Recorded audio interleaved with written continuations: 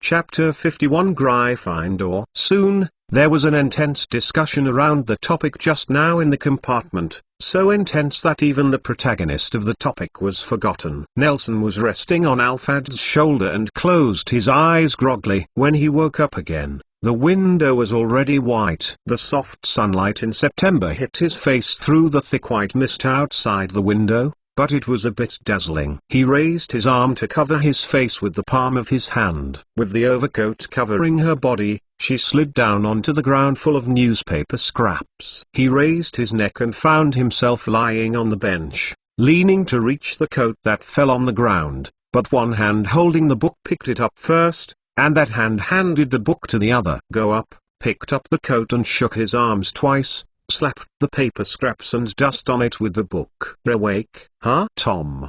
Are you here? Nelson raised his head and sat up with his hands on the table. The kitten lying on his stomach let out a milky anger, but he still couldn't avoid the fate of falling to the ground with his coat. Nelson saw Tom looking at him face with no expression. Christian next to him rubbed his sleepy eyes, tilted his head and leaned on Tom's shoulder. He seemed to have just been awakened by the action of picking up his clothes. The cat scratched the back of its neck and locked it in a cage, and threw it into a high-grade magic dried fish that was bought in Diagon Alley, which was said to be able to grow 1 centimeter long by eating one, so that it settled down. Although it has eaten a lot in the past year, it hasn't grown a bit and is still such a small one. Not yet. Tom put his coat on Christian's shoulder, who was resting his eyes closed, and spread the book on the table, turning his head and looking out the white window. Seriously, you, is this really magic? I have said it many times. It's just that there is a lot of fog in Britain. Nelson leaned against the window,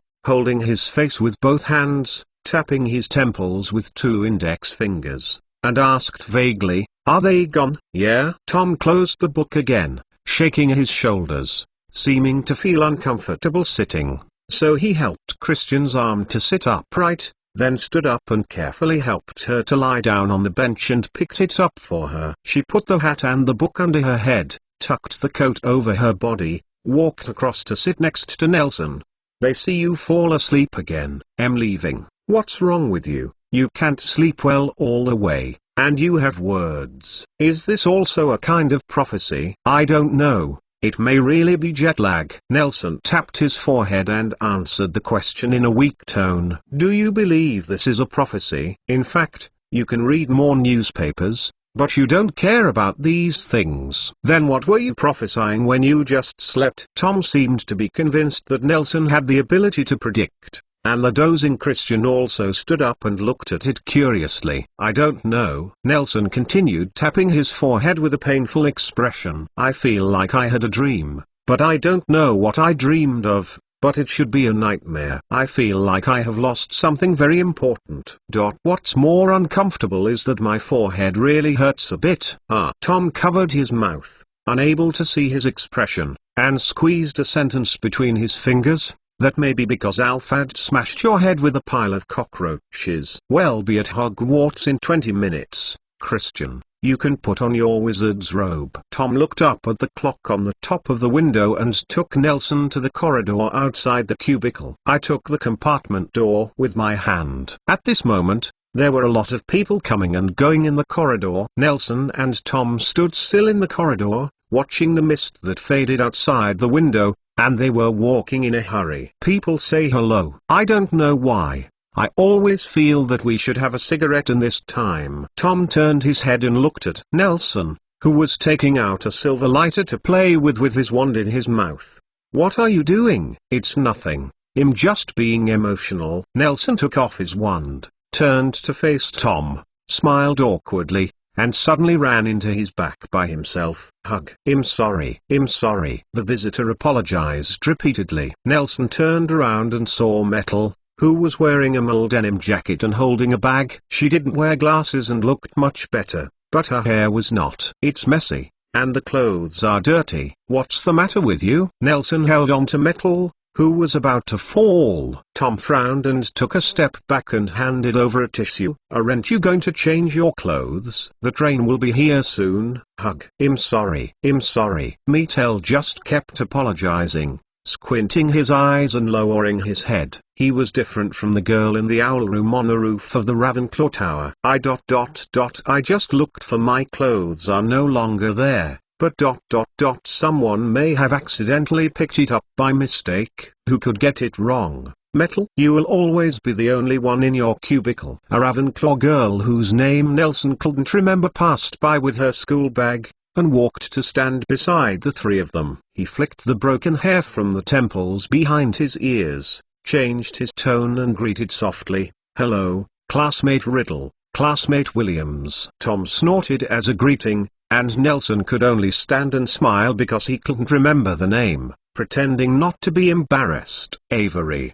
Tom suddenly stretched out his hand and hooked a passing boy like a person out of the air. He pressed Avery's shoulder to smooth the wrinkles on the back of the wizard's robe and smiled. "Say hello, I haven't seen you during a holiday. You have grown a lot taller." "Yes, yes." Avery flushed and nodded. A group of students with him surrounded him, greeted enthusiastically. Nelson looked around, mostly from Tom's small club. It seems that apart from studying, he has not left his own job as a socialite. Tom nodded and said casually, "Oh, by the way, did any of you see anyone who took Metal's clothes? Why don't you help her find it? You know, I can't rub the sand in my eyes. Can't get used to this kind of thing." "Okay." Avery waved his fists indignantly, as if he was being bullied. The crowd dispersed, leaving Metal standing there. The Ravenclaw girl didn't know anything. "Time to leave. They didn't bully me." Metal lowered his head, unable to see his expression. "This is just a joke. I also like to play with everyone." We finally experienced the feeling of coming to the restaurant in advance and waiting. Alphad stretched his arms comfortably on the long table of Slytherin, probably because the president of the student council, Miranda Gozak, graduated. Compared to last year, this long table is messy. It's a pity. The college cup last school year was not ours. Tom frowned, pointed his fork at the red and gold lion head above the dome, and narrowed his eyes. "Who knows the captain of Gryffindor, that McGonagall caught the golden snitch in the first 20 minutes. Alphad put on a high, "I'm so angry," crossed his hands and said, "I always thought of the second grade students not being able to participate in the Quidditch team is an injustice to a genius like me. Let's watch how I led the team to cut the Academy Cup this year." "Nelson, can you help me make a prophecy?" He turned his head and shook Nelson's arm, pleading, "Be a prophecy that I will be picked by the Quidditch team this year and will sweep all the enemies. Anyway, Gryffindor the captain will not fight this year. Can this thing be customized?" Nelson didn't even hear Alphad's appeal. He shook his arm and watched the group of nervous children walking through the entrance of the auditorium led by Aberforth. Thinking of the same for himself last year, he smiled knowingly, feeling his sore shoulders, and looking at his friends around him, he felt that Slytherin was not a bad choice. After all, no one knew before making a choice. The result is good or bad, isn't it? "Wait. Shoulder pain?" Nelson turned his head, withdrew his arm and said perfunctorily, "You will bring your talent to the Quidditch event." "Really? That's great." Alphad embraced Nelson excitedly, as if he had been selected by the Quidditch team, and began to brag about Nelson's prophetic talents to the people around him. It only took a while, for a while. First took the freshman to the table with the four-corner stool and the sorting hat. Alphad had already booked no less than 20 prophetic consultations for Nelson. Should she come to Slytherin? Tom took out a brand new newsboy hat embroidered with the Slytherin emblem from his pocket. It turned so fast that he was nervous, so Nelson took Alphad away, with the hand on his shoulder, staring intently at the sorting ceremony. Christian Jewell was last, so the two people at the table waited more and more anxiously. "Which college do you think he will be assigned to?" Alphad poked Nelson's arm. When the sorting was in the middle, Aberforth shouted with the list, "Alastair Moody, Gryffindor, Gryffindor." Nelson's response and the cry of the sorting hat fell almost at the same time, and Alphad's cry soon sounded, "See it. He will really predict Christian Jewell." Soon, The list on the parchment in Aberforth's hand was read to the end. He rolled up the parchment and did not walk to the faculty desk. The people in the auditorium stared at Professor Dumbledore. Walking to the Slytherin table, he stood beside Nelson, bent down, and whispered, "Come out with me, can you?" "But Professor, Chris, things are a bit urgent. Come on." Aberforth grabbed Nelson by the arm and pulled him up without a word. "Tom is here, isn't it?" Tom nodded. The newsboy hat in his hand turned faster, and Nelson had to follow Aberforth to the side entrance of the auditorium. "Nelson, what's wrong? What happened?" "Wait, listen to the branch first." When he walked to the door, Aberforth was a little vague. Nelson turned to look towards the center of the auditorium, just in time to see Tom standing up with his hat and Christian stiffening on stage. And the unexpected shout of the Sorting Hat, "Gryffindor, listen to me, Nelson. You need to go home, and now you can catch the train going back, and I will send you back." Aberforth's voice rang in Nelson's ear. "I just told the station. They will wait 15 minutes. Chapter 52 Bad News. Go faster," Aberforth urged. He led Nelson onto the small wooden boat on the Black Lake Pier, and ordered Og to row to the opposite shore. The small wooden boat was driven by magic to ride the wind and waves, giving a huge and blade-like ripple was left on the surface of the calm Black Lake. "Thanks for your hard work." "It's okay, Professor Dumbledore." Og held the oar in one hand, and grasped the shoulder of Nelson, who was a little unstable due to the turbulence, and looked out at the mist-shrouded lake in the distance. "What can you tell me directly?" "That's it." "What's going on, Professor?" Nelson was a little dizzy by Aberforth's incident, and he hesitated to ask with some faint concerns, and his tone gradually became sharp and sharp. "What happened to my house?" "Is it?" "What's wrong with Aunt?" "Your aunt is okay. I'll tell you later when I get on the train." Aberforth was sullen, unable to see any thoughts from his expression, so Nelson had to calm down and watch. He pierced the water surface with the bow of the boat and shuttled in the mist. The closer he got to the shore, he became increasingly restless. He only felt that sharp rhythms pierced into his ears, as if nails were crossing a blackboard, and as if a frame the rusty gramophone was singing loudly. He suppressed his anxiety and unconsciously covered his ears with his hands. "That's the singing of a mermaid." Og's voice rang above Nelson's head. He looked up. The sadness on Og's face was no less than that of Aberforth. He muttered to himself, "What's the matter?" "They are normal. I won't sing on the water." The harsh singing gradually faded, and Nelson failed to see the true face of the mermaid until the end. He only heard Aberforth in his ear constantly urging, "Hurry up, hurry up." I don't know how long it took, and with the sound of choking, the bow of the boat shook as if it hit a rock. The ropes piled up on the bow flew up and extended into the fog ahead, seeming to be entangled in something, and then towed the boat close to the dock. As soon as the boat stopped, Aberforth grabbed Nelson's arm and jumped ashore. He greeted Og hastily, and then took Nelson to the school gate without looking back. Nelson had no choice but to trot. Following him, Aberforth took out a golden pocket watch to watch the time as he walked, and then suddenly slowed down. Nelson confiscated his speed and almost hit his back. "Okay, let's go slowly." Aberforth handed the pocket watch to Nelson's eyes, looked at the school gate in front of him, and whispered to him, "The train has already left. We don't need to worry." Mr. Aberforth Nelson's turn was anxious now. He heard the siren from the station in the distance, and a stream of steam slowly rising from the mountains, not knowing what to do. "It's okay." Aberforth held his shoulders and walked towards the school gate, but it was a lot slower. He slapped Nelson's shoulder hard, while lowering his head in his ear and said, "It's okay. I'll take you." The apparition passes, and you can apparat after you walk out of the school gate. "Oh, Hogwarts." "Yes, Hogwarts doesn't allow apparition, but it loses its restraint after leaving the school gate." "But what's the matter, sir?" "Nothing. I just don't want to take you there like this. I think you'd better take the train there." "But the train has already left. The next trip is to wait for tomorrow." "Yes, so Nelson, tell me." Aberforth walked out of Hogwarts door with his arms around Nelson, standing outside the door, and asked in a deep voice, Are you a strong kid? Sir, I'm not a child anymore. Nelson was still a little confused, but he had some bad guesses, and his voice went low. Great. Aberforth let go of his arm around him and grasped his arm tightly. Immediately afterwards, Nelson felt the darkness in front of him, and the pressure from all directions pressed his body. He seemed to be immersed in invisible and intangible water in a void space. He was about to drown.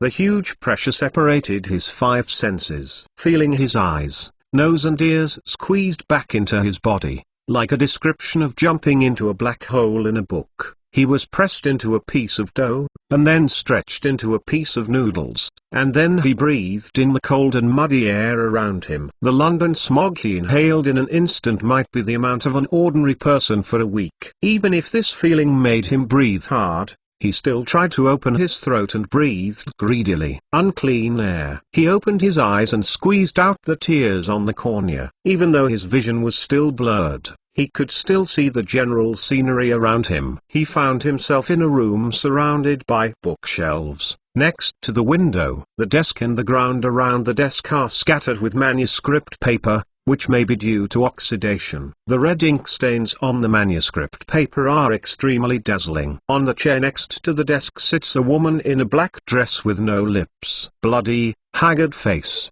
The 2 huge dark circles on his pale face are particularly eye-catching. Nelson's consciousness returned to the body, and he slowed down, knowing that he had experienced the first apparition in his life. Auntie? He whispered the name of the woman at the desk. She clearly faced the 2 of them, but there was no response. He called again, with a slightly louder voice. Huh? The focus of Bea's eyes returned. She twitched the corners of her mouth, and smiled reluctantly. Nah, back. Yes, Aunt. What happened? Nelson asked anxiously. He suddenly felt hot and humid in his palms. His eyes moved with his thoughts. He saw that he was grasping tightly because of the huge pressure of apparition. Foss's arm. He used too much force. The nails of his middle finger and thumb scratched Aberforth's sleeve, and even penetrated deeply into his arm. A warm blood was flowing down his palm. His wrist. Sorry, sir. Nelson released his hand quickly and looked around for tissues and handkerchiefs. It's okay. Aberforth took out his wand and wiped it on his arm. The wound healed. He looked up at Bella, took off his hat and bowed in salute. Mrs. Nicholas. Mr. Dumbledore. Although Bella was still a little unresponsive, she tried to say hello as she looked at the man who had returned with her nephew. Well, you can say the same, but I'm his brother, and my name is Aberforth. Aberforth buttoned his hat on his chest and said solemnly, Sorry, Mrs. Nicholas. Hee. Bella was in a daze for another moment, and then he laughed. You and your brother look so alike. Aberforth didn't explain the compound decoction, magic or other things. He just nodded and put his hand on Nelson's shoulder. What are you talking about? Nelson's eyes widened, and he asked loudly, Where is Uncle? Where is Uncle Jonas? I came to him to promise my razor. Now. Bella forced her back, stood up, walked to the front of her nephew, and bent down to hug him. Don't come here. Nelson stepped back, and Jonas sent the 3 of them to the train station this morning. Even if he saw Bella at first sight, he understood what had happened, but he just didn't want to believe it. It seems that as long as he doesn't admit it, things won't happen. He backed away in a panic, avoiding his aunt's arms, and shouted, Uncle Jonas, where are you? This joke is not funny! Nelson. Aberforth pulled him back by the back of his neck and yelled, How did you tell me at the school gate? Now your aunt is the only one left. Do you want more? Let her comfort you. Nelson stayed where he was. After a few seconds, or maybe a few minutes, he opened his arms. Not like a child thrown into the arms of an elder, but embraced Bella in his arms. Aberforth saw this scene, turned his back to face the bookshelf, lowered her head and took off her glasses, and Bella, the woman who was still smiling and saying hello to Aberforth, was now lying on her nephew who was taller than herself, in his arms, sobbing silently. Ding dong, the doorbell rang, and Aberforth blinked, put on his glasses, walked to the entrance of the study, and said, I'll take a look. In the living room downstairs, Nelson was bringing out a plate of teacups from the kitchen. Mrs. Cole, who heard the news, sat tightly next to Bella, holding a soaked handkerchief, and wiping tears in her eyes. Bella was even more sad. On the single sofa at the far end, Aberfers was communicating with two men in police uniforms on the couch. In the kitchen, Masha, brought by Mrs. Cole, is busy making tea. "Nelson, aren't you sad?" Martha asked timidly as she picked up the kettle and poured water into the teapot. "What do you say? It's not my turn to be sad." Nelson smiled, remembering the letter Jonas sent to himself on his birthday this year. "Nal, although you are nowhere near the poet's route I planned for you, it's getting away. But I still hope you can have a poetic and humorous life. Let's start with this little thing. Think of a joke for my funeral, and then think of a more funny one for your own funeral." He hummed Jonas' favorite tune during his lifetime, walked to the living room with a teacup, and poured the tea one by one. The two policemen cleared their throats and took out the files from their wallets. "First of all, I still hope that the two can live up to their grief and change," the older policeman said. "We have caught one of the murderers, and one is at large. However, we have grasped his situation, and I believe it will be soon arrested and brought to justice." Why are they attacking Jonas? Nelson poured tea into his teacup, and the hot tea overflowed and splashed on his feet. He didn't feel anything, but asked silently, "It's a long story. The main reason is that we didn't maintain law and order." The younger police apologized. "These people are a group of extremists. They are entrenched in the West Side. Well, 3 blocks away from here, Polish immigrants gather. District, you know. Today, Germany has almost destroyed Poland." The Mr. Jonas they met on the street happened to be of German origin. He happened to be talking to the editor of their newspaper about the interview in Poland last year. "I was also seriously injured. I'm sorry." Don't they protect their country so they can vent their grievances on innocent people? Nelson put down the teapot, lowered his head, and couldn't see clearly. "Sorry." The young policeman took off his hat and lowered his head in shame. "Jonas Nicholas is a saint no matter in terms of virtue or knowledge. We don't know whether his death was a loss to mankind or a gift from God to him." At noon on September 2nd, a small follow-up meeting was being held in the church where Nelson often worshipped. Nelson sat in the front seat of the chapel and looked up at the black and white portrait of Jonas. This photo was still last Christmas. Save Nas, but Nelson's request was taken. This is the first and last photo Nelson took for his uncle. Jonas in the photo smiled crampedly, looking a little relieved and more nervous. Jonas is a humorous and charming man. He wrote in his second book, "It would be great if people could book their own funeral before they were alive. I hope the master of ceremonies or the priest can use my death to tell a joke. On the one hand, I hope that my family and friends can stay away from sorrow and relax for a while from solemnity. On the other hand, if my death is stupid enough, I also hope to take this opportunity to alert the world, lest they repeat the same mistakes and reproduce my stupidity." The priest spread out a Bible on the stage and spoke a serious one. As soon as the voice fell, he smiled slightly. The guests in the audience also understood and laughed quietly. The atmosphere of grief was instantly dissipated. Bella, who was on Nelson's shoulder, also raised her head and smiled at her nephew. "Then I will tell a joke about his death." The grey-haired Father Crawford put down the cross in his hand and wiped his tears. "Jonas has been running for peace all his life. He has been running for peace countless times. Go deep into war-torn countries, deep into battlefields to explore the truth, and hope that his reports can alert the world, call for peace, and save those countries and people caught in war. But in the end he died in the hands of those he expected to save."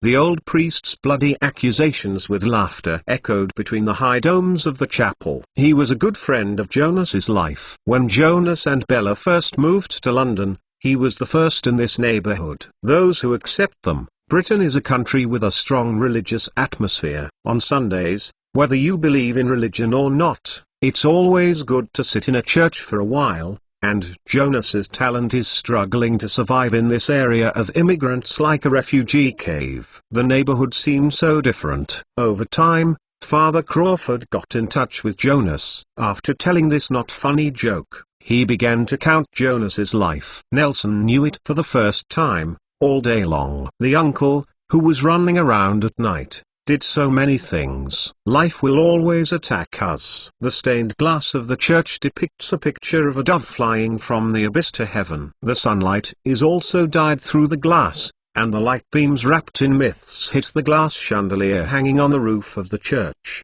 constantly refracting the light. Imaged on the wall behind the priest, a painting that is completely opposite to that on stained glass is drawn. Muddy falcons are rushing into the muddy swamp in groups, and the flying white feathers of pigeons are dyed red, making the headed falcon look bruised and bloody. The falcon leapt onto Jonas's shoulder and looked at the person outside the painting with him. Nelson blinked. He clearly saw Jonas turned his head and looked at himself. At a glance, he made a grimace and blinked his eyes. Nelson was immersed in his eyes and giggled until the sun moved laterally and the light-woven falcon flew away. May you receive his grace when you return to the Lord. The Lord knows all your good deeds and mistakes. For good deeds, the loving Father will reward you. There are unavoidable mistakes in your life, and the loving Father will also forgive. Man was born from the mud and returned to the dust. I only hope that your soul can rest in heaven. Amen. The guests stood up,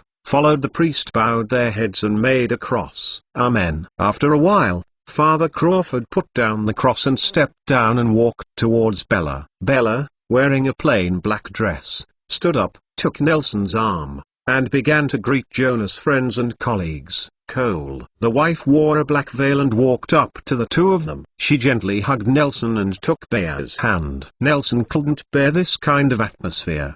He walked through the crowd and walked towards the door of the church. Nelson stood on the square outside the door of the church, with swarms of white pigeons cuddling, picking up the grains sown by the believers on the ground. A group of crows flew from the east and landed on the cross on the roof, pecking at the liver of the bound God. Nelson, is it better? Nelson looked aside, and a tall man in a black velvet suit leaned on the Roman pillar next to the gate, looking at him with squinted eyes through half-moon glasses. Mr. Aberforth. Thank you, I'm much better. Nelson approached him, leaned on another pillar, took out the lighter Aberforth gave him, and played with it boredly. He nodded. You, if there is magic in the world, will there be heaven? Nelson. He glanced at the silver tin box in Nelson's hand, and said solemnly, you know, for a very clear-headed person, death is just another great adventure. Huh? Nelson raised his head and asked in surprise, Professor Dumbledore? Yes, it's me.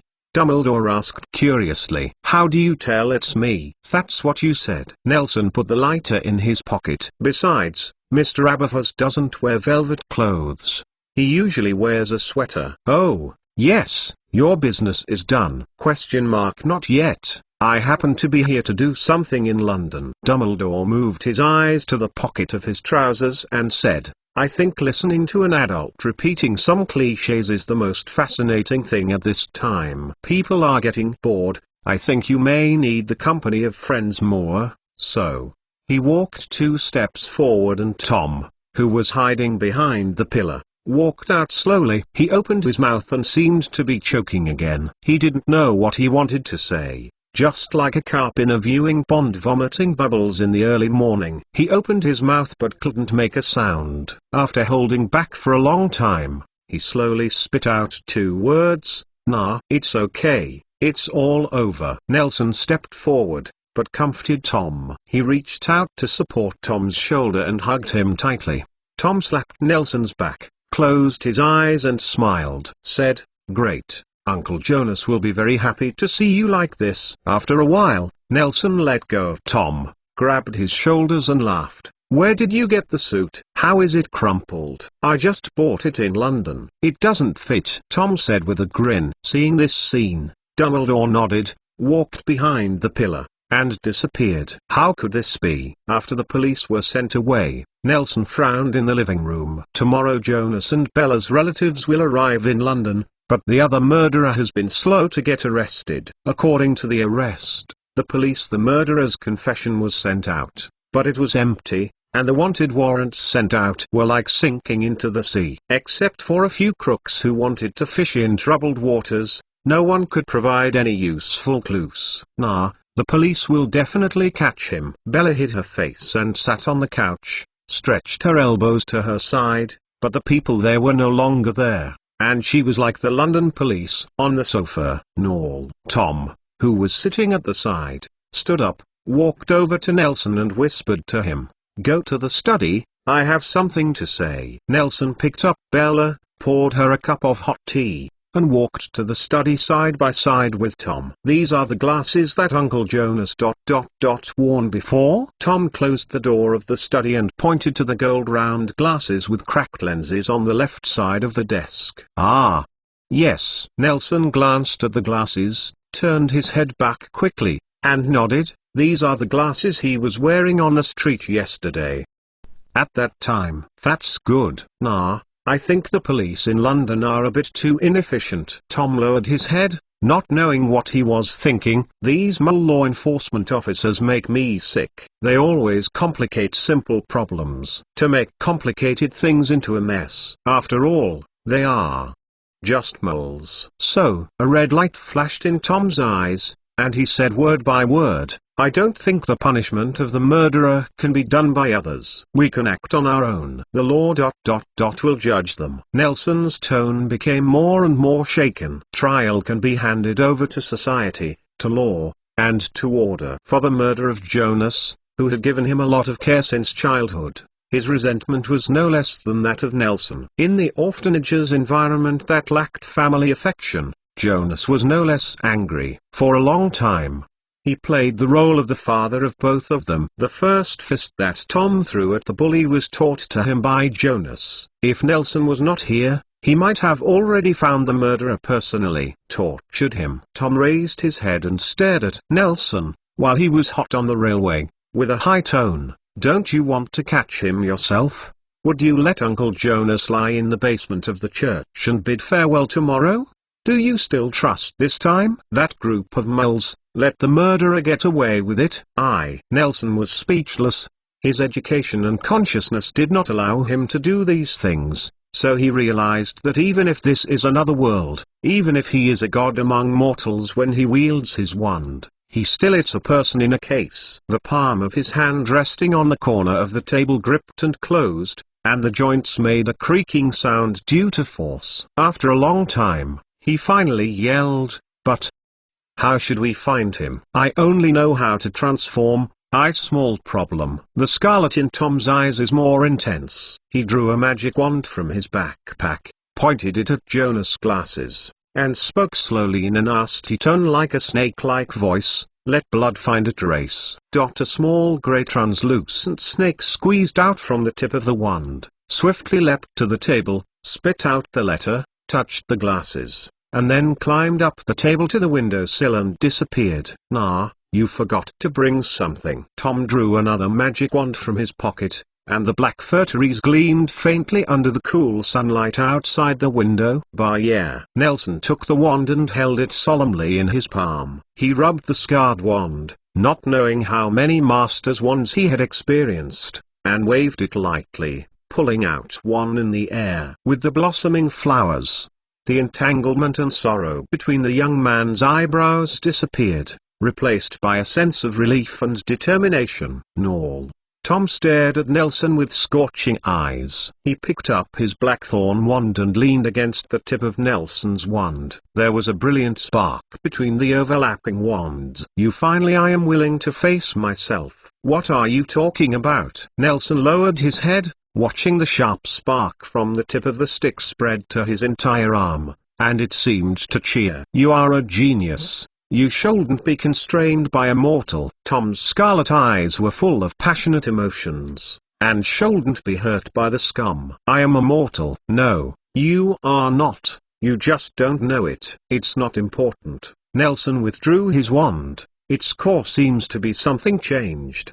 He carries it gently, prodded the ground, scattered a manuscript. With the approaching wand, it is like water in general, distorted. Pull with a long torso, growing limbs and plump feathers, When he bent down and the wand really touched the surface of the paper, a high-spirited falcon opened its wings and kicked it hard on the ground with its claws, leaping towards the half-opened falcon, the window, then stretched his body, threw off his old feathers, looked back at Nelson deeply, rushed out of the room and rushed to the sky, making a clear cry of "Cruel sky." The important thing is that I agree with you. I shouldn't be hurt by the scum. Nelson and Tom went downstairs. Bella leaned on the sofa, closed her eyes and made an imperceptible purr. Tom walked aside and closed the curtains. In the living room, Nelson walked to Bella, trying not to make a sound, watching with a haggard face. The aunt took out a towel from under the coffee table and gently covered Bea's body. Jonas. Bea's eyelashes trembled slightly. She was too tired,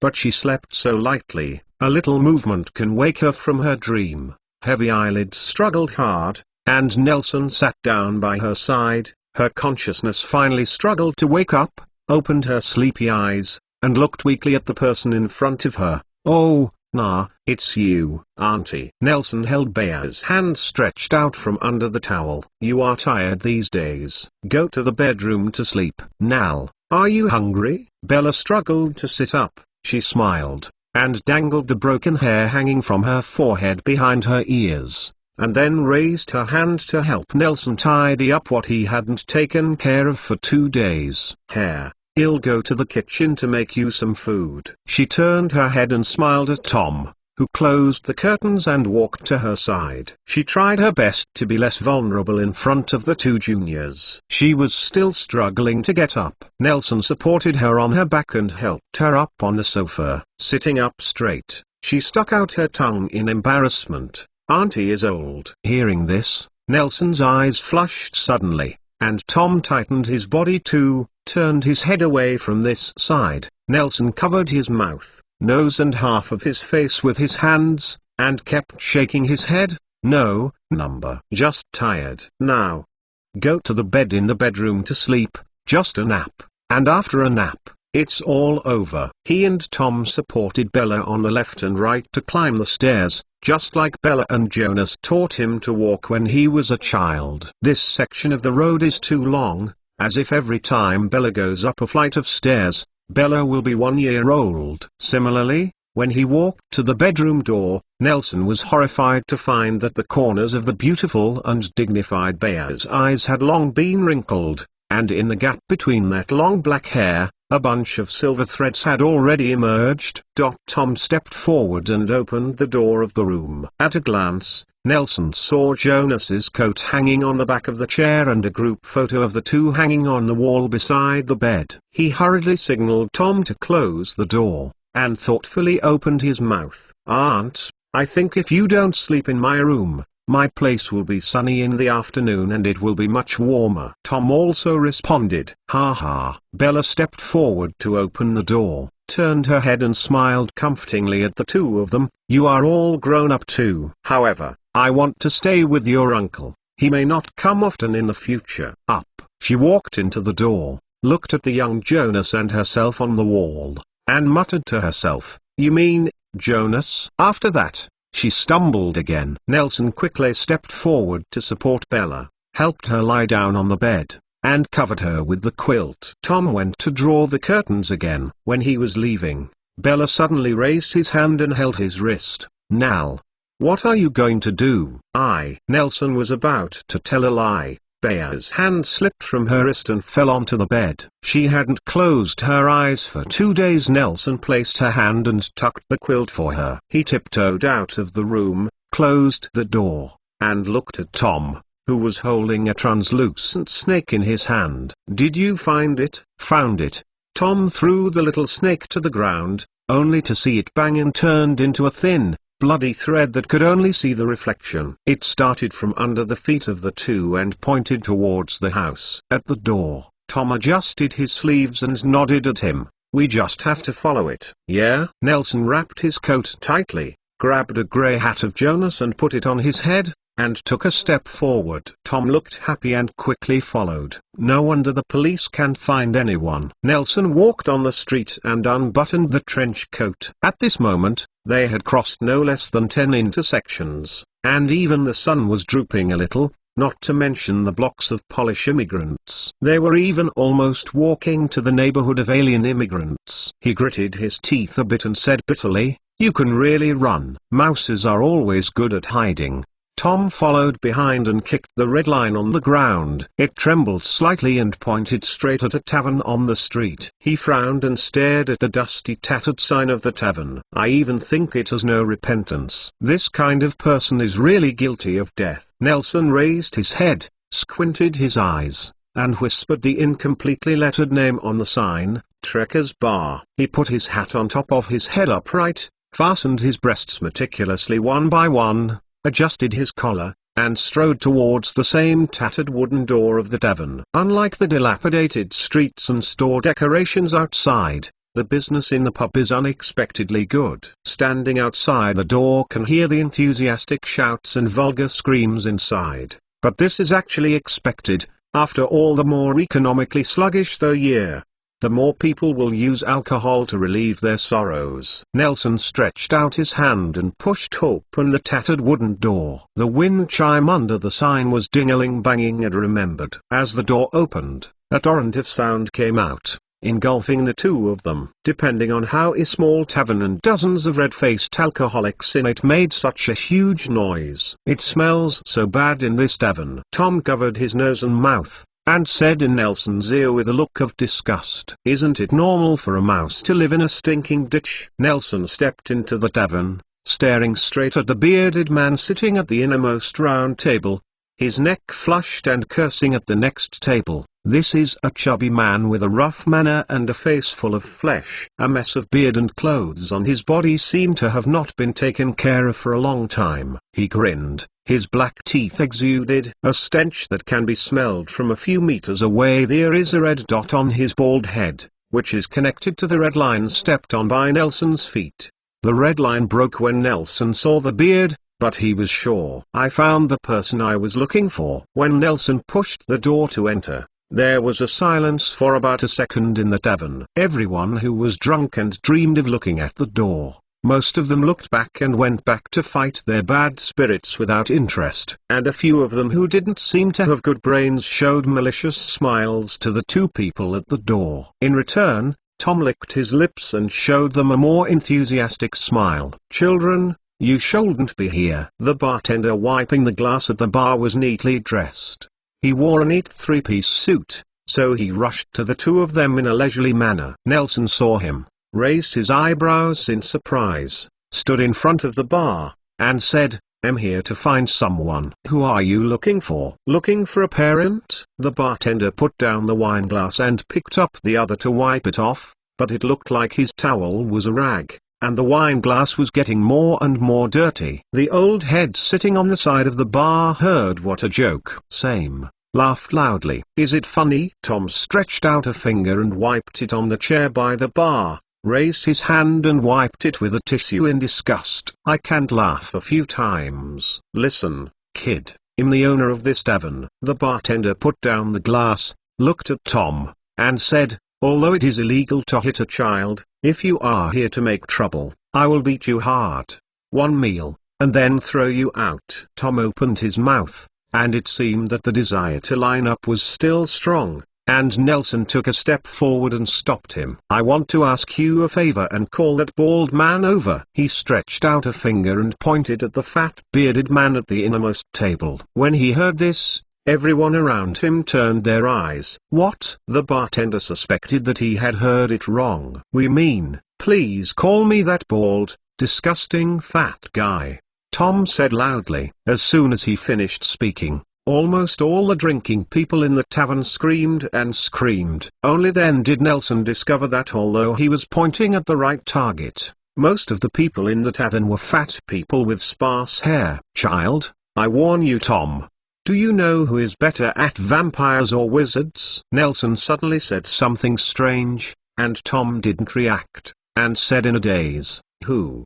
The magic wand is great." Nelson said, unbuttoning his collar to reveal the wand, turning to the bartender, grinning. "Mr. Vampire, I have no intention of breaking the secrecy laws. I have a personal matter to find that fat guy. I hope you don't get too much nosy." "Vampire?" Tom asked in a low voice in confusion. "Are the vampires in London? I thought the last time I met that vampire in Diagon Alley, you knew how to distinguish them." Nelson turned his head and said softly, "Pay attention to its eyes and neck, Mr. Wizard. Please don't use me as a teaching aid. It seems that you have not learned enough. Vampires have hearing far beyond wizards, so you must remember them clearly." Shrek opened the trapdoor of the bar. "Come out, loosen the top 2 buttons of the shirt, move the neck and shoulders. We are not magical creatures. Vampires are just being hurt so they become some special people. Although we don't have the right to hold the magic wand, so are we peers. We are not here to discuss human rights issues with you." Tom stepped forward impatiently and stopped in front of Nelson. "Or are you going to stand up for him?" "No, no, no." Shrek waved his hand and said to Nelson, "Mr. Wizard, since you know vampires, you should also know how we reproduce. So, is it really good for you to kick in like this?" As soon as he finished speaking, the waiters and bartenders who had been scattered around the tavern gathered around him. They grinned mockingly at the two isolated and helpless. Grinning mouths with interlaced teeth and dark red pupils exudes a compelling cold light. "I still have to say something." Trekker turned his face upside down, and he curled his lips. "So kids shouldn't come to such a place." "We didn't kick the door." Nelson frowned, as if this was a very important thing. He looked at the big beard drinking bad wine at the round table deep in the tavern and said softly, "Although vampires are not stripped like werewolves, it belongs to the classification of dangerous magical animals, but a peaceful life is always hard to come by, especially in a mole metropolis like London." "Are you sure you want to make your head for such a scumbag?" "Scum?" Trucker also has his own principles. "I don't know where he offended you. I don't want to judge your personal affairs, but as a tavern owner, you can't let your customers be in your own territory being attacked. It seems that you are also a sensible person. You should be able to understand the difficulty of those of us who go to other places to ask for life." "Do not understand." Nelson reached out and touched his arms, and the vampires on the opposite side became nervous, and it seemed that the battle seemed to be on the verge of. I saw that Nelson took out a gun and bounced it. The gold coin that was spinning continuously in the air occasionally reflected the burning candlelight on the bar at a certain angle, making people who caught sight of it dazzled unceasingly. "This is called it. The perfect parabola moves the eyes of everyone around. It seems to have been spinning in the sky for a long time. It reluctantly falls into Troker's freshly cleaned wine glass on the bar counter. The metal and glass continue to collide with each other, making it squeaky and crisp sound. 2 glasses of lemonade. No need to look for it," Nelson said. The gold coins in the glass finally lost power and lay flat to the bottom of the glass. He turned and walked towards the deepest part of the tavern. Tom walked aside and turned his head to Tello. Cass said, "Now we are also guests, so please don't be nosy." Trekker froze in place. He didn't understand how to solve this situation. In his long life, he had never seen such a person who didn't follow the routine. He didn't understand why these 2 young people dared to do this. Walk in, even if they are wizards after all. None of the drunks sitting in the tavern look like good people. "Tricker, what shall we do?" the young bartender on the side asked. "Should you drive them out? Or, what are you thinking about? They should be students at Hogwarts, although they don't know why they are in London now." Tricker pondered for a long time and said, "Go get 2 glasses of lemonade, clean it up, wait a minute, give it to them." He looked down at the floor, stepped on 2 more feet, and said to himself, "It's time to repair the shop recently." "Why do you feel that the floor is loose and crunching all the time?" At this time Nelson and Tom had passed through the noisy crowd in the tavern, and walked to the table at the innermost seat. The alcoholics along the way looked sideways and were surprised at their arrival. The 2 clean young men looked like this drunken tavern was out of place. but they quickly turned around and immersed themselves in the muddy liquid and bragging on the wine table. For the citizens of this kind of country that is caught in a country that is on the verge of stagflation, it is better to care about others than to drink more.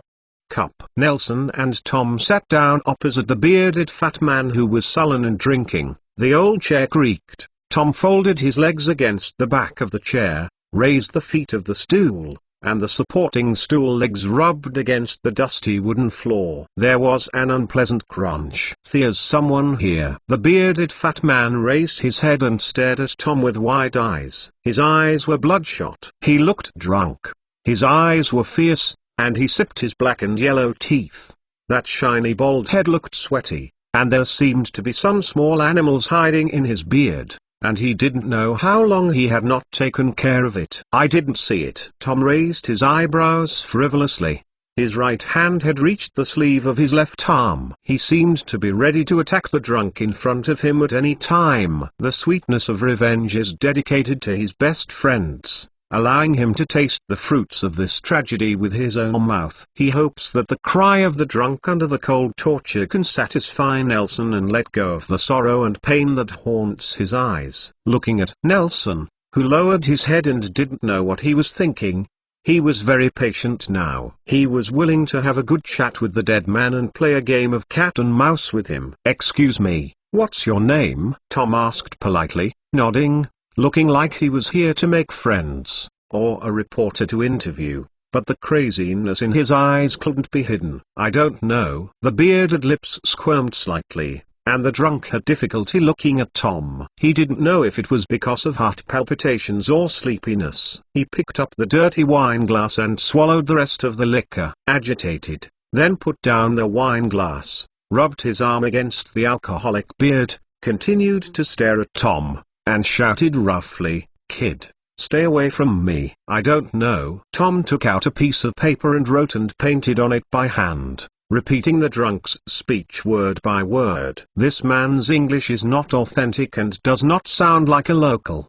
Tom is satisfied with the location." Nodded. He knew that his magic had not found the wrong target.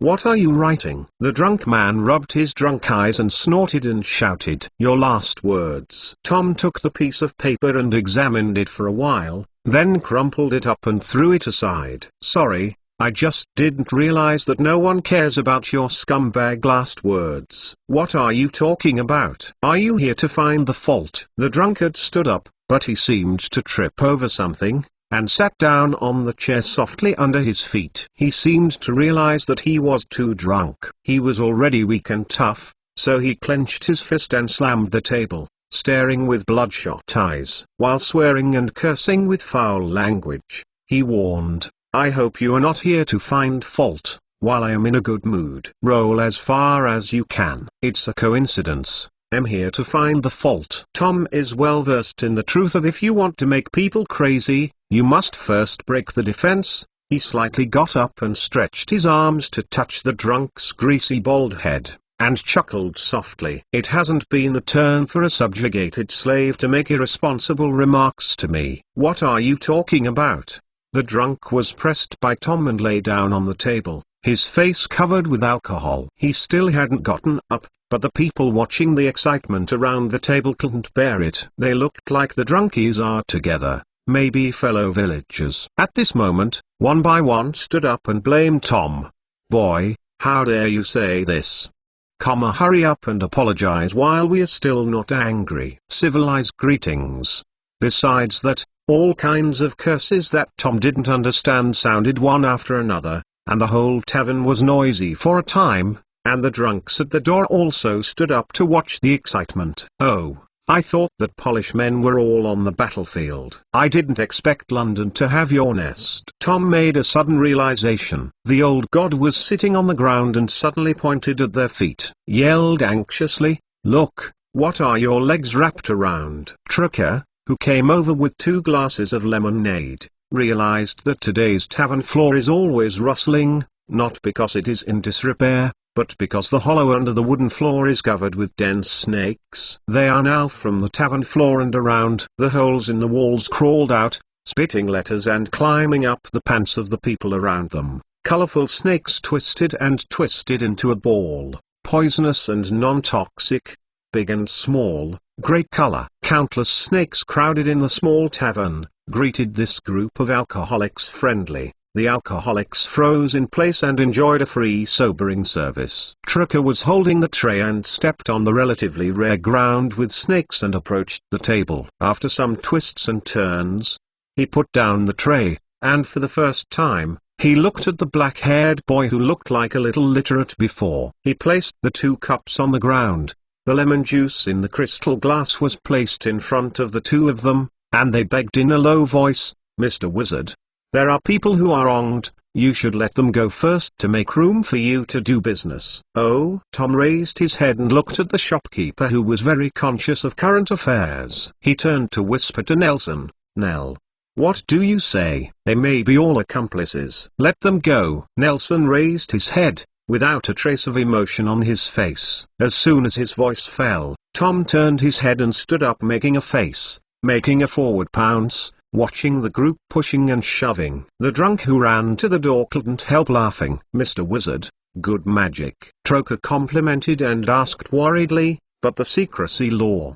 They are just a group of drunks whose brains are burned by alcohol." "It is normal to have hallucinations," Nelson said blankly. For a while, the 3 of them forgot to sit on the opposite side because their legs and feet were completely entangled by Nagini. Action. The fat bearded man who has completely sobered up at this moment, his face is pale, sweating, and his whole body is trembling. He even made a huge noise with the table and chairs. He stopped his instinctive movement until Nelson turned his head to look at him. "Who are you?" The bearded man who was leaning on the seat was soaked in a fight, struck his neck with a trembling sound, and shouted visibly. It seems that the louder the voice at this time, the more able to seize the opportunity. This kind of super almost the situation he knew made his cognition completely collapsed. At this moment, his eyes were only snakes, snakes, and snakes all over the ground. "Who are we?" Tom chuckled. He leaned down and picked up a long slender green snake, holding it in his palm, and handing it to the shoulder of the bearded man. When he approached him, the little snake leapt lightly and hung. It reached his ears, and then slid down, wrapping him around his neck with the movement of Tom's hand. "Who are we?" Nelson repeated the question, looking at the murderer who was stiff and afraid to move. He was a little confused. It seemed that he was about to get revenge, but his heart became calmer. The resentment and excitement when he picked up the fir tree wand disappeared completely when he really faced the enemy. He murmured and repeated the question again and again, as if he didn't know the answer to the question. So it seemed a bit like talking to himself. Nervous, Trekker couldn't help taking a step back. "I just see you not pleasing to the eye, so I want to punish you." The bearded fat man didn't dare to look at them directly. He turned his face away to keep the snake wrapped around his neck away from his eyes, while secretly looking at them from the corner. Nelson sat opposite, looking at the seat like a teacher on a podium. Of students do those little moves that they think are hidden, and the funny moves of the beard amused him. "You can't do this, you don't have this right." The beard flushed and his neck became thick. He grunted and gasped, while screaming, "I admit that I have done some sneaking. I'm going to surrender to the matter. Which family are you from? I will return the things." "You can't lynch. We don't have one. Do you have it?" Tom couldn't help but shoot the case, and pointed his bearded nose out. He cursed with red eyes, not knowing whether it was because of his unknown magic or because of anger. "It turns out to be a scumbag. It's really not a pity for a person like you to die. Didn't you come to me because I stole something?" The bearded eyeballs rolled, his anger seemed to come back, and his body relaxed. He raised his arm and waved his hand, staring tremblingly at his neck. The snakehead, who was looking at himself, smiled hard at Tom. "DUI, too. Two gentlemen, you may have found the wrong person. Apart from stealing things, I have done nothing to hurt the world. You just let go. Let me rest assured, I appoint not to blame you, and I will help you catch the offenders and get rid of them. It's all my honor." Nelson glanced suspiciously at Tom. He was not sure if he really caught the wrong person. Tom turned his head to look at him and shook his head. He was sure of his magic and looked up at the beard again, lifted his chin. Think about what you've committed recently. Trucker, standing on the side, couldn't help but speak. He saw Nelson's fist and the blue veins on his forehead. He was afraid that this scumbag would say anything nonsense. And his tavern. He cursed badly. Don't make the two gentlemen more angry, lest you have to torture you. You? Tom turned his head and found that the vampire bartender who gave him a lemonade was there all the time. He shook his head speechlessly, and said, "Why are you still here? Turn around without reluctance and leave." As a long-lived vampire, he knows exactly what the snakes in the tavern represent, and he also knows that two underage wizards who dare to take their wands and find trouble everywhere must be dependent on them. Vampires live a long life. But if you really want to live long, this kind of useful survival experience is indispensable. Trucker. The bearded voice called dumbly, "You plead for me. I'm your old customer. I hope you still have a chance to join in." Trucker, who walked to the side of the bar, turned around, shrugged his shoulders at the beard, showing a helpless expression. He called a young bartender, and what he said? He sent him away again, walked to the door, closed the door, and returned to the bar to continue wiping his cup. "Sir, two gentlemen, I really didn't sin against you, please spare me." The bearded wine seemed to wake up completely, his intelligence returned to his brain, and he began to plead for such a fat man. In contrast, the scene where a much thinner boy is forced into the corner does not seem to be offensive. If you think about it, what nasty things have you done? Tom stepped on the chair next to the beard and took out his wand against his temple.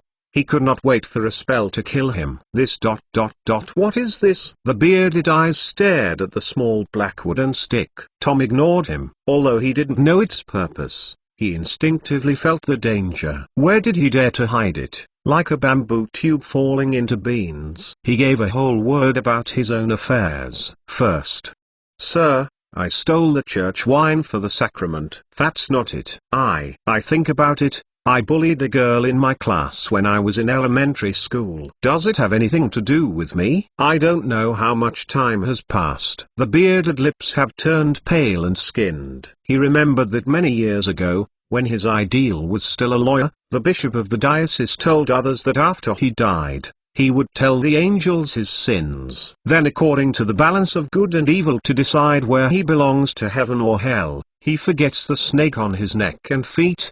He counts his sins one by one like in a fairy tale. "Am I dead? Are you God? You still have God in your eyes?" Tom laughed. He had seen a lot of followers, but the first one to be so funny. He said softly, "I am the devil. You can't see God." "Yes." The bearded eyes dimmed, and he continued to state dryly, as if repenting, but still did not say, "Jonas, when I first arrived in England 7 years ago, I burgled in Northern Ireland. There were only a pair of blind mother and son left in that house, so okay, don't say it." Nelson interrupted his speech. "I am not interested in your scum life. Think about it. What did you do yesterday?" "Yesterday?" The beard shook his eyes. He blinked, and asked in a puzzled way, "I didn't do anything yesterday. I was drinking in a pub. Besides, I stabbed a German to death." "What's the problem?"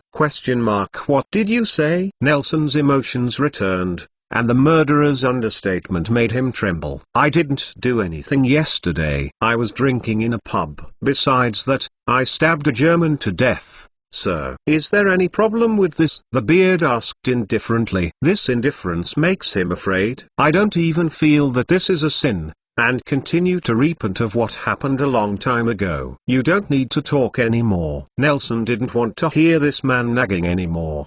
He got up, walked to the bearded side, and looked down at him condescendingly. "You took a living person, didn't it?" "A little bit of guilt. Did you really come to me for this?" Bearded seemed even more shocked than Nelson, and he defended loudly, "I am a patriot." "Is there anything wrong with revenge for my motherland, rebelling against the invaders?" "Is there anything wrong? What are you talking about?" Nelson had forgotten his identity as a wizard. He clenched his fists and slammed the beard's unpleasant-looking garlic nose. "All this is too fast." When Tom is relieved, The tangled and dirty beard of the big beard has been changed color by the thick dark red blood. Nelson retracted his right fist that was scratched by his teeth and raised his grip. The fisted left hand slammed a stronger punch at the nose that had already opened the dyeing workshop, polish. After all, Nelson is a teenager. His fists are not so powerful. Even though he is a bit special, the wizard's strengths are not in the body. Even though his face is bloodied by successive fists, his beard is still struggling. He spoke. Germany invaded Poland yesterday. I met a German on the street talking about Poland. I thought he was an accomplice, so I beat him and killed him. Is there anything wrong with that? Yes, you have the power and you still play snakes. I dare not move in front of you. But the Germans invaded my homeland. He is my enemy. So is there anything wrong with me killing him? So it's not wrong for us to kill you, right? Tom's hand holding the wand secretly twisted against the temple of the beard. The skin of the beard's forehead twisted into a whirlpool shape. Yes. Ha ha. The beard finally figured out the ins and outs. He spit out a bloody sticky sputum and stuck it on Nelson's shoes. He was already determined to die. He laughed and shouted, "You can catch it." Live me, tortured me, and even killed me, but I still got revenge. Do you know? That grey-haired German was still talking about his wife's name before he died. But his wife had to be a widow. The beard grinned with scarlet yellow teeth between his teeth. The smell mixed with blood was even more unpleasant. He looked at Nelson unscrupulously, and laughed mockingly. Look at the hair color, are you his son? What a pitiful little puff. Tom waved his magic wand in disgust.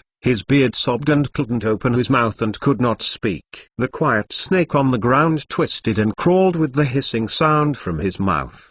He got on the body of the beard and tied him tightly to the seat. Soon the beard became a snake bar with only his head exposed. His eyes widened, he shook his head frantically, stabbed. The smell of his nose rose and Tom looked down and saw the water stains on the ground, and jumped back. DSK, it's disgusting. Nal, how are you going to concoct him? He turned his head and looked at Nelson. Chapter 57. Who will execute the sentence? Nah. How are you going to concoct him? Nelson ignored him, but stared down at the beard. He stretched out his hand and gently stroked the beard's bald head with his fingers. The touch of the nails across the skin made the beard's scalp numb. He raised his eyes hard and looked like looking up at Nelson as he rolled his eyes. And seeing him looking at him, Nelson stopped his hand and looked at the big beard, who was staring at him so that his heart was hairy. And he closed his mouth and struggling staggeringly. Nelson wiped his hand on the tablecloth, smiled and shook his head, making the bearded heart more hairy. He remembered the ridiculous reason why Jonas was attacked. It was so funny that he couldn't believe it was true. He always thought that there might be a huge secret hidden behind Jonas' murder, perhaps against him. Some people want him to remain silent, even for himself. For the past of those fathers that they don't know. He has already made plans to face a stronger enemy, but the truth of the matter is unexpectedly simple. The murderer's mind has been basically destroyed by alcohol and his own mediocrity. He doesn't even need to use any dementia or veritaserum. He doesn't even use the simplest speech skills, so he can easily learn from it. This man sees everything through his greasy and stupid mind. He is such a rash and impulsive man whose body is faster than his mind. He really attacked him because he occasionally encountered a German on the road. I always thought. Nelson put his hand on the top of the bearded head again. He gently scratched his scalp with his nails, as if looking for a convenient location for the operation. He slowly said, "A true patriot, insulted in the motherland. At that time, they will appear on the battlefield instead of nesting in the tavern like a mouse."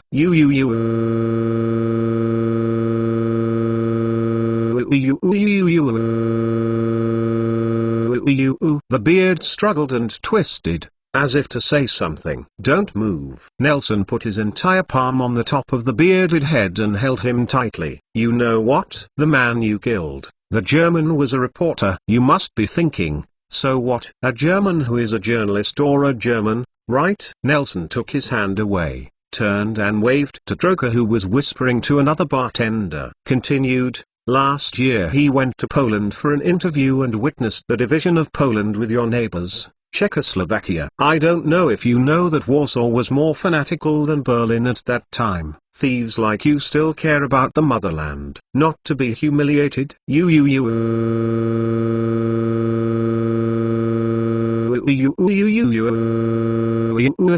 Struggles more intensely. Did you know? He has written countless reports, hoping that other countries in Europe can value Germany's ambitions. No one in this world is looking forward to peace more than him. Nelson drew his wand from his arms and deceived him viciously. With the wand against his eyebrows, the furry wand under the huge force seems to be bent. You know, he runs around all year round, just to protect the scum home like you from the war. You know. Did he get married for so many years without having children? Just because he was afraid that the children would distract him from his career. Did you know? He still told me the day before he died that he wanted me to be a lifelong person who strives for the happiness of others. Do you know? Do you know? Do you know? Nelson made the smallest sound with the greatest strength. His face turned sullen, and the muscles on his cheeks trembled. He wished that he was a vampire or werewolf, so that he could rip the disgusting person in front of him with his own hands. Tell me, what's his fate? Nelson made a fist with his left hand and slammed it directly on the beard's mouth. With a punch,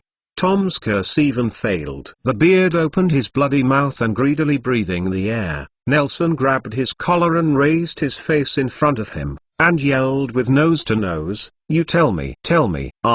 Open your stinky mouth and tell me." The beard closed his mouth, he stopped struggling, turned his head to the side, not daring to look directly at the hideous young man. "I'm here to tell you, all of you who have been running around for this scumbag country, were stabbed to death by your flirty patriot." Nelson released him by grasping the collar and took him, throwing back on the chair and reaching out to pinch his throat.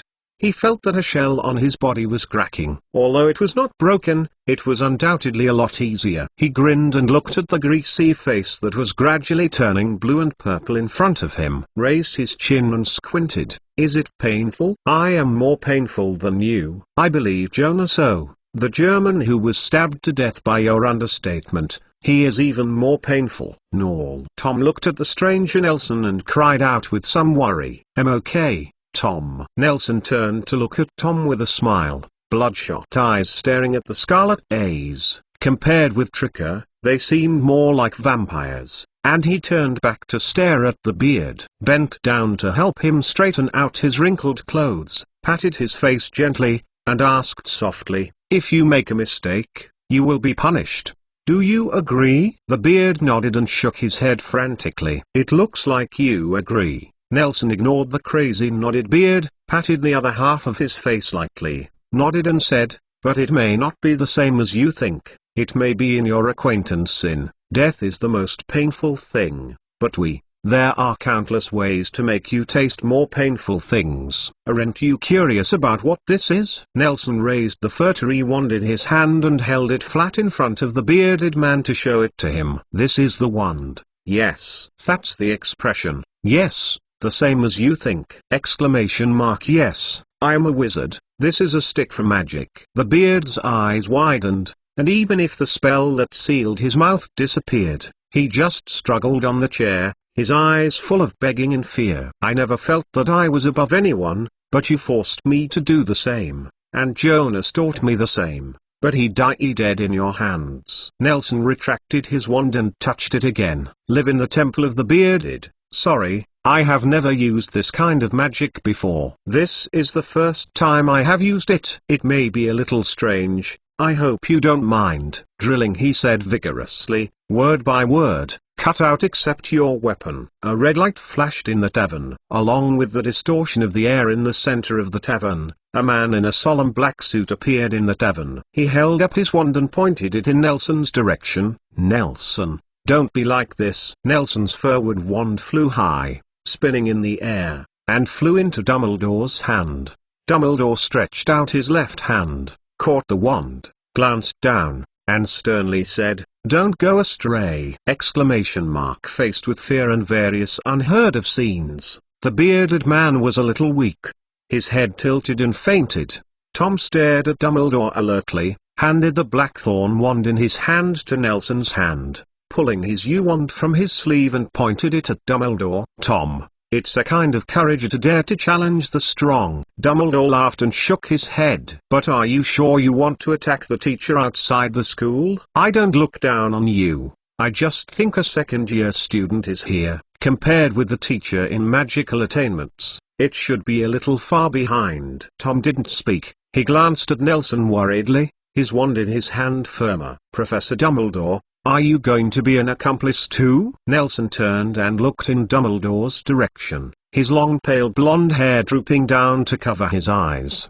His expression unclear. Accomplice? What accomplice? He killed Jonas. Will you even hinder me from seeking justice? Nah, can I call you like that? Dumbledore said quietly. Nah, you are not seeking justice. You are abusing lynching, and wizards are not allowed to perform magic on muggles. Don't wrong again and again. Nelson drew the slender iron needle used to insert olives from the lemonade on the table and held it in his hand. Professor, this is not magic. Nah.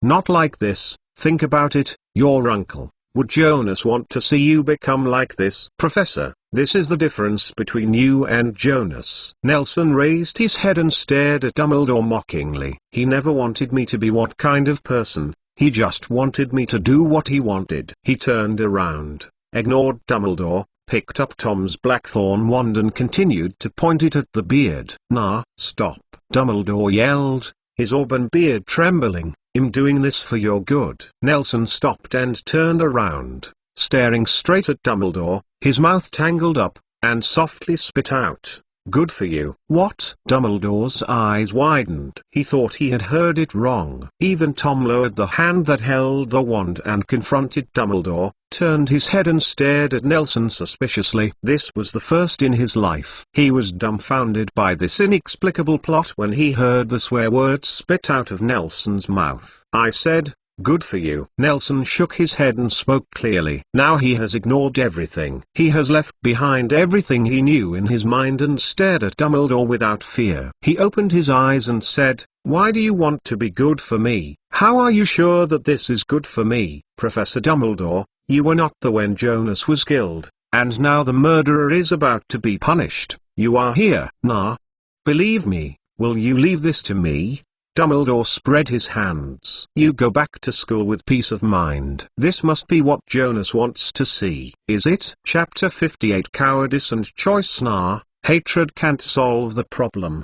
Dumbledore put down his wand and shook his head with a pity. You are still young and don't understand these principles. No, you are wrong, Professor Dumbledore. Nelson shook his head, his sweat-drenched hair drooping, the corners of his mouth raised, and his eyes were cold. Forgiveness can never resolve disputes. Sympathy for evil is for kindness. Cruel. That will only lead to no. Nelson interrupted his words. Professor Dumbledore, did you know? Your so-called forgiveness is just evasion. Do you think you have a position to say this? I take yourself as an example. Nelson raised his head, pushed away the broken hair in front of him with his magic wand, and stared at him with more pity than Dumbledore. Gellert Grindelwald, your former best friend, once my lover, but when he casts a spell on your sister, it ceases to be. But you forgave him. Do you think this is forgiveness? Is this kindness? It's just weakness. Did Aberforth tell you all of this? Dumbledore's face turned pale,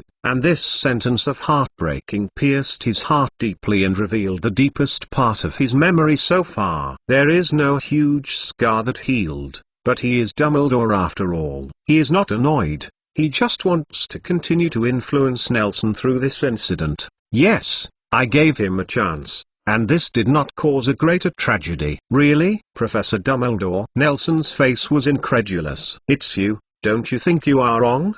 The person you forgave became a terrorist after escaping from your hands. Don't you know how many people he killed? Your weakness will only bring more cruel consequences. Are you still deceiving yourself? Nah. It's different. Dumbledore dissuaded him with a grimacing expression. You are only impulsive, and you will regret it later. No, Dumbledore. Nelson looked calm, but his trembling hands and the use of no honorific titles still revealed his true feelings. I have never been so calm, so deliberate. I'm sure, If I don't revenge myself, I will regret it later. Since you are a person over here, you shouldn't let me repeat it. Look, this is my desire. Have you used the mirror of Eros? Do you dare to say what you see? I dare. This is my deepest desire. I only hope that everyone I care about is alive. Is it so difficult? As he said, he took a photo from his arms and threw it on the table. It was a group photo of several people. Jonas's brilliant smile was particularly eye-catching. Why do you stop me? You will always thinking of your own major events. Then you can think about it. Why should you care about me? I only know that if anyone hurts them, I will make him pay the price. Dumbledore looked at the little photo. His face froze, his mouth open, but he could not speak. Narcy's farther than you. Tom, standing aside, suddenly shouted. He still kept pointing his wand at Dumbledore,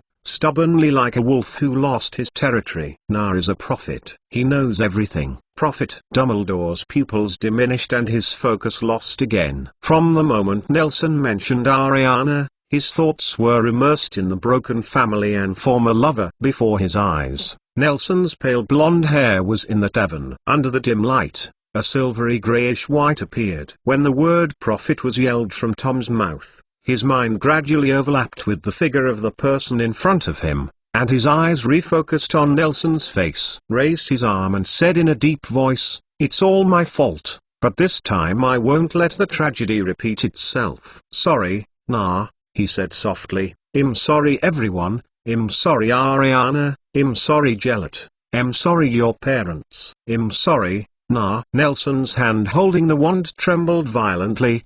His body swayed and he fell heavily to the ground. His eyes were cracked. A huge pain invaded his mind, and the fragments of his life were reflected in his eyes like a revolving lantern. Prague. The cake shop on the street, the Sorting Hat shouting Slytherin, the fog that permeated Ollivander's shop when the wand was held for the first time, the cat falling into the water in the Thames, and Jonas hugged throwing his legs in the air.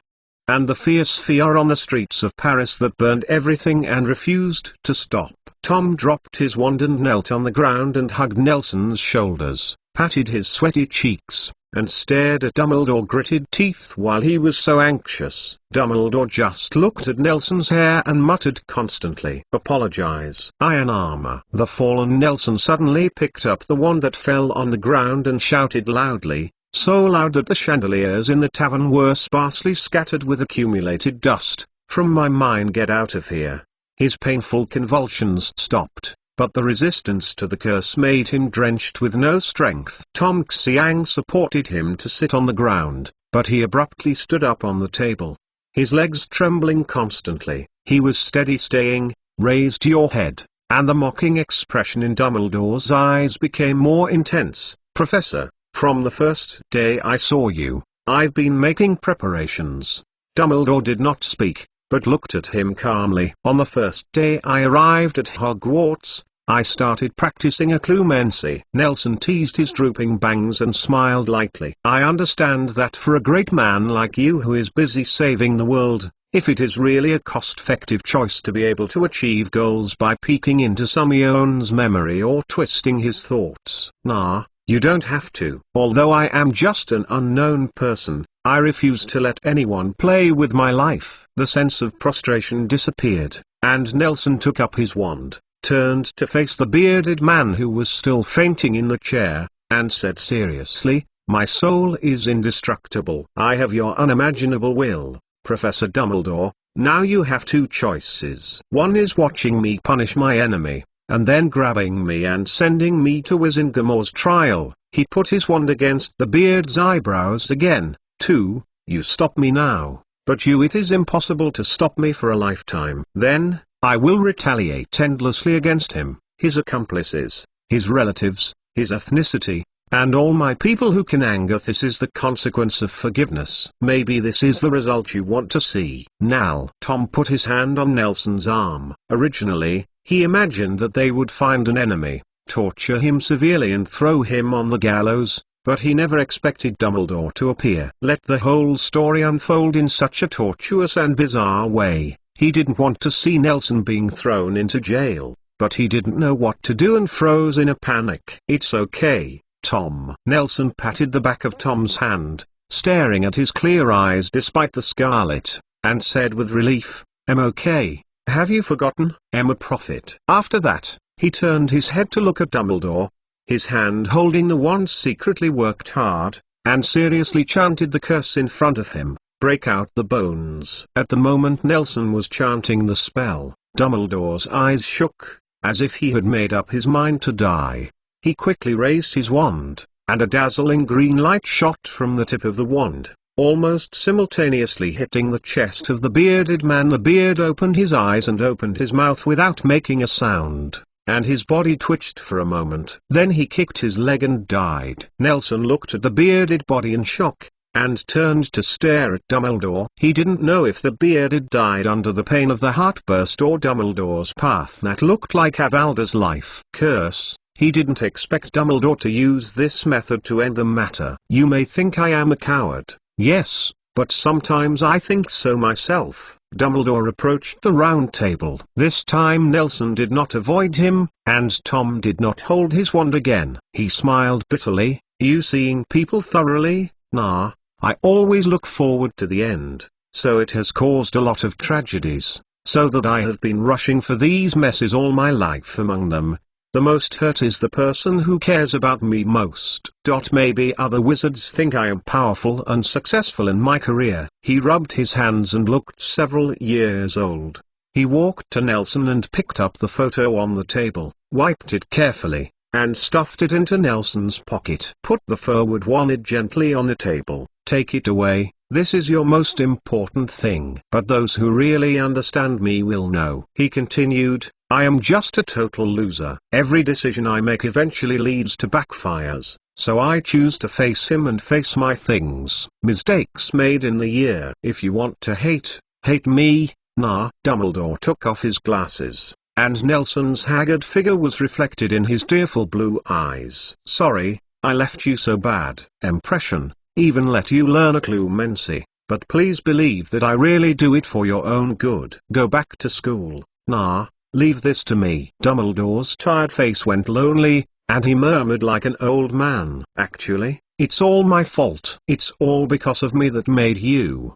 Sorry. Nah. Go back to school with Tom and study hard. Everything will be fine, and the previous things will end with me." Nelson ignored him, just reached out tremblingly, sniffing the beard. "Tom, you go back." Nelson shook his head. He raised his head and looked at Dumbledore. "You are right. So I won't go back to Hogwarts." Chapter Crows and Funeral. Amen. Father Crawford sprinkled holy water, and the workers in the cemetery covered it with marble tiles. London on September 2nd was the same as usual. The sky was gloomy, with heavy fog and haze entangled in the world, devastating everyone's lungs and mood. Even the west-hanging sun did not let the sky taste the setting sun in the slightest bright color. There was a crow hovering silently above the cemetery, and under the smudge of the sky, the white marble was also stained with a heavy dust. Wearing a dark black suit, Nelson bent down and wiped Jonas' tombstone with his palm. Jonas Nicholas 18,851,939.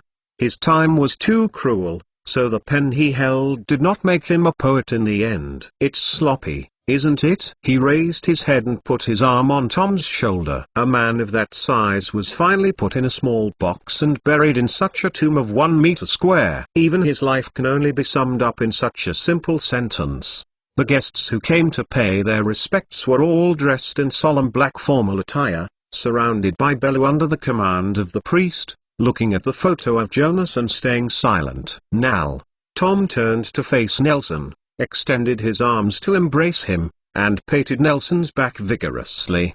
"The man is dead, but you still have us, you and Aunt Bella. You have to move forward." "Look, I've been looking forward," Nelson replied with the same hug, and then broke free, looking at a group of serious-looking Germans on the edge of the funeral. They were relatives of Jonas' hometown.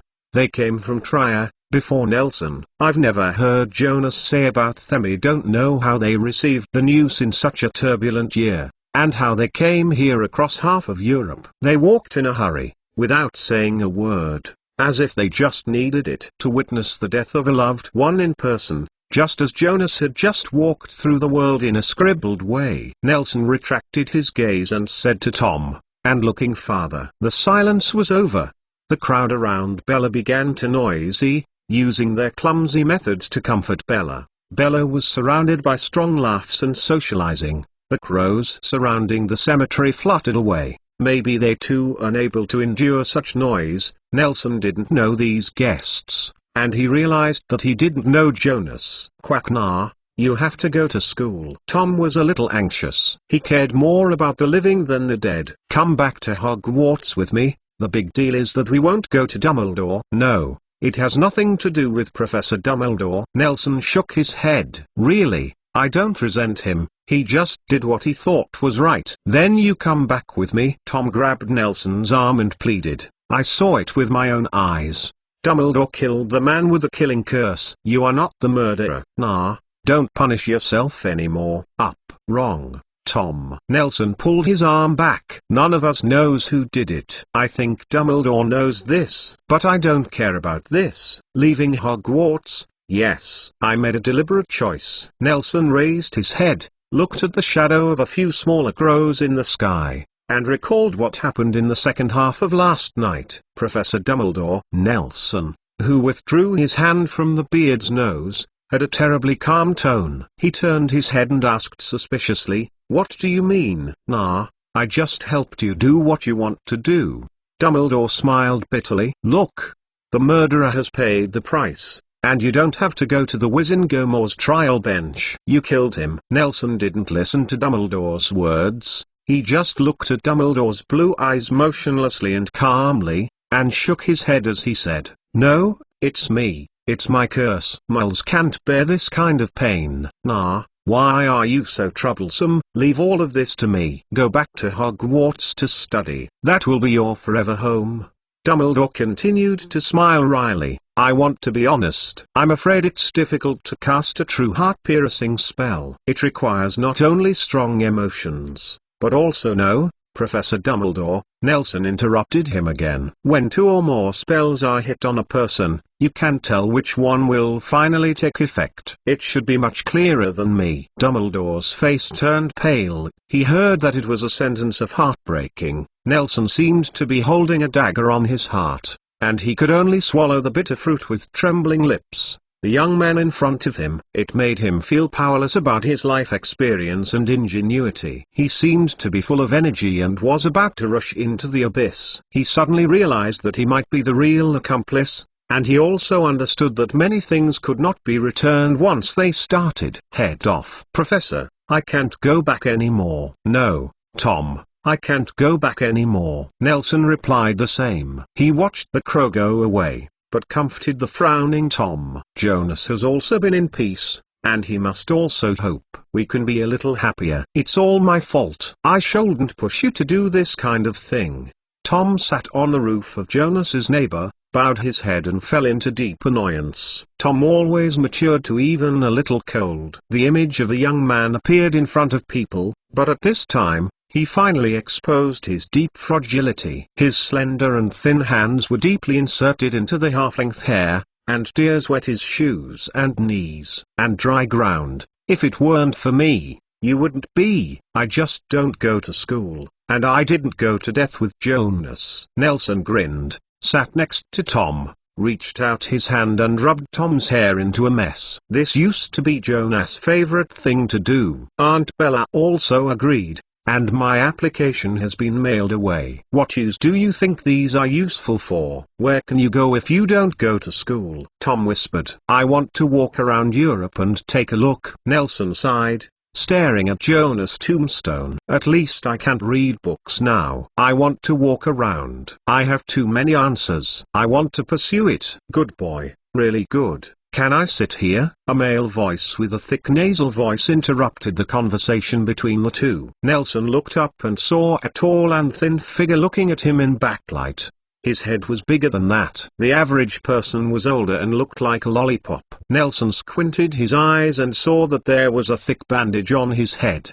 "Please." Nelson shrugged and moved his butt to make room. "You don't need to ask me, I'm a villain." You can ask this. He stretched out his hand to the tombstone beside him. The deceased wrote a long epitaph for himself, and his family seemed to have not come to sweep it for a long time, making the entire tombstone look muddled. He barely identified the owner of the tomb. He couldn't help but curled his lips. It really deserves to be a surname widely distributed in the UK. You can meet the family at any place you want, and continue to say, "Mr. Williams." I just pretended that he agreed. The man leaned his cane on the vague tombstone, sat down with difficulty, and sighed while looking at Jonas' tombstone. "Sir, are you still coming to see Jonas after all this?" Nelson asked as he patted Tom on the shoulder. "Oh, introduce yourself." The man straightened his leg in cast, and gasped, "Hi, my name is Hank Röntgen." "Mr. Röntgen." Nelson reflected the identity of the person who came. He was the editor-in-chief who was attacked with Jonas on the street yesterday. "Aren't you seriously injured?" "Why, that was the injury examined yesterday." Mr. Röntgen took a peek and found that there was no one around, so he tremblingly took out a pack of cigarettes from the briefcase in his arms and drew it out with his hands wrapped in gauze. One, because his fingers were too thick to light up. Nelson took out the lighter Aberfuzz gave him and lit the cigarette for him. He quickly picked it up and took a sip, then recovered and realized at this time, "I need to smoke." But when I saw Nelson's young face, I withdrew his hands angrily. "I just bleed a lot." "It's really unfortunate. We two chatted on the street because we are German, so you have to get a knife," he cursed, while continuing to flip through the briefcase with difficulty. He took out a stack of envelopes from inside. "Are you the nephew of Jonas?" Nelson Wilding Williams. After hearing the affirmative answer, Mr. Röntgen threw the stack of envelopes into Nelson's arms, grabbed his cane and stood up with difficulty. Nelson hastily put down the envelope to help him. "No need." Mr. Röntgen waved his hand, pointed at the stack of envelopes. "Jonas Toe, I saved this for you, but if it's not complete, I will add something for you, child." Nelson felt a heavy head. He raised his head and found that Mr. Röntgen was rubbing his hair with his chubby hand. "Jonas is a recognized good person. We are very sad when this happens. Let's change our sorrows." "Thank you." Nelson nodded,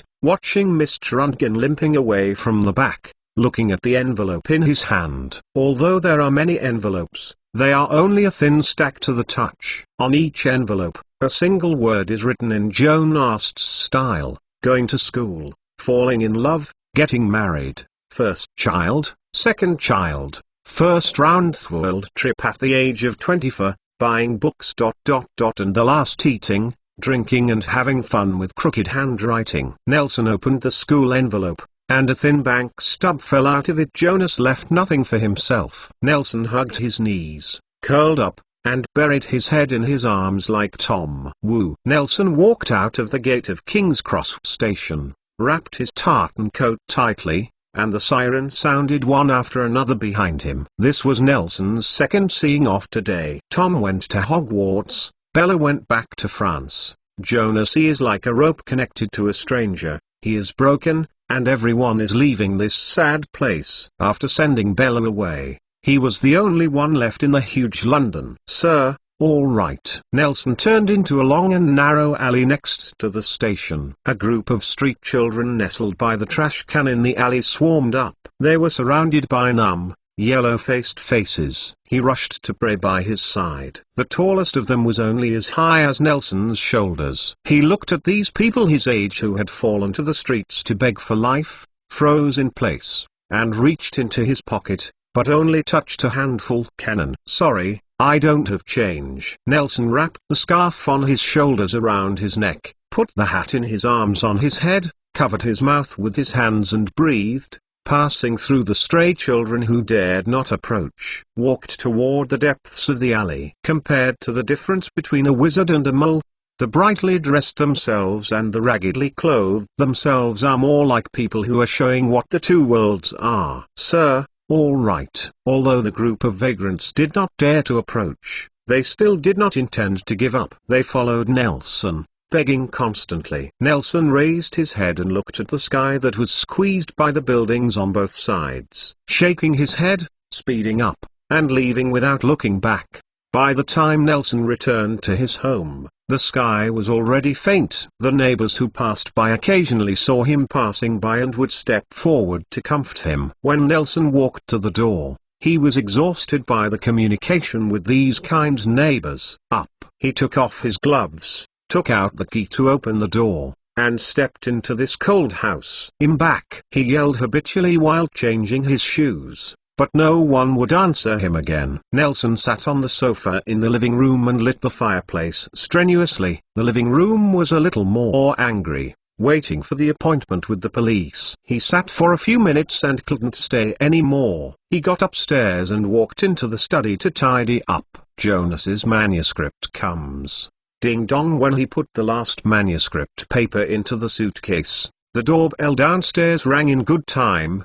He walked downstairs unhurriedly, and the guests downstairs also waited patiently. Mr. Williams. Nelson opened the door, and the two policemen standing outside looked at him in amazement and asked, "Where is Mrs. Nicholas?" "She's back to France." Nelson asked the two policemen to come in and sit down and pour 2 cups of tea. "We are French, and Aunt Bella doesn't want to stay here anymore, so we went back to our hometown." "Sorry, Mr. Williams." The young patrol nodded slightly, took out a stack of files from his briefcase and spread them out on the coffee table. "Another murderer has been found." "But what's the matter?" Nelson asked a little closer to the fireplace, rubbing his hands. "When we found him, he had already died of overdose." Another older policeman said, "Sorry, we couldn't give him a due trial." "Dead?" "Dead." Nelson nodded. "If you die, it's retribution." "Yes, sir," the young policeman replied. "Then we will leave. Do you need to sort out this file and give it to you after the case is closed?" "No need." Nelson got up and shook hands with the two policemen. "I will see you off." No need." The older policeman picked up the file, dragged his colleague to the door, took off his cap before leaving the house, bowed his head and said, "Sorry and change." "Thank you." Sending off the police, Nelson returned to the room, took out the prepared luggage, a small suitcase. He put the one Tom gave him into the inner pocket of the coat, and put his own one in the suitcase. Opening the drawer to check for omissions, hesitating again and again, he put the cane that Jonas had left him between his elbows and went downstairs. Sitting by the fireplace and opening the suitcase, Nelson threw the box with Jonas' manuscript into it, fastened the buckle, went upstairs to check the doors and windows, went back to the living room and sat on the sofa, waving his wand and extinguishing the fire. A man sat in a daze in the quiet darkness. When the sky was completely dark, he finally stood up, buckled the trilby hat on his head, picked up the box and walking stick and walked out, locked the door, turned and took a deep look at this small house. This house, it is no different from the one next to it, but in his opinion, this is a beautiful house made of rose-colored bricks, with geraniums on the windows and pigeons on the roof. Nelson stood at the door, holding his wand and raising his arm, and suddenly, a dazzling white light illuminated the whole street. A bulging bright purple history bus stopped in front of him, the headlights under the front block shining on him so that he couldn't open his eyes. "Sir, where are you going?" The door opened, and a young man with brown hair wearing thick round glasses leaned forward and asked enthusiastically, "Good evening, Mr. Plant." Nelson leaned over, brushed his shoulders, boarded the bus, and went straight to the second floor. He stuffed the suitcase into the overhead luggage rack, and looked for leaning against his cane. Sit down at the window position.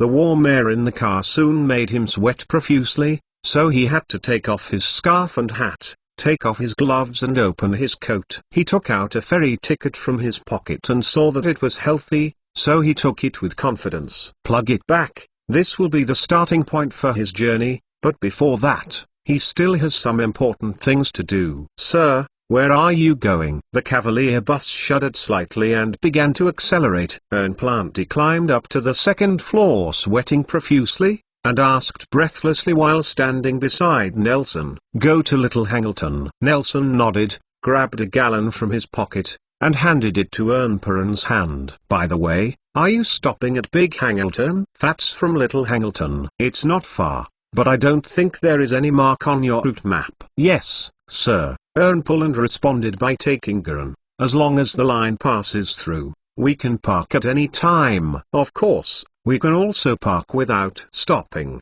as long as you add more money. Oh, yes, the place where moles gather is unacceptable, he added, as if he had just thought of it. It's not a short distance from here to Great Angleton. It is estimated to arrive tomorrow morning. You can go there for a night's sleep.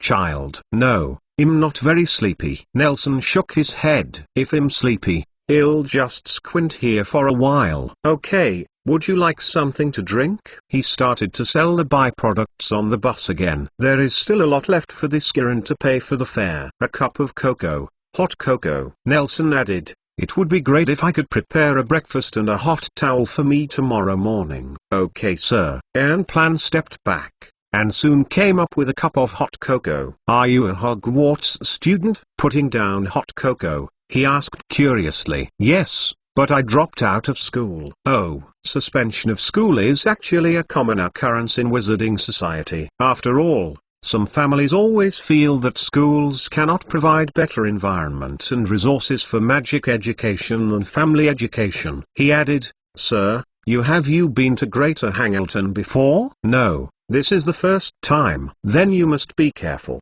Ernplan said pretentiously, there are no good people who live there. Thank you, I'll pay attention. Nelson took the cocoa, took a sip and put it on the table, closing his eyes to refresh himself, and the car quieted down quickly. In the early morning, before dawn, Nelson was woken up by another passenger who got on the bus in the middle of the night. His sleep was extremely shallow these days, and he had to wake up with only a little noise. He just leaned on the window of the car, looking at the shining lights in the distance and the fast-winding scenery around. I waited quietly for the dawn. But God finally didn't confront him. The sky soon dawned. After washing, Nar shrank in his seat and ate the sandwich that Ern had brought. After a while, Ern came again. Sir, you can prepare. Great Hangleton will be here soon. Do you need me to help you take down your luggage? Oh, okay, thank you. Nelson nodded with a sandwich in his mouth,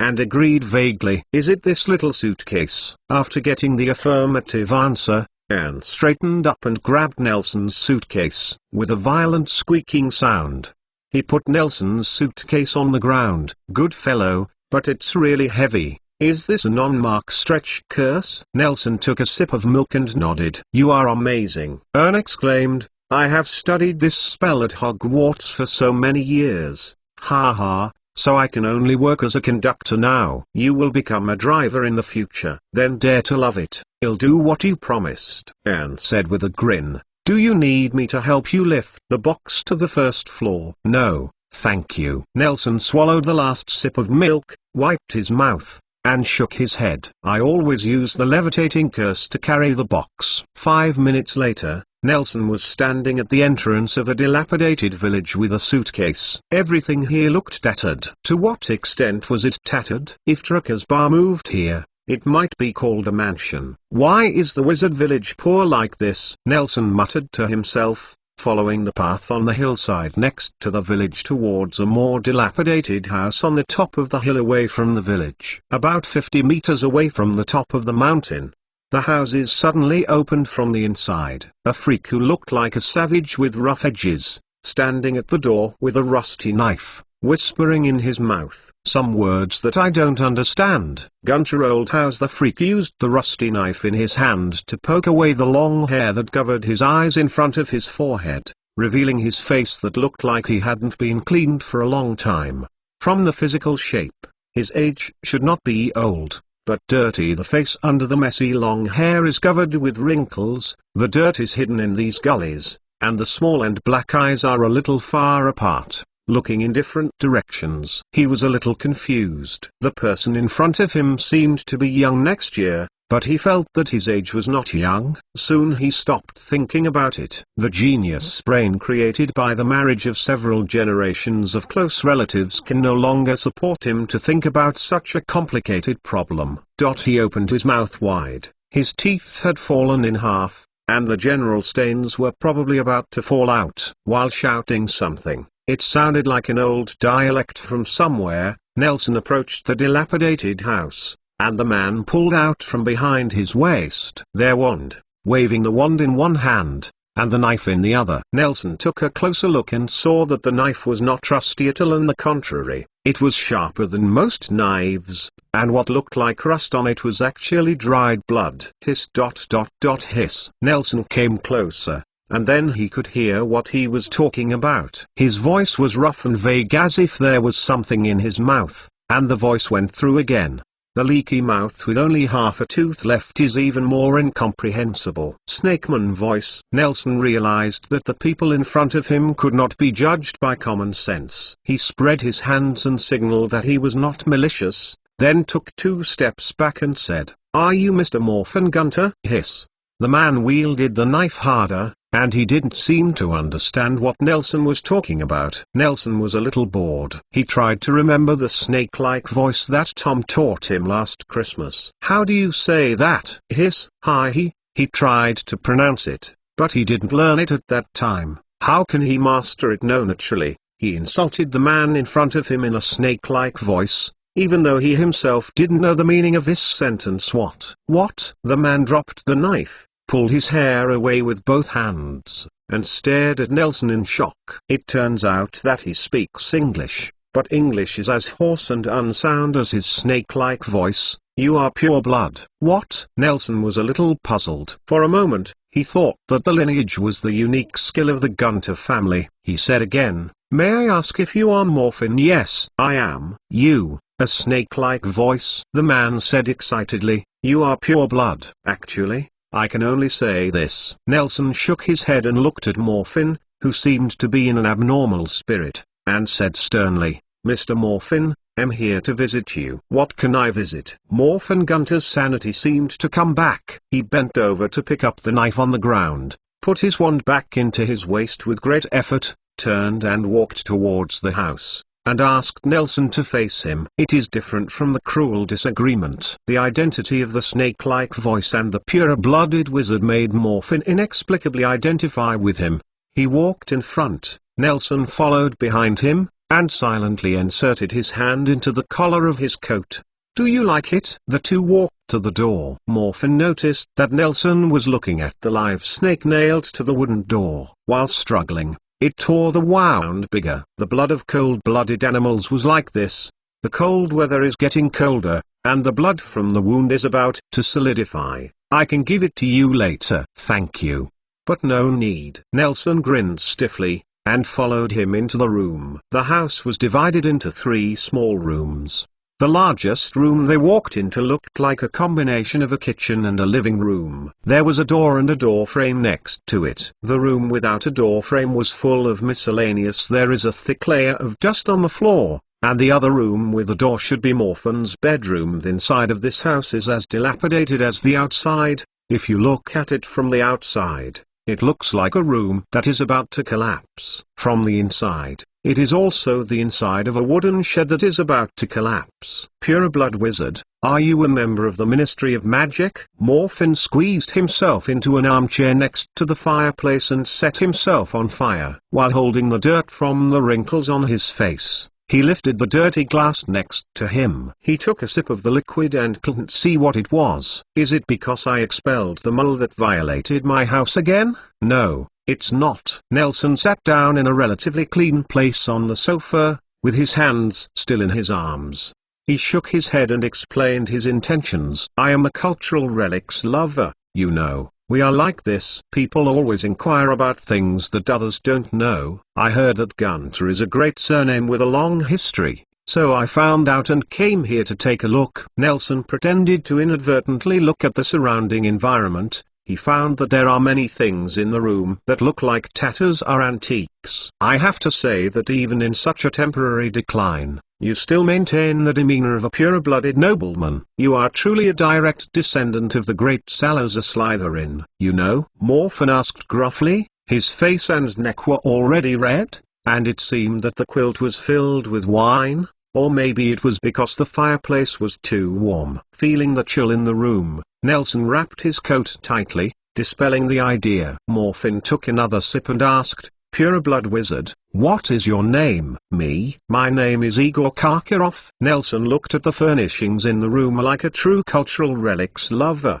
and exclaimed, really, Mr. Gunter, I want to be relatives with you, but the lineage of the Gunter family is too pure. This is something that our other pureblood families cannot do. By the way, I heard that there should be another person in your family called Marvelo Gunter's elders. Is he there? Kakarov, is it the pure blood from Germany? Morphin seemed to be appreciative of Nelson's evaluation of his pedigree, changed a comfortable position in the armchair, and then took a sip from the glass. Carelessly he said, he is dead. He died in Azkaban, and I don't have a sister anymore, and the pure blood of our family will be cut off. Oh, this is really regrettable. The slick look made by Nelson made him feel a little sick. He straightened up and said sternly, Mr. Gunter, I am here mainly for this thing. What? I am willing to help you restore the glory of your family and lineage. In my opinion, you are ready for everything. Only owe some money and pomp. Nelson shook his head and said,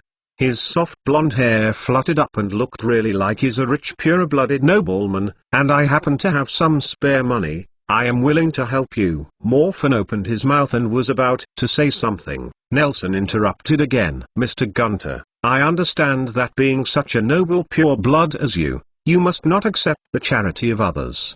His eyes moved to Morphin's hand holding the wine glass, and finally found the ring. So you only need to pay for some useless handicrafts, and you can get the Jinjialong you need most. Although Morphin lacks intelligence, he is very keen. He immediately covered the hand that Nelson was staring at. Nelson said to his heart, it's a bad thing, but he heard Morphin say loudly, this cup can't be given to you. It's our family. The treasure. With it, you can drink a steady stream of wine. No wonder he is so poor and still drinking. Nelson thought.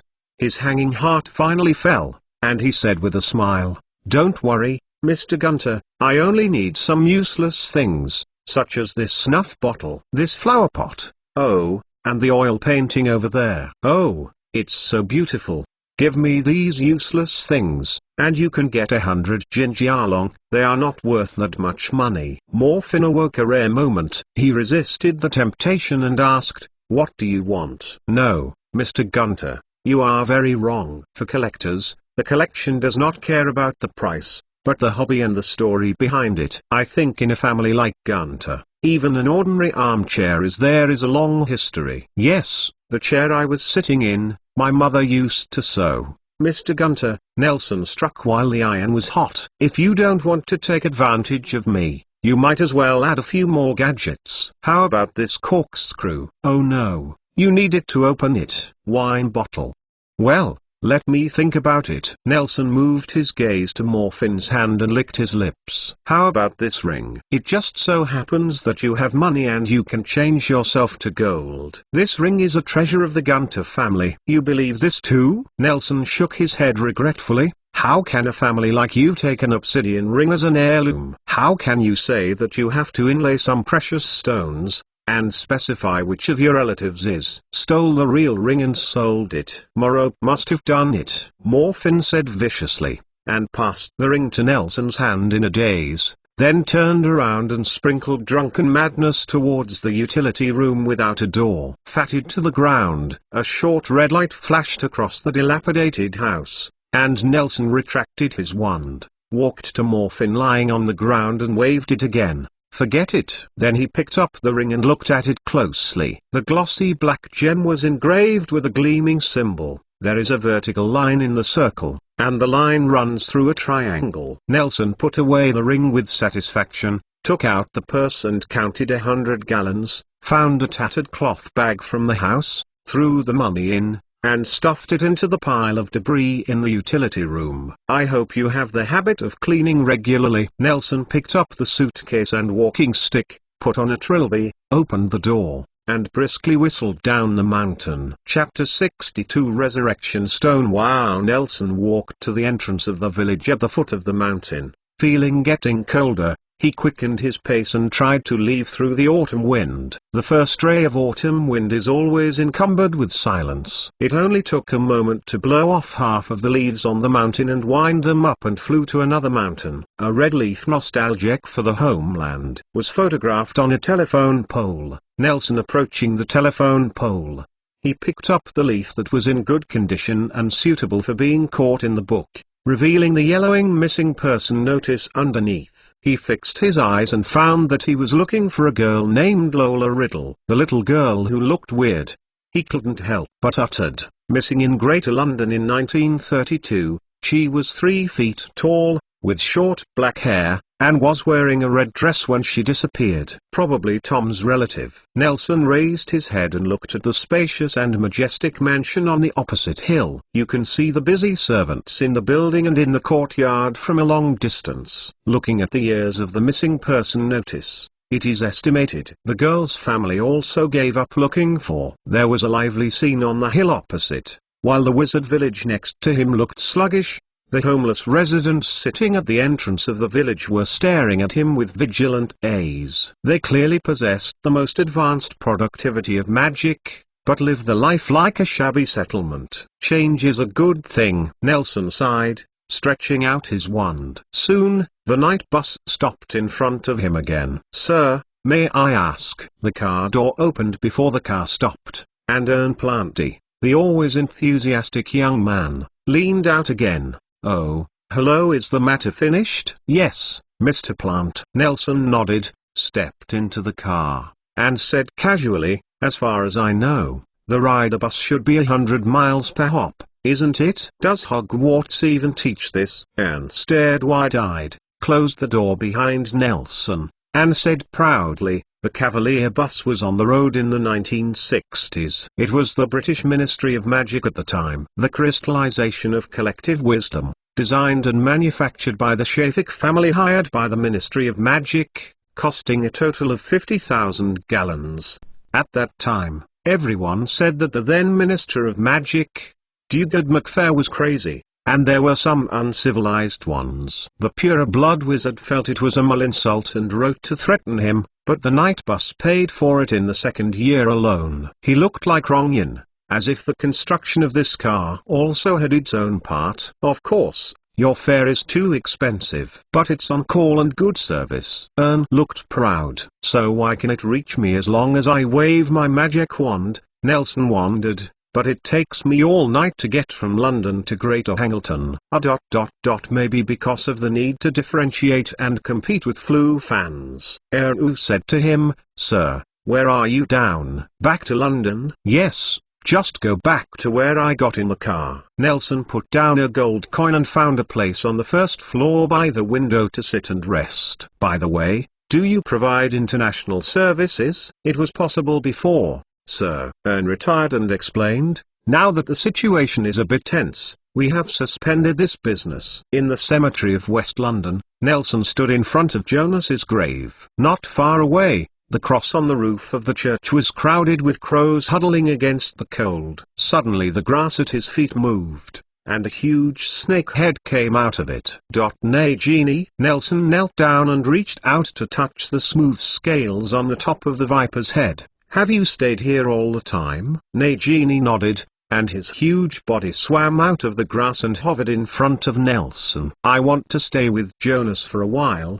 Can you help me hold this place? I don't want to be disturbed by others. Nagini nodded again, stretched out the slender letter, licked Nelson's palm, turned his head and disappeared into the grass. When the surroundings were completely silent, even the crows on the cross closed their noisy mouths and quietly looked at the person in the center of the goal who hadn't moved for a long time. Nelson finally stood up and took out a black ring from his pocket. I'm sorry, Jonas, but I really don't know what to do next. The arrogant second brother wanted to play with the god of death, so he asked the god of death to give him the power to recall the dead. Nelson held the ring and circled the ring pattern with his thumb, slowly using a tone of chanting a spell, telling the story of the resurrection stone. So the god of death picked up a stone from the river and gave it to the second brother, and told him that this stone has the power to recall the dead. When his thumb turned to the third circle, A thick white mist suddenly appeared beside him and surrounded him tightly. He couldn't see anything in all directions,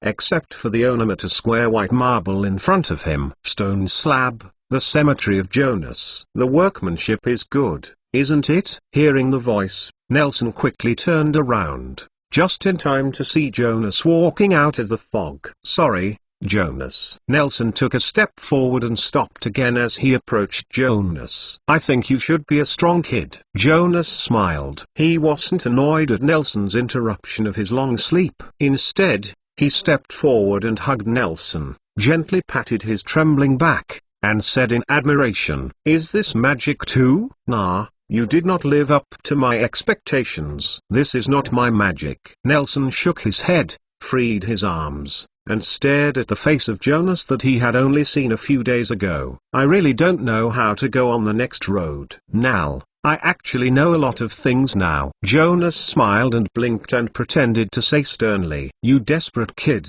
say. Where did you hide our house, Nal?" Ha ha ha. Nelson also laughed. "I don't think you did the right thing, but it's not bad." Jonas grabbed Nelson's tight right hand and said seriously, "I'm sorry for letting you do this kind of thing. I think the elders shouldn't trouble their children." Jonas. I should have realized it earlier, but there is a remedy. He raised his right hand, revealing the black ring in his palm. "Nah, I think you know what it is." Jonas shook his head. "You also know what I am." "Do not." Nell. Birth, old age, sickness and death are the laws of nature. This is irreversible. Jonas grabbed the ring in Nelson's palm and said sternly, "Resurrection. What a tempting word, but this kind of vain thing will always indulge in. Nah, often the most attractive and the most readily available, is not a gift from God, but a test from the devil. Do you understand?" I don't understand." Ha ha. Nah, no matter who you are, you should always see more clearly than I do. Jonas picked up the ring inlaid with the resurrection stone from Nelson's hand, and the moment the ring left Nelson's palm, Jonas' figure also became blurred. "Actually, I think it's better to stay in school at an age like you to get an education. But I'm still saying that nah, do what you want to do. You can go around where I have been, to see the real Europe, the real world, the real city, the real people." Jonas' palm became transparent. "If you are interested, you can help me complete my unfinished business." Being a poet, Nelson looked sadly at Jonas' gradually transparent figure. Ha ha ha. Jonas laughed like he heard some nice joke. The ring passed through the completely transparent palm and fell to the ground. Nelson's eyes were attracted by the ring. When he raised his head again, Jonas has completely dissipated in the fog, and only his last sentence was left in the air. "You know what I said." Nelson picked up the ring and put it back into his pocket.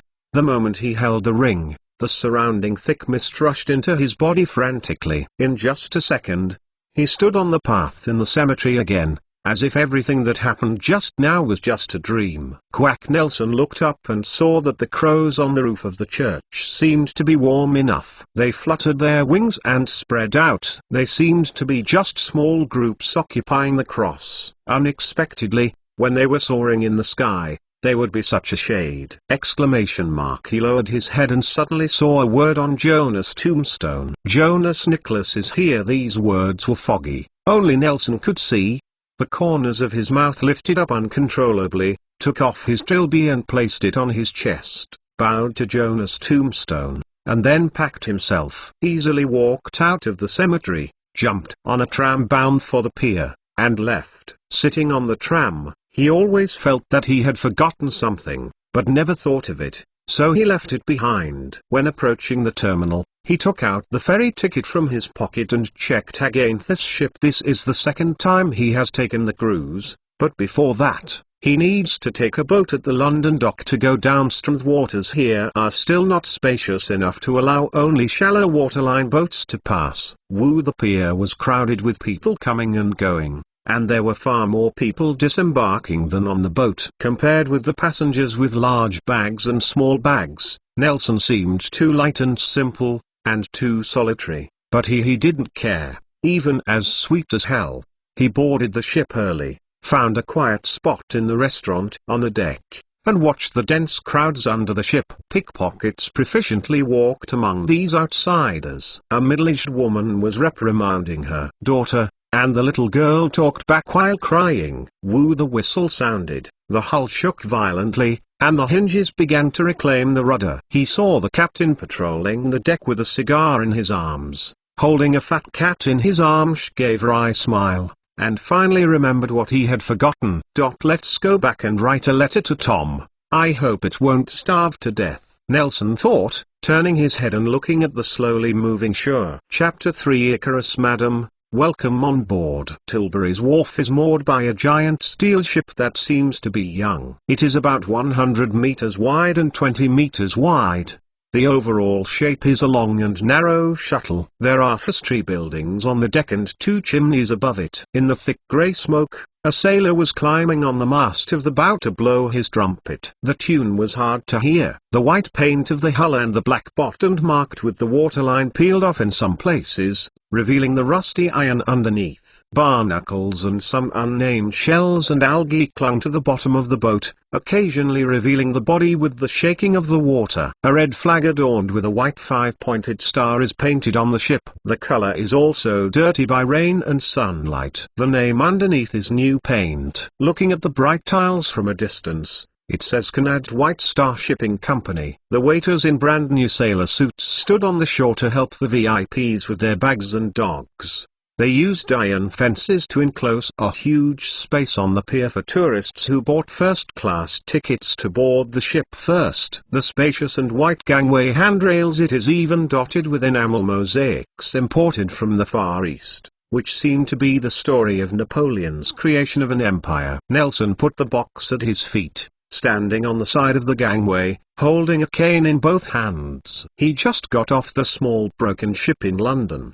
The turbulence and the smell of the cabin made him a little sick, so he didn't want to be too early. Boarding. Hey, don't move, Salsa, it doesn't like being hugged by strangers. Nelson looked up to the side. A well-dressed young woman was staring at the waiter who was serving her boarding with disgust, and reached out to snatch the dog rope, stepping on high heels protrudingly, and walking up the stairs thumpy without forgetting to put on the next sentence, I will complain to you. The young waiter suddenly collapsed. He quickly noticed Nelson next to him and put away his frustration.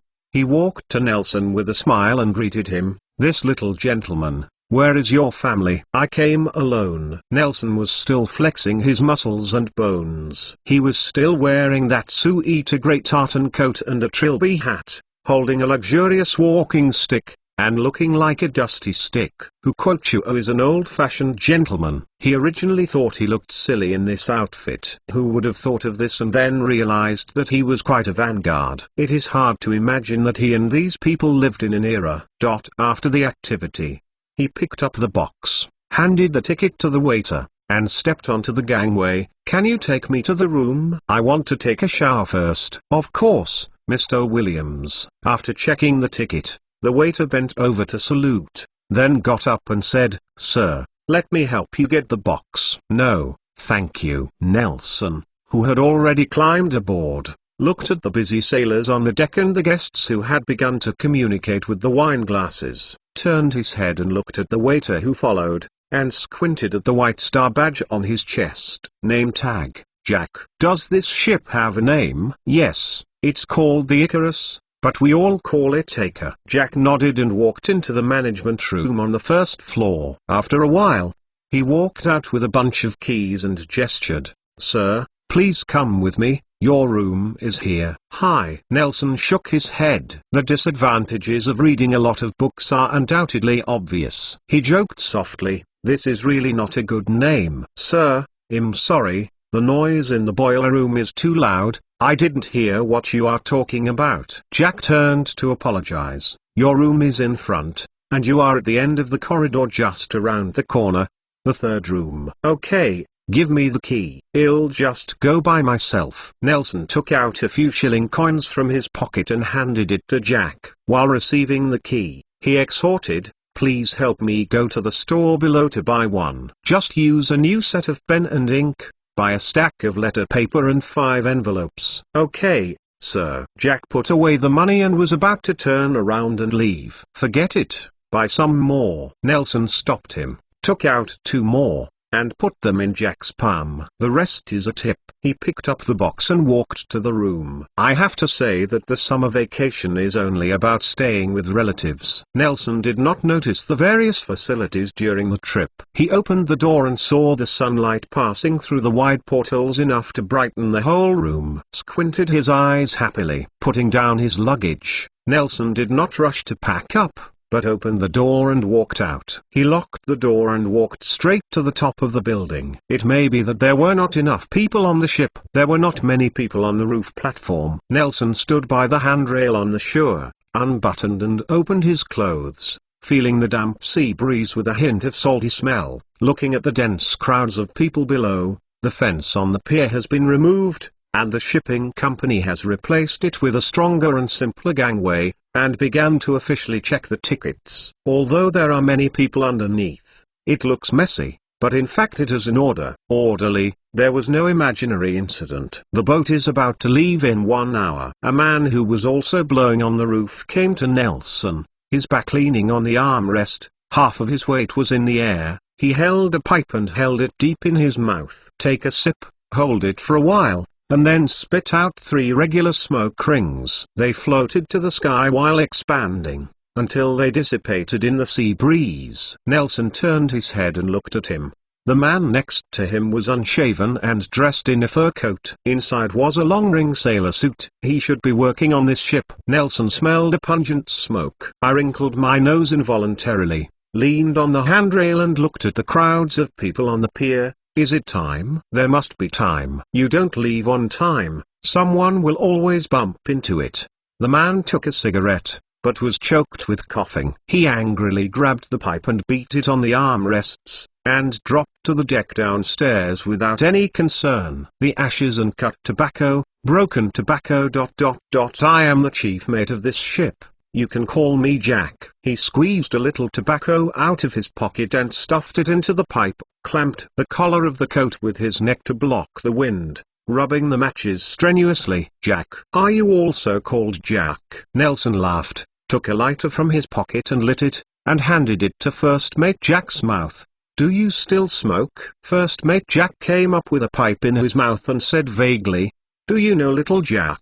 He sent me to the room." Nelson nodded and closed the lid of the lighter. "This is a souvenir. I don't smoke, but I like it very much." "Indeed, the design is unique. It should be windproof, and very suitable for the sea." First Mate Jack commented professionally. The two chatted one after another, and the crowd on the pier was much sparse. Only dozens of people crowded under the gangway were left, and there was a 4x4 square array farther away. First Mate Jack told Nelson a lot of interesting facts about the sea and detailed the division of labor on the ship, which opened his eyes. "Who are they? Are they soldiers?" Nelson stretched his arms and pointed to the phalanx. "Who? Let me see." First Mate Jack squinted his eyes and looked at the dock, then turned his head shortly. "You must avoid contact with them. They are not soldiers. They are mental patients from London. I don't know what to send to Europe. But you shouldn't be able to deal with them, and their person in charge won't let them go out." First Mate Jack soon scolded the company with some vulgarity peculiar to the sea,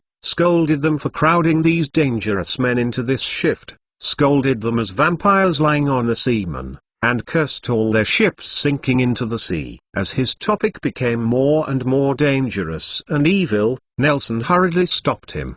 "Don't do this. We are still on this ship." He grabbed the sleeve of the first officer. "Jack, speaking of which, the person named Jack may be born with the sea. I already know 4 Jacks related to the sea." "Who?" First Mate Jack put a bit of tobacco into the pipe, held it up and slurped it, and asked with interest. "In addition to the 2 of you, there are 2 others. One is Jack Sparrow and the other is Jack Dawson." "Who are they? Are they also seamen?" "No, they are characters in novels, a pirate novel, a romance novel." "No wonder I don't know them." Mr. Jack grinned softly, and said in a self-deprecating tone, "After all, I read less." He glanced at the pier again, knocked off the tobacco in the pipe, straightened up and put on a sailor hat. "I have to go to the deck. and remember to go downstairs for dinner later." "Goodbye." Nelson took off his hat and said goodbye, looking at the empty dock with only a few clean seamen, walking up the stairs and jumping down.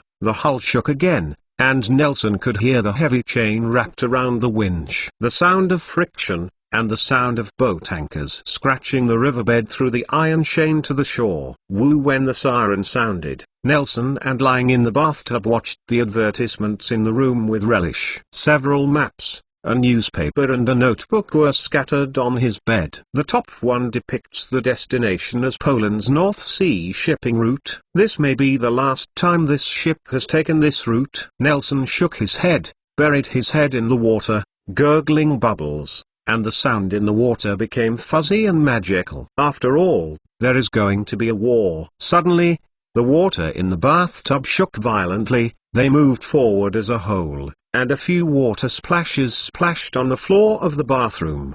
The huge inertia made him submerged in the water. He flopped a few times, got up from the bathtub, walked to the mirror and started wiping his body. The boat sailed away, and it would be a week from now until the next docking. Chapter 64 Mental Patient. The Icarus was traveling on the calm North Sea.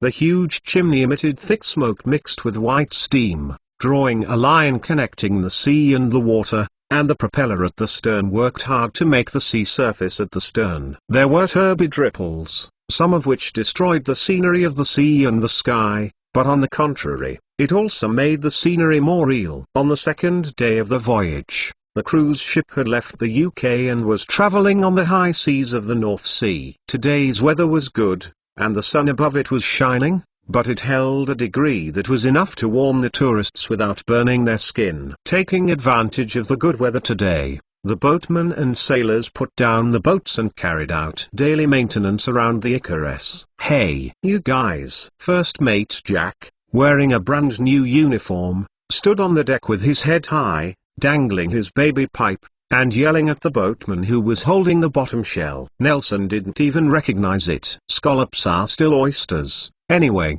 They are almost the same thing." Mate Jack held onto the handrail on the side of the ship and shouted, "Do you want to die? They chew the paint every day, it's poisonous." "Chief Mate, wait to send something to your room." "Jack, the waiter, is a trainee seaman on this ship." He forcefully breaks an oyster that is sucked on the waterline, and rinses it in the sea. The screwdriver on the boat pried it open, and then swallowed it all round the sea. He smacked his lips happily, and waved the empty shell in his hand at Mate Jack. "Choose the bigger one for me." First Mate Jack said angrily while flicking soot on the armrest, and then retracted his head. He raised his head and saw Nelson, who was standing by the window looking down, so he waved his arms and shouted, "Mr. Williams, don't you go dancing? Today is a lively deck." Nelson had already written the letters at noon, but when he put those letters into the envelope, he found that he didn't seem to have an owl. He dropped his pen and stood by the window with his head to breathe. I hate to say,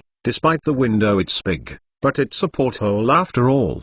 The airtightness is excellent. He has been through the weather for a while and it has no effect. He only saw the first officer on the deck waving his hand and yelling. He stretched out his finger to his nose. Seeing Miss Jack nodded, he left the room and walked downstairs, passing by the restaurant and handing over 2 glasses of orange juice. When we arrived on the deck, the sound of the world became clear. Compared with the silence in the cabin, the calls of seagulls, the yelling of gamblers, the whispers and whispers of lovers, all the noise in the world became more real. "Mate Jack, what can I do?" He walked to the ship's gunwale and handed over a glass of orange juice. "Dancing? I just called you." First Mate Jack took the cup, took a sip, frowned and raised the cup to look at it, and asked, "Why drink this? Should you not drink this?" Nelson was also puzzled. Didn't it mean that seafarers will suffer from sepsis if they don't eat fresh fruit for a long time? "How many years are you in the old almanac?"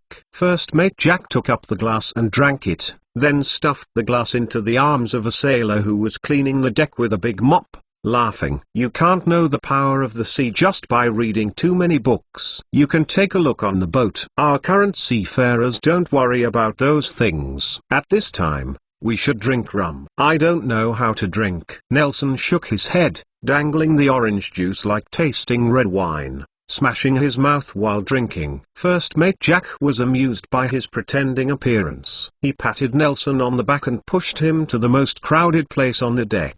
He said, "Then you go to the young people's activities. I didn't do it yesterday. The restaurant meets you." I asked the restaurant to be delivered to the room. Nelson asked in confusion, "What, dancing?" First Mate Jack raised his eyebrows trivially. A trip across the high seas, a pair of well-connected young people, wiped out the sparks of love. You think too much, Mate Jack. I just... Okay.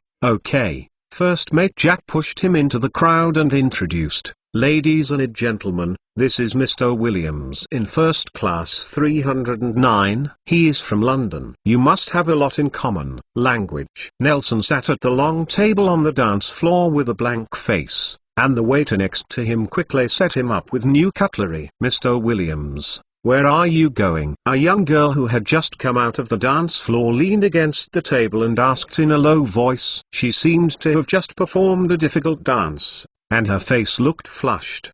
The well-groomed blonde sideburns are also scattered. Her move out of the dance floor is extremely unique. It looks like the heroine in a princess-themed cartoon is wearing a long skirt up the stairs. Poland. Nelson swallowed a cherry, concisely. Oh, the guy next to him was a little curious. "What are you going to do in Poland at this time?" "That place is not peaceful now. I'm going to travel." Nelson took out the press card of Jonas, which he had been hanging around his neck, from his neckline, and shook them at them. "I want to do an interview." "Wow, that's amazing. You look so young." The girl's face became even redder, and her original delicate appearance was so tossed. She looked like a red onion.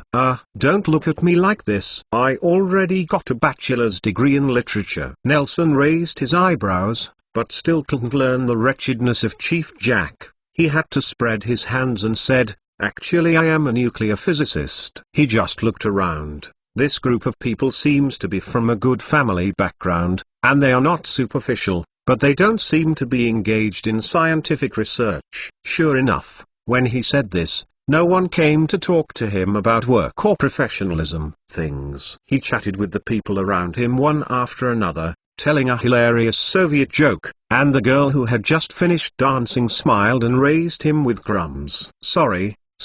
She apologized in panic. "I'll get the paper and wipe it for you." "It's okay. It's just dry bread." He stroked his hair casually, and began to tell the next Soviet joke. He really didn't want to go back to the room or step off the stage to dance. He had to keep telling the German jokes that the people liked to see. When everyone was so weak in the dance and laughed that his mouth became dry, he got up and left, occupying the pool next to the pool. A sun lounger. I borrowed sunglasses from the waiter, and lay down to rest. After a while, the setting sun went down, and a large circle of people surrounded the bow of the ship. Human instinct urged them to watch the excitement. "Mr. Williams, look, it's a seagull." Nelson raised his head and looked over the girl who had evolved from a red onion into a human form, and looked at the white seagulls crowded with sculptures on the bow. He didn't know why these birds ran to such a deep inland sea, but now they look like they are. It was hard to find such a place to rest. The group of seagulls was a little anxious by the crowd. They were already thirsty and hungry, so they all became restless. Suddenly one of them found Nelson with breadcrumbs on his head, and a fierce boy led his brothers to rush on. After a while, people hurriedly dragged out the messy-haired, unlovable Nelson from the flock of birds. "Sorry, Mr. Williams." The girl who turned into a red onion knelt beside Nelson, covering her mouth. "It's okay, it's just dry bread." Nelson looked up at the sky blankly, as if the journey would not be peaceful anymore. Brother, a little kid ran over with a grimace, pounced beside Nelson, and said crisply, "Those pigeons like you so much." "That's a seagull." Brother, those pigeons like you so much." "That's a seagull." Brother, that's magic. You can't learn it." Nelson got up and walked towards the cabin, leaving the little kid standing far away crying. When Nelson finished washing and appeared in the small restaurant in the first class, He was greatly welcomed by the passengers on the same ship. Let us welcome the warrior fighting the seagulls. The eagle strikes the sky, Mr. Williams. The surrounding guests slapped their hands. They are all people who have met the world, but they still talked about the afternoon scene. Mr. Williams, a bald young man on the opposite side, offered a plate of lettuce and said with a smile, "Your magic is great." Just like it. Nelson took the plate feebly, slid a leaf of vegetable leaf on his plate, and turned his body sideways to make room for the waiter who brought the steak. "Speaking of magic, I have a man who knows magic." He said he is a wizard. The bald young man opposite was a talkative man. He handed out a business card. Nelson took it. He was in London, working in a mental hospital in the eastern suburbs. "Mr. Nelson, unlike you, he is a mental patient. He really thinks he has magic. He is the most stubborn patient I have ever seen." "What a stubborn method." Nelson picked up the knife and carefully sliced the meat. He raised his head and asked, "Are you the doctor with 16 patients?" "Ah, it's me. Did you see it on the dock?" "Don't worry, they won't be allowed to run out." The bald young man nodded and said, "I did a lot of tests on him, and the results showed that he didn't recognize obstacle." "Oh?" Nelson listened intently. "The problem is here. In fact, he doesn't have any magic power. He always says that his wand is missing, so he can't cast spells. This is obviously unreasonable, doesn't it?" The bald young man talked freely. He said he had guarantor. He came to the UK to find that person, but we entrusted the police to search for a long time and couldn't find it. "There is no Godric Valley," that he said. Nelson's hand holding the knife and fork froze. He cut a piece of cattle and put it in his mouth, while casually asking, "What's the name of his guarantor?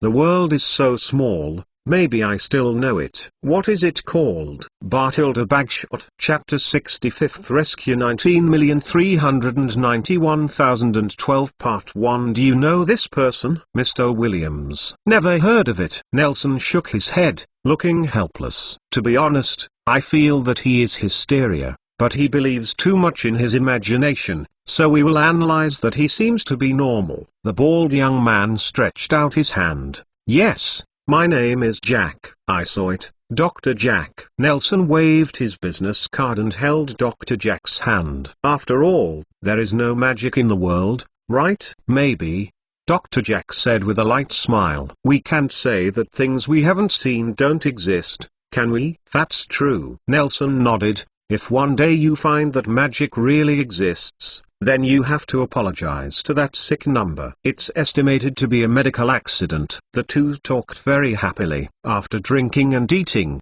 Dr. Jack saw that Nelson was very interested in his group of patients, so he proposed to see them together. "Is this appropriate?" Nelson declined. "I treat the patient like a visit. Is it not respectful to them?" "No." Dr. Jack drank a little wine and held his arm enthusiastically. "If normal people communicate with them more, maybe they will get better." Nelson was a little moved. Hay pushing and half down, the two went to the large room on the lower deck, which was converted from a letter warehouse. "Wait later, go in and be careful." Dr. Jack took out the key and slowly pushed open the iron door, while exhorting, "Although they are all of the type that won't hurt others, when will they be crazy?" "Yeah." Nelson nodded, followed Dr. Jack into the room and replied, "After all, even so-called normal people sometimes do incredible things." "Or you can see more clearly." Dr. Jack nodded approvingly, only to find that Nelson ignored him as soon as he entered the door. He saw the man. A man with a beard and a sick gown was sitting on the innermost bed waving his arms as if he was practicing some movements. He did it over and over again, with fine drops of sweat falling on his forehead. It was the action of the lock-opening curse. Although there was no magical movement, Nelson stared at him closely. He smelled the same kind of smell, and the patient must be a wizard. "Oh, Mr. Williams, is your magic really famous?" "It's called the special eye curse." Dr. Jack followed Nelson's gaze and said in surprise, "That one is what I told you." "Delusion that he is a sorcerer's patient." "I guess it's him. He looks like he is performing some magic." Nelson nodded, just to meet the patient's raised eyes when he heard the word magic. Nelson nodded at the man, but he attracted him. Suddenly became excited. "Are you here to save me?" The man was struggling hard while sitting on the bed, shouting heartbreakingly, "You are a wizard, right? Help me. I'm really not mentally ill." He waved his arms on the bed as if he was drowning, and the iron bed was swayed, almost falling apart, and he groaned grunchingly. With the morbidity of the magic in the distance, all the patients in the room became restless. Except for a few patients who were lying motionless on the bed, others bounced up from the bed one after another. Some people waving his arms to simulate the flight of a bird, his mouth still made a quack sound of wild ducks. Someone was beating the bed like a backstroke on the water. Nelson also saw a big dark-skinned man putting a pillow on his head. Shouted, "I'm white. I'm just getting tanned. I'm not a slave." Nelson noticed that although the patients seemed to be able to move freely, their freedom was limited to the upper body, including the torso and mind. Their legs were tightly bound to the bed by the restraint clothes, and the special gloves on their hands also allowed them, unable to take off his pants calmly and escape. Seeing such a scene, Dr. Jack felt a little embarrassed. He slapped the iron gate hard and yelled at the sick patients. He seemed to have accumulated prestige for a long time. Under his gaze, the patients calmed down. Only the flying one and the magic is still moving. Hearing the movement, several strong male nurses in nurse uniforms rushed in and quickly held down the two patients. "Dr. Jack, how do you deal with them?" The head nurse, who looked like Schwarzenegger, walked up to Dr. Jack and asked in a deep voice, his voice also resembling Schwarzenegger, "You go out first, I have guests here." After that, Dr. Jack took Nelson to the hospital bed. This is 19,340,201. He traveled to the United States and was arrested as a black slave because it was too dark. I heard that he was tortured. TSK. The two passed by the first patient, and Dr. Jack introduced, "This is for him." It left an indelible psychological shadow. I don't know how the Americans treated their slaves, driving a person crazy. To be honest, when I first saw him, I really thought he was a black man. I served as a soldier in North Africa. I stand there. 19,340,201 put his eyes out of the pillow and said grievously, Okay, I see." Dr. Jack touched his head. "I'm bringing an expert over for a consultation. You can sleep peacefully for a while. He may be traumatized after the war." Nelson began to point Jiang Shan. "What was the trauma after the war?" Dr. Jack said with a curl of his lips, and said disdainfully, "Their troops entered the Sahara Desert and did not come out for several months. When they ran out, the battle was over. I heard that it was because of this incident. It's too shameful. Their names are gone." This is 19,351,117, said Dr. Jack, while holding down the patient who was flapping his wings. "He was a pilot before, and then the plane had an accident. I heard that a bird hit the propeller. Then he was like this.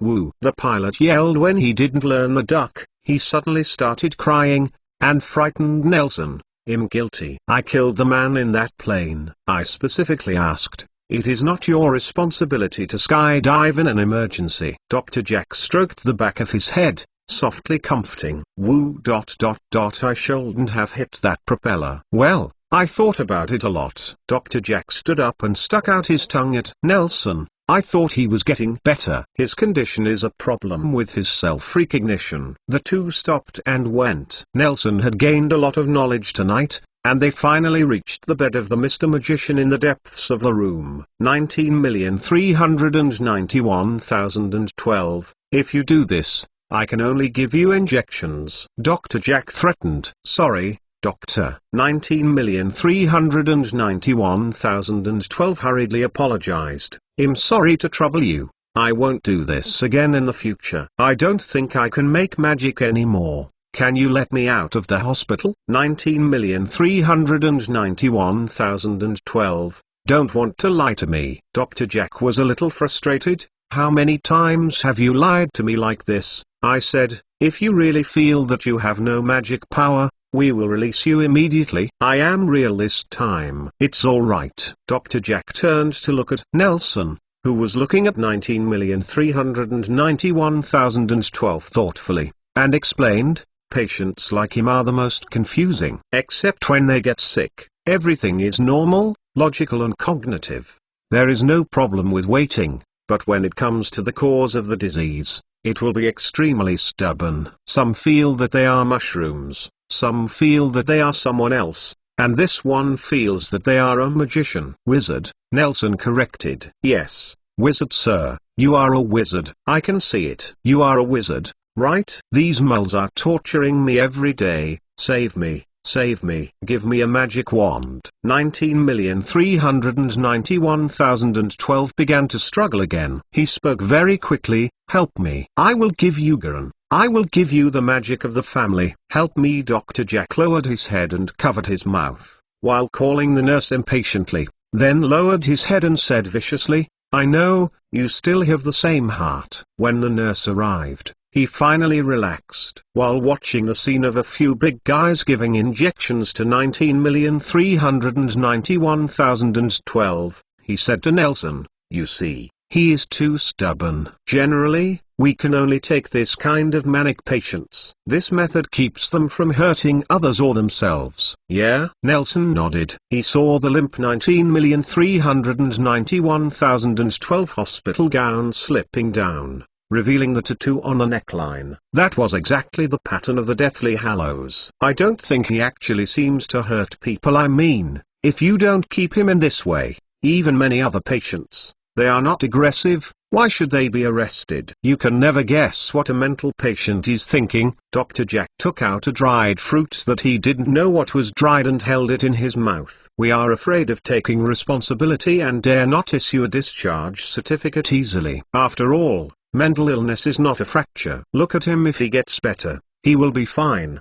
To this day, some people still think that we are the heretical court where the church hunts down the devil. "Ha ha, that's really funny." Nelson squinted at a few male nurses. "I thought that nurses are only girls in the profession, and men are always stubborn. If you say you have more than a dozen patients, only they are on duty. Are you afraid that the patient will run away? We can be regarded as a special industry in a special industry. You can hardly see male nurses in other places." Dr. Jack explained, "Although we have few people, there are usually no people in this place. The door is also very strong. It's impossible to run. Aren't they afraid of being on duty in the ward? Or that they are not on duty alone?" "On duty? What is on duty?" Dr. Jack chewed on the dried fruit in his mouth and said disdainfully, "There is no supervisor to watch. We only come on duty after eating too much. At most, we can take a look at the noise. We are on vacation. I'm not here for a business trip." "That's true." Nelson nodded appreciatively. Chapter 66th Chapter Rescue 19,391,012 At midnight, Nelson dipped his slippers and tiptoed out of the room. It turned out that there were always people who couldn't sleep in the middle of the night, whether on the shore or on the boat. Mate Jack was standing on the bow of the ship, posing at the helm, and seemed to be doing it. The dream of the captain on board. He walked down the deck and got into the cabin under the deck. The door of the long corridor was closed. Only the room at the end was still lit. Nelson approached and heard bursts of laughter and clinking glasses in the room. He turned his head and looked inside, and the group of strong male nurses were naked, lying in the room playing bridge. "Close your ears and listen." He waved his magic wand casually, and the sound in the room was cut off from the world, and his steps suddenly became easier. Aura opens up. The door of the temporary ward opened squeaky, and at the same time there was a hole in the door with smoky smoke. "Restore as before." Nelson opened the door and walked into the room. He was shocked as soon as he entered the door. In the darkness, 16 pairs of crystal eyes were staring at him intently. "You are an accomplice of the wizard." The dark-skinned 19,340,201 who spoke first. His image is also the most terrible. His entire face is completely hidden in the darkness of the night. Only the eyes and the occasional white mouth flashing the tooth was shining, and he looked normal at this time. "Are you here to save him?" Nelson froze in place. and he opened the door behind him backhand and took a step back. Wait. The innermost 19,391,012 called him weakly, then turned to the black cause at the door, and said pleadingly, "You won't tell the doctor, will you?" "Yes." 19,340,201 nodded solemnly, and other patients, as long as they could speak, responded, "You should have come long ago." Pilot 19,351,117 complained, "He is different from us, different." It seems that the person who understands mental illness best is mental illness. At the end, he added, "Quack." Nelson shook his head. He really didn't know the thoughts of these people, so he gave up the useless work, went straight to the depths of the ward, stood beside the bed of 19,391,012, and opened the shackles on his hands for him. "Close your ears and listen." He used the magic again. "You can talk now, sir. There is no doctor here." He helped 19,391,012 to sit up, raised the cup on the bedside table and fed him a few sips of water. "What is your name? Why did they get caught?" "His help for the stars and the moon." "I am really afraid that I will be locked up as a wandering mental illness for the rest of my life." 19,391,012 moved my wrist and affected the wound on it, grinning with pain. "It's Barry Beckman." "Just call me Barry." As you can see, he is a crappy wizard who has no power to bind a chicken without a wand. "Great. I thought you were also Jack." "You don't have to blame yourself. Most wizards are no different from moles without their wands." Nelson reassured, "But I won't let it go for a while. You have to endure it for a few more days." "What?" Barry Beckman opened his mouth wide, looking incredible. He didn't want to stay in this place for a second. "Why?" "I don't have a parrot, and I don't have an owl." Nelson spread his hands and said helplessly, "Even if I let you go, you have to stay on the boat. Instead of being so troublesome, I will take you away when you are not on the boat." "It's okay, I will, as long as you put the wand." Barry blinked, realizing that his words were a little improper, so he lowered his head discouragedly. "Sorry, I just got caught because I didn't have a wand." "You only need to cooperate with the doctors. They will serve you deliciously." Nelson comforted, "Is it convenient to tell you how you got caught?" "It's a long story." Barry leaned against the wall, laughing self-deprecatingly, then opened his neckline with scorching eyes, and showed Nelson the design of the Deathly Hallows. "You should have seen this sign during the day." "I am a saint, a follower of the Dark Lord Gellert Grindelwald." "Yes, but I have to say that you have always misunderstood Lord Grindelwald in the UK. It may be because of Albus Dumbledore." Barry shook his head and said feverishly, "But Lord Grindelwald, it's not the same. He treats all wizards equally. Although he holds countless powerful black magics, he does not use them to do evil or to gain personal gain. Although this is easy for him, Master Grindelwald relies on it. Outstanding foresight has brought us together to resist the darkest destiny of wizards." He seemed to be suffocated, and kept confessing his admiration for Grindelwald. It seemed that during this period of detention, Grindelwald had always been his spiritual sustenance. Nelson came in with his left ear and came out with his right ear. He has always been reluctant to fully believe in the emotional expressions of others. He is more willing to see as believable than hearsay, which is one of the purposes of his trip. "He gave me a task, a secret task, a great task enough to make me famous."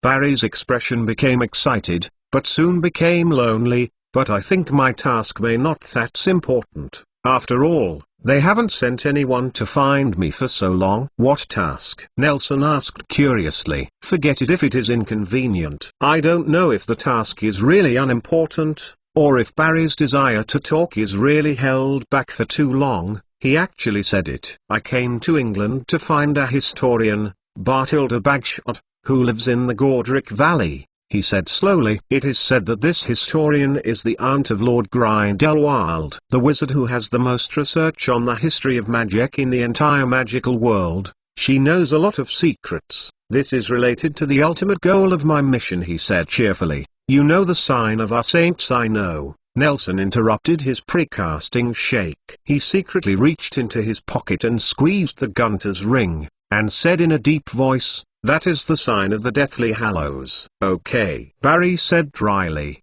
looking terribly uncomfortable, as if a sneeze that had been brewing for a long time was finally swallowed. "Then I will make a long story short. Master Grindelwald wants to collect all 3 pieces. Sacred artifacts. So I was sent to find clues in the old papers of the history of magic. He sent me to Durmstrang's library to find clues. But how could this simple work stump me? I think Bathilda Bagshot must know a lot of things that are not in the books. So I came to the UK. So it's not your job to find Bathilda Bagshot." Nelson understood. "Yes, but my decision is right, isn't it?" "Sorry, it's hard for me to agree." Nelson looked at Barry, half of his body tied up in the shackles, with an expression of caring for a fool. "Well, it was just an accident. After I came to London, I asked someone to find out the location of Godric Valley, and then I was cheated of the money." He lay down like a fate, and looked at the ceiling with a dull look to his face. The messy hair fell down, revealing that young face. "Then I was sent to a mental hospital." "Your story is a bit big, isn't it?" "It's not important. Being caught is a bit hard to tell." Barry can't say a word for a long time, so he has to turn his target to Nelson. "You still look like a student." "It's Hogwarts, is it? There should be 3rd or 4th grade, right?" He couldn't see Nelson's face clearly in the dark, and he didn't look closely during the day's panic. Now he can only feel his long figure, which inevitably leads to misjudgment. This also makes Nelson wake up. He has been with the true face. Show people, not to mention what foreshadowing will be laid for the future. Even now, this young look is easy to cause trouble for himself. Almost. "What's wrong?" "Then why don't you go to school?" "But go ... Where is this ship going?" "Poland." "If you don't go to school, why do you go to Poland?" "I dropped out of Hogwarts," Nelson said helplessly. "I have no books to study now." "Amazing." Barry admiredly joined together. "You can drop out of Hogwarts. Don't you know? The only person who has dropped out of your school in hundreds of years has caught Lord Grindelwald." Barry said excitedly, not feeling that his words were revealing his own leadership. "You won't be too come to trouble Master Grindelwald, right? Have you been locked up for too long? How do you feel that your brain is not working well?" Nelson raised his forehead. He felt that Barry could be locked up in a mental asylum for more or less his own reasons. He bluntly said, "I played with Professor Dumbledore. It's a 1, so I can't go to school."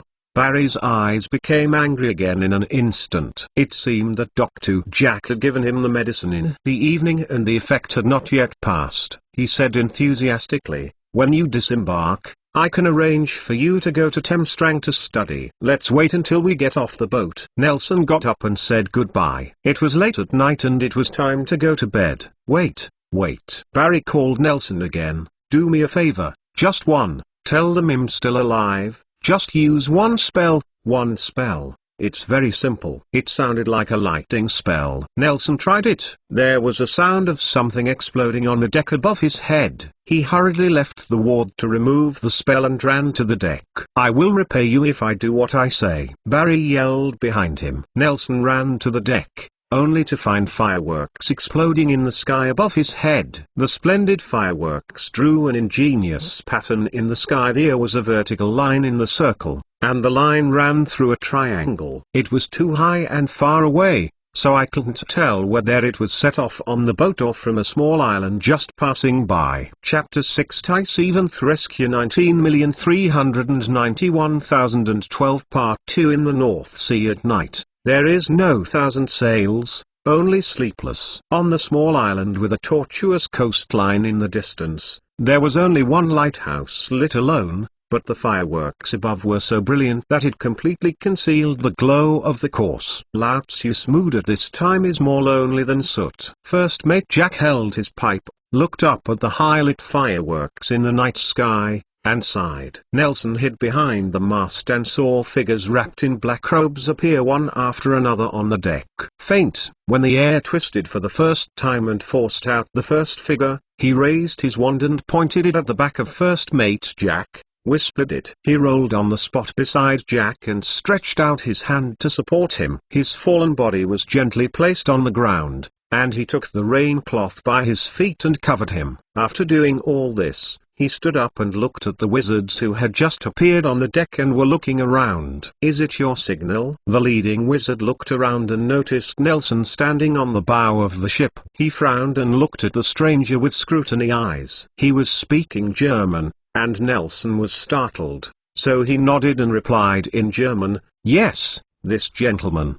The headed man took off his hood and revealed a face like a knife. He has no hair, and his bald scalp is tattooed with mysterious patterns, which seems to be a religious symbol. He loosened the buttons on the collar and pulled from the collar. A gleaming gold pendant was created.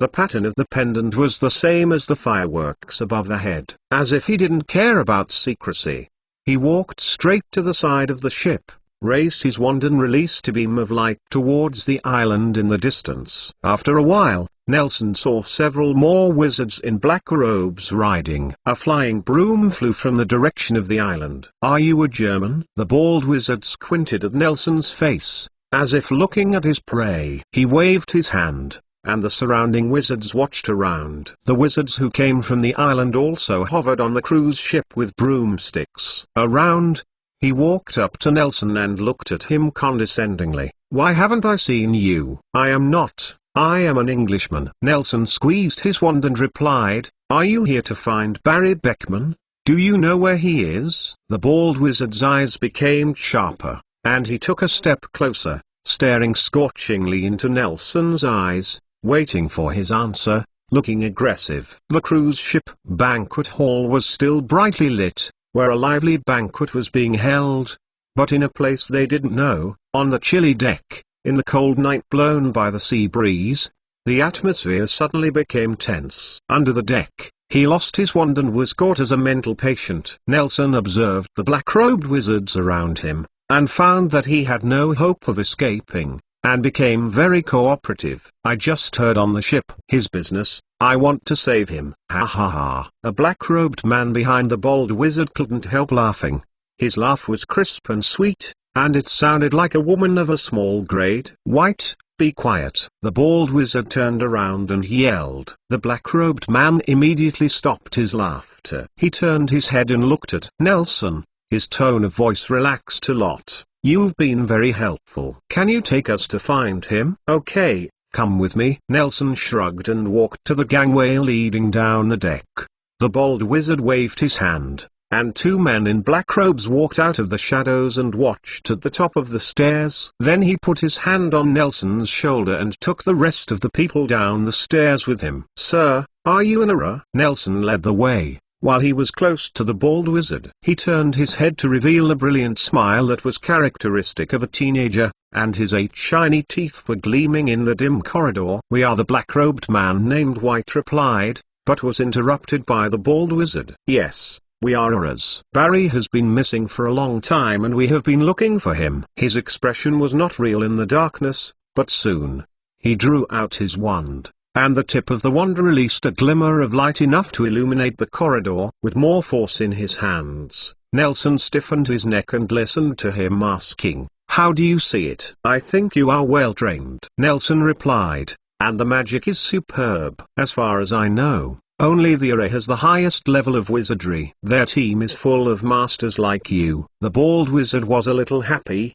and the strength of his hands was lightened. Everyone quickly walked to the door of the ward. The nurses on the opposite side seemed to have rested. The door was closed tightly, and there was no light from the cracks in the door. Nelson walked to the door, stretched out his wand and was about to open the door, but was stopped by the bald wizard. He waved his hand again, followed by a thin, black-robed man walking to the door and opened the door. Nelson noticed that all the wizards in this team did not chant spells when casting spells.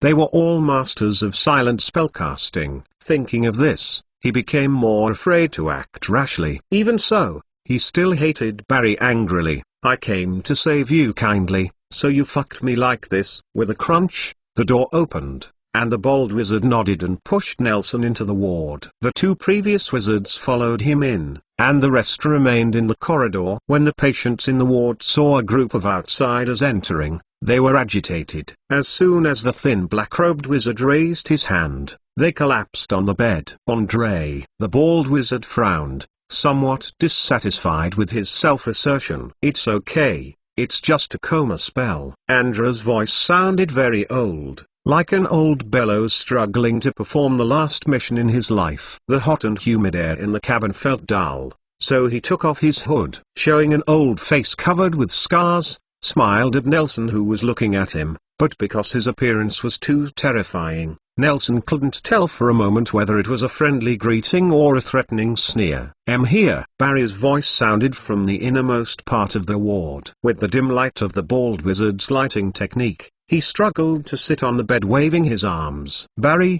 they dare to treat you like this?" The black-robed man who was laughing on the deck ran towards Barry. She stood by the bed, took off her hood, showing her long golden hair, twisted her neck, and stretched out her hand to on the back of the neck, fished out the long hair from the neckline and draped it behind his back. The soft golden color was slightly curled, like a golden wave under the faint light of the magic wand. She grabbed Barry's skinny arm and saw the dense pinholes on it. She was furious and shouted, "What did they do to you? How dare they do to this bunch of moles?" Barry ignored her and seemed unwilling to face the blonde. He pulled back his grasped arm and faced the bald wizard holding Nelson. He frowned and said softly, "Zweig, what are you doing?" "My savior, he is in the same company as us. Please let him go." Zweig let go of Nelson, and Barry struggled to unfasten the trousers of his restrained clothes. He got out of bed like an old man.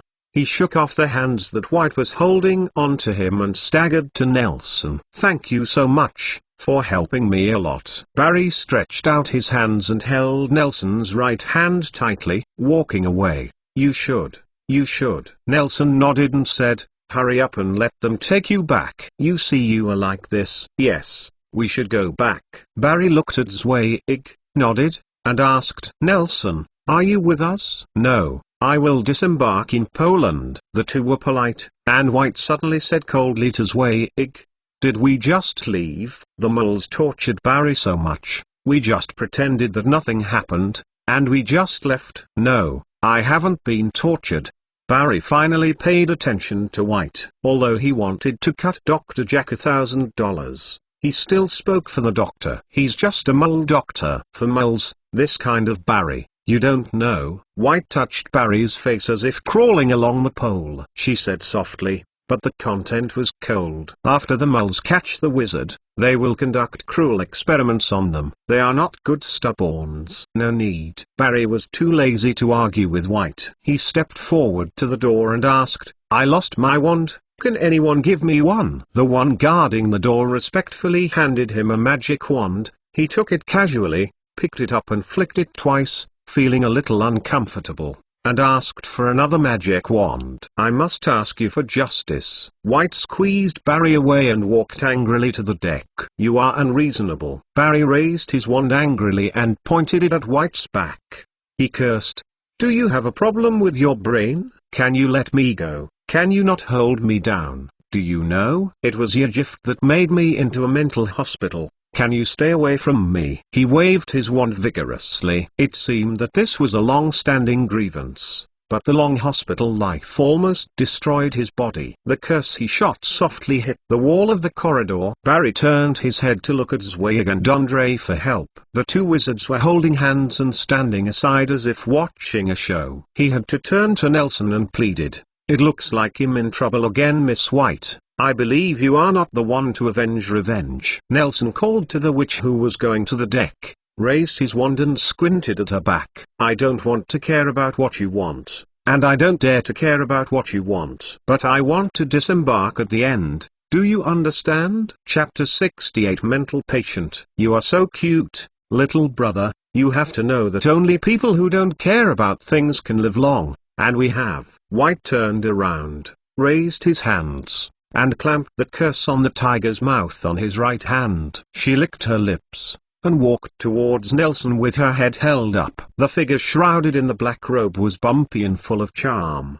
She squinted her eyes and counted the black-robe wizard in the corridor, then looked down at herself and whispered. He whispered, "We have 6 people here, and you only have 1. While she was talking, she approached the door of the ward. "Stop, don't move." Nelson held the wand in one hand, and put the other in the collar of the coat, holding the wand firmly in his hand. Without the slightest tremor, he said solemnly, "I warn you, don't get closer." "Little brother, do you dare to cast spells at me?" White laughed angrily, but she did stop and put on a softly pleading voice, "You put down the wand. We will assume that nothing happened. You see, you saved Barry. You are my benefactor. How can I be disrespectful to the benefactor?" Nelson didn't speak. A red light glowed from the tip of his wand. Okay, I won't move." White didn't dare to gamble with his own life. Although the red light looked like a slug curse, the unevenness was a curse she hadn't seen before. She was surprised by Nelson's choice and couldn't help asking, "What do you picture?" "This ship is full of moles. They and you should never know each other." "Why do you want to be a mole?" "You see, they tortured Barry into what it was." "Enough, you crazy woman." Barry limped out from behind Nelson, leaning on his shoulders and the walls of the corridor, panting for a while, then raised his head and yelled. After a while, I was tired of scolding, stared at her with a look of extreme disgust, and said calmly, "I beg you, okay? I will detour when I see you in the future. If you see me, you will not see it, okay? Torture mine is not a mole doctor at all. I am completely reduced to this land because of you." Besides, he continued to say breathlessly, "Now there are 2 people by his side. And by your side." Barry turned his head and stared fiercely at the 4 people behind him from his bloodshot eyes. The old wizard Andre made a gesture of pulling up the chain of his mouth, while Zweig just stood in place with his arms staring at Nelson with interest, while the 2 guys didn't even have the right to express their attitudes. They consciously repaired the door of the ward under Barry's gaze, walked in, and closed the door from the inside. "You alone," Barry said quietly, raising his wand again. While everyone was interrupted by him, White's hand shook quickly, and he was indeed a well-trained wizard who was about to hold the wand firmly. "Don't move, Miss White." Nelson's eyes didn't move away from her hand for a moment, and the red light from the tip of his rod became stronger. With a click, White's wand fell to the ground. "Barry, I didn't expect me to be such a person in your heart." Her voice suddenly became crying, and Nelson had a headache. He felt that this woman was an emotionally driven neuropathy. She should be put on Barry's bed. Let Dr. Jack take a good treatment. He has fully seen the identity of the saints of this group of people. He is even more surprised. According to news reports and his hearsay, Grindelwald's team should be a disciplined military group. Why would you absorb such perverse people? He watched silently at the woman in front of him while wiping her tears while speaking to Barry, and heard Zweig and Andre whispering behind him, seeming to be talking about Sumion's looks. After all, Barry couldn't take it anymore. He stepped forward and opened his arms to White. Nelson changed his wand to his other hand. He finally understood why Barry always stumbled on her. It was not because of her superb skills. It's because Barry is so cute. All right. Andre suddenly took a step forward, clapped his hands and said with a smile, "There are still guests here. If you have anything to go back and talk about, don't let this friend read the joke." Nelson looked at his ferocious smiling face and became more nervous, for fear that the old man suddenly laughed GGGGG, and then suggested to Zweig, "Don't stay here." He shook his head, drove out the strange thoughts in his mind, and said, "I got a visa and took a boat through legal channels. I don't want me to go down illegally. I don't want to be a smuggler who can't find the embassy if I die. I don't care what you do after disembarking, but I just want to enjoy a smooth and normal journey." "Is this difficult?" "White, you must give me a face." Barry put his arms around White's waist. His entire face wrinkled, and White was buried in his arms and cried constantly, and he knelt down on the ground. Suddenly, Nelson noticed that there seemed to be a purple light in Barry's ribs, so he quickly dodged aside, while waving his wand vigorously, armor bodyguard. Andre also rushed to the other side with a kind of vigorous action that was not suitable for the elderly, rolled on the spot, and slammed his back against the wall of the corridor. These actions all happened in the same second. In the next second, Nelson received a heavy blow on the side of the iron armor curse. He saw a purple one drubbed Andre's scalp and hit the air. A large cluster of purple sparks comparable to fireworks splashed on the unreachable walls, and the sparks fell on the ground and on the walls, instantly corroding pits like honeycombs. Then he watched as the curse was refracted by his iron armor curse and flew behind him, hitting something with a puff, followed by the sound of a heavy object falling to the ground. Such a lunatic. Andre was sitting on the ground leaning against the wall, clutching his forehead and cursing. At this moment, he has changed from an old man with long hair and scars on his face. He became an old man with long hair and scars on his face. He took out his wand and formed a temporary cloud of gunpowder in the corridor. Armor protection. There was Barry in the gunpowder smoke, and from time to time, curses of various colors flew out. He had to support the iron wall and passively defend with Nelson. Sorry, this is a misunderstanding. White has been mentally abnormal since he got engaged. While maintaining the spell, he explained to Nelson, sorry, this is just her personal behavior. We will punish her and give you must compensate. Let's first consider how to restrain her. Nelson turned his head and glanced at the gunsmoke, and found that Zweig was already lying on the ground,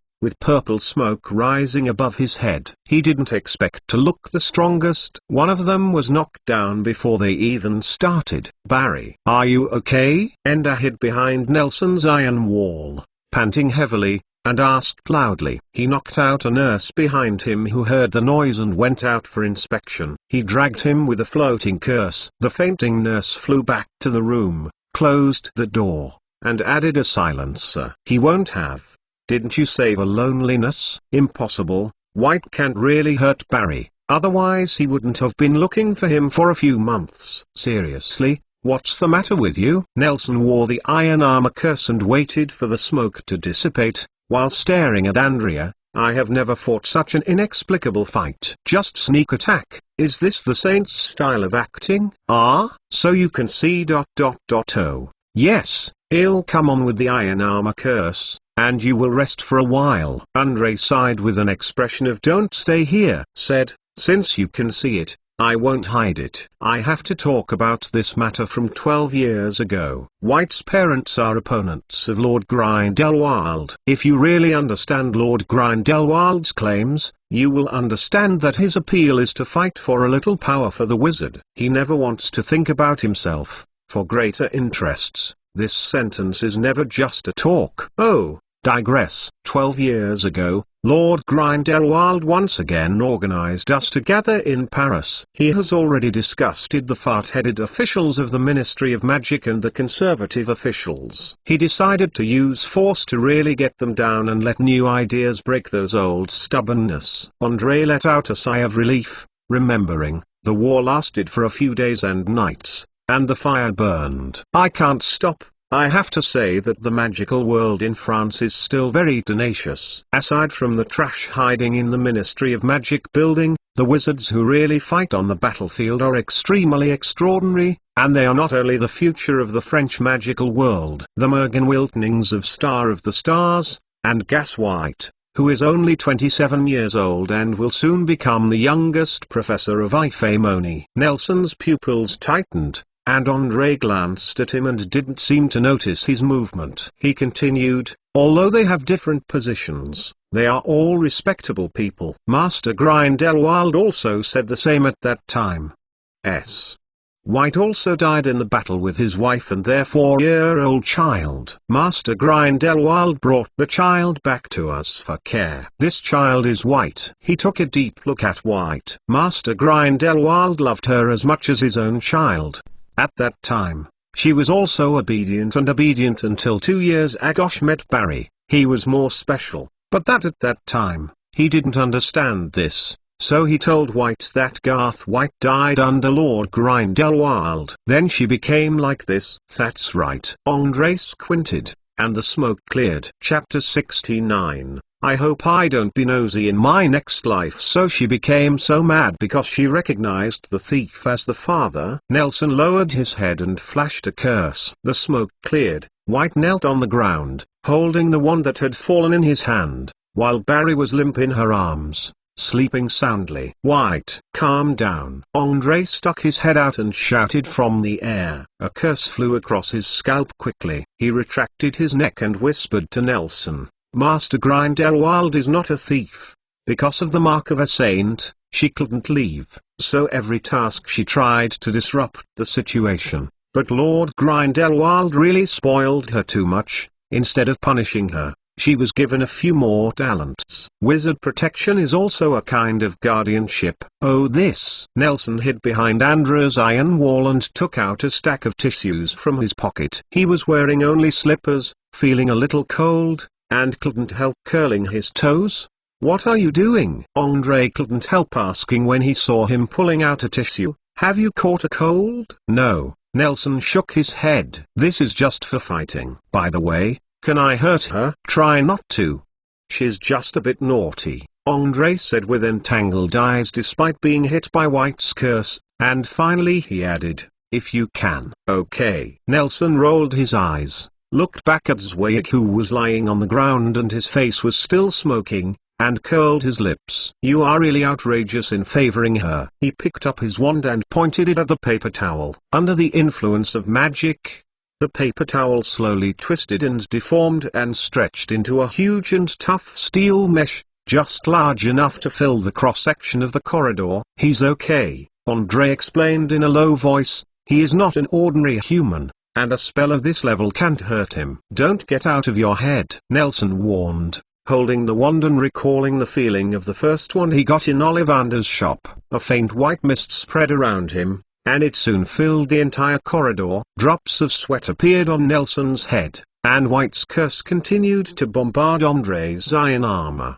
But after all, Andre is an experienced and skilled old wizard. Although his iron armor curse has been maintained for a long time, it has not been shaken at all. Seeing the fog in the corridor getting thicker and thicker, a trace of surprise and appreciation flashed through Andre's eyes. He sighed, your transfiguration technique is very good. What are you talking about? Is this transfiguration? Nelson didn't know what kind of magic his inborn mist is. In fact, every wizard is born with his own unique talents, which is related to talent. It is usually reflected in the first burst of magic power when revealing his talent. And the special phenomenon of having the first magic wand was the first time he completed his vision last year. He was sweating profusely, and finally, when the visibility in the corridor was so low that Andre couldn't see his face, he looked at the timing, and in the gap where White shot an obstacle curse, he threw the iron net fiercely with the levitating curse. Ouch!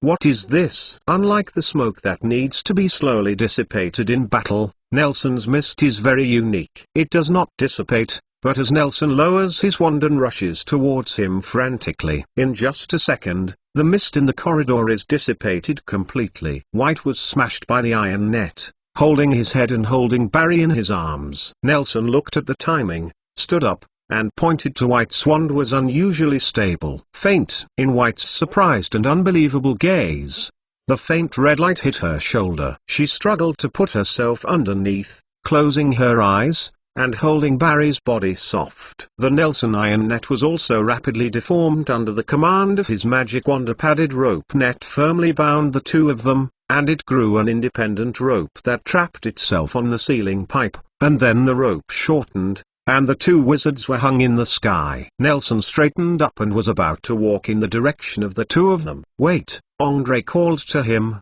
The magic wand flew. As soon as the voice fell, the wands in Barry and White flew away in both directions. Nelson saw White opened his eyes and stared at him, and he was afraid for a while. Your tactics are advanced, but the spell is quite simple. Who are you? Andre grabbed the two wands, half curious, half praise. Seriously, I can't see you a bit. Except for transfiguration, these spells of yours are quite exquisite. All the other spells can be displayed by students who study hard, even if they don't even need to be in the senior grades, but the students want to be quite almost impossible. You are English. Do you go to school at Hogwarts? But how ha ha ha. Barry suddenly opened his eyes, and winked mockingly at White, who was facing him in the net. Let you be a treacherous ghost, and you don't want to drink my foot wash? The feeling of being tied up. How about this wave? This wave is feeding tigers by the body. My cooperation is good. He grinned at Nelson and said, I knew you must have understood my tactics. Although there are differences, the effect is outstanding, right? With all due respect, Barry. Andre rubbed his aching old waist, frowned and stared at Barry, wishing to kick him. I didn't see what your so-called tactics were. In fact, you put yourself. It doesn't make any sense to jump in except for creating difficulties for us. It's not important. The important thing is that you caught her.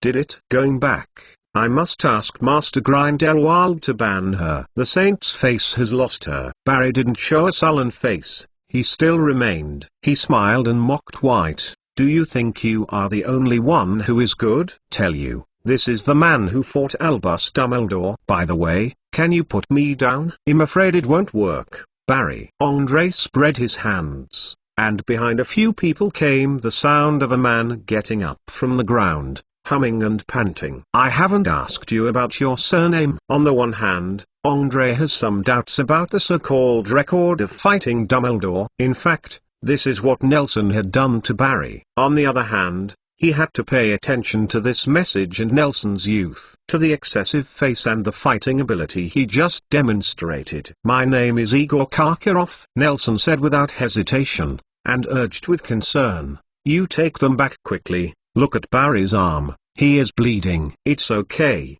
the heavy male voice inserted. It was Zweig. The wound on his bloody face was healing. When he waved his wand, only a white mark was left on Barry's bleeding arm. I really didn't expect this man to be a nanny, Nelson mumbled, but immediately took out his wand, stepped back against the wall and stared nervously at several saints. I saw Zweig unwinding the rope slowly, and said, we would like to invite you to the humble house and take this opportunity to thank Barry for your salvation. No, thank you, Nelson yawned. You go back first, and I will write to Barry if there is something wrong. That's so embarrassing. We have never let our friends lose out. Zweig's berserker-like face showed unpredictable intelligence. As if suddenly remembering something, he slowly said, right, Karka Mr. Love, your surname should be Wiltning, or Williams. As if being stepped on his tail, Nelson took a step back against the wall and stared nervously at the saints. It looks like I guessed it right. Zweig laughed. Wiltning by the water after the war, we have been looking for you. I didn't expect someone to send you to England. No wonder for so many years.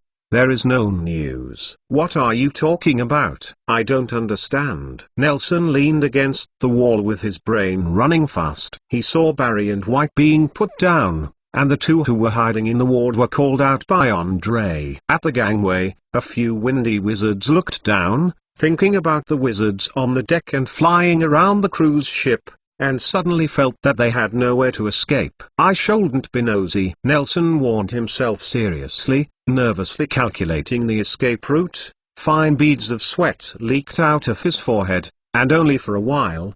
He slumped down his hands, and the battle just now was exhausted. He has too much magic power, except for the two who have no resistance. He can't beat anyone here. That's how you saints treat people who have just helped yourself. He opened his mouth, trying to use his mouth to evade them and convince them to leave his own way. Yeah, isn't asking your benefactor to be a guest at home the best way to repay you? Zweig turned his head. He had been whispering to Barry just now. Nelson was swearing in his heart, but he had to listen to Zweig. I know you have a misunderstanding of our saints.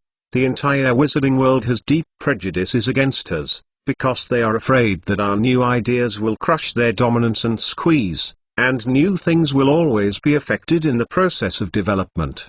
The persecution of the old things and White also hurt your trust. We will let her apologize to you. Zweig explained seriously. He looked polite, very inconsistent with the wild appearance. Did not expect him to still a wise general. These are the inevitability of historical development. You are quite advanced. I understand your resistance, but please believe, Mr. Wilton, your father has always been highly respected by us. He continued, we have been looking for people who were hurt by the war for so many years. I want revenge, but I want to apologize and compensate, and beg to resolve this hatred. Wiltoning, don't believe them, White said through gritted teeth like an angry lioness. What can I do? Nelson smiled bitterly. The situation is better than others. He has no choice. I hope I won't be nosy in the next life. Chapter Gellert Grindelwald Newmontgade is the most dangerous and safest place in Europe and even the world. The name Newmontgade may refer to an island, or a city, or simply the tower. But Nelson felt that it was referring to the place where Gellert Grindelwald was, and he stood where is Newmontgade? A towering black tower pierced the sky. Its black is pure and rich, without reflecting a trace of light. It is so magnificent that everyone who sees it will involuntarily rise in awe. Grindelwald's famous words are engraved at the entrance in front of the tower, for the greater good. Different from the solemn appearance of the tower, the surrounding buildings look diverse, row upon row, growing wildly upwards. Each one has its own unique artistic style, and their respective builders should come from all over the world. These unique buildings are stars, arched the tallest tower like an arched moon, forming a small city, a living city that belongs only to wizards. Unlike the orderly military base that Nelson imagined, the streets of Newmontgade are bustling and lively. Even the most run-down streets in the corners are full of hawkers and customers bargaining. They are no better than the most prosperous ones in the UK. Gyeongsang is not full of violence and oppression as reported in the newspapers. Instead, it is like a paradise. All the wizards don't care about secrecy laws. They ride broomsticks to work over the city and even wear uniforms. The wizards rode broomsticks to deliver food, and the people on the streets also wore colorful clothes, not only wizard robes, but also suits, ordinary clothes and other male costumes. The free air filled the city. Nelson, wait for me here. I'll go shopping. Gellert Grindelwald led Nelson through the streets of Newmontgade. He stopped at an intersection, patted his forehead, and headed across the street. Walking. The pedestrians on the street recognized him, and they all stood and saluted seriously. Nelson could see that it was not a power created by violence at all, but respect from the heart. He stood boringly on the spot. The sun above his head was shining, unlike his impression that the sky above Newmontgade was always cloudy and thunderous. He even felt a little hot, so he unbuttoned his coat and used his hands. Fanning the wind, I suddenly saw a newsstand next to me, so I walked over and wanted to buy a newspaper to fan the wind or block the sun. Anyway, it's not for viewing. The newsstand here supplies all the newspapers issued that day around the world every day, from the International Witcher, to the Malays tabloid, to London in the west, and the Magic City in the east. Just tell the owner and he can find them for you. Nelson stood in front of the newsstand and saw the most important daily news written by the shopkeeper beside the signboard. When he saw the title, the whole person was shocked like five thunders. He stood there blankly, his body swayed 2 times, almost fell. The shopkeeper saw the weak customer, stepped forward to support him, and asked with concern, "Sir, are you okay?" "No.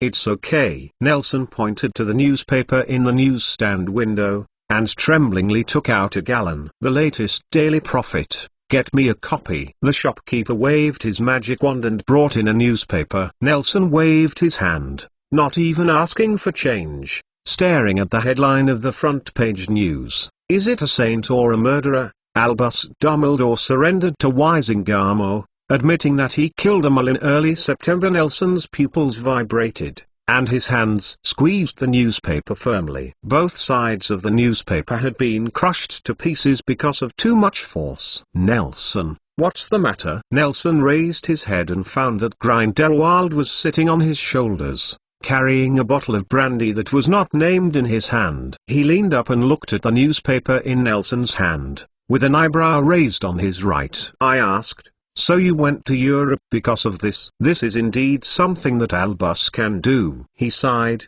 straightened his collar, and smiled. He is finally so self-righteous, thinking he can take on everything, but he is completely unqualified. After speaking, He grabbed the newspaper in Nelson's hand, took a glance, then crumpled it into a tuft and threw it into the sky. As the ball of paper flew upwards, it suddenly burned, and when gravity completely overcomes the acceleration, it went out, became a clump of fly ash, dissipated in the air. Today we won't talk about him anymore. It's a shame. We have more important things to do. Grindelwald stuffed the brandy in Nelson's arms and walked out of the city on his own. Nelson reluctantly followed. Nelson, you can attack me at any time, and I won't blame you. Grindelwald turned his head and smiled at Nelson. Grindelwald is a charming middle-aged man, otherwise he would not have assembled such a large number of people. He is tall, more than 1.8 meters, handsome and tough, with godly eyes hidden under the highbrow bones. He looks unpredictable. He has a well-kept short silver hair. The beard on the upper lip is also carefully trimmed. He always wears a shirt and vest,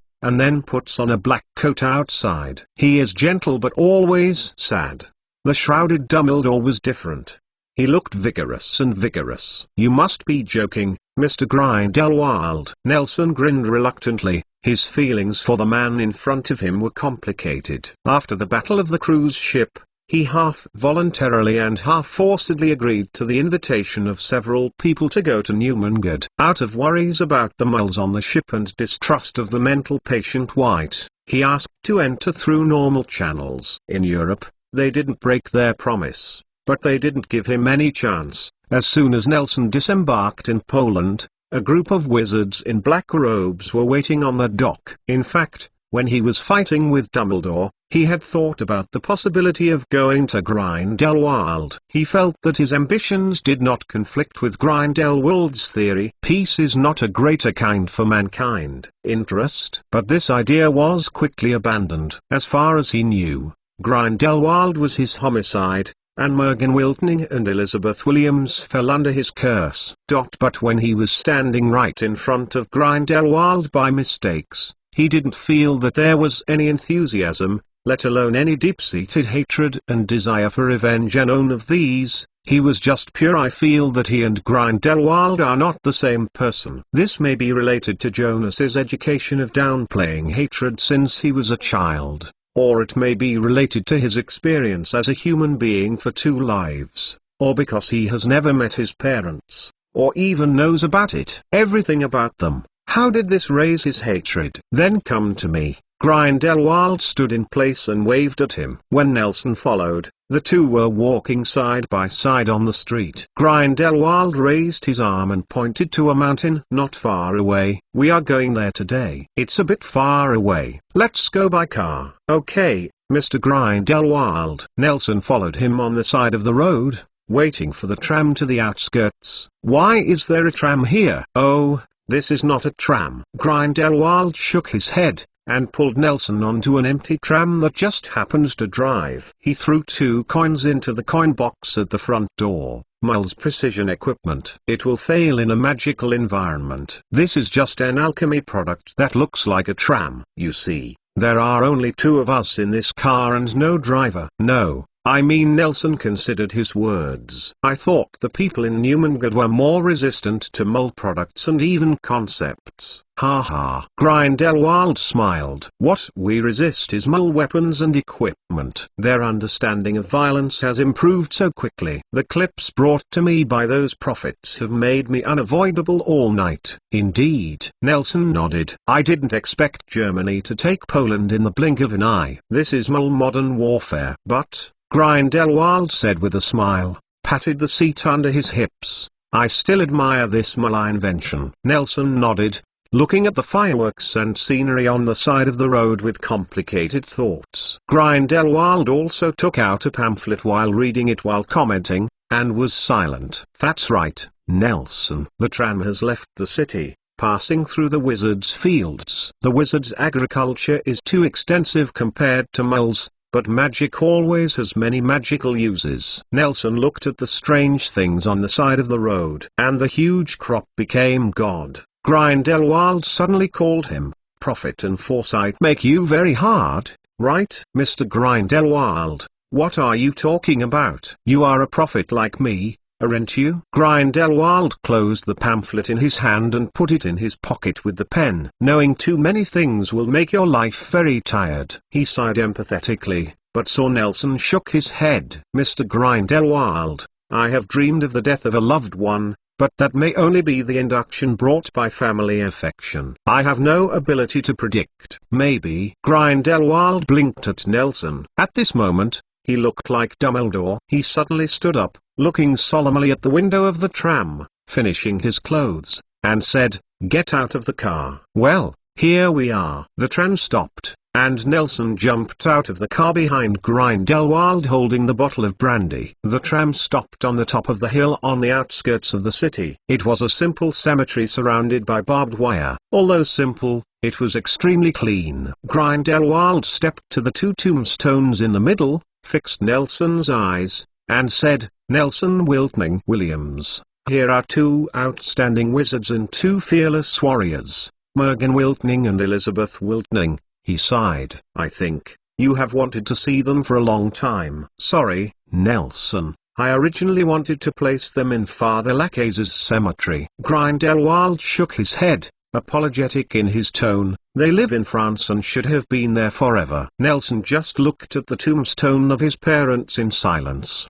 He really couldn't bring up any thoughts at the moment. He only felt a huge sorrow of blood and blood enveloping him, but there was no head or tail, nowhere to vent. He took out his wand, but there was no other action, just staring at the two clean tombs, standing in place with arms hanging down. "Nelson, my dear child, I understand your hatred. There will always be hatred of this kind in our lives, and I killed your parents. This kind of hatred is insurmountable anyway. I don't want you to be extravagant. Forgive you, and will not force you to do things against your will. Your parents are people I respect, so I don't choose to hide or escape. On the contrary, I have been looking for you for 10 years, and now I take you personally to here. So what do you want to do? I'm not here to destroy emotions, I'm just here to resolve tragedies." Grindelwald bent down in front of Mergen Wiltning's grave and drew a long,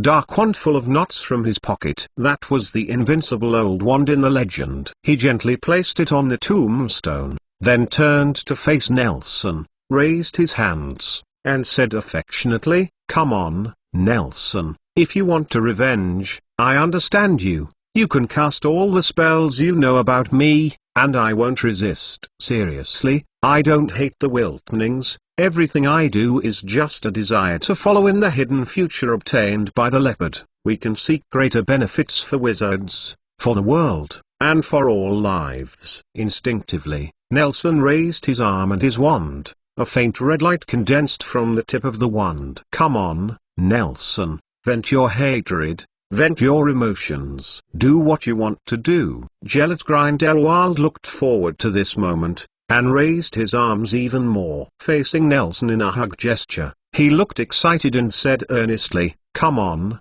I am always tortured by my own sins. I have always asked my heart at night since the incident for more than 10 years. What I did, is it right? But I think I am right. It's just on the way to pursue greater interests, I will always hurt other people." "Sorry, Nelson, I don't ask for your forgiveness. I just help you do what you want to do. I just want you to do what you want to do." Nelson was in a daze. He closed his eyes, and Jonas' voice and smile appeared in the darkness, and his sentence, "I only want you to do what you want to do," with ardent anticipation. He smiled bitterly and shook his head. The red light on the tip of the stick went out, and then his arm softened and put down the wand in his hand. How could Gettle Grindelwald be hurt by himself? He thought. The so-called hatred is actually not clear in his heart, and it is even far worse than the hatred of the polished drunkard. He knew that he should have revenge, but he could not find a reason for revenge. Just a few days of experience. It was even richer than his life, spanning more than 10 years before. The exhaustion in Nelson's heart swept over him all the time, urging him to close his eyes quickly and let go of everything. But he still looked directly into Grindelwald's eyes, cheered up, ready to face the next thing. Sure enough, boy, You really didn't disappoint me." Grindelwald laughed happily. He bent down again and picked up the old magic wand, walking towards Nelson while keeping his arms high, bending down and hugging him gracefully. He patted his back and straightened up again. "In front of your parents, I swear that the tragedy of your father's generation will not happen to you again. Einar, stay by my side and take a look," Grindelwald said earnestly. "Newmungaward is completely different from outsiders' imagination. You may have misunderstandings about me, my comrades, and my family, but your words always it's full of falsehood. You need to see it with your own eyes." Without waiting for Nelson to respond, Grindelwald made a decision for him. He walked up to the high marble platform in the center of the cemetery, held up the old magic wand, the black windbreaker danced, and the black silk spouted from the tip of the rod. A huge, abstract and shocking painting is woven above the small cemetery. They are swaying in the sky like a wandering dragon, entangled and separated from each other, as if the three goddesses of destiny were weaving the sacred cloth in the myth. The threads of life are woven on the machine. They are sometimes messy, and they feel frantic within just a glance, and sometimes they are in order, as if they contain some ultimate law. "We will be your new family." Grindelwald raised his chin and stared at the towering dark towers of Newmungaward in the distance. Under his magnificent performance like a band commander, in the end, these black yarns entangled each other in the sky, twisted into three thick, ghostly black ropes, which respectively turned into a perfect circle, a straight line and a perfect circle. The huge equilateral triangles, then combined with each other, formed a huge Deathly Hallows symbol in the sky that was as dark as the Tower of Newmungaward, emitting a gleaming black light under the clear sky. As soon as the voice fell, a group of figures fell on the cemetery and the open space on the hill outside the cemetery, densely lined up to the foot of the mountain. The whole mountain was crowded with people, but it did not appear to be messy or crowded at all. On the contrary, it was in order. Without saying a word, looking at the man who looked like a god at the highest point, some of them wore the black robes that Nelson had seen, some were dressed in mole costumes, some were dressed in weird clothes, and there were people who looked like they had just come from a distance. "Return, my dear brothers and sisters, dear friends, and comrades who have worked hard for our great cause. I am very happy to bring you together again. It may have been 12 years since some of us met last time. A lot has happened in these 12 years, but what I am most happy about is that our team is getting better. Hair grows stronger. I still remember the encounter at Father Lachaze's cemetery. We stayed with the great figures in human history and conspired together. At that time, although our strength was not small, the team was weak. We were just a group of rebelling against fate and authority. And today, everything has changed. Brothers and sisters, take a look around you. I myself never thought that our team would be so strong. We have gone from rebels to a torrent of fear for those corrupt and powerful people. We will be the vanguard to guide the next era. We are already full of wings and it's time to enjoy the fruits. But, I also want to say that our strength is far from enough. Our strength does not lie in our growing team, the power or wealth we have, or even the magic wand in our hands. Remember the revelation of the prophet I showed 12 years ago? Those terrifying weapons are gradually becoming reality, and within a few years, the destructive weapons that moles possess will even have the power to destroy the world and die with us. But we don't need to have any fear. Although the power to preserve the essence is strong, it is not worth worrying about. Our power comes from our thoughts. Our thoughts are not afraid of the bullets flying by the gunfire, or the beasts of steel, or even not fear of the spells shot at us by stubborn wizards of the same kind. Thought is the most powerful weapon. Look at what those cowards outside say about us. They say we are terrorists. They say I hate people who can't be magical. They say I'm a crazy racist. And they say I'm doing everything for myself. The desire for power, but only we know it. What we look forward to is freedom, truth, and even more love. I gave them a chance, but they are so stubborn. I can't wait any longer. I hope to fulfill our ideal before I enter the twilight years. My friends, you don't have to applaud for me, but but give your applause to yourself, and take this luscious gift as a reward to yourself. With our unremitting efforts, our thoughts have spread all over the world. The idea of freedom has brought countless wizard brothers, and we have countless fans. I have always thought that power is only suitable for a small number of elites. When ignorance is flooding the whole world, those stupid people are not suitable for advising on the development of the population. I don't just talk about their moles, and others. Those who know magic, those ignorant wizards are also among them. Our business will bring a better tomorrow to the world. On this basis, we no longer have to worry about the weapons created by the arrogant, greedy, savage and ignorant moles and their ambitions. We don't have to worry about them aiming at us with the most lethal weapons, because we will be the masters of the world. You don't need to be indifferent anymore,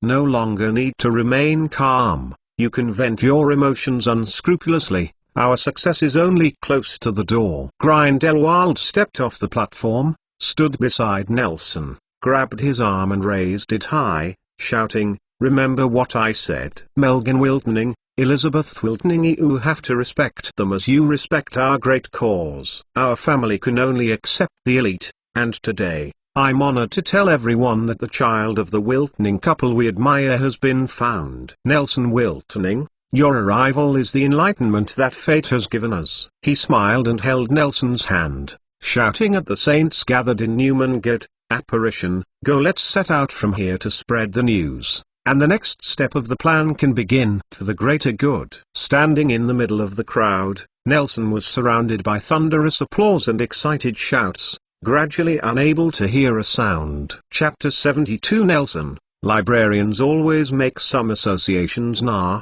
I have received your letter, don't worry. Metal found the question mark on the first day of school, though I don't know how she found it. But in short, it's very comfortable now, even a lap of fat. Our courses this semester are very relaxed, and many of the contents are what you told me before. I even suspect that you have the foresight to leave school and go with you. I should go with you. I still can't understand why Christian was assigned to Gryffindor. She should belong to Slytherin, or maybe it was because she was of Mole origin. But the longer I stay in Slytherin, the more I feel that many pure-blood wizards are not as talented as I imagined. Some people are even stupid, guarding the ancient history and family crest, but they don't know that they have already corrupted those things.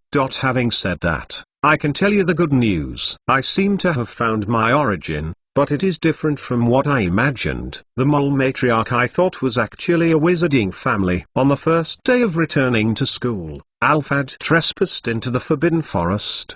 The behavior involved many people, and I was also punished to clean up the school's trophy showroom. Can you imagine how much dust would accumulate in a room with hundreds or thousands of trophies if it was not cleaned all the year round? However, in the place where the trophy was placed a long time ago, I found a student named Gunter. He may be my ancestor. I already have some eyebrows. I will tell you when I fully find out. Yesterday Minerva McGonagall and Felius Flitwick approached me, and Dumbledore didn't seem to tell anyone what happened that day. You will write to Nelson and tell him that people should do the right things at the right time, and the best thing you should do is study hard. Have you only learned a few magics? Do you dare to go to Europe? You don't know where. Are you at war? I really misunderstood you. Don't come back. The above paragraph is her original remark. She lashed out at your choice of giving up your studies and leaving school. Seriously, I also think your decision is stupid, but only we know the inner story. It can be seen that she is still I care about you very much. As for Flitwick, he only asked me about your current situation, but all I know is that you left your cat at school. He said that he would write to you himself later, and it seemed that there was something important. McGonagall also said that even if you are drifting away, don't forget your identity as a Hogwarts student, let alone give up studying. She has prepared some books, and I will send them to you with this letter. Many people in the school are talking about you. They don't know if you will come back. At least the guys who need to copy your homework to pass are the Dark Lords who sincerely miss them. Alphad said you are like this. The behavior is very cool. This is a rebellion against tradition and a deconstruction of the rigid education system. I didn't understand what he was saying, but his original words are like this, according to him. The last one at Hogwarts did not finish his studies. The person who dropped out is called Newt Scamander, and you can exchange ideas with him. Oh, by the way, everyone misses you very much. If you need help, please write to me as soon as possible. Tom, September 10, 1939. Nelson sat cross-legged on the bed with a stack of envelopes on his hand.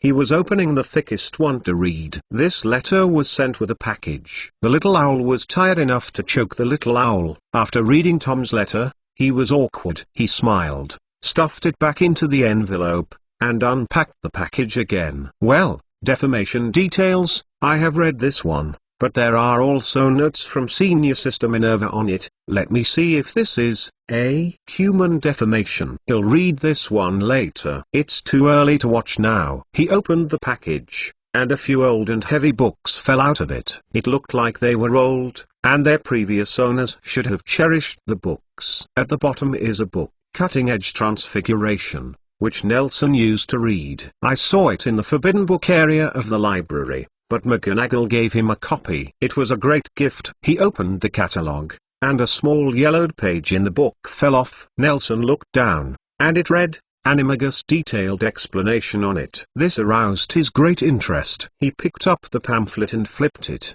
but found that it couldn't be opened. He picked up the spell on the bedside and knocked on the cover. The prototype is now. Nelson, look at this after reading those books. I think you don't want to become a new species forever. The pamphlet turned to the first page, and Minerva McGonagall's serious face peeked from the paper. Coming out to stare at Nelson fiercely, she said again, Nelson, I think your behavior of giving up your studies is extremely stupid and irresponsible to yourself. You have to know that in me pop. Nelson closed the booklet, and McGonagall's remaining sentences were swallowed back. He felt the booklet in his hand, still struggling to open it, so he tucked it under the mattress. Thank you so much. Have you become Professor McGonagall so early? The rest of the letters are almost the same. Almost all my friends came to care for me, with one exception. Only one sentence was written on a piece of parchment. Good job. This is from Aberforth for him. Nelson coded the stack of letters carefully, and received it in a drawer treasuredly, and slightly decorated his empty bookshelf with those books. Then walked to the window and looked down at the prosperous Magic City New Mungad. It seemed that Grindelwald was just to show him up yesterday and sent him here after the speech in the cemetery. Grindelwald did not make any requests to him, did not issue any tasks to him, and did not ask for anything. He just took Nelson through the streets and alleys of Newmangad before night. He introduced him to the facilities and customs here. He didn't stop until he reached a black stone tower in the north of the city. This is the largest library in Newmangad. The collection of books may not be as precious as Hogwarts, but it is rich enough.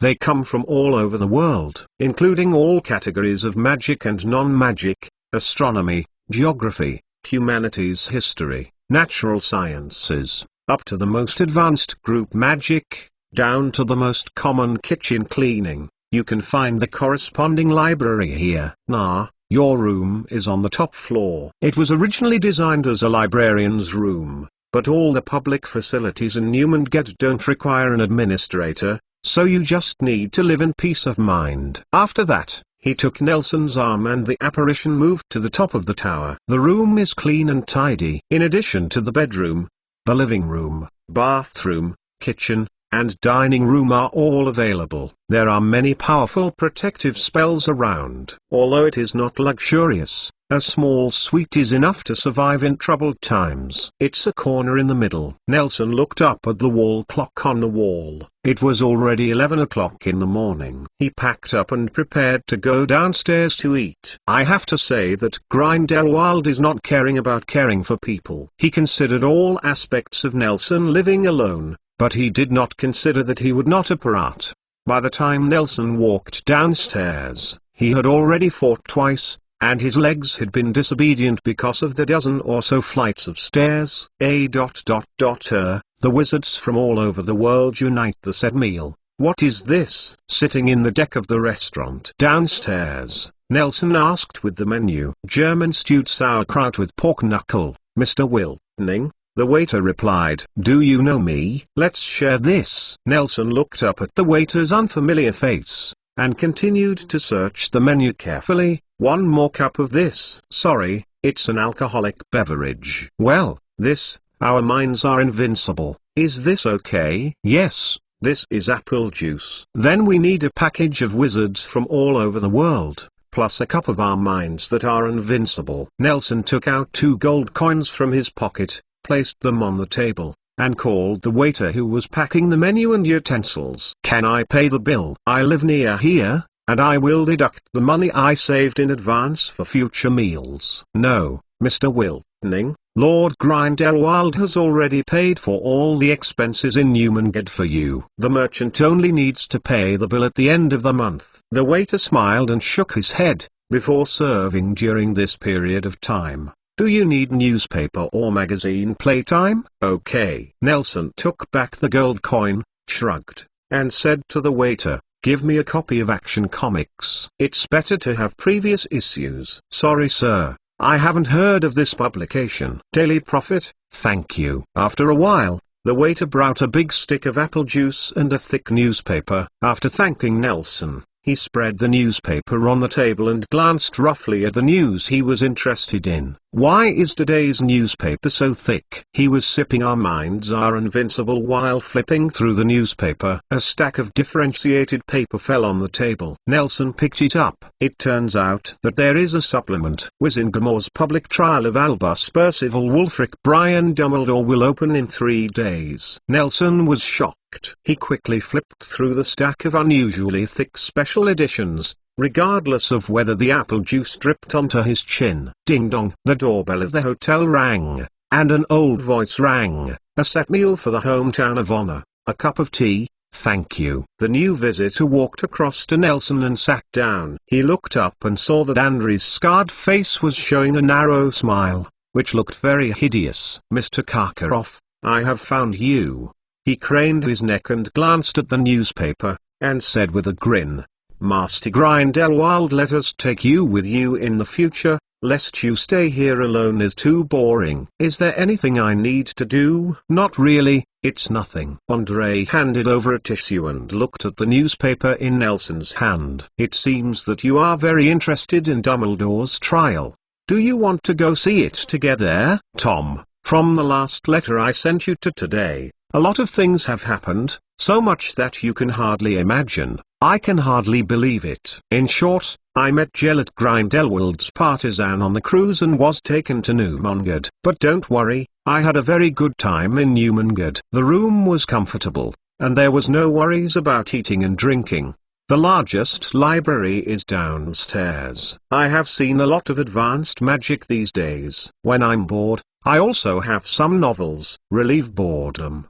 But I found out my origin first. I didn't expect my parents to sleep in Newmangad. On the first day I arrived here, Grindelwald took me to visit them. They are all wizards, killed by Grindelwald 12 years ago. Unlike Dumbledore, Grindelwald has the most basic measures. He is not so arrogant or self-righteous. He wants to arrange everything to the end, or maybe he is arrogant, but he hides them. I think he knows it's hard for me to forgive him, just as I know that Newmangad really can't accept me. That day, in front of my parents' grave, he put down his wand to give me revenge. I just think it's funny. This may be me. I have heard one of the few funny jokes in the past month. Could it be that Gellert Grindelwald, the most powerful dark wizard in history, will be hurt by me? This is too funny. I doubt that even if I don't have a magic wand, I am not his opponent. If I guess right, you should also understand that if I really choose to shoot, then I may lose the chance of revenge forever. To be honest,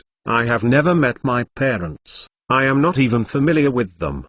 But there are always things that I have to do as children. But I am too weak now. It's not a mere illusion. I just need a temporary place to stay, and Grindelwald seems to be on me, and has some ulterior motives. Be careful lately, They are going to make big moves. You once asked me what I was thinking about. In fact, I have seen a lot and thought a lot along the way.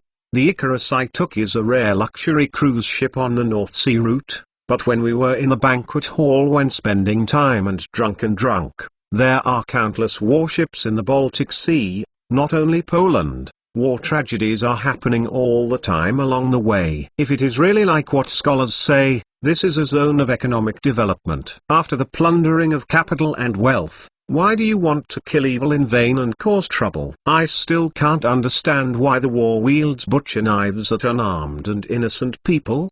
Power, plunder, discrimination, these all puzzled me. For a moment, I even felt that such an ignorant human being was not worthy of Jonas' effort to save. But soon I realized that I was wrong. I saw the seamen on the cruise ship waiting to be paid back to my hometown to get married. I saw the widows and orphans on the way east of Poland were living together, and their neighbor was a thin and weak neighbor who was not much bigger than ours. Young people protect them all the way. I saw beggars on the street using the newspapers they picked up to read. These are extremely precious things. They shouldn't be caused by those who initiate wars, and shouldn't be swayed by the ambitions of being aloof and sitting on the sidelines. Home, people like Dumbledore and Grindelwald control their lives. I think I understand what Jonas is after. This kind of more precious thing cannot be brought to us by magic. I should be able to tell you what I am thinking and what I want to do now. Another thing.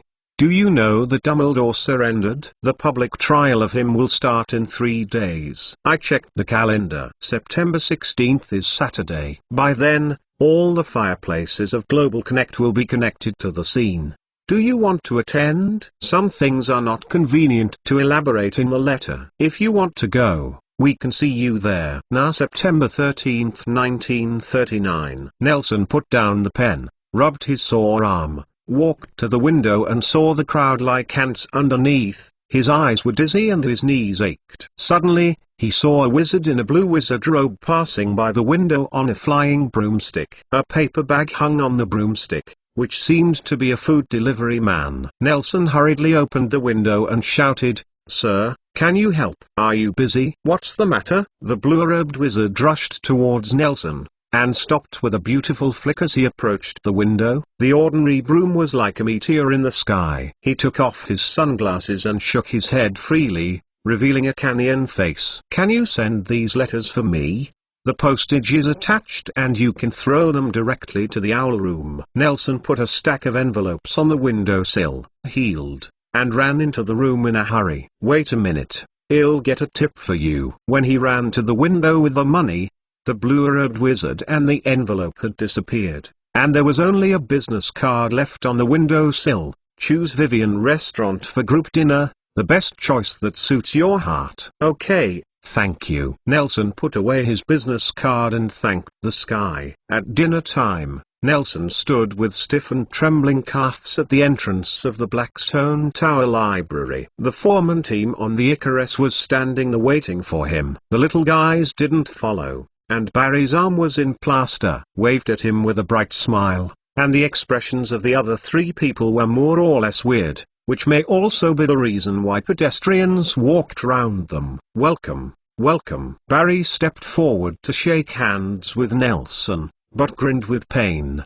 "Master Grindelwald told us to have one more member, but it was you. Please take care of it." Nelson shook hands with them separately. "Ill please for this meal." 5 people walked into the restaurant at noon and found a round table to sit down. "A practice is the only standard for testing magic effects," said Meal, "and another cup of the minds are invincible, thank you." Nelson told the waiter and passed the menu to Andre next to him, slightly shirking. "Sorry, I'll go to the bathroom." Then got up and walked to the bathroom under the leadership of the waiter. Standing in front of the sink, rubbing his face, looking at his pale face staring at dark circles in the mirror, a cold female voice suddenly rang behind him. "I didn't expect you to be Melgan Wiltoning's child.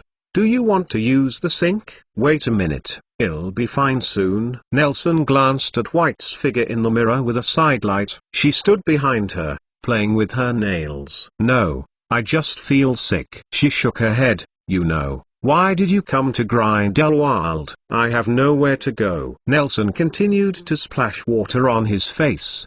Besides, don't forget, you caught me. White was silent for a long time, until Nelson took off a piece of tissue to wipe her face. She heard her slowly speaking, while he hasn't signed an unbreakable vow with you, get out of her head and be caught by the enthusiasm. Blinded, I can help you. White raised his head, staring scorchingly into Nelson's eyes in the mirror. Really? Nelson crumpled the paper and threw it in the trash can, turned to look straight at White, and said with a smile, I will protect myself. He twisted his shoulders and walked sideways past White to the dining room. So what do you need me to do? Let me talk about it first. I'm just a student at school and don't know anything. When White returned to the table, Nelson asked first. I won't let you do anything. Andre said grimly. Aren't you interested in Dumbledore's trial? Let's go together. Can you go? Are you not wanted? We are not. Not every saint will be wanted by those Ministry of Magic. Barry explained, not every country's Ministry of Magic will want a saint. Okay. Nelson said that he had a lot of knowledge. I want to see. That's just right. We can do something big. Andre narrowed his eyes and let out a GGGGG laughter, looking very stubborn. Let's assassinate Albus Dumbledore. Nelson turned the bunch of hair on top of his head into the shape of a question mark again. He looked at the other people and they all had a strange expression. Only White covered his mouth and smiled.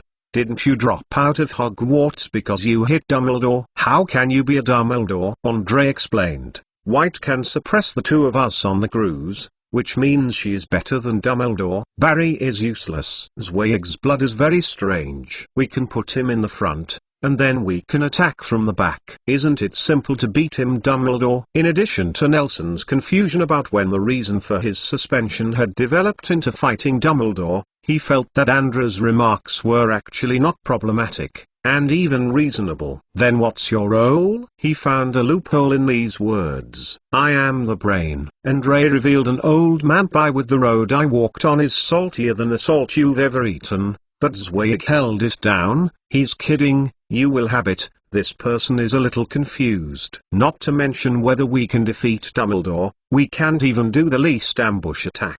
Zweig explained. This public trial is too big, so the judges and jury of Wisingamore they are almost out of the nest. If something goes wrong, it will hit them too much. Therefore, the location of the public trial will only be disclosed after the end. The connected flu network is also a temporary network that cannot be traced back. Accordingly, they protect the venue. The power will be stronger than ever. Sir, your drinks are here. The waiter brought a tray and interrupted the conversation. So we just need to watch the excitement. Zweigien concluded his speech concisely. Chapter 74 Norwegian Sea Breeze and the Special Court of Wisingamore. Hey, where are we? Stepping out of the fireplace, Nelson grabbed Zweig's outstretched arm and stepped out from the ashes. Several black-robed wizards hurried up to clean up his body. Hugh, why is it so cold at noon? Nelson clasped his hands together, rubbing hard, and the heat exhaled from his mouth condensed into white mist,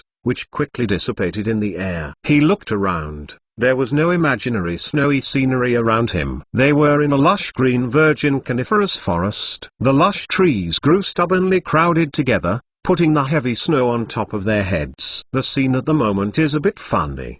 There is a gorgeous fireplace burning in the dense virgin forest, which seems to have been moved directly from a large mansion.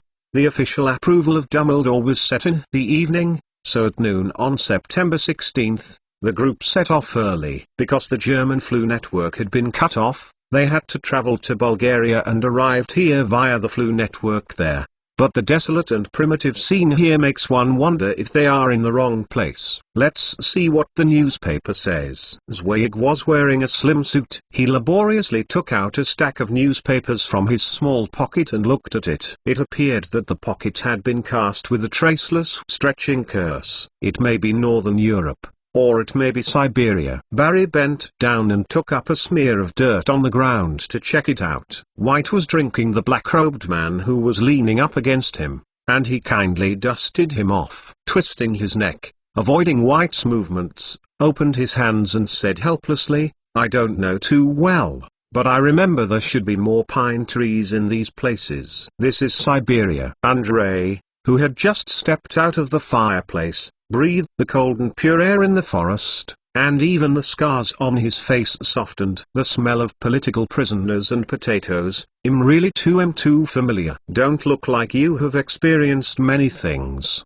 White sneered. She didn't expect her education level to be pretty good. The moles here have only been purged in 1930, and you were blowing cold winds in the United States at that time. I just imagined that whenever we go to a place, we must have an immersive sense of substitution. Andreas' expression instantly collapsed, and he continued to quibble. Besides, I am really familiar with Siberia. I am young. When the Bulgarian newspaper said to go west when coming out of the fireplace, Zweig interrupted the old Andreas' imagination. Guide the north. Nelson put his wand in his palm. It slowly floated and rotated, and finally pointed in one direction and stopped moving. Nelson led the crowd to the west, and quickly walked to a cliff with sparse vegetation and no trees. The shelter, the harsh cold wind mixed with salty ice ballast hit everyone, and everyone wrapped their robes tightly. They watched around the cliff. From time to time, wizards came out from different places in the forest alone or in groups. They looked at each other. From time to time, wizards shouted in Bulgarian, seeming to ask for directions. We are in Norway. Under the cliff is another denser forest that grows better. He looked at the zigzag and broken coastline in the distance, and said conclusively, as far as I know, the west of the Soviet Union is not the sea. It's not important, and I actually know Norway very well. I think I was in Norway back then. Look over there. Andre's old man's imagination was interrupted mercilessly by Barry. He raised his hand to the center of the forest under the cliff, where a large clearing was artificially cleared, a huge, magnificent green. The Colosseum-like building was located in it, and several huge torches were burning on the top of the tall Roman columns. He slapped his lips and exclaimed, "It is indeed Albus Dumbledore. The trial of him actually came up with such a big battle. He'll go ahead and explore the way." After that, he didn't wait for the reaction of the people around him, and disappeared in place, and the apparition moved away. He is always so frivolous, otherwise he won't be caught by moles as a mental illness. Andrei looked at the direction of the huge building and continued to tell what he had seen and heard in Norway. In a short while, he had already talked about the story he had provided inspiration for Ibsen, who was creating House of Dolls. Nelson thought for a while that Shakespeare's plays would become his ghostwriting works, just as he said that he was in when encountering and rescuing an explorer named Amundsen in Antarctica. A frozen owl broke the conversation. It fell from the sky and fell into Nelson's arms. The little thing was shivering from the cold. Nelson strenuously removed its frozen feathers and pulled out a rolled sheepskin from the letter tube on his feet. Paper, on the back it says, "Nelson Williams received." Untie the knot. The ice ball keeps falling down, and there is only one sentence written on it. "I am waiting for you at the east door." Nelson asked the black-robed man standing next to him and asked for some jerky to feed him, and when he fully recovered, Barry also appeared in front of everyone. "Let's go, let alone a lot of people here today." He looked at Nelson, who was flying the little owl, and he strode up and took Nelson's arm. "You can't apparat yet." "Yes." Nelson broke away silently, grabbing Zweig's arm. "Mr. Zweig, take me. Go to the east door." Zweig nodded. Hearing this, White turned his head and raised an eyebrow at Nelson, and motioned, "Are you ready to slip away?" Nelson shook his head, and after a suffocation and dark oppression, he appeared on the east side of the Colosseum. Standing on the edge of a cliff in the distance and looking down, he couldn't see the magnificence of this building at all. He stood at the foot of a huge Roman column. He looked up and couldn't see the top. Only the flame at the top was blowing in the cold wind. Under the disturbance, black smoke wafted around. "Nelson, did you make an appointment?" Zweig asked in a low voice, looking at the growing crowd around him. "Yes, I will look for you when the trial is over." Nelson had already seen a black-haired figure wearing a plaid coat of the same style and different color not far away. "Okay." Zweig hesitated for a while, took the golden pendant with the Deathly Hallows logo from his neck, and stuffed it into Nelson's pocket. "You take this, we will find your location later. There are a lot of people here, and it's very complicated. You must be careful." After speaking, the figure was blurred and disappeared in place. "It's heavy." Nelson stuck out his tongue, straightened the collar of his coat, and sneaked behind Tom, preparing to startle him. Just as he stretched out his criminal black hand, Tom suddenly turned his head and said with a smile, "You don't think this trick can scare me?" In the virgin forest of Norway, in front of the courthouse in Wesingmau, in the freezing cold wind, the hands of the two were tightly clasped together. "Let's go in first." Tom patted Nelson on the shoulder. "A lot of people have already arrived. It is said that the audience for this public trial is bigger than the last Quidditch World Cup. You may not be able to get a spot later." The two entered through the east gate and turned to the south-facing stands. The pale sun shone on him, and Nelson felt the cold on his body dissipate a little. It was still early to leave the courtyard, but the people on the upper hostage auditorium empty seats are already sparse, and there are not many left. The interior of the Colosseum is similar to the structure of a modern stadium. There are thousands of seats in the third-level auditorium. The most central prototype is slowly separated from the middle, revealing the bottom like a Westminster Palace meeting. The structure of the hall, a circle of uniformly colored red dragon leather high-back seats spiral down. The floor is solemn black, the whole structure is pit-shaped, and there is a black raise upward in the center and bottom of the pit. On the high platform, there is a stone speech table in the center. It will be the focus of all eyes in the venue today. It cannot help but remind people of an ideal politician who has expressed his ambitions and his attitude towards the country impassionedly in Congress.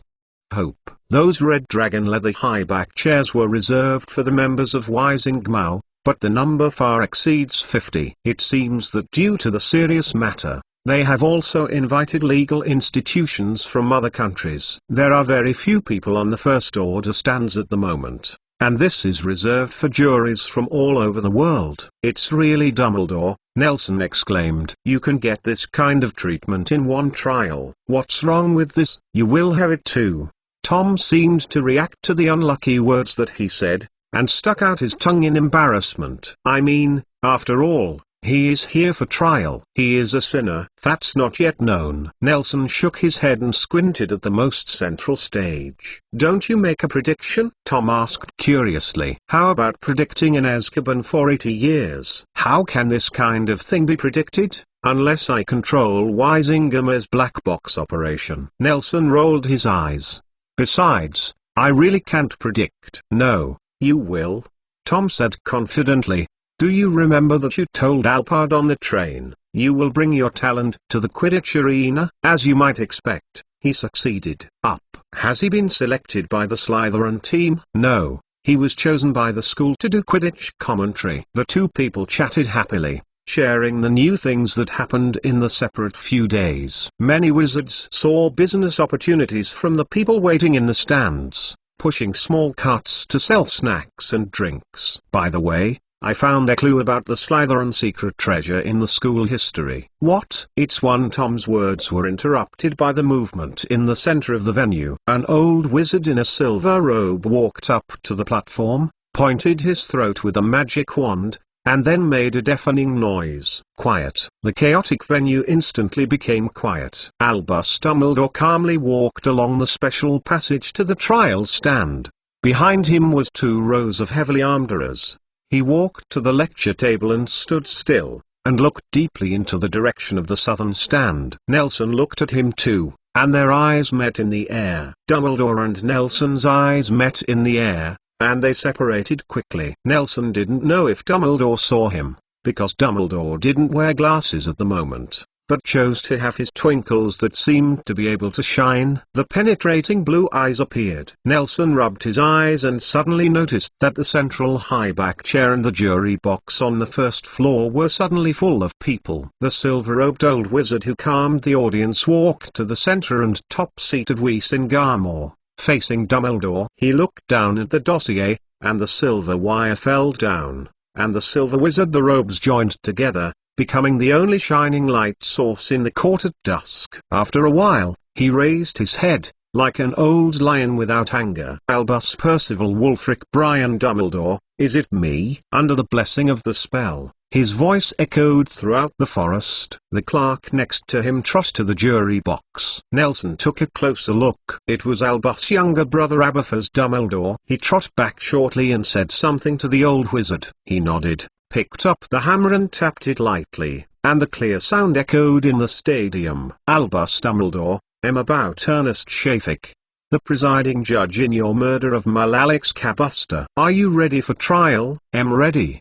Dumbledore stood straight at the lecture table. His voice was not boosted by magic, but because of the unique architectural structure and the silent environment in the auditorium, it was enough to reach any audience. On the side, it seemed that he was not here to be tried, but to give a speech. Very well, Judge Shafik tapped the gavel. I announce that the trial of Albus Dumbledore on the alleged murder of Mull by Wiesengamer has officially opened. Dumbledore nodded expressionlessly, only the messy beard on his chin could vaguely see his haggardness. Albus Dumbledore, do you need legal aid? I do not need. Okay, first of all, on September 11th, you surrendered to the British Ministry of Magic and confessed to the murder of Mull-Alex Cabuster. Is it true? True. There was an uproar in the audience. Quiet. Judge Shafik struck the gavel, and the whole venue was quiet again. He then asked, is there any coercion, lure or imperious curse? It doesn't exist.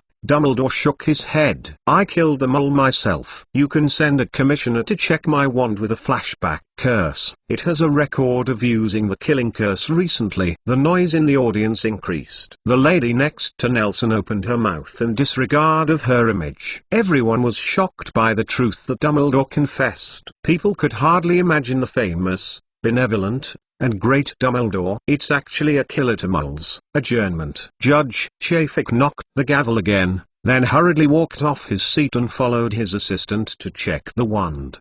The auditorium became noisy again. This time the noise intensified, and even turned into an abnormal fuss. The more angry audience took out their wands and shot Dumbledore, but they were all blocked by the barrier of the trial bench and saw the curse ineffective. Some people even got rocks, tomatoes, and rotten eggs and threw them at the trial bench. The heroes who maintained order had to surround themselves and put up the iron armor curse, but the abusive words, vicious curses, and even angry emotions could not be blocked by those protective curses anyway. In just an instant, Dumbledore was almost trapped. An enemy of the world. Why do they love Mulls so suddenly? Tom smiled self-deprecatingly, and whispered in Nelson's ear, I have never seen them kill a Mull before. They are just venting. If Dumbledore is not standing there, of course they would not dare to do this. Nelson shook his head. But as long as they are large enough, and stand on the moral high ground, stand in a more powerful position, he even dared to insult Merlin. The clown hugs together. Tom sneered. It's just because it was a Mull who died this time. Nelson also laughed. If it is a magical animal, such as an eagle with wings, such as a tree guard, they will also stand on the moral high ground. Those who criticized the murderer from the top, even some people didn't have any attitude, let alone any position or attitude. They just heard the people around them attacking, so they followed the attacks. The people around them praised them, and they followed them. Yeah? Tom nodded thoughtfully. They really make me sick. Besides, they may not have such a chance in their lifetime to drag someone like Dumbledore into the water. He nodded again. Although I don't have the ability to crawl out of the stinking ditch, I still have the ability to spit into the sky. Tom did not lower his voice here. These words were understood by the lively audience around him. When Tom raised his head, they found that these people only dared to anger at him, and did not want to communicate at all.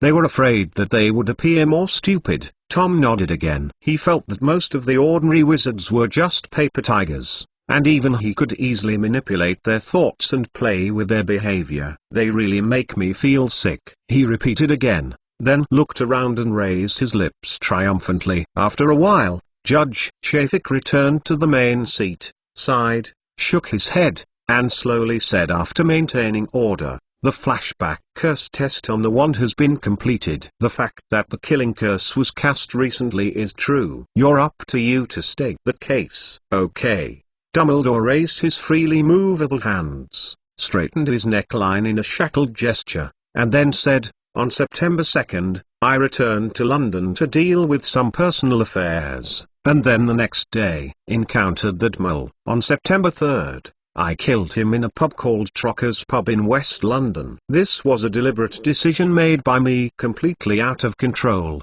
Dumbledore shook his head. In 2 days earlier, the mole regime in Germany launched a war against Poland. In a very short period of time, the mole regime in Poland lost their homeland, and the mole I killed came out of it kind on the day I heard the news. The extremely unbelievable reason was that he was a patriot and wanted to avenge the Germans for his country, and then killed another mole in an extremely cruel way, and that mole was killed simply because he was Germans. So they were brutally murdered on the street. What's even more terrifying is that there is no repentance in his heart. He is a heinous person who has committed many evil deeds, but at the very least he will repent and reflect on stealing many years ago when facing the gods of his faith. Crime, but there is only numbness in his heart. Killing an innocent passerby is not guilty to him, even if he does not know whether he is referring to a saint or a demon. As long as he is, the Germans are just fine. After Dumbledore said these words,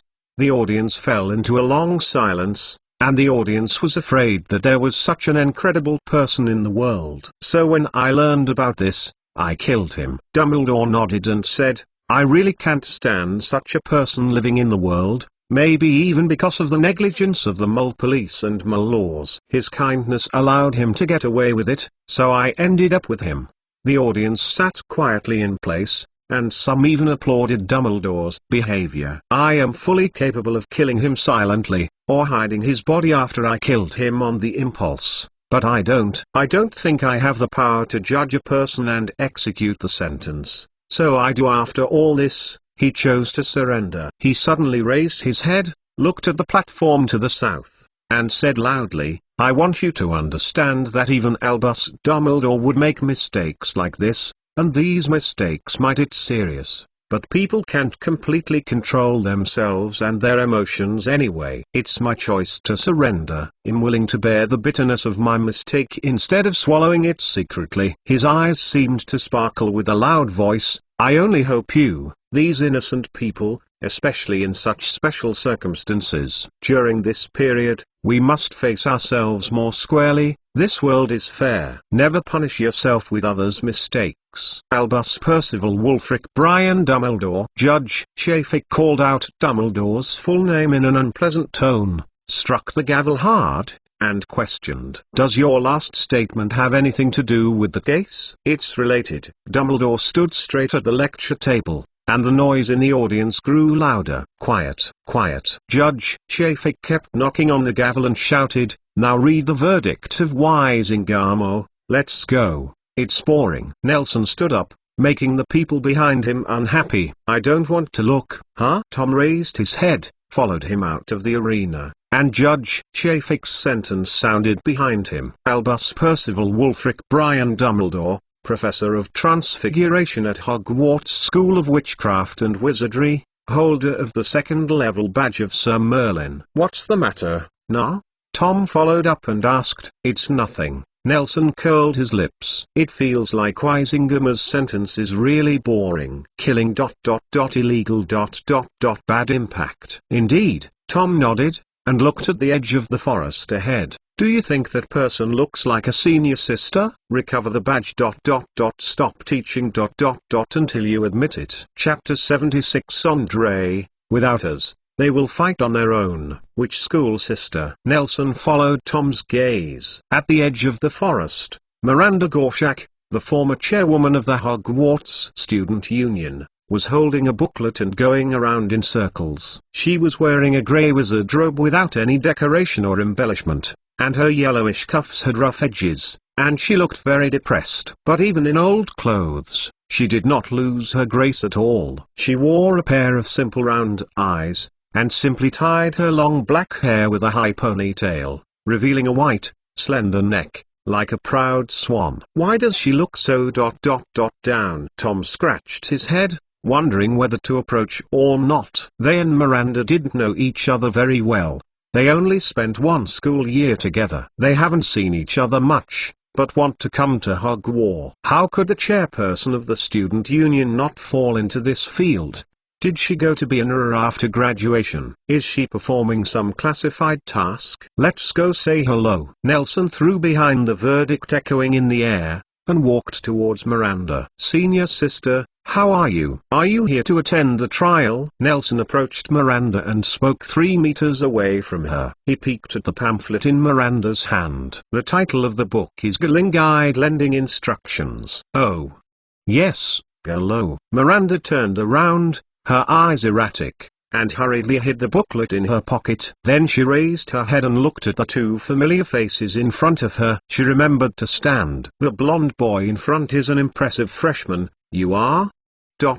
Nelson Williams and Tom Riddle. Looking at Miranda, who could hardly see the appearance of an excellent Hogwarts student before her, and thinking about the lone booklet she was holding just now, Nelson knew that she must have fallen into an unspeakable financial crisis. Yes, senior sister, I happened to meet you here. Tom gave a standard wizard ceremony. Miranda is the best young wizard he has ever seen. It is worthy of such etiquette, but he doesn't open the pot. Which pot? Happily asked. Where can you go after graduation? Ah, Miranda's eyes began to drift again. I haven't found a job yet. How about you? Have you learned new knowledge at Hogwarts? Yes, we have a few more courses this year, Tom replied, glaring at Nelson again. As for him, he has dropped out of school. It's not a good choice. Miranda's spirit of wandering beyond the sky is back. She has sorted out her emotions. Now she looks like Professor Sykes, who is searching for Alphad's workbook,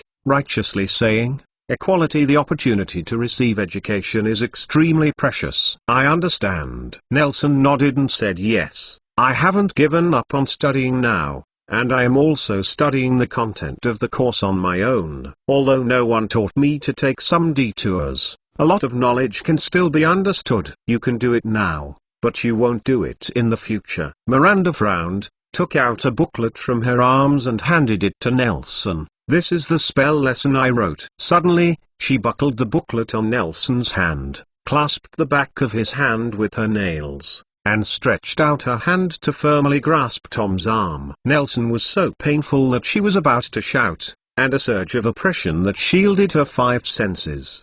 It was a phantom shift shape. When Nelson got out of his suffocation, he found himself standing on the edge of the cliff where he had drilled out of the fireplace. He held Tom, who was holding his stomach and gagging next to him, and patted his back, and saw a glowing silver-white eagle standing on the branch next to them, looking at him. He noticed that Nelson was slowing down. The eagle nodded and opened his sharp beak. Miranda's voice sounded, "You find a safe place to hide. It's best to go from the flyway." Net left directly. Nelson couldn't figure it out. When he was confused, there was a thundering explosion in his ear. He turned to look at the Colosseum-like building and found that the forest to the east of the building was already ablaze. It seems that the explosion just happened. It's just that Miranda ran in time. They didn't have time to find the abnormality, and the explosion sounded just now. I'm going to rescue the wounded. If you have anything, you can write to me. The silver-white eagle took a deep look at Nelson, and continued with what was just interrupted. This is a curse textbook I wrote myself. If you believe me, you can practice on your own, and be careful not to copy or transcribe this book. After speaking, it exploded with a bang, and the crystal-clear silver-white glow enveloped the entire tree. What happened? Is this apparition? Tom clutched his stomach and stood up. Seriously, I really feel sick this time. I don't know. There seems to be a fight over there. Nelson found a protruding boulder on the edge of the cliff, stepped on it, and looked at the direction of the Colosseum. Now not only the east side, but the forest on all sides of the building is ignited to the sky. The flames scorched its white exterior wall, and soon, it had become charcoal black. Hi! Tom climbed up and put his hand between his brows to block the sun. What's wrong? Is Grindelwald really here to kill Dumbledore? It doesn't look like. Nelson frowned. The audience seemed to be divided into two sides around the building, and they were playing travel notes around it. Various powerful spells bombarded each other, and light beams of various colors in the sky flew around. The kilometer of forest was quickly razed to the ground. There are only a dozen people from Newmangate, so I still come to see the excitement. Do you really think of yourself as someone from Grindelwald? Tom curled his lips in disdain. How could such a powerful dark wizard tell you his plan? It's not impossible. Nelson groaned. He felt a little hot on his waist. He reached out from his pocket and took out the pendant Zweig gave him. At this moment, it was emitting a faint red light. Huh? Why are you here? Zweig suddenly appeared next to Nelson, dragging a large group of people, and Barry sat down on the ground without hesitation, yelling, "Dumbledore is so insidious that he sent someone to him. Fortunately, there is no one from Newmangate, otherwise the whole army will be wiped out this time. Give it to me." Zweig dropped the wizard at hand, let them rest on the spot, walked quickly to Nelson, stretched out his hand. Nelson handed him the pendant. He wiped it carefully, and put it again hanging on his neck. He explained, "It can locate the position of the holder and guide the apparition. It is a life-saving thing." Barry was still sitting on the ground screaming, feeling lucky for the rest of his life. "The question is, if it's not yours." Nelson walked over to him and squatted down, looking at the Colosseum where the bright lights and explosions were intertwined with a bewildered face, and asked, "Then who is fighting there?" "It's not ours anyway." The old wizard Andre also squatted beside him, smiling while holding the turf. "It seems that some people don't want Dumbledore to live. It's interesting. It's so interesting." "How is it interesting?" "The world says that we are afraid of Dumbledore's power, so we dare not get involved." "In England," he laughed.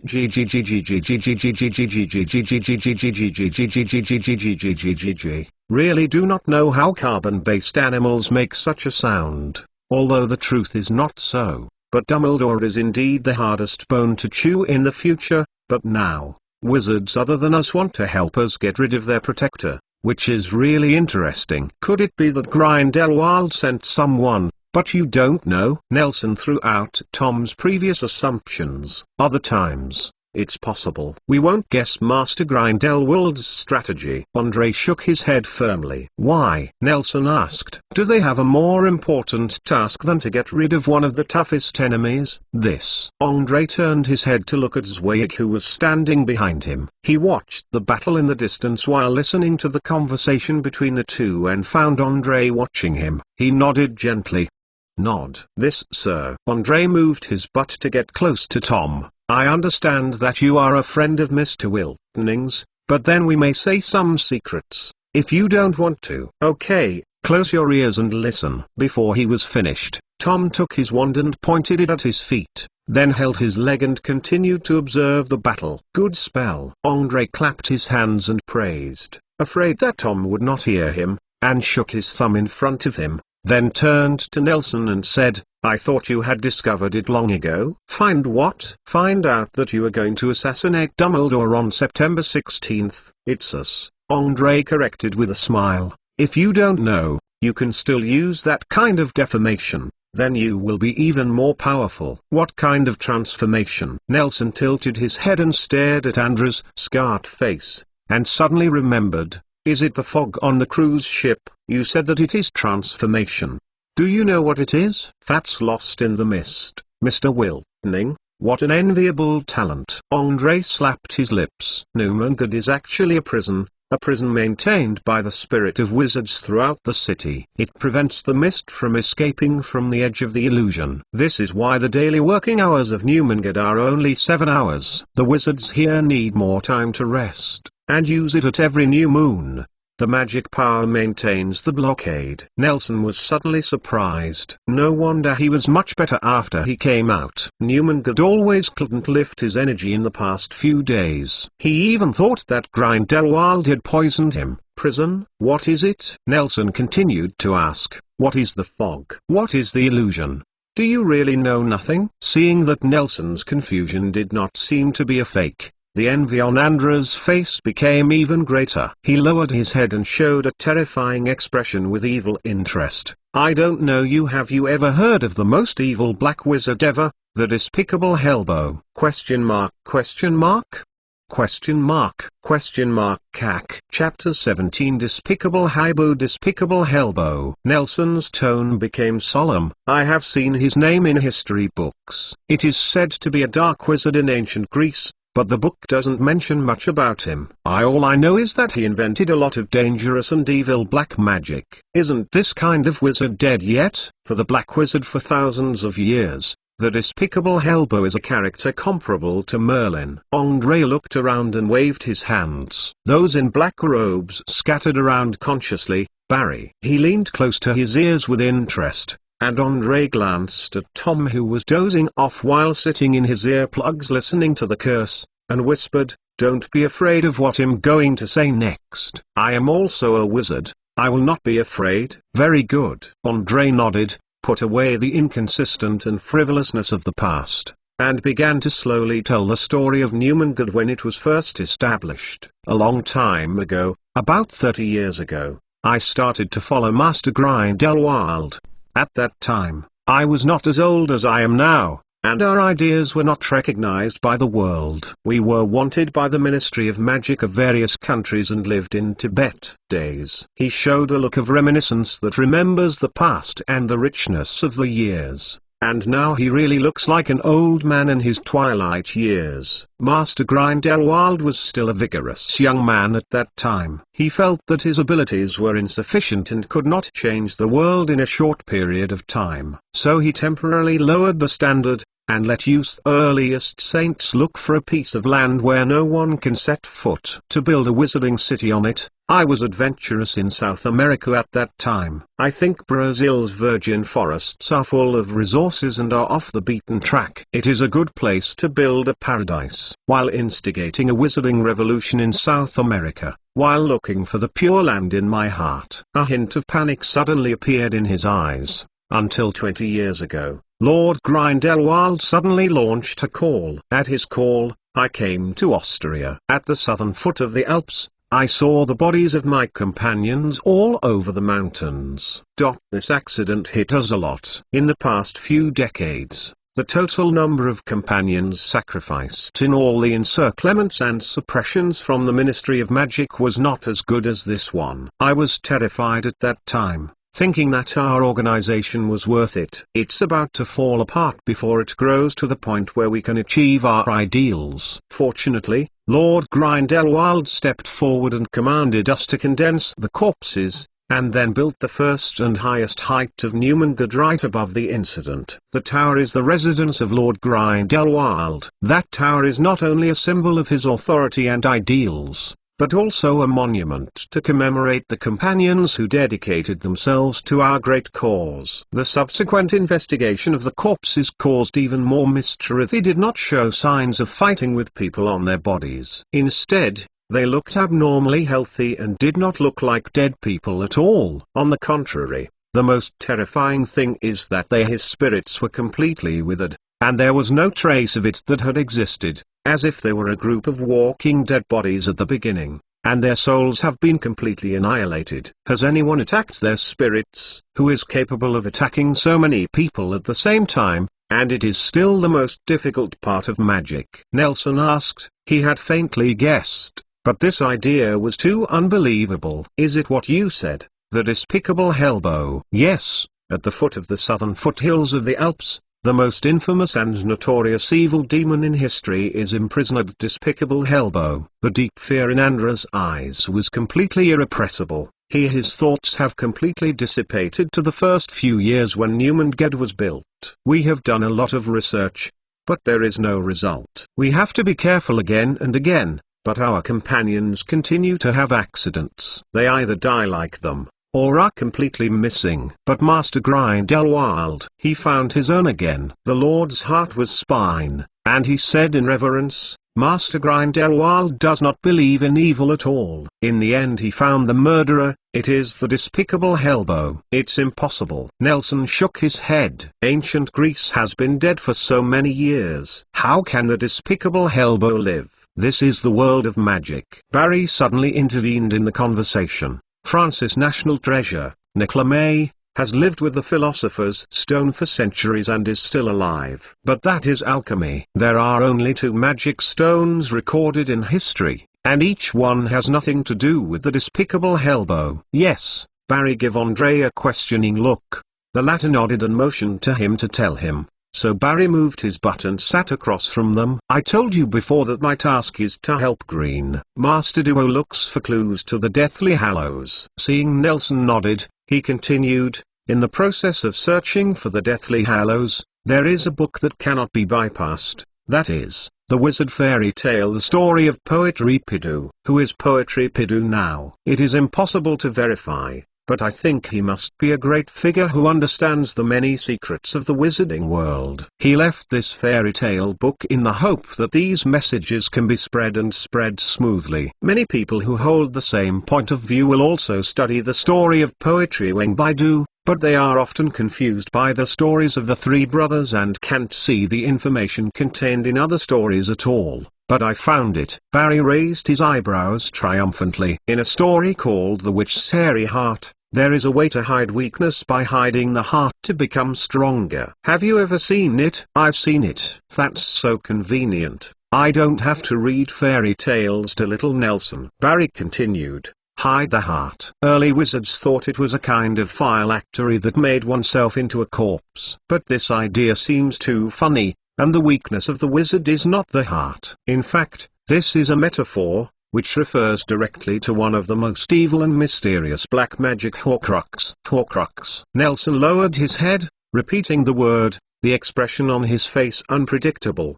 Do you know Horcrux? Barry seemed to be amused by his own question, and he said immediately, how can you know that? I don't want to tell you more. You just need to know that this is a kind of most dark wizard all feel evil magic. It can divide the soul of the caster in a cruel way and hide it in another object. As long as that part of the soul is not destroyed, then the caster will never really die. According to my research, the despicable Hellbow is the first wizard ever to successfully make a Horcrux. And the history books do not record the final fate of this dark wizard, let alone the destruction of his Horcrux.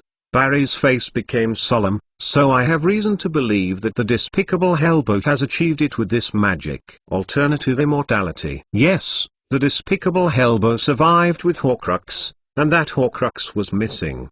But he did die, in a duel thousands of years ago. Andre squinted his eyes. He took the conversation and continued, and the underground of New Mungard preserves his corpse. And the corpse has been cast with many exquisite protection curses and curses. Even today, thousands of years later, our people dare not take it lightly. Touch it, since he is dead. No, think about it, a wizard with a Horcrux will never really die. But he was indeed defeated in a duel thousands of years ago, then killed, and finally buried. Andre shaking his head, his corpse is connected to the illusion, where the dying person is the last stop before death, and the despicable Hellbow locked his soul in the world because of the Horcrux, but he was broken after splitting. The soul is no longer enough for him to have the power to return to the world. Think about it carefully, he has been wandering in the illusion for thousands of years. Missed illusion. That's right,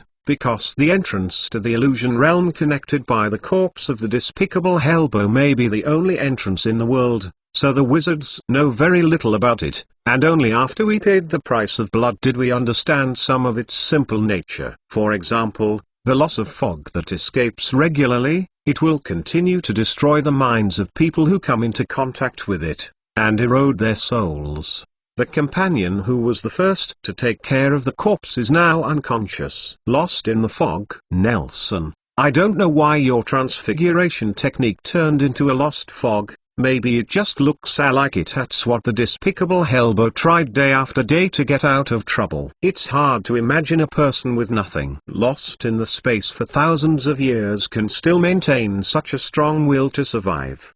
Andre's expression is full of fear. He will try to hit the entrance of the illusion every new moon night. So Master Grindelwald set up. He used the corresponding protective spell and suppressed the gap in the corpse with the spirit of the whole city during the new moon days. From this point of view, Our contribution to the world is so much higher than that of the officials with the corpse position vegetarian meal," Barry said triumphantly, and then praised his Lord Grindelwald. "I'm going to see the battle." Nelson stood up with a complicated expression. He didn't expect that there was such a big secret hidden in the underground of Newmangard. He knocked on the cover that Tom conjured and pulled a blank face. Tom stood on the edge of the cliff, looking at the exploding forest below. "I think you should stay away from them." Tom looked back and saw that several saints were gathering together to say something, so he whispered, "Building a city on the head of the despicable Hellbow. There are Horcruxes and so on. They are just crazy, aren't you?" Nelson turned to look at Tom, raising his eyebrows. "You don't really think that if I don't listen, then you won't listen, do you?" Chapter 17 Suspended Judgment. "I took it. You deserve it." Tom did not speak, but squinted his eyes to look at the battle in the distance. The subarctic coniferous forest that had grown hard for thousands of years was completely destroyed in just a few minutes. The scorched earth of a few kilometers around was more than that of Norway. "The coastline will be broken," you said. "Will anyone die today?" Tom was worrying about people he didn't know, which was not his usual style. "Where are the undead at war?" Nelson looked helplessly at a green curse that shot at him, but was struggling to dissipate in the air from 100 meters away. "Is this a war?" Tom put his hand behind him and shook his head.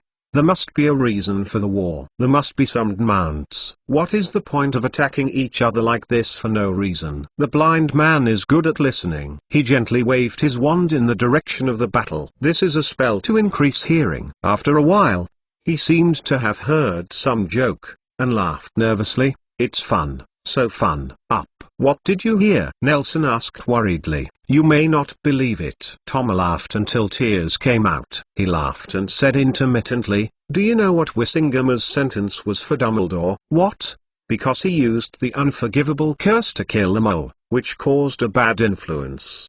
He was ordered to apologize publicly in the official media, and then deprived of the honor of his Merlin second-level badge, and temporarily stopped him at Hogwarts. I'll teach until Hogwarts admits it." "What then?" Nelson was a little curious as to what punishment Wizengamot had imposed for Dumbledore. "No more." "What?" "I mean, no more." Tom grinned with a big mocking smile. He clapped and laughed. Dumbledore felt that his sentence was too light. "This is a blasphemy against life and the law." The presiding judge, the old man surnamed Shafik, insisted that his trial was based solely on procedural justice and was also a reasonable and legal result, and he came up with a bunch of case explanations. "Do you know?" Tom took a deep look at Nelson and said, "Those who set off the battle didn't want to do anything to Dumbledore. They were attacking the Auror Regiment and defending the Wizengamot, an authoritative wizard, and Dumbledore is still standing on his bench to persuade the two parties to sit down and negotiate. This is magical." "This is magic,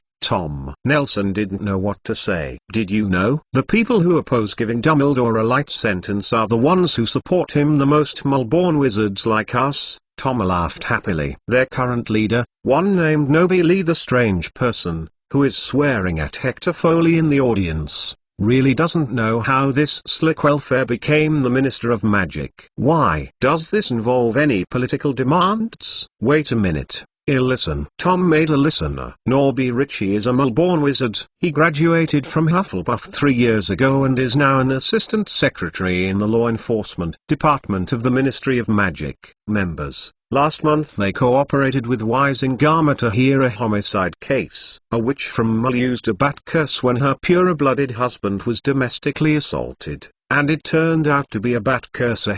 The bat curse can also kill. Is it true?" Although all the witnesses said that she had suffered domestic violence for a long time, the judges of Wizengamot didn't seem to care about this clue. They characterized it as a long-planned and vicious murder and sent the witch yesterday in the hands of the Dementors of Azkaban.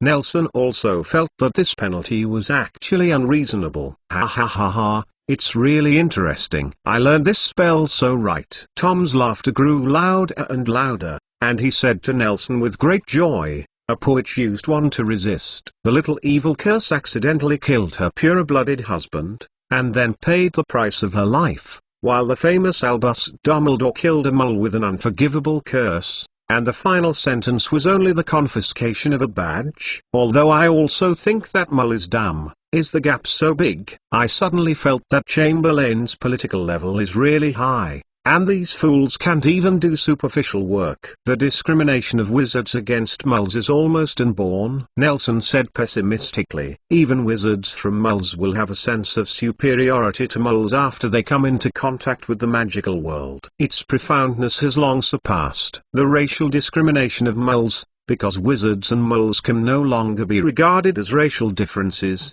and have even become species differences. Then I think I should give you a lesson first. Although school has not yet started, as your teacher, I should make you understand not to be indifferent to life. Tom vividly imitated Dumbledore's visit to the orphanage last year. When I asked him for his teachings, it seemed that he was very impressed by this passage. He showed a Dumbledore-like kind smile in a weird manner, and said in an admiring tone, "Is this just not to be indifferent to life? Did ancient Greece have to pay a fine for killing a slave? That's it. That's it. The sentencing has been suspended." Wisingamo couldn't resist the pressure and announced the adjournment. Now there is a war outside the venue and a quarrel inside the venue. Tom continued to explain. Dumbledore has now become a target of public criticism, but he still said something. "Don't say anything. This sentence is indeed unreasonable." Nelson frowned. "I think the Ministry of Magic and Wisingamo." Rumble. A huge explosion suddenly sounded centered on the Colosseum, and a violent, trembling ground and mountain tremors spread across the forest and coastline, and the sky filled the sky with smoke and dust, and violently clashed with the stormy waves of the ocean counterattack. The curse stops immediately. Tom covered his ears and waved his wand loudly. Nelson helped him squat down against the big rock on the edge of the cliff and asked nervously, "What's the matter with you?" The building collapsed. Tom covered his ears and panted, and shouted at Nelson loudly, "You, no, yes, and me, talk. I, listen, no, see." His yelling drew a group of people chatting in the distance to look around. Seeing Tom squatting on the ground with a painful expression, Zweig waved his magic wand from a distance. Tom's expression eased a lot, put down the hands covering the ears and shook his head. "Are you okay?" Nelson rubbed the back of his head. "It's okay." Tom shook his head. "It's just a little tinnitus." "Actually, Dumbledore can't be blamed for this conflict," Tom said in a rare comment on Dumbledore. "The last thing I heard just now was that someone called Dumbledore to go quickly, and he said if this is theirs choose, I am willing to be buried here." As the smoke dissipated, Nelson saw the Colosseum where the columns were half collapsed. The seats on the stands were scattered slantingly everywhere. Without the shelter of the building, the wizards on both sides faced each other nervously, fighting after a big explosion. It stopped strangely. In the gap between the collapsed columns, Nelson saw Dumbledore still standing on the trial bench in the center of the venue. He was neatly dressed. Although he was completely undressed by the smoke and fighting, he still dropped his hands and looked straight. With the empty seat of the presiding judge, quietly waiting for the final judgment without losing his grace. "I think the judges of the Ministry of Magic and Wisingamo cannot make a fair and just judgment, because they themselves are part of the two groups of people off the court." Nelson expressed his view interrupted by the explosion. "I think they are rotten, rigid, corrupt, and unreasonable." Tom put his feet on the side of the rock with disdain, and cocked his feet with a light voice, saying like a politician, "The possibility they need, it's not an improvement anymore." But he couldn't seem to think of a word to summarize his thoughts. Nelson suddenly saw Dumbledore standing in the middle of the Colosseum, raising his head and looking in his direction. He was about to call out his teammates to run away, but he heard a voice behind him. Sounded, "It's a revolution." Nelson and Tom turned their heads and saw Grindelwald standing behind them holding the old magic wand. The continuous waves of the explosion set off the corners of his crimson scarf and black windbreaker. He bowed his head and rushed to Tom in admiration, nodded, then turned his gaze back, staring closely at his old enemy, his fellows on the revolutionary road, and his former close friends and lovers. "Andre, You take them and wait. Grindelwald stepped towards the cliff without looking back. Nelson suddenly felt something binding his waist. Then, he saw the ancient tree crowns swiping forward quickly under his feet. He is flying backwards away from here. What is Grindelwald doing here? As soon as he landed, Nelson heard White's angry voice, sounding extremely disrespectful to Grindelwald. Is he preparing any evil plan to kill those innocent people? Master Grindelwald is here to help Dumbledore. Andre grabbed White's hand impatiently, and then disappeared. Is she really one of Grindelwald's men? Or do you mean that everyone in Newmanged is like this? Tom leaned on Nelson's ear and asked in a low voice, will Grindelwald kill her like this? She's a bit special. Nelson didn't know how to explain. Where are you going? I'll take you there. Andre first led White to follow the lead, then appeared in front of the two of them, looking worriedly at the shockwave that was cutting down trees and spreading across the mountains and plains. Is it okay? Tom thought for a while. Go to the hidden place. I want to go to Paris. Nelson nodded, and Andre grabbed the arms of the two of them. Just before falling into the darkness, Nelson saw the burning fire above the forest and the black gauze flying through the flames like a dragon, covering the whole piece. Sky. Chapter 79. Chapter Performance Artists on the Streets of Paris. Where are we? Tom is truly a talented player in the wizarding world. After only 2 apparitions, he is fully adapted. He is standing in front of a magnificent building with both Roman and Baroque styles. French citizens in luxurious dresses are in this magnificent building. There was a long line in front of the building, and faint singing came from the building. If I'm not mistaken, this should be the Paris Opera House. Nelson raised his head and looked around at the ladies who were shaking their fans and covering their mouths, as well as the gentlemen who smoked around the corner of the street. Not far away, France and Germany. There is only a Rhine River apart, but the air on both sides is completely different. Here is a scene of singing and dancing. So is the Paris Opera and the hiding place far away? Where's the scarred old man? Tom rubbed his hands and let out a cloud of gas. Ask for directions? I think everyone here speaks French. He may apparat us and leave. Nelson felt a bit of a headache. Do you speak French? A serious person who speaks French? Yup. Do you know French? I won't. Will you? Nelson shook his head, throwing some strange things behind his head, recalling the strategy he had made before leaving London. I remember entering the hidden place through a statue. Nelson frowned and recalled. It seems to be an ancient Greek priestess Pythia on the streets of Paris. Awesome. Tom wanted to applaud. He stretched out his hand and waved. Nelson followed his movements and saw hundreds of ancient sculptures on both sides of the street. They had different themes, looks, techniques, and materials. Both have extraordinary aesthetic value, and the only thing they have in common is that Nelson and Tom don't know who they are. Nelson took out 2 hats from his pocket, buttoned the trilby on his head, and handed the other newsboy hat to Tom. It's a bit cold. This one was originally bought for Christian. Wear it. Yeah? Tom took his hat and looked at Nelson's coat. Did you also cast a traceless stretching curse on your pockets? Although it's a bit heavy,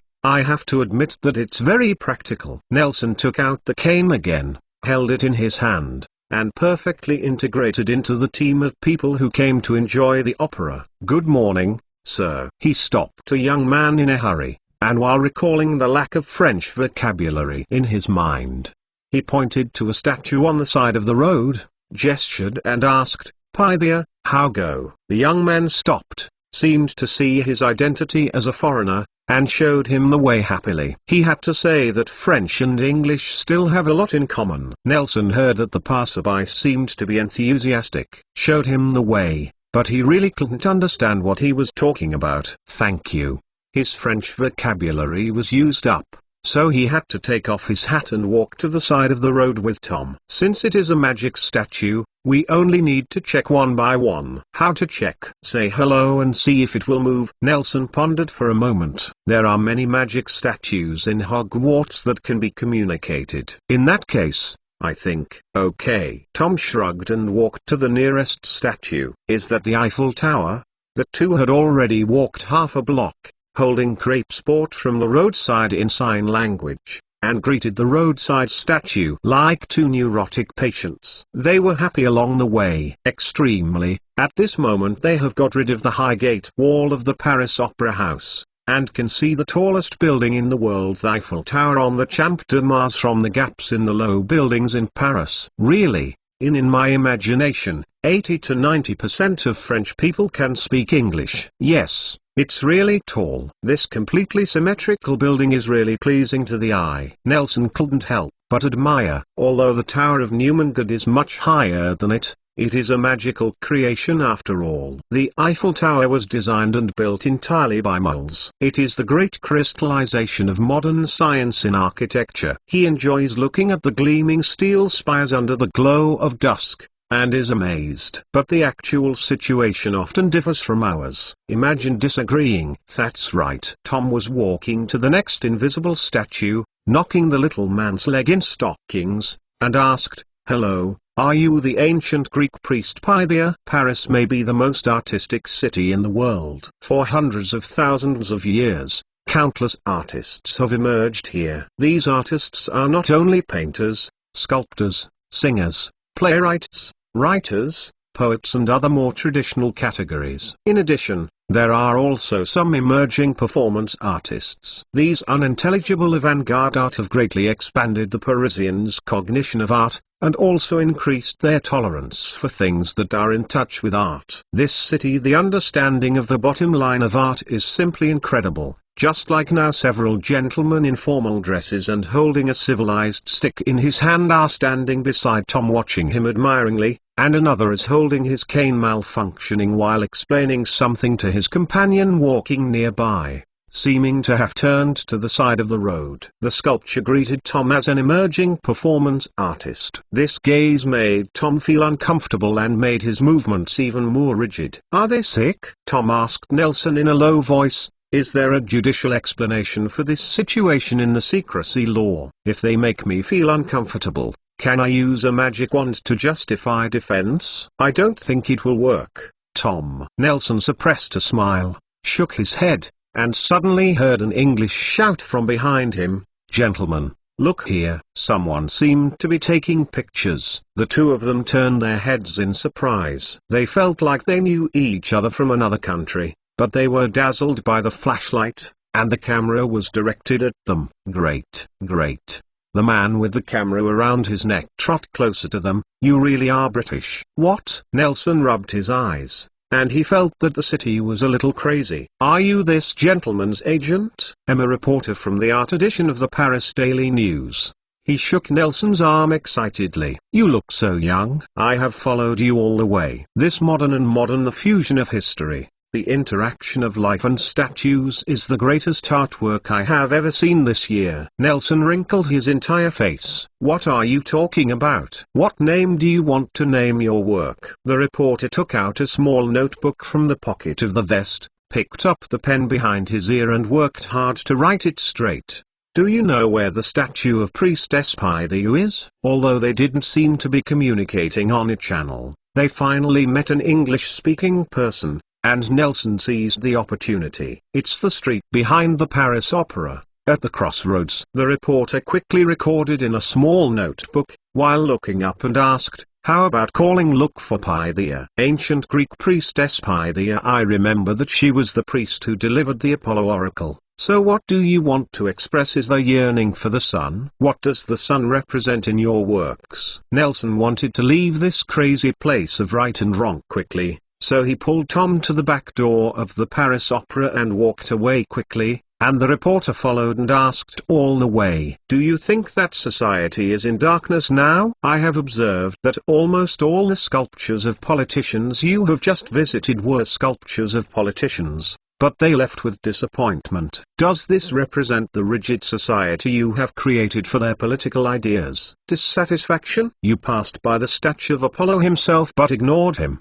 But in the end you were looking for his priestess. Does this express your thoughts against the authority of the gods, or?" He slapped his head and said excitedly, "I see, There is actually a call for equal rights between men and women in your works. The male god is not necessarily better than his priestess. This is really a great work. We are very grateful for your guidance, but can you please stop following us? Nelson stopped and looked at the reporter who was chasing the alley next to the theater with a bad tone. I understand. The reporter raised his hands to his chest, indicating that he was not malicious. The amount of information is already huge, and I have gained so much today. But at least tell me your names. Such great works should be given. Its author is equally great.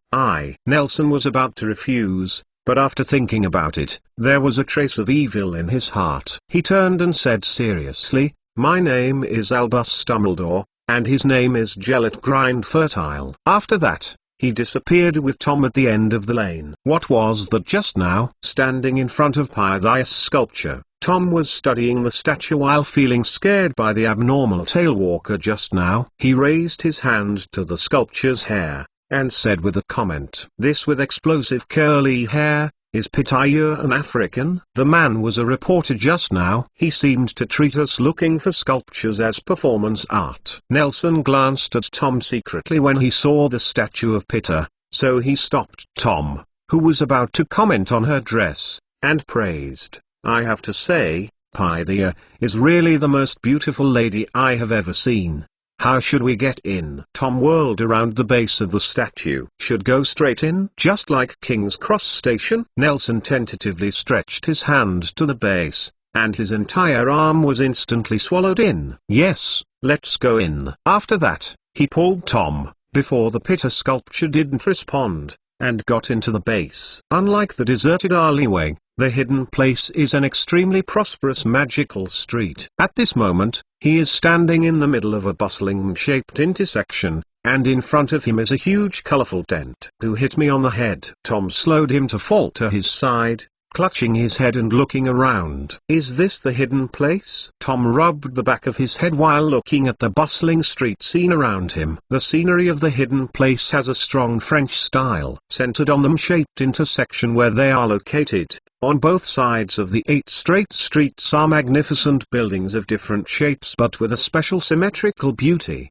The 8 streets have their own branches. Their duties are concentrated on different types of commodities such as potions, books, magic props, and life miscellaneous items, which greatly exerts the agglomeration effect and provides convenience for the wizards living here. Except for the Latins in the eyebrows that are very different from the Germans, the French wizards do not look much different from the British wizards in Diagon Alley. Most of them wear the universal wizard robes, and occasionally there are a few strange costumes. But in the corners of those robes that look solemn, you can occasionally find some interesting little laces and small decorations, like those little graffiti dotted on the plaques of the Hidden Wizard shop, highlighting the city's unique romantic style. If there is no accident, we should be in hiding. Nelson nodded, looking up at the spire of the fancy tent with colored balls in front of him, observing the 8 roads around him. Where do you want to go first? Hope the wizard can speak English. There are a lot of people over there. Let's go and see. Tom glanced at the poster in front of the tent door. This is a circus. How come there are wizards watching the circus? There is still half an hour left, and we can just catch up with our shopping. Okay. The two of them walked to the busiest street in the hidden area. The whole street was full of smoke, which seemed to be a street specializing in potions. What are they doing to put a big fireplace here? Tom asked Nelson, turning his head past the huge fireplace in the middle of the intersection. Be careful. Nelson suddenly stretched out his hand to grab Tom, quickly drew out his wand, and shouted, armor for body protection. It's Grindelwald. I saw thick smoke suddenly coming out of the fireplace, and a group of grey-headed wizards pushed and shoved from it. Nelson's spell was too timely, otherwise Tom should have been lying on the ground at the moment it was the first one. Running out, the fat wizard who was squatting on the ground with his bleeding nose and moaning, Nelson pulled Tom and sneaked out of the crowd. Grindelwald attacked the trial. He wants to kill Dumbledore. Where is the error? The panicked crowd was immersed in terror like a flock of sheep that lost its leader. Grindelwald brought so many unforgettable pains to France, so much so that it seemed like a wizard throughout France. They all suffer from Grindelwald phobia, and they start to feel weak when they hear his name. What's going on? Seeing Nelson and Tom running out of the crowd, a wizard in the uniform of the French Ministry of Magic on the side of the road grabbed him and asked anxiously, "I heard Grindelwald. He again, did it show up?" "Sorry, I don't speak French." So the official repeated the question in English. Grindelwald appeared at the trial venue in Wiesingermau. "Congratulations. The internationalization of the French magical world appears to be much higher than that of the muggles," Nelson explained. "I don't know about the others. I went through the flu network when he appeared. By the way, sir, we went the wrong way in a panic. How do I get from here to England?" "What?" The wizard's face was instantly covered with obvious sadness. He did not answer the next question, and left the two of them directly, hurriedly ran to the crowd, waving his wand to maintain order. Didn't it mean that the French are hospitable? Tom and Nelson were back on the road they had planned. He was spreading his hands, attacking the attitude of the man just now with a disdainful face. "I understand. After all, you see that his whole face is green when he hears Grindelwald's name." Nelson curled his lips and explained, "It is said that Grindelwald came back in Paris more than 10 years ago. The city was razed to the ground." "Is that so?" Tom walked towards the first shop on the west side of the street, showing a playful smile. "It is incredible that a person can bring such a huge fear." "Thank you." Nelson stepped over the curtain that Tom helped him lift up, walked to the empty shop, and picked up a small spinning top placed on the table. After all, he has been beaten by someone, and the psychological shadow is more serious. Normally, and the danger of Grindelwald in incitement and attack is even higher than his magical talents, and one has to be careful. "Hey, anyone?" Tom shouted at the door curtain at the back of the shop, turning his head and asked in a low voice, "What kind of person is he after you have been in Newmangad for so many days?" "Seriously, when I met him today, I feel that he is indeed much better than those mediocre people. I will help you, and when I practice for 2 more years, we will get rid of him together." He put on another angrily in his tone, while planning to help his good friends avenge the revenge, while thinking about defeating the devil and becoming famous in the world. "Let's talk about this later." Nelson put down the small top and picked up another one. "We are still too weak now. After all, we have not yet reached our time. It's almost here." A familiar, thick voice suddenly appeared behind the two of them. Nelson turned his head and saw a bald man with a delicate face standing behind him. He was still dressed in the crisp clothes he had when he first saw him. The white shirt and the brown-black checkered waistcoat were just a pair of brighter shoes. At this moment, he was politely saying hello. "Your time is coming soon, Mr. Daguerre." Nelson took a step back, stopped Tom behind him, and squinted at the shopkeeper who had sold him a camera in Hogsmeade. He was also a person who had read a lot of novels. This kind of person who is obviously unable to fight but always appears in strange places with great vigilance. "Why are you here? Didn't you open a shop in Hogsmeade?" "I've always been here." "I'm a Frenchman." He chuckled. "I was going to open a branch in the UK, but the British wizards don't seem to appreciate our products very much." "Seriously? We the Daguerre family has always paid attention to product quality and user experience, and every product is genuine at a reasonable price, with quality and quantity." He suddenly realized that such endless chatter might scare away 2 potential guests, so he stopped talking, smiled apologetically, and said, "Mr. Wiltning, is that camera easy to use?" Not bad." Nelson was confused about the camera. "It's just that its price." "What's the matter?" Daguerre raised his eyebrows. "Our prices have always been fair and honest, but if you feel you are at a loss, you can still coordinate." "No." Nelson shook his head, recalling the incredible functions of the camera, and replied, "I mean, the functions of this camera seem to be far more valuable than those 2 gallons. Hey, as long as you like it, You might as well take a look at the other products in our store. They are absolutely value for money. They are all top alchemy products. I dare to say that the whole street does not have potions or alchemical products. It's better than us, and we're cheaper." Daguerre smiled assuredly. "The shop I opened in Hogsmeade mainly sells some second-hand goods, and those things are all I received, so in fact I don't know what special features they have. But it's impossible to make yourself lose money by opening a store. If you think so, it's easy to be deceived when you consume this." "Is this?" Nelson had never seen such a merchant. "Yes, so I suggest you buy the goods you need in my house." Daguerre strikes while the iron is hot. "Although I make money from opening a store, I actually win-win with customers. I make money and customers make money." "Then who is losing?" Tom keenly discovered the problem and pointed it out in time. "This gentleman. You just don't understand business. There is not only zero-sum game in the world, we should also pursue cooperation and win-win." Daguerre bluffed Tom at once, although he didn't know what the boss was talking about. But he felt very powerful. When he was relieved, he had already stood outside the door with the bag and said goodbye to the enthusiastic Daguerre. "Is this magic?" When he regained his judgment, he couldn't help but frightened for a while and looked at Nelson, who was looking up at the sky. "What are you thinking?" "I'm thinking," Nelson said quietly, pondering. "How does he know that I am Mr. Wiltoning? Did you tell him when he bought the camera at Hogsmeade?" Tom raised his eyebrows. "It's possible, but I was still called Nelson Williams at that time." Nelson shook his head, putting the question behind him. "By the way, are you going back today or tomorrow?" "Tomorrow?" Tom thought for a while and said, "I can only take the Cavalier's bus when I go back today. I may have to sleep outside for one night. Anyway, I ran out of the secret road. It doesn't matter when I go back." "Okay." Nelson pointed to the hotel on the side of the road. "Let's book 2 rooms and put things down. There are still many places I haven't visited. By the way, what do you buy Mandela grass for? Do you have a terrorist in Newmangate who likes to attack others with petrification spells?" "Look at what you said. Who is not a terrorist in Newmangate?" Nelson smiled playfully. "Why did you suddenly learn herbalism so well?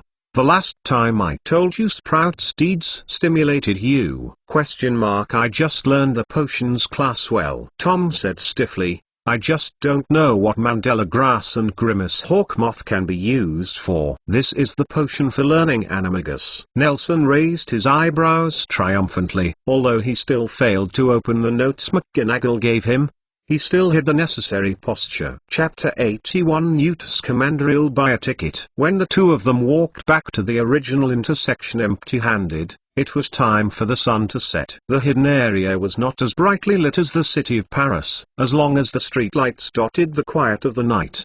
The only exception was the intersection. In the fancy big tent in the center, colorful light balls dot every prominent point on the tent, and colorful light strips decorate every conspicuous line on the tent. A magical animal you have never heard of, a special species you have never seen. Come and enjoy the most wonderful deformity show ever, taunting and flogging those freaks. A new experience. Tom read the poster in front of the tent gate word by word. "How do I feel that this is not like a serious performance? And why do I feel like déjà vu?" "Of course you have a feeling of déjà vu." Nelson lined up in the queue and whispered, "You don't remember if you changed the language?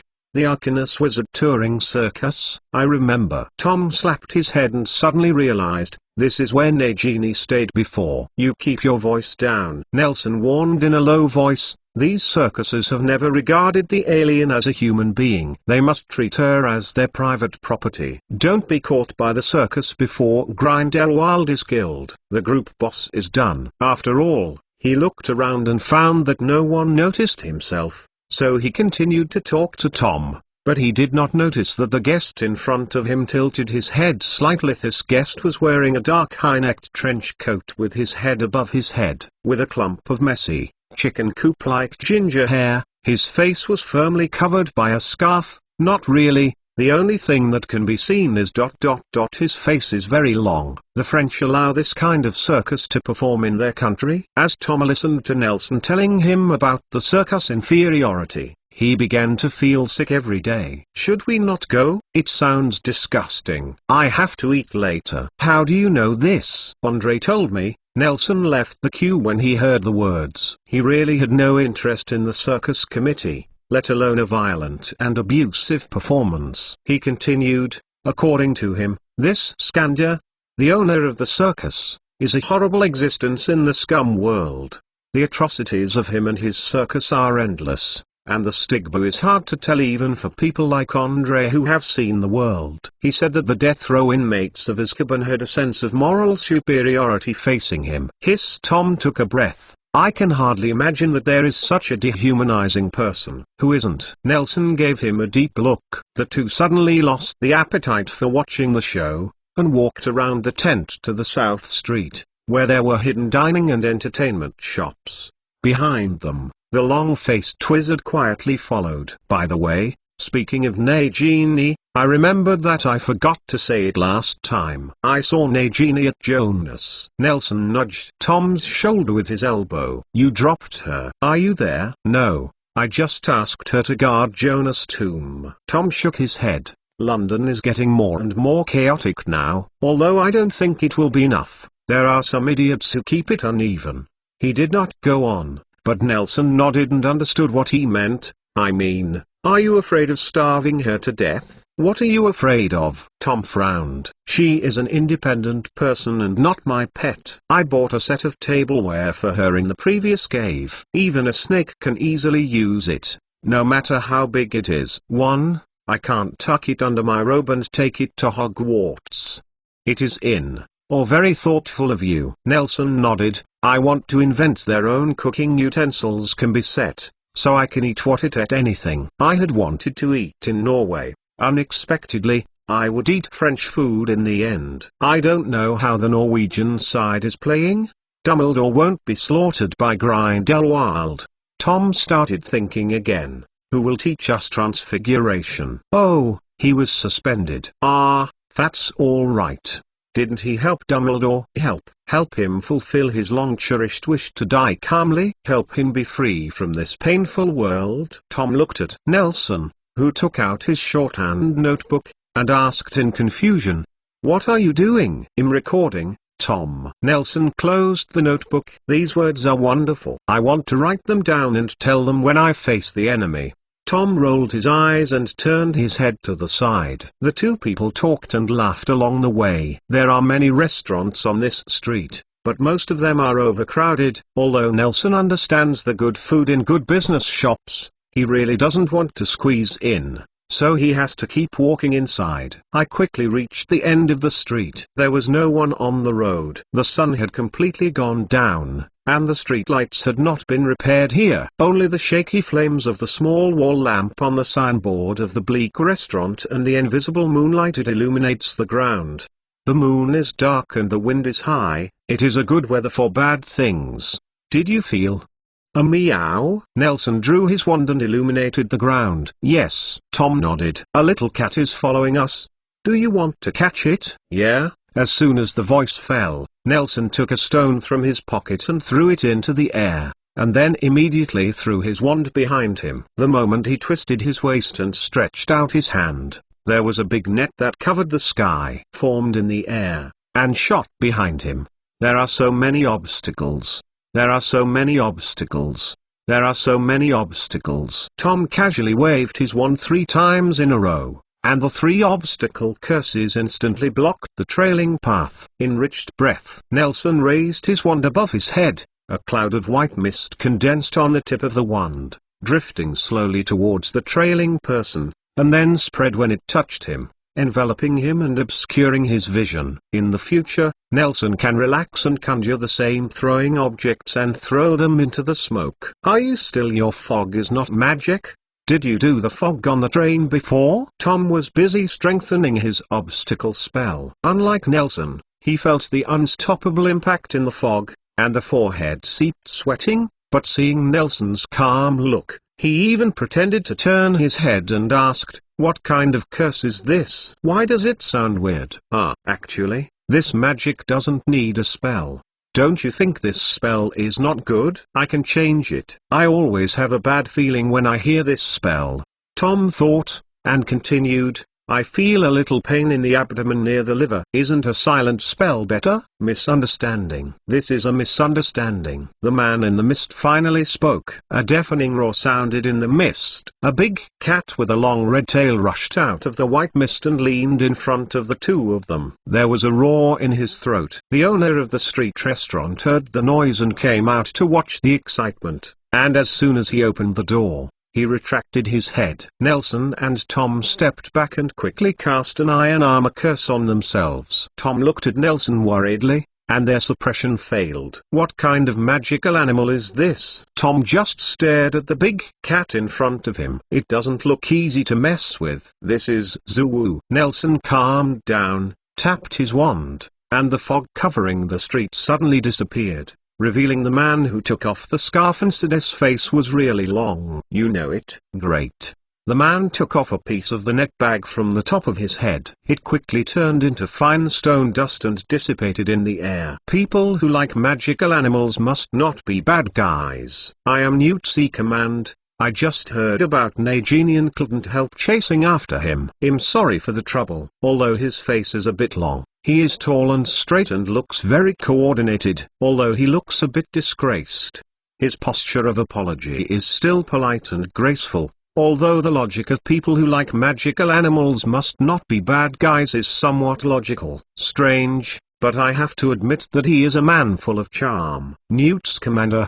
Tom seemed to look up, and suddenly raised his head. You are the Newt's commander from Hufflepuff, the wizard who caught Grindelwald? I don't know if I can be called a Hufflepuff. Newt shook his head awkwardly and said humbly, but I did study in Hufflepuff before and grabbed Grindelwald. It wasn't me alone.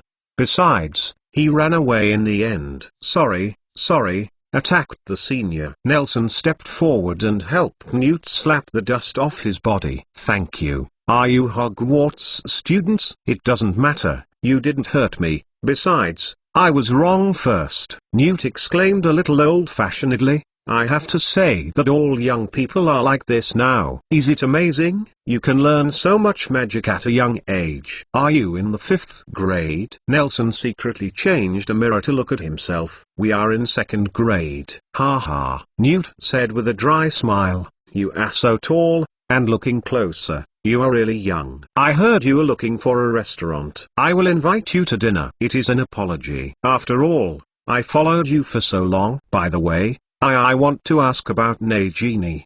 The three of them knocked on the door of the roadside restaurant, and the owner who had just performed the light-speed probe led them in sincerely and fearfully. They ate and chatted. So she's completely snake-like. Newt stared at the cup on the table in a daze. He looked several years old when he heard the end of the deceased. We will find a way to change it back. Nas polymorphism is very powerful. Good boy. Newt patted Tom on the shoulder hard. Chapter 82. The man who appeared on the front page of the Wizard and Mole newspapers at the same time.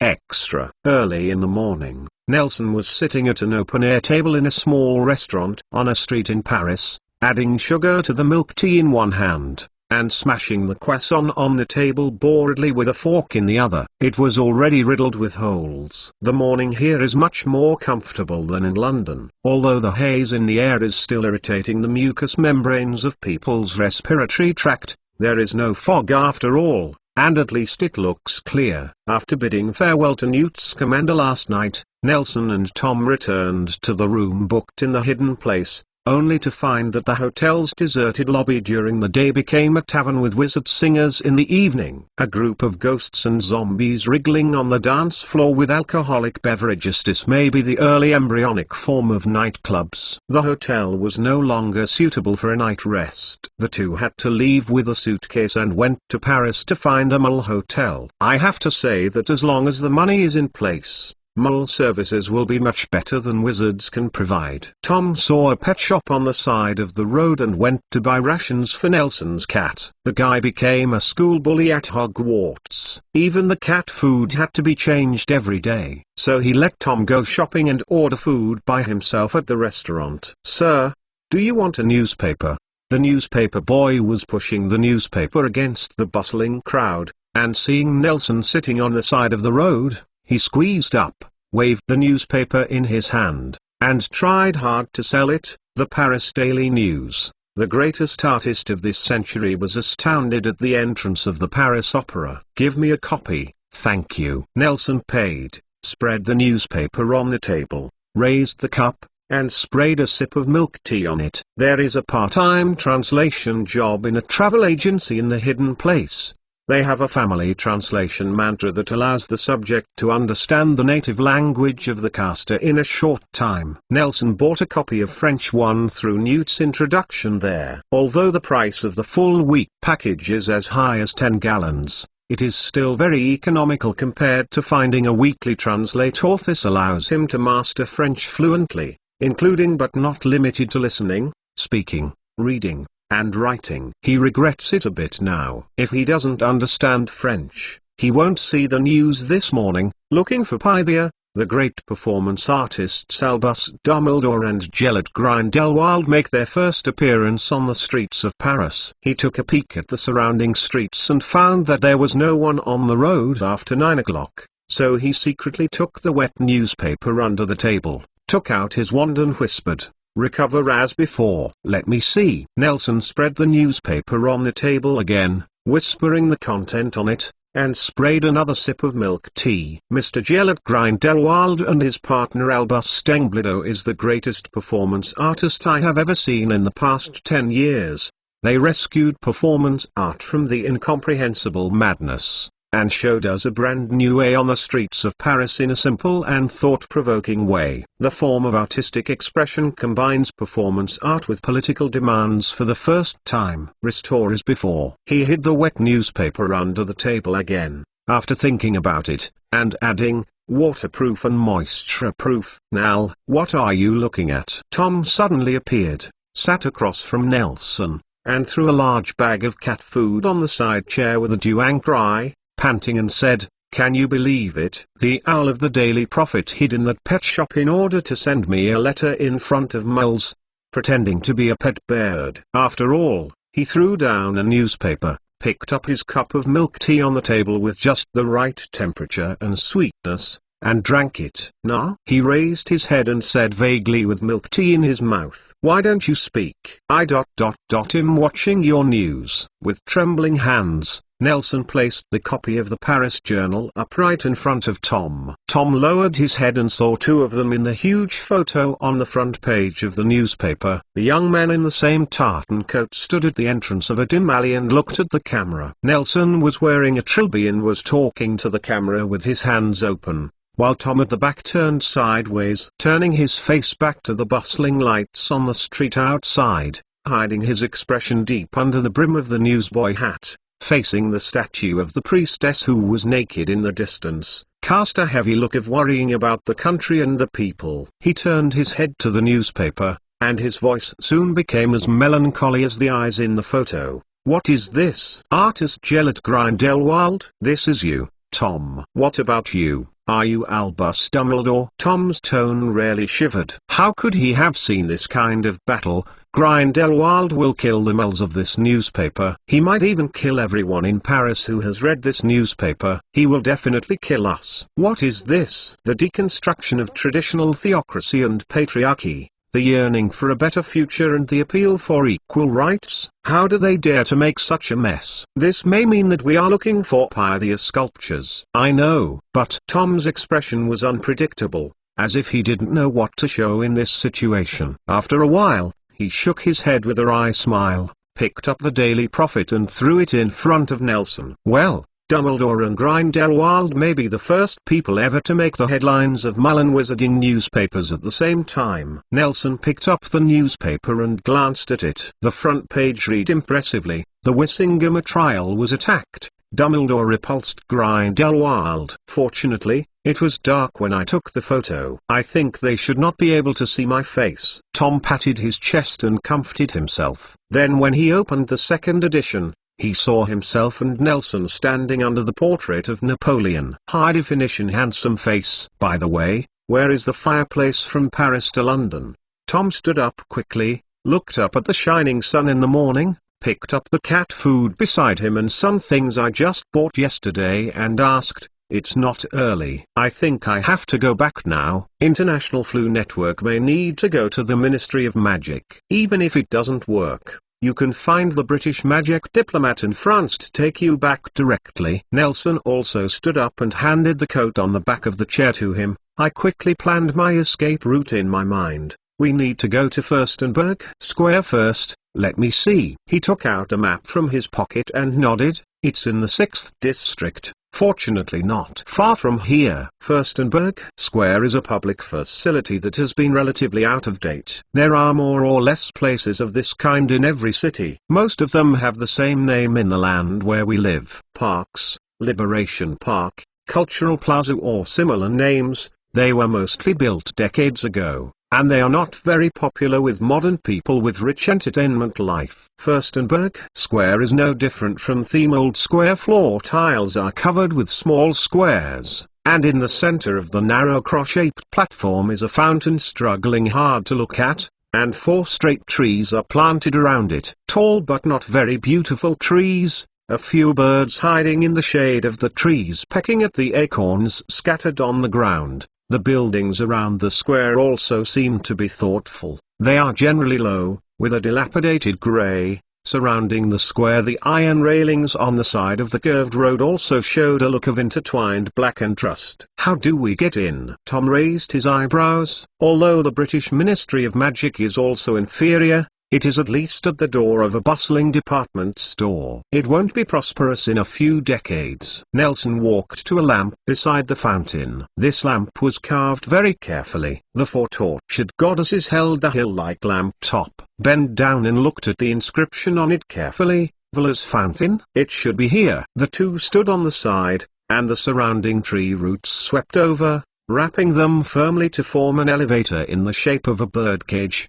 They quickly fell and sank to the ground. "What can I do for you?" As Nelson was studying the elevator shaft through the gap between the tree roots and the birdcage, the winding tree roots suddenly shrank and retreated. A man with high cheekbones, the black-haired witch, was sitting at the front desk facing the 2 of them, looking at them, while holding a quill pen to record something. "I want to use the International Flu Network here." Tom took a step forward and explained his intentions. "I am a student at Hogwarts, and I will go to observe Dumbledore's trial this weekend. Later, because of Grindelwald's attack and my colleagues, the people scattered and went to the wrong fireplace to hide. I heard that the fireplace of the French Ministry of Magic can be connected to London, and I want to go back from here." "Excuse me." Seeing the witch at the front desk inquiring about something in a thick book, Tom added another sentence. "It doesn't matter, we have also prepared a plan to deal with this situation." The witch nodded and closed the book. "The office of the Department of International Affairs is downstairs. You can go directly down the stairs on the right and register there. This gentleman. Do you need it too?" "Thank you. I'm not in a hurry." Nelson declined the witch's kindness. "I came with him." The administrative efficiency was unexpectedly high. After a while, Tom crawled away from the fireplace of the International Affairs Exchange Department. "Nelson, we should go back." Just as Nelson was standing in front of the office and thinking about his escape route, a voice stopped him. He raised his head and happened to meet Andrina, who was accompanied by 2 ministry officials. There are shrewd old eyes in the turbidity. "How are you?" "Hush." Andre blinked at him, and said with a smile after the 2 officials had gone away, "I said, not every saint will be wanted, and not every country will want it as." Chapter 83 For greater interests am so stupid, really? Nelson raised his lackluster eyes, and then said, "I just know that future reporters will make up the explosion if there is no news. I don't know it is now. I am big. I was looking for a hiding place in the middle of the night just to buy a gift for Mr. Andre, who was taking care of me, and I ran into a reporter. He was very obedient. I let him go and he left immediately. I was eating, drinking, and having fun in the hiding place, going back to Numengard, eating croissants on the streets of Paris and listening to the song. I was suddenly promoted by a newsboy. I saw that. I was afraid that it was an unscrupulous reporter." He whimpered and couldn't say a word. "Come on, You are well known. On the streets of Newmangate, Andre patted Nelson's back narrowly. At noon, the two finally walked to the tower where Nelson lived temporarily. The library is unique.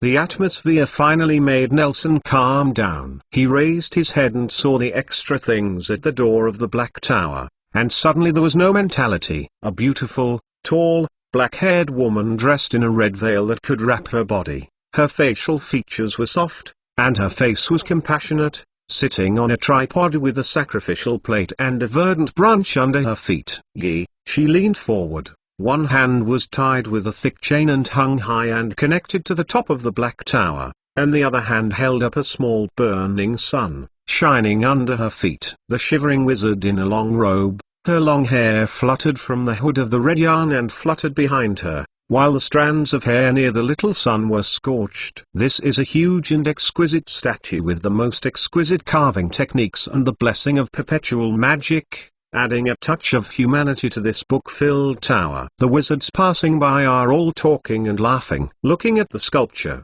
Nelson couldn't laugh. He looked at the base of the statue. The name on it was actually written by Grindelwald himself, looking for Pythia. Seriously? I really appreciate your art. Andre smiled and stood in front of the Pythia sculpture. It is said that Pythia was a witch with the gift of prophecy in ancient Greece, and is the oldest known one of the prophets, and her deeds also coincide with your aspirations, deconstructing theocracy and patriarchy, preaching human rights and equal rights. It's a coincidence that she and the despicable Helbo are contemporaries. It happens to be it's also an enemy who has been entangled throughout his life. That's not art, Nelson defended weakly. Ha ha ha ha. Andre smiled so that his hair flew up. Everything that should come will come. Let's go. Let's go eat. The two went to the usual restaurant to sit down and ordered 2 magical creation world packages. Andre finished eating quickly,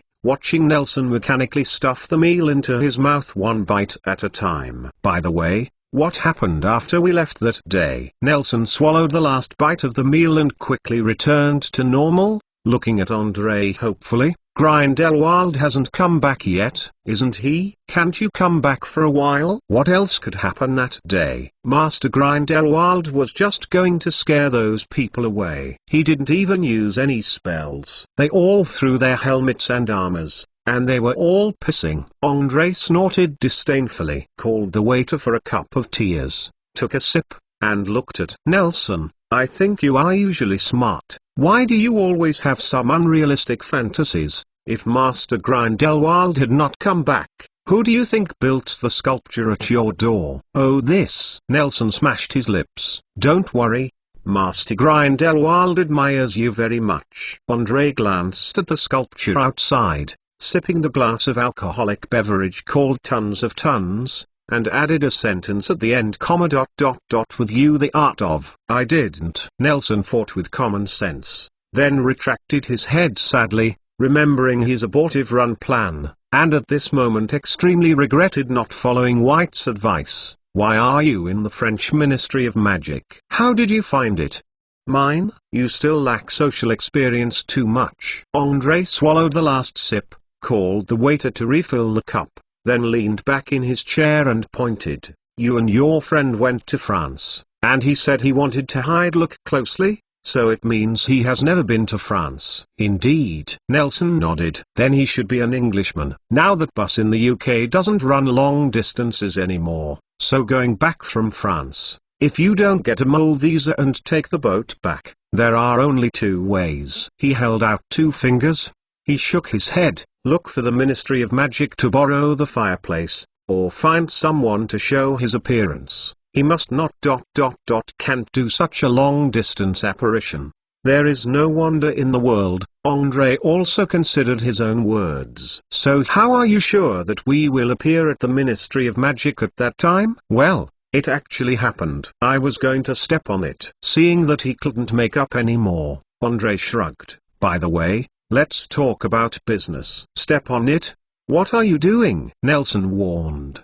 Doing business? Are you still doing business with the Ministry of Magic? Hey, how do you say it? The famous Mole Marx once said that when the profit reaches 300%, They dare to risk hanging. What is so bad about doing business with the saints? Andre took the drink from the waiter and said, besides, I'm not a heinous black wizard. I only sell some alchemy products occasionally. Otherwise, what do you think the infrastructure of Newmangud depends on? Disrespect. Disrespect. Nelson didn't expect Andre to be a horny figure. Seeing the bright streets all around, he couldn't help but glanced up at the inconspicuous old man. What are you thinking? Andre seemed to find that Nelson's thinking had spread far away. You don't think I earned it all? I added John Rockefeller again. It's better to let me go if I have that time. The robbery of Gringotts came with great joy. That's right. Nelson nodded. Why do you know so much about moles? I'm from Mull and I don't know as many mole celebrities as you. I just live longer. Andre's old face put on a look of red light.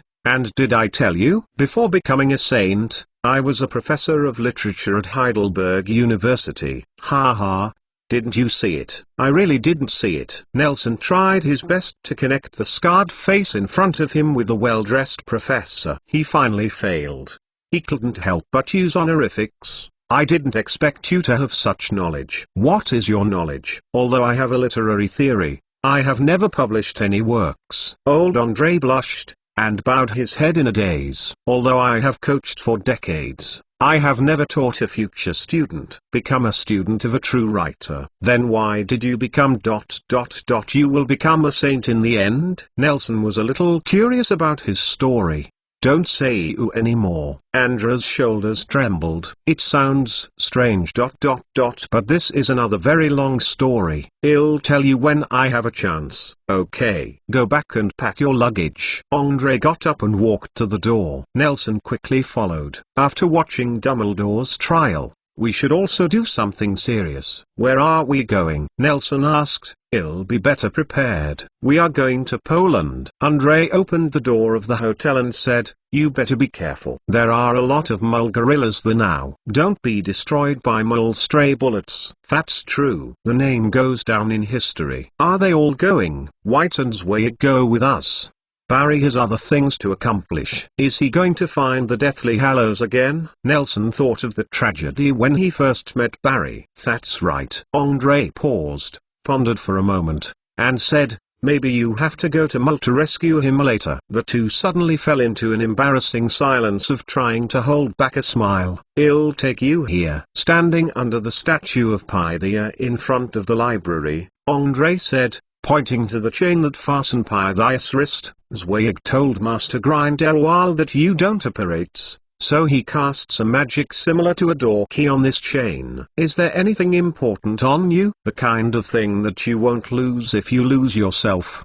Let me think about it. Nelson thought for a moment, and took out the stick that Jonas left him from his pocket. Andre's pupils shook. I have never seen anyone use the non-mark stretching curse so much. Don't you think it is heavy? He muffled, while taking Nelson's cane, using it to tap the little son in Pitya's hand, muttering a word, and after a while, he handed back the slightly hot cane. No matter where you are in the future, as long as you hold it and say Pitya, you will come back here. If you poke the little son downstairs with it, you can go directly back to the room. Thank you. Nelson took the cane and was about to poke the little son. Wait. Seeing him turning around, Andre squeezed a grinning smile. Don't you want to know what sentence Wesinghammer gave Dumbledore? What did Wisingamore sentence Dumbledore in the end? Maintain the original verdict. Andre smiled brighter.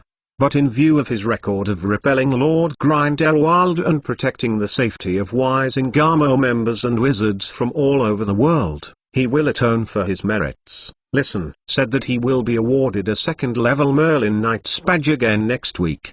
The amber from the tip of Nelson's cane fiercely poked at the little son in Pitya's hand, muttering, it's really boring. This is, Andre grinned loudly as he watched Nelson's disappearing figure. This is, for the greater good. After washing, Nelson was about to lie in bed and sleep.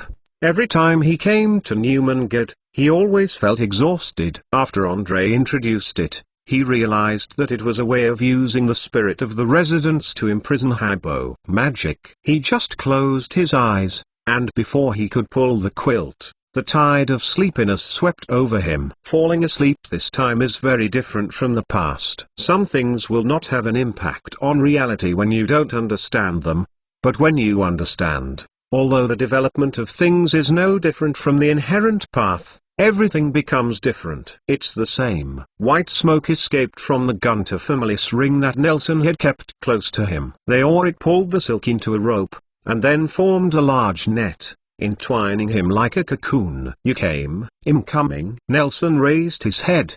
His whole body was covered by white mist, standing naked on a white flat ground with no visible edge. In fact, he didn't know whether he was down to earth, in this pure white space and direction. The concepts of boundary and time became blurred. Looking at Grindelwald, who was facing away from him, Nelson felt a little embarrassed. When his heart moved, a comfortable and fitting pure white wizard robe appeared on his body.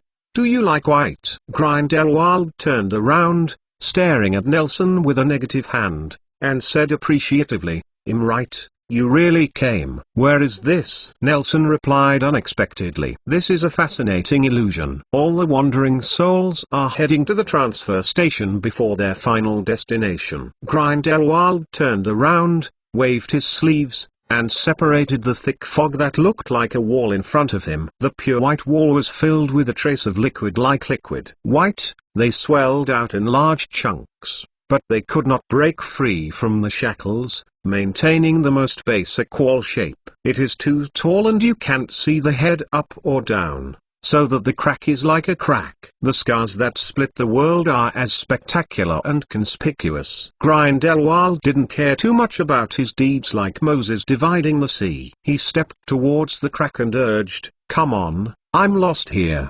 Cannot find you." "Are you keeping the despicable Hellboy here?" Nelson chased after him, and looked curiously at the surging fog wall. At a glance, he felt dizzy. Looking up close, the fog looked like cancerous tissue in the human body. They are multiplying all the time, and the strands floating on the wall are all in painful human forms. They struggled to escape from this indescribable community, but they are firmly bound by another compatriot before they can escape. They were squeezed and broken apart, turned into fragments and swallowed in one mouthful by the mouthful of fangs that turned out of the fog wall. This kind of scene took place in any corner here. Oh, Nelson was shocked, and he could not help covering his mouth and gagging. "Don't take a closer look. Those things are incomprehensible to a living person." Grindelwald stopped and slapped Nelson on the back, while responding, "No, we have no motive to imprison the despicable Hellboy,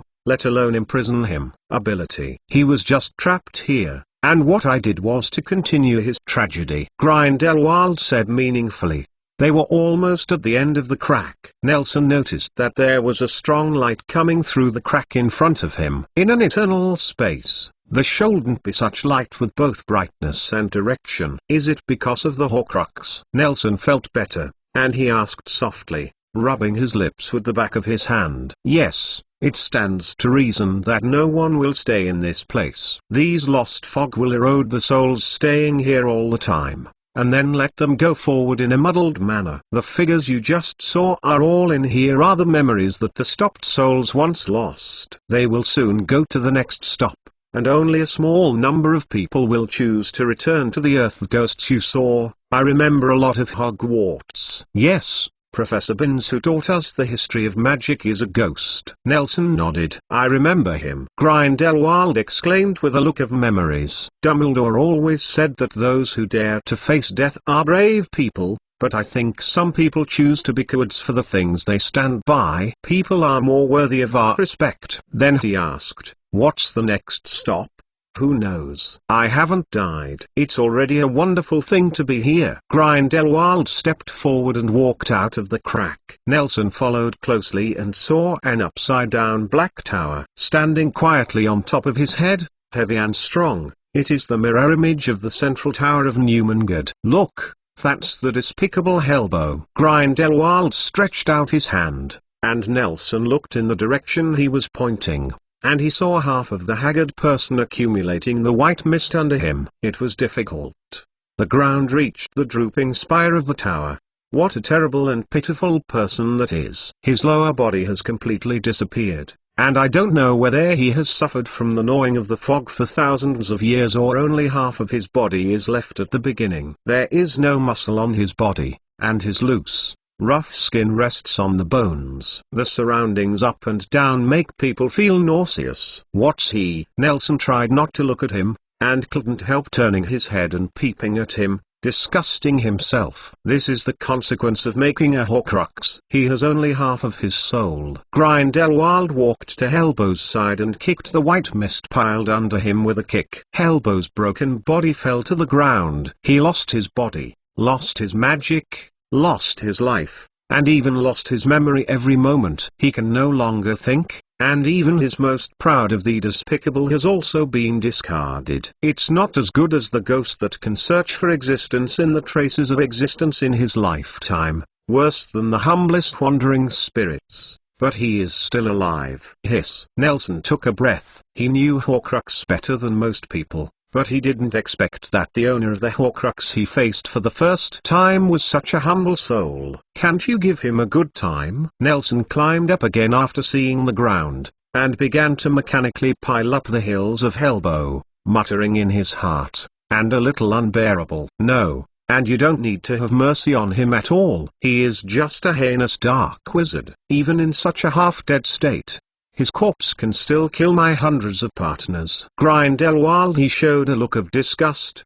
Besides, if you want to kill the owner of the Horcrux, you must destroy his Horcrux. For more than 10 years, I have come here almost every month, but this thing is completely impossible to communicate. There is no way to tell me where his Horcrux is. Well, then he really deserved it. Nelson shook his head, not looking at the struggling Hellbow. Ethical restraint is a good thing. This will ensure that you won't become the kind of person you hate the most. Grindelwald glanced at Nelson thoughtfully, and said, but if a person has too many concerns, you will lose the fun of being a human being. Look at this guy under your feet. He is a complete counterexample. I would rather kill him. Grindelwald frowned and kicked Hellbow's hand, reaching the corner of Nelson's robe, and said with some confusion, he used to be like a robot. You must have seen him from the Prophet. That is a cold-blooded, soulless walking corpse created by moles. Nelson nodded, seeming to have acquiesced to Grindelwald's accusation of his status as a prophet, and then looked down at Hellbow, who was trying to reach the corner of his clothes. When he was about to say something, the sudden change occurred. You finally ... come. The despicable Hellbow raised his head and faced Nelson's eyes, looking into him. There were so many wrinkles on his face that he couldn't distinguish his facial features at all, and he panted heavily, angrily, while holding his head and twisting his body. He crawled towards Nelson, leapt on his robe, and said hey in the snake language, mixed with sentences with weird accents. Although Nelson didn't know what language it was, but still understand, crawled while begging, give it to me, give me that stone, that's my thing. Nelson took a step back quickly and reached out to touch his pocket, only to find that it was empty inside. The wand could not be brought into the illusion. He panicked. Although he was young and healthy, Hellbow was half an old man who could only crawl on the ground. But he was still in a mess. Sayazi ran up and circled the open space under the upside-down tower. The despicable Hellbow hurled hard behind him. This is really not to blame for his timidity. Hellbow's image is enough for anyone to see. The knowledgeable hunk ran away. Nelson, calm down. Grindelwald didn't react to the despicable Hellbow's sudden speech at first. Now he couldn't catch up with Nelson for a while, so he could only watch him learn his own way to separate the fog.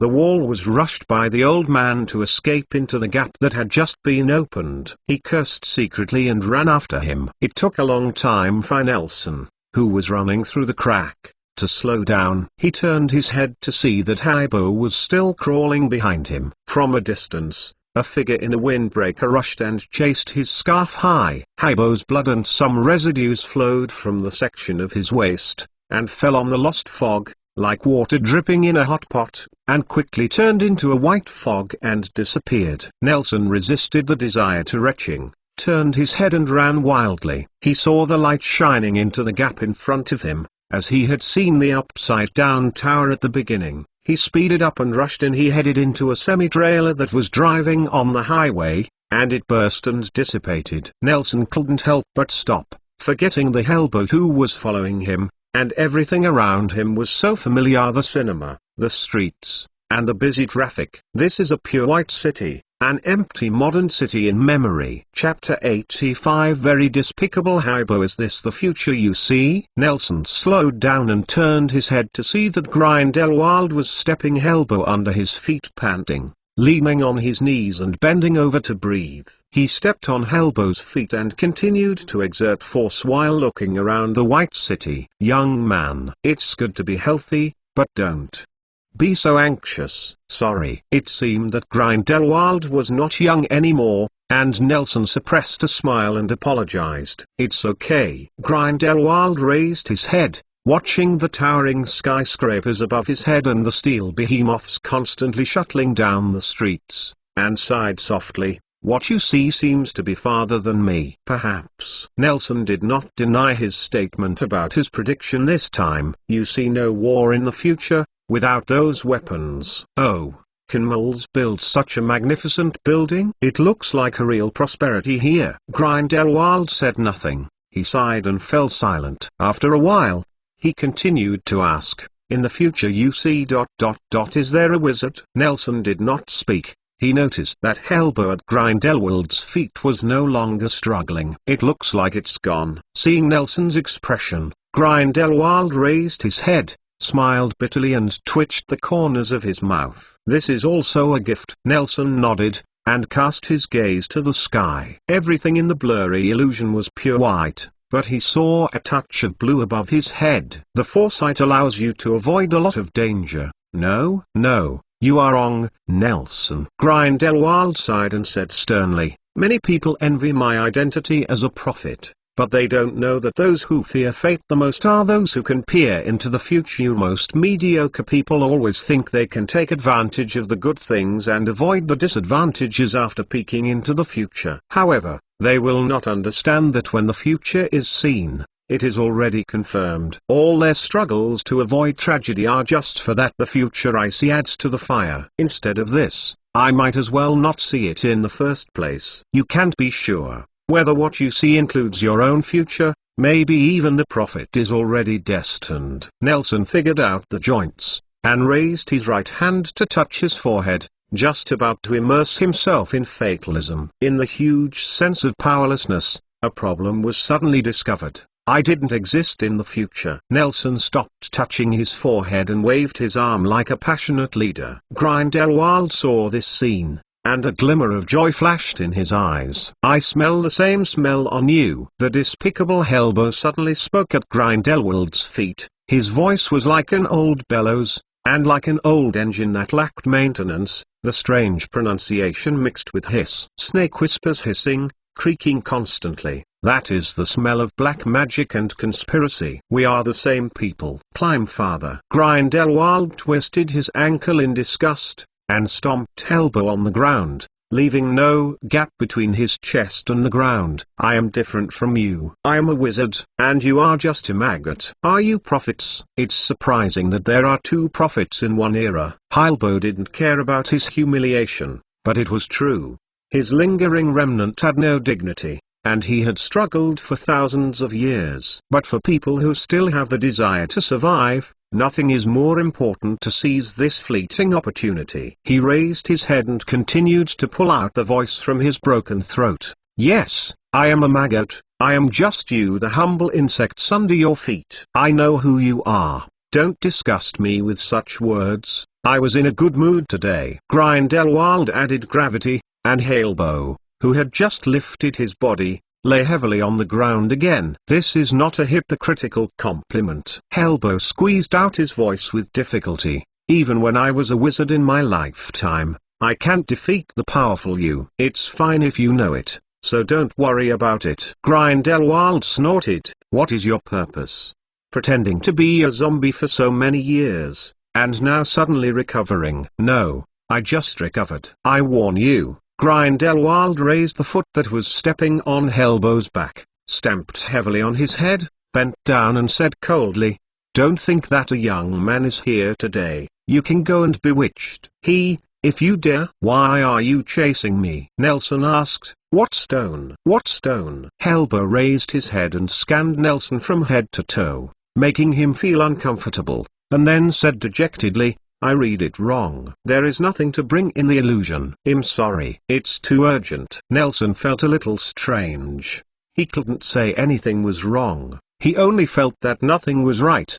For example, why a person who could endure for thousands of years in torture in order to survive would break his merits at the first sight, so that a person should obviously lose his mind. Why can I still communicate normally now? Why didn't I come here on my first day in Newmangate, but this time I came back into illusion? He even felt that Helbo was winking at himself, but because there was too much on his face Zanzi didn't see it himself. He was thinking, and was suddenly attracted by the conversation between Grindelwald and Helbo. What do you want to do? Grindelwald moved his feet away, frowning and speaking. I want to help you, and I am willing to dedicate everything I have to you. Helbo crawled flatteringly and turned to Grindelwald. Nelson, behind me. Grindelwald shouted at Nelson, then looked down at Helbo's raised old face. Speaking of people, what do you want? I just want a relief. Helbo begged weakly. It's simple. You tell me where your Horcrux is, and I will destroy it. Grindelwald said coldly, just tell me where it is, and I will free you completely. You know, I'm not referring to this. Helbo stretched out his trembling hand to Grindelwald's boots, and was stared at Grindelwald's boots, and stopped his movements. Besides, you know, if someone else has mastered it, Horcrux, that fate will also be in the hands of others. Isn't your destiny in my hands now? Yes, a great person like you certainly doesn't mind when you control the fate of the ant. Give it a little freedom. Why do you think you have the right to go out? You are just an immortal madman split by soul magic. Grindelwald sneered. An old antique who was killed thousands of years ago. Do you think you are going out now? Can you still be a mastermind? I just want to find a place for the rest of my life. Helbo raised his head, shaking his whole body, but before that, I can still shine for your career. I know you have great ambitions, and I am willing to help you. I have magical powers and ancient spells. I also know many things that other people don't know about. If you are willing to help me, you will find that this is the wisest decision. It is not your turn to judge whether I am wise or not. Yes, I only admire you unilaterally. In the era when I was still alive, there was no such a wonderful wizard as you. Do you know who I am? Do you know what I have done? Do you know what I want to do? Grindelwald bent down and mocked. The title of the worst black wizard in history. Do you think you can lie to me like this? Okay. Helbo was still the posture of a dead man. He raised up half of his body with his arms and buried his head deeply. You can get everything you want from me, as long as I have got. What do you have? Grindelwald drew closer and asked calmly. I have magic. The ancient powerful magic that you have never heard of. I also have treasures, secret treasures annihilated in the long river of history. I also have secret arts, which can assist you with more powerful potions, alchemy and other skills. Helbo grinning, I'm still a powerful wizard. I can fight the battlefield for you, be born to death, and all this requires you to do a little trivial thing. It sounds nice. Grindelwald snorted coldly. I will prove my loyalty. No, I don't worry about your loyalty at all. Grindelwald didn't seem to put Helbo's magic in his eyes. His eyes revealed thinking, and he said, I'm just afraid of your treasures for so many years, all rotted away. So how do you prove your sincerity? We can sign unbreakable. Say something human. Grindelwald said lazily. I am willing to hand over my Horcrux to you. It is half of my soul. This is enough for you to restrain my life. Helbo said as if he had made up his mind, gritting his non-existent teeth. What if you have more than one Horcrux? Nelson asked suddenly. Little wizard, you are very imaginative. This is a quality necessary to become a great wizard. Helbo raised his head, looked at Nelson deeply, and said, but man can only make a Horcrux, and the soul can only be separated. once. So that's it. Nelson showed a suddenly realized expression. I am willing to offer everything for you. Helbo put his head at Grindelwald's feet again. I haven't promised you yet. Grindelwald turned his head and led Nelson to the passage above the fog wall he had opened before. For the greater good. I like this saying. Nelson noticed that when Helbo said these words, his voice was not trembling at all, not weak at all, just like a young wizard. But when he turned his head to look around, Helbo was still the old man who was about to die. Chapter 86 Despicable Hybo Nelson, what do you think? Grindelwald looked up at the top of the tower directly below the tower that was hanging upside down in the illusion, with an unpredictable expression on his face. What? Nelson also looked at the spire. I was just thinking, how should we get back? Do you think Horcrux can hold Helbo? Grindelwald lowered his head, took a step back, and stared at a certain position on the ground. It has nothing to do with me, sir. Nelson shook his head. I never think about things that have nothing to do with me. How can it be relevant? A thin mist slowly gushed out of the tower, and gradually thickened. When it dissipated, Nelson was already standing at its feet. Grindelwald opened the door and motioned for him to follow on. Is this how you deal with the prophet? Don't think about things that are not in the present. Maybe, Mr. Grindelwald. Nelson followed. Instead of worrying about what may not happen in the future, we might as well keep our feet on the ground. No wonder. Grindelwald nodded. By the way, Nelson, do you like the sculpture I gave you? Very. I like it. As Nelson stepped in, the tower distorted and melted from top to toe. When he opened his eyes again, he had returned to his bed. There was something under his shoulder blades panicking. He reached out and touched the horse. Vera's ring. So it's you? So is the Deathly Hallows that makes people enter the illusion? Grindelwald's old wand and the resurrection stone in my hand. Then Helbo's purpose is very clear. Nelson thoughtfully put the ring inlaid with the resurrection stone on the middle finger, played with it and put it back on the finger. He actually wants to lie to me. Does anyone really think that only one knows what a Horcrux is? The Dark Lord returned from a study tour and found that his cat was living in a doghouse. With an order, 80,000 ghosts gathered at Hogwarts. He shook his head, expelled the strange thoughts in his mind, and closed his eyes. Holding the wand and leaning on the mattress, lost in the fog and wrapped him up. I can't just be a marionette, Grindelwald's follower. That goes against the purpose of my coming out. For what I am after, for me everything I care about, I need my own strength. You came. I'm coming. In the modern city of the illusion, Nelson suddenly appeared in the middle of the road. The city that was gradually collapsing began to rebuild with his arrival, and it was more refined than last time. Looking at Helbo lying in the middle of the road, Nelson opened his mouth to answer. Words. I until you will come. Of course you know, and I know you must know that I will come. As Hybo fell into a long silence, the high temperament he created was exhausted and completely collapsed. At this moment, what he was thinking must be, I don't know how to pick it up. What do you want? Nelson decided to take the initiative. No, I'm just a dead old man. What do I want? Helbo looked very polite at this time. He pedaled himself enthusiastically. You come back alone after that person. You must. It's a conspiracy. Let's talk. What do you want? What do you have? As I said before, I have magic, ancient and powerful magic that you have never heard of. I also have treasures, secret treasures annihilated in the long river of history. I also have secret arts that can assist you with more powerful potions and alchemy. Wait for the skills. Are you memorizing all of this? How is it the same as what you said last time? Don't get close to me. Nelson took a step back, keeping a distance from Helbo who was crawling towards him, and then said coldly, what you said. I am not interested in anything. Oh? Hybo straightened up. The lost fog raised from the ground, condensed into the shape of two legs in his lower body. He straightened up. This is obviously young, no longer young, healthy to no longer healthy. His body, with soft black hair lying lazily on his forehead and shoulders.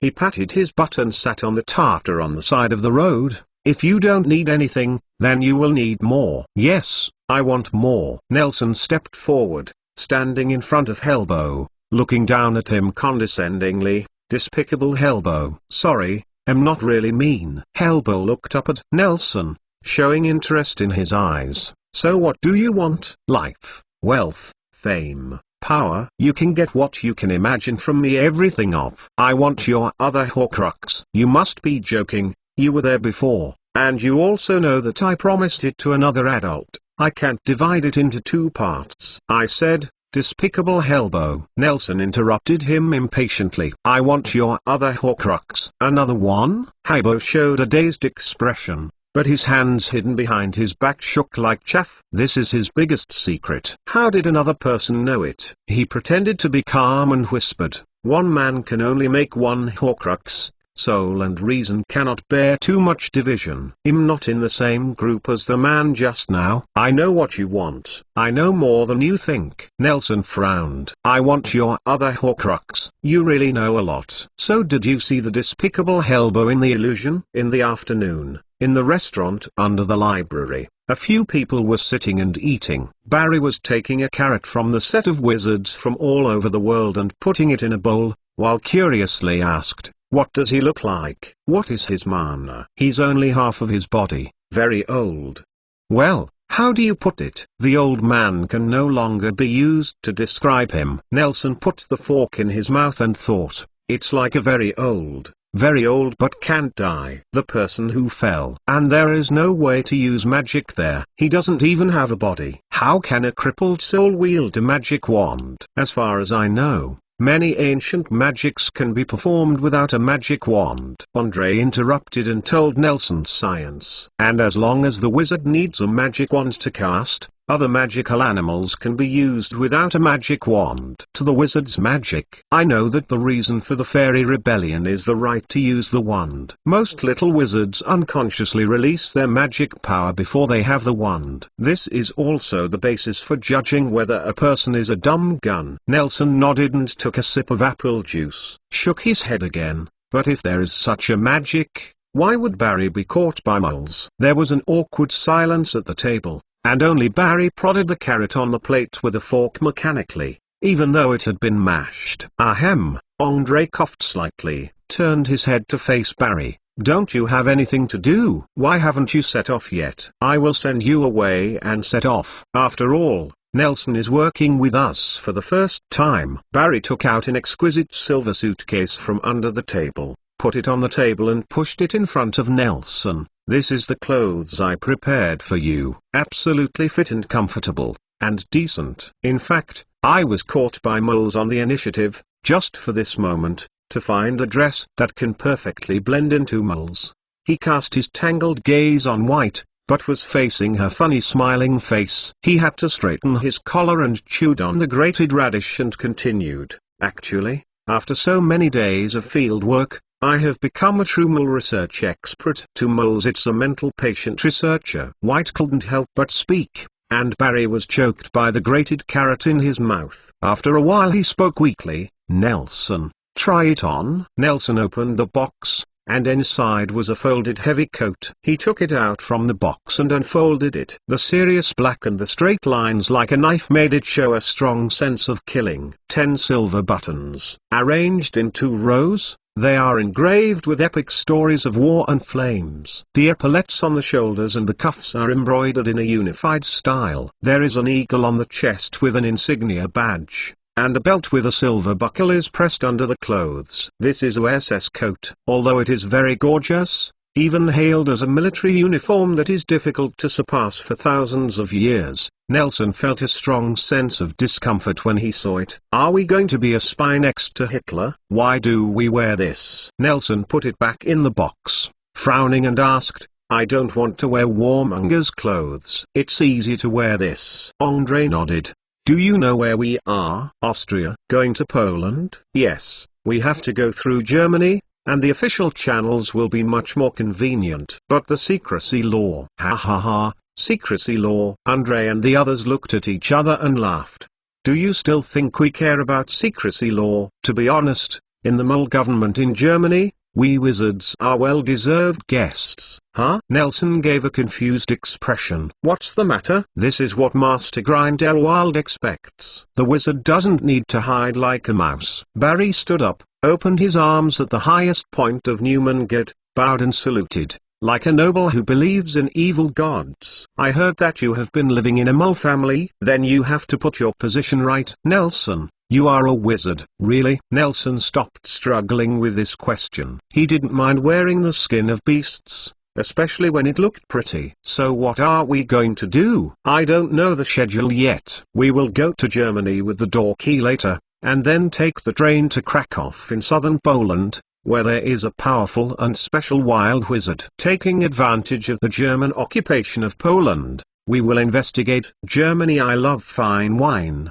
and love my girl even more. Only she can make my heart happy. I'm not alone. There is wine in the glass. There is still my girl by my side. Thinking is free. Shall we go up like this? On the platform of the Berlin railway station, Nelson was standing next to the departing train, his ears echoing from the distant military train, and he asked André next to him. Of course. André stepped up the folding stairs next to the car, and handed a note to the military police inspecting next to the car. We have gone through the formal procedures, my lord. Seeing the note, the military police immediately broke free from the lazy attitude. He lifted his right foot and leaned heavily to his left foot. The steel-plated boots made a crisp pop, and he raised his right arms. Fingers moved forward together, shouting, "Hooray! Okay, hooray! Hooray!" André squeezed in from him impatiently, and ordered, "Find us an empty carriage." "Okay, sir." The military police started, looked at the people behind André, and then turned his eyes to Nelson in a neat uniform, stepped forward and leaned slightly forward. "Sir, I will help you with salute." "Oh, huh?" Nelson was taken aback and confirmed that there was no one around him, only to realize that he was talking about himself, shaking his shoulders flatteredly, and handing him a suitcase full of changes of clothes. "Thank you."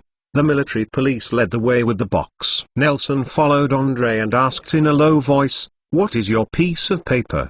Do you forcefully confuse it?" "That's a certificate issued by the top Democrats. It's genuine." André threw the certificate into Nelson's hands. He held it up and read it impressively. "Senior Advisor of Special Operations Forces, Major General André." Nelson carefully stuffed his credentials into André's pocket. This position has reached the peak of Tom's imagination during the orphanage period. In his vision, he could use his special ability to defect to the German government and then serve in the army. Suffering in the system, finally reaching the rank of Major General, and embarking on the pinnacle of life. Nelson looked at the childhood dreams of his little friend, and suddenly felt a little disillusioned. "Have you cast a confusing spell on the top? Why do you always think I used the confusion charm for someone?" André was amused. He explained, "It seems that you haven't figured out the situation yet. The German moles are under our influence. These documents are all from us. Identity within the system using magical power to achieve the purpose of ruling the world. At least that Moustache thinks so.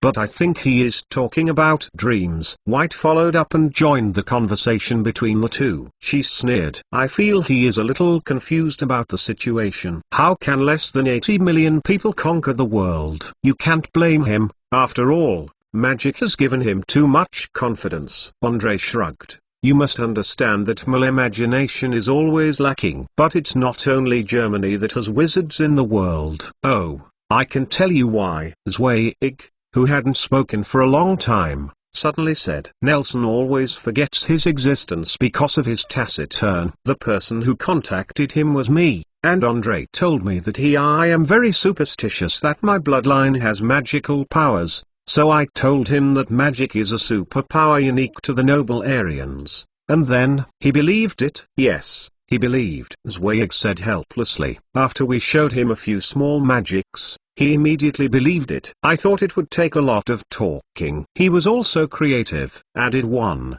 "Ordinary Aryans cannot use magic mainly because the Jews among them are interfering. The magic in the air, which makes most people do not have the environment to cast spells.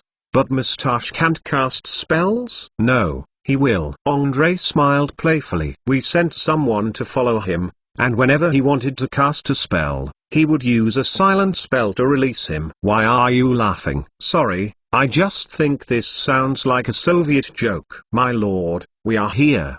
The military police in front took the lead through the empty carriages, walked to the door of a luxury carriage in the front section of the train, took out the key from the crew room to open the door of the carriage, and directed at Andresch. A German gift. This carriage is specially prepared for adults like you. It is absolutely safe. Please rest assured. Nelson walked in, and a clean and tidy reception room came into view. The soft sofa was covered with white flannel. The ice bucket on the table was filled with bottles of good wine. There was a fire in the fireplace on the opposite side of the coffee table. A small pile of good firewood. The neatly arranged wooden doors at the rear correspond to several bedrooms. The whole section of the windows are bright and clean, and they look unusually spacious. It is hard to help but be puzzled how such a room is packed into a small carriage. The needle does not poke. Andre whistled, took off his coat and put it on the sofa at the door. Upon seeing this, the military police stuffed Nelson's box into the rack, picked up Andre's clothes and hung them on the coat rack at the door. Go up, it looks like he's going to get a duster to dust him. Okay, you can do your job. Andre looked a little overwhelmed, and sent the military police away. He took out his wand and pointed at his coat. The whirlwind swept away. Although moles seem very inefficient in life, it has to be said that it is more enjoyable for people to perform this inefficient service. White nestled on the small sofa closest to the fireplace,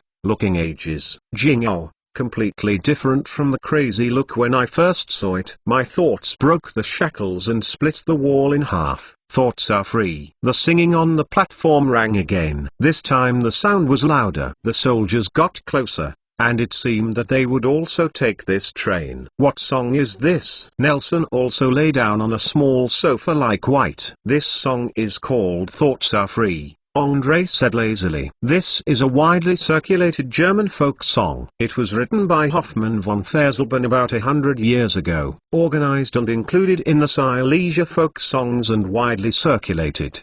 The entire song is repeating Cicera's words, our thoughts are free. You look like a university professor. White was lying on the sofa with a smile covering his mouth. When I was teaching at Heidelberg University, in addition to literature and communication, I occasionally taught folk culture and classical philosophy. After all, there is no distinction between literature, history and philosophy. Andre walked to the coffee table and took it from the ice bucket. A bottle of red wine, which seemed very expensive, was knocked on the bottleneck with a magic wand. The cork flew out with a swish and was planted into the fire. A strong aroma of fruit and wood immediately filled the entire compartment, and he poured half a glass. Took a sip, feeling the unique tannin flavor permeating his mouth, showing an old-age nostalgic expression of youth, squinting his eyes and smacking his mouth, and said, I also visited Fasselben when I was young. He is a poor and respectable poet. This song is almost a memory of a generation in Germany. I used to talk about it in class. Give me a glass, thank you. White lifted his chin, and the two goblets flew slowly in front of Andre. He poured 2 glasses, and they floated to White and Zweig respectively, and White took the glass. He tasted it, and stuck his tongue out. Wow. It's so awful. Nelson, you should drink juice. I'll ask him to bring a bottle of juice when the flight attendant comes. No, thank you. Nelson asked, playing with the pillow on the sofa. This song sounds like it is about freedom. Why did they sing it out? He pointed to the soldiers passing by outside of the carriage. They were all in a dusty and tired face, but they were strictly forbidden and disciplined. Why can't you be sung by them? Andre asked. People always have the right to sing something. But whether it's the identity of the soldiers or their political beliefs, it has nothing to do with freedom anyway, right? No, it's still thread songs they sing in freedom. Andre laughed with his cup, his throat giggled like a bellows. This is a German joke. Is it better than you? Where are the Soviet jokes more interesting and vivid? I don't agree with this. Let me talk about one more. One day a teacher ran into a former student on the streets of Moscow. Woo! Under the bombardment of Nelson's repeated jokes, the train shuddered slightly, and then spewed out of steam. The train started slowly. This train was bound for Poland. Almost all the soldiers and officials who went to station in the train took them. Perhaps they were collectively referred to as officers. More appropriately, the two sides of the platform were full of family members who came to see them off. Most of them were solemn and fanatical. They were deeply proud of their son or husband being able to participate in the glorious cause of occupying a neighboring country. Nelson got up and walked to the window to observe the crowd. He saw a single old woman standing on the platform. She should have come to see off his son. Although the old clothes she was wearing had been washed white, she was holding it on her arms. A flower basket full of petals continuously throws petals on the roof of the car. Flowers in this season are not cheap. They're crazy, aren't they? Andre moved to behind him, jokingly. Does it feel fun and difficult to understand? There are some. Nelson nodded. He thought of Jonas. Maybe he had seen such a scene before making such a decision. I didn't understand it when I was young. After all, it's a war. A war is always deadly. Mole wars are not like us. There are too many magics that can be used without blood. Mole wars are filled with life. Yes, Andre said softly. This is still going to Poland. This wave of recruits only needs to do some simple work of cleaning the battlefield. If you see the team on the move, then you will feel shocked. Compared with that kind of scene, how can such a small scene be called fanatical? This country is yearning for war from top to bottom. This kind of cause belongs only to lunatics. This is the real German joke. Since the surprise attack of the German Blitz on September 1st, the German front has steadily penetrated into the entire territory of Poland, except for the Soviet Union, which suddenly entered Poland from the east on the 17th, the second day of Dumbledore's trial in Wiesingarmo, Germany. The army did not encounter any effective resistance in Poland. Although Pilsudski had used his thigh to get a well-equipped German weapon for his country in the previous 10 years, its combat effectiveness was as good as that of the same equipment. The gap between the enemy forces was too large, and it eventually became a supply for Germany to advance the front. At present, the forefront German army is marching towards Warsaw with these supplies seized from the Polish army. This country, which has also cooperated with Germany a few years ago, is in the desperate situation of subjugation and extinction. It can also be said that the Polish people are living in dire straits. The loyal people among the people are full of indignation, but they have nowhere to be effective, because they can't find their own government. Unfortunately, Poland does not have the strongest army in Europe. It is impossible to talk about such a powerful combat power and the epic tactics used to preserve the vitality of the Dunkirk retreat. The slider on the wheel hub of the train made a sound of besides. In the early morning of the third day of the train, it finally approached the destination of this trip, Krakow, an important industrial city in southern Poland, the geographic center of the European continent, is also one of the oldest cities in Europe. It was used as the capital of Poland from 700 AD to the end of the 16th century. Even today, it is extremely important. An industrial city and transportation hub in China because of its geographical importance. This city has also been harassed by war throughout the ages, but it can always stand on the European continent. At present, as the capital of the German occupation zone, here is the largest number of combat troops and construction corps stationed here. All kinds of military buildings full of political symbols are springing up like bamboo shoots after a rain. In places further south, there are some unified systems. Small camps are being established around a small town called Auschwitz-Birkenau. The train crossed the bridge across the Vistula River, and the first rays of sunlight were rushing towards Nelson from the top of the distant hills, trying to clear the shadows on the train. But it was obvious that it failed, and Nelson held it in his mouth. Standing in front of the dressing table in the bathroom, the toothbrush was smashing his back teeth with his sleepy eyes, and suddenly his whole body was irritated, and a deep chill came to him. He immediately came to his senses. It seemed that he was pounding too hard, and his right gum was poked. Quick healing. White's voice came from behind Nelson. He felt a refreshment in his mouth. The wound seemed to heal. He turned around and saw White with the head of the henhouse putting away his wand. Her mouth. She also had a toothbrush in her hand and looked like she was in line. Seeing Nelson looking at her,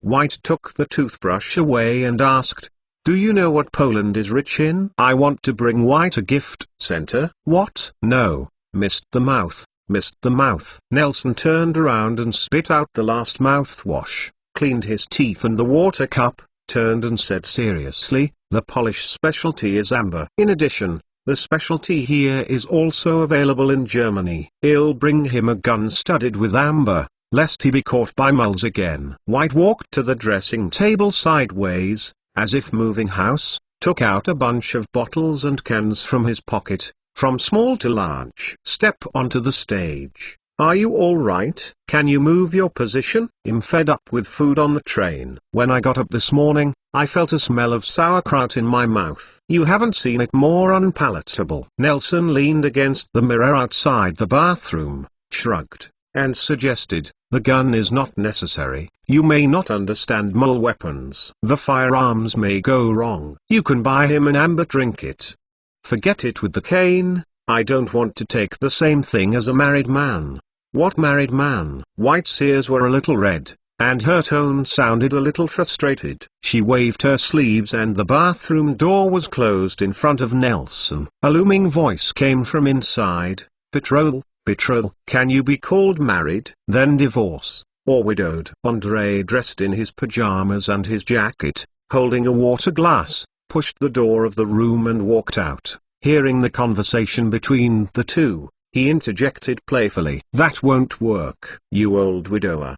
The bathroom door popped open again, and White cursed with an annoyed probe. "Look, she's in a hurry." Andre spread his hands and yawned. "Morning, Nelson. How come your relationship with her suddenly becomes so good?" "Maybe because we have the same enemy." Nelson spread his hands like him, then opened the door of his room and walked in. "Good morning. I'm going to change clothes." "Who isn't?" Andre said weakly outside the door. "Life will always be our enemy." "By the way, you pack up and salute by the way, and you will be there in an hour after you finish your meal." The train passed through bare fields and burning villages, and there were well-groomed German soldiers escorting displaced Polish people everywhere along the way. Nelson was sitting at the dinner table, looking at the scorched earth outside the window that was constantly ravaged by the war, and the cereal in his mouth was also gradually lose the taste. The horror around me kept bringing to my eyes, and there was a weird sound like the sound of the wind but not the sound of the wind in my ears,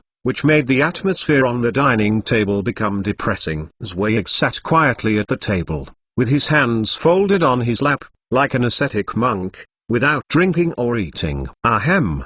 He cleared his throat when he noticed that the surrounding atmosphere was a little dull. "Why don't you talk?" "Since we are on the train, I will tell you a joke about the train. There is a train bound for Siberia." A bunch of hair on top of Nelson's head gradually bends into question marks. His eyes widened. "How could you?" "I always do," Zweig said slowly in his unique low voice, regardless of the surprised eyes of Andre and White looking at him, "and I like your jokes so much. I think they are better than I have heard. Many jokes are much better." Ding dong, the doorbell of the carriage rang suddenly, and someone shouted from outside, "Several sirs, I will be there soon." "Okay." Andre shouted at the door, then got up and took his coat from the coat rack and put it on his arm, patted Nelson on the shoulder. "Let's go." The train stopped outside the old town of Krakow. The popularity here was in sharp contrast with the station in Berlin. There was no passenger on the platform, only one soldier in German uniform leaned against the pillar with a gun in a trap. When he was snoozing and hearing the whistle, he quickly stood up to salute, but almost fell. "Hooray!" He raised his right arm and stood beside the crowd of people, like a sculpture with crappy techniques. Opposite this station is the Florian Gate, built in the early 14th century. On both sides of the dark and tall city wall are two small towers with golden statues. The walls are covered with colorful pictures. Stacked underneath this modern children's graffiti may be the brush strokes of a desolate painter 100 years ago. The city walls and city gates have basically no defensive role in modern warfare, but more than 700 years ago, there may be clanging sounds of swords, lights and swords, or the inspiring speech of a leader. Sirs, get in the car. The gendarme at the beginning caught up and led everyone to the two old-fashioned cars that had been waiting here early. Nelson has no intention of admiring the exotic surroundings. This kind of old-fashioned car driving on the old gravel road can only be described in two words: bumpy. Nelson only feels vomiting. He raised his head, feeling a bird spinning above his head. The car drove slowly, passing through military-restricted areas, and heading for the deep hills outside the city. Where are we going? Suffocating the desire to vomit, Nelson covered his mouth and said to Andrea, "Inside, that wild wizard lives in the mountains," Andre said, and suddenly he covered his mouth and shook his head, indicating that he didn't want to speak anymore. After driving for about 2 hours, the two cars finally drove to the depths of this hill, and through a lush forest. Nelson saw a huge shadow that obscured the sky, a tall and dilapidated castle. The castle seems to have been abandoned for a long time, and it has indeed been abandoned for a long time. This castle once belonged to the Kievan family, and this family that once dominated Poland has long since disappeared in the long river of history. The maintenance of the castle in the deep mountains is expensive. Gradually became uninterested, so that it is difficult to verify who the current owner is. The roof of the castle was overgrown with weeds, and some of the walls collapsed.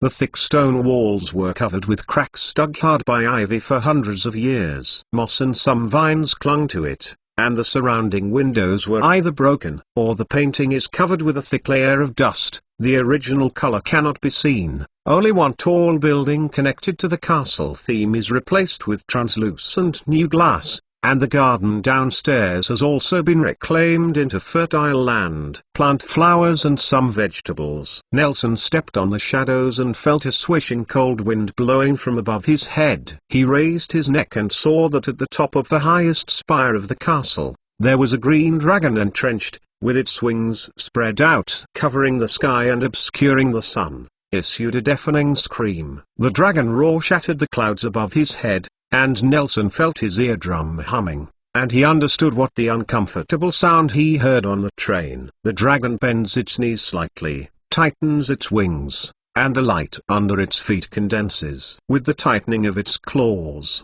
a huge blue circle slowly takes shape, then suddenly expands, and quickly chooses. Nelson rubs his eyes. The dragon has disappeared. He only heard the sound of it flying away through the air. Is this a dragon? Nelson sighed, putting his hands on his ears. No, it's not. Andre frowned. This mission seemed much more difficult than he thought. This thing is not a dragon at all. We are in big trouble. Andre squinted his eyes and stared at the huge creature flying away in the clouds with open wings and feet, stepping on the sun, and murmured solemnly, "What's the matter?" White raised his right hand to his forehead to block the sun, and he looked at the dragon, who did not know where he was flying, and asked curiously, "Isn't it just a dragon?" Our family has a dragon farm in Romania. As long as the right spell is used, an adult wizard is enough to subdue a dragon. Nelson, I feel you are targeting me. No. It's not the same as the dragons that you keep regularly bleeding and selling money. It just looks like a dragon. Andrew's tone was still very nervous.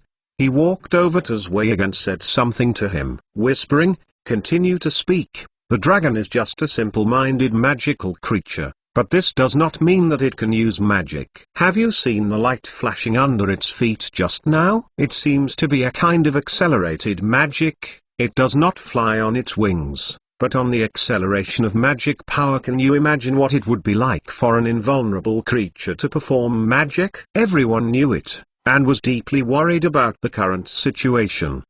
Nelson was a little confused. He couldn't help asking, Are we here to slay the dragon? Didn't we come here to investigate a wizard? Since it wasn't here to slay the dragon, then the one who flew in the sky. How good does it matter to us? Oh, this. Andre smiled and shook his head, relaxed his tight body, and said in agreement, we are always referred to as bad people by people outside, which makes me a little bit into this image. And that's right. We are here to observe, not to find fault. After all.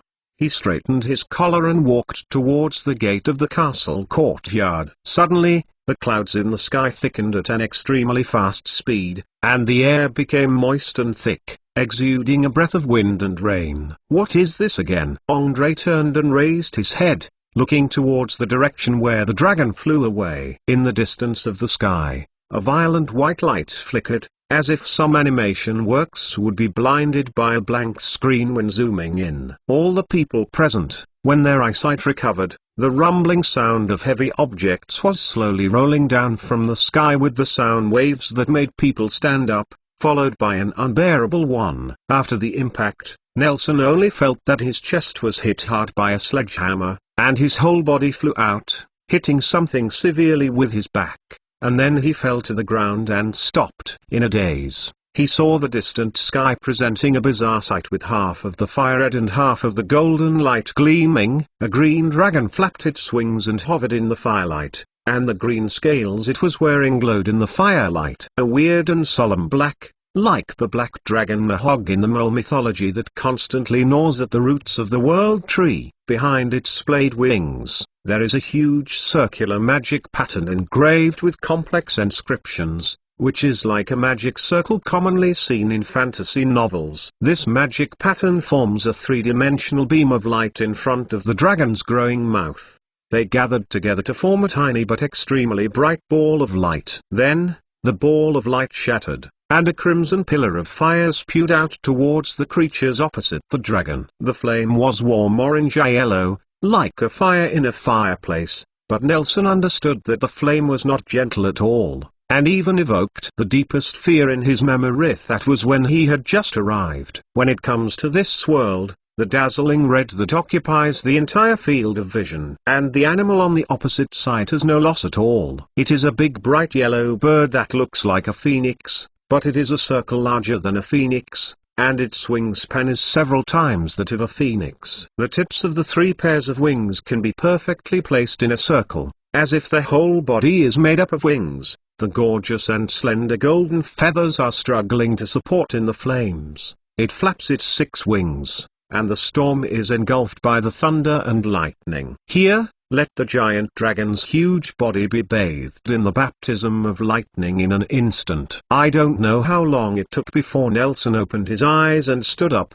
holding his chest. Now he could see 3 double images when he looked at things, and an unbearable roar echoed in his ears. He opened his eyes and saw the gold and red in the sky are still fighting in the eyes of the storm. Time has not passed long. He turned his head and looked around, resisting discomfort, and squatted down to look at Zweig, who was lying beside the tree behind him. It was him who hit him. Are you okay? Nelson shook his shoulder, but Zweig was still on his stomach. Just let him lie on his stomach. Andra's voice rang from the side. Nelson raised his head and saw that he was holding his wand, standing nervously beside White. The two stood back to back in an alert posture. Looking around in the woods, he saw that Nelson was okay. He sighed for a long time. I told him to protect you. You don't need to worry about him. He will be fine in a while. But, have you forgotten? On the cruise, he received White's obstacle curse with his face. He is different from us. Andre looked at the rustling bushes nervously,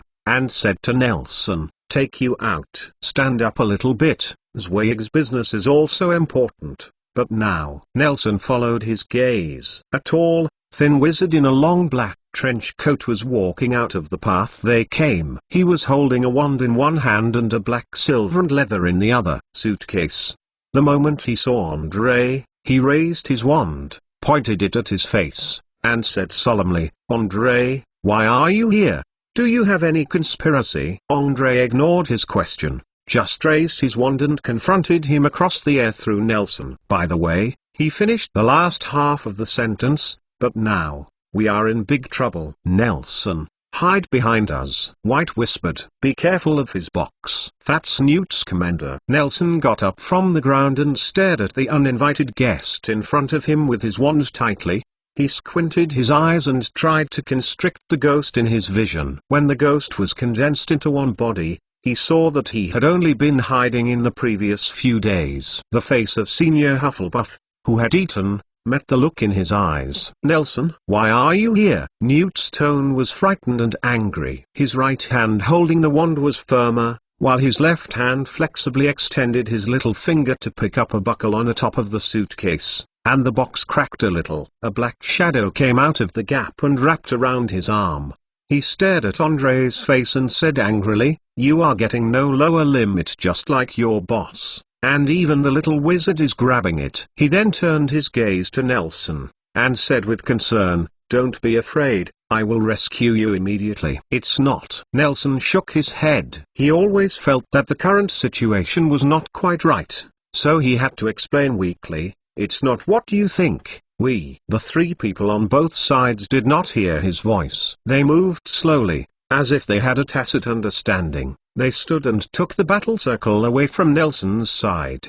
The atmosphere between the three people became more tense, this kind of tension. Still climbing, no one spoke, but silently stabilized the hand holding the magic wand. This tense atmosphere was quickly broken. With the changes in the battle in the sky, a clear bird cry came from afar. Newt took the lead in moving his hands, and the three quickly formed a ball relying on the terrain. Sex spells are flying in the air. Nelson fought hard and looked at the battle not far away. In his imagination, White and Newt were both defeated men who were successfully attacked by him. The old man, Andre, was not much better. However, the battle at this moment it completely refreshed his cognition. These three are all senior wizards with high magic power. Their spells in battle are all silent. This alone can stump most mediocre wizards, but the quiet battle is even more murderous. In Nelson's impression, Newt is a stray Hogwarts undergraduate who has not received a complete magical education, and his talent is mostly reflected in the field of magical animals, and he has not heard of his achievements in duels. At this moment, Newt changed from the enthusiasm and shyness he had in the hotel a few days ago. He squeezed his face, pressed his lips tightly, and waved his wand without expression. Following his movements, he was simple and unpretentious. The beam of light flew from the tip of the rod, making it difficult to discern its purpose, and their power did not disappoint Nelson. In the collision of the spell, the old forest quickly became a mess. And he is also very aware of his own advantages. When opening the box on the first floor, there are constantly magical animals that Nelson has seen or never heard of running out to cooperate with his attack. When his obstacle spell hits White, one has only two heads. The dozing three-headed dog jumped out of the woods and pounced on White. Although it was finally repelled by Andre, it eventually caused a lot of trouble to the two of them. White and Andre are well-tested carders among the Saints,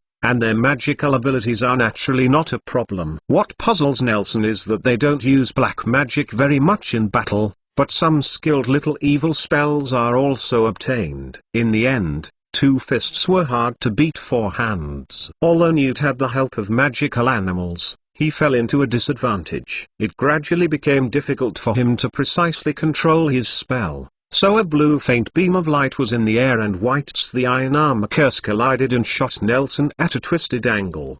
How similar this scene was to Dumbledore's experience back then. All three people in the battle noticed the spell. Newt twisted his body and stretched out his wand toward Nelson, while Andre on the opposite side was even more anxious than him. But the speed of people couldn't compare to the speed of the spell flying. Nelson was still thinking about the second before the curse faded. What is this blue curse? It is indeed quite ritual to be put on shelves on the protagonist's birthday. What is web text? I remember when a teacher talked about this issue in class before, his tone was dismissive, and he commented, "This is just a fast food culture that is outside the mainstream literature." He seemed to think that this kind of thing is simply not. It's worth mentioning that I later searched for and purchased his work, a short novel about going up to the mountains and going to the countryside. It was written in a very ordinary style, as if it had been poisoned by scar literature. Of course, the sales volume really did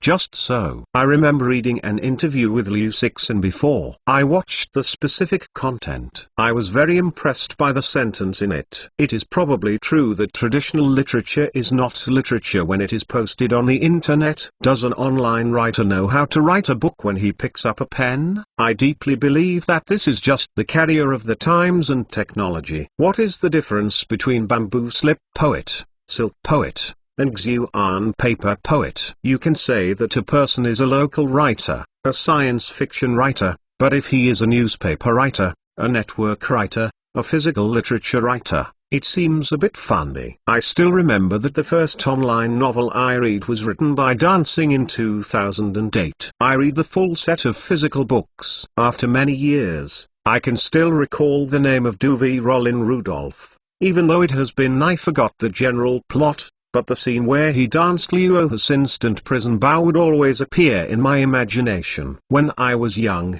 I would be sad because of Han Yu's experience, and I would be amazed by the wonderful battle. The first book, I chose to write the HP fan, not just because of me. Chapter 90 Sit down and have a good talk. Nelson did not expect that in the end. It was Zweig who carried everything. He was so taciturn that people always forget his existence. He liked to listen to Soviet jokes but never laughed.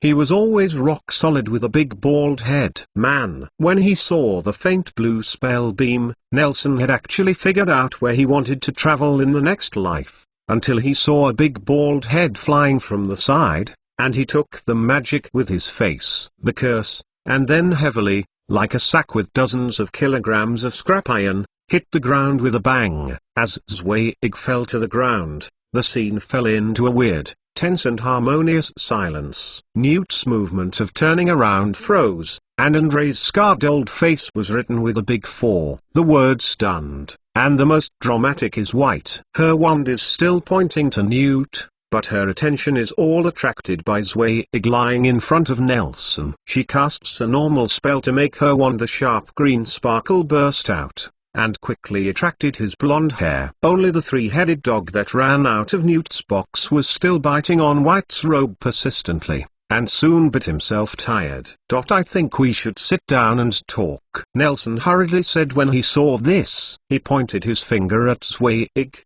who was lying on the ground and his face was smoking. Unprovoked fighting will only lead to such a tragedy. I think there must be some misunderstanding between you. Nelson, run away while this scent is down, Newt said very quickly, because he spoke too fast and it sounded a little stammering. He kept winking. Don't worry about me. When you are safe, I will find you again. Senior Newt. Nelson stretched out his hands helplessly and said with a wry smile, I'm in a group with them. Punch. The atmosphere on the scene became even more embarrassing, until White's laughter broke the deadlock. She was smiling with her mouth covered, and suddenly felt the panic under her neck. Looking down, she immediately began to put out her hair in a frantic manner. Fire. Clean water is like a spring. Newt lightly picked up his wand, and a trickle flew towards White's burning hair. Then he took a step back, and the magical animals that were active around quickly gathered around him. The other two of the three-headed dogs. Both big heads woke up and stood in front of him with Zuwu. He held up his wand and retreated to a relatively safe position, perfectly explaining what is meant by a person who knows the current affairs as a handsome man. He earnestly said, Yeah, I think we should sit down and have a good talk. Thank you. White twisted the scorched blonde hair in a gloomy manner, still holding his wand in his other hand and pointing at Newt. You might as well take a look at the bald head first. Newt stepped back and suggested, Actually, I aimed at your non-critical parts. I didn't expect to hit his ... face. It doesn't matter. Andrei put away his wand, half-kneeled beside Zweig and turned him over, glanced at his smoking face, shrugged and stood up again. This kind of curse still hurts. Not him. This can't hurt him. Is he some kind of magical beast? Newt asked in a low voice. Almost. You can understand that. Andrei stood up, put his wand in his pocket, motioned for White to release the curse placed around him, and walked towards Newt. Do you know Nelson? Then we are his own. He opened his hands, indicating that he was not malicious, and said firstly, we obviously didn't do anything. You can't just rely on a certain stereotype to give us a conclusion. The battle is totally meaningless. Think about it carefully. Did you sneak attack on us first? Don't say you are part of Grindelwald. Although Newt seems a bit low and reserved at times, he is always a person with a sense of justice and confession. He is a well-deserved heroic character. He raised his head and looked towards the horizon. The dragon that Thunderbird fights. The battle situation there is gradually sinking into anxiety. Thunderbird is struggling to support under the dragon's flame offensive, like a boat in the wind and rain. I don't understand why dragons can perform magic, but I can imagine. You must have conducted brutal and inhuman magic experiments on it. Besides, you dare to abduct Hogwarts students. I will definitely not spare you. Senior Newt,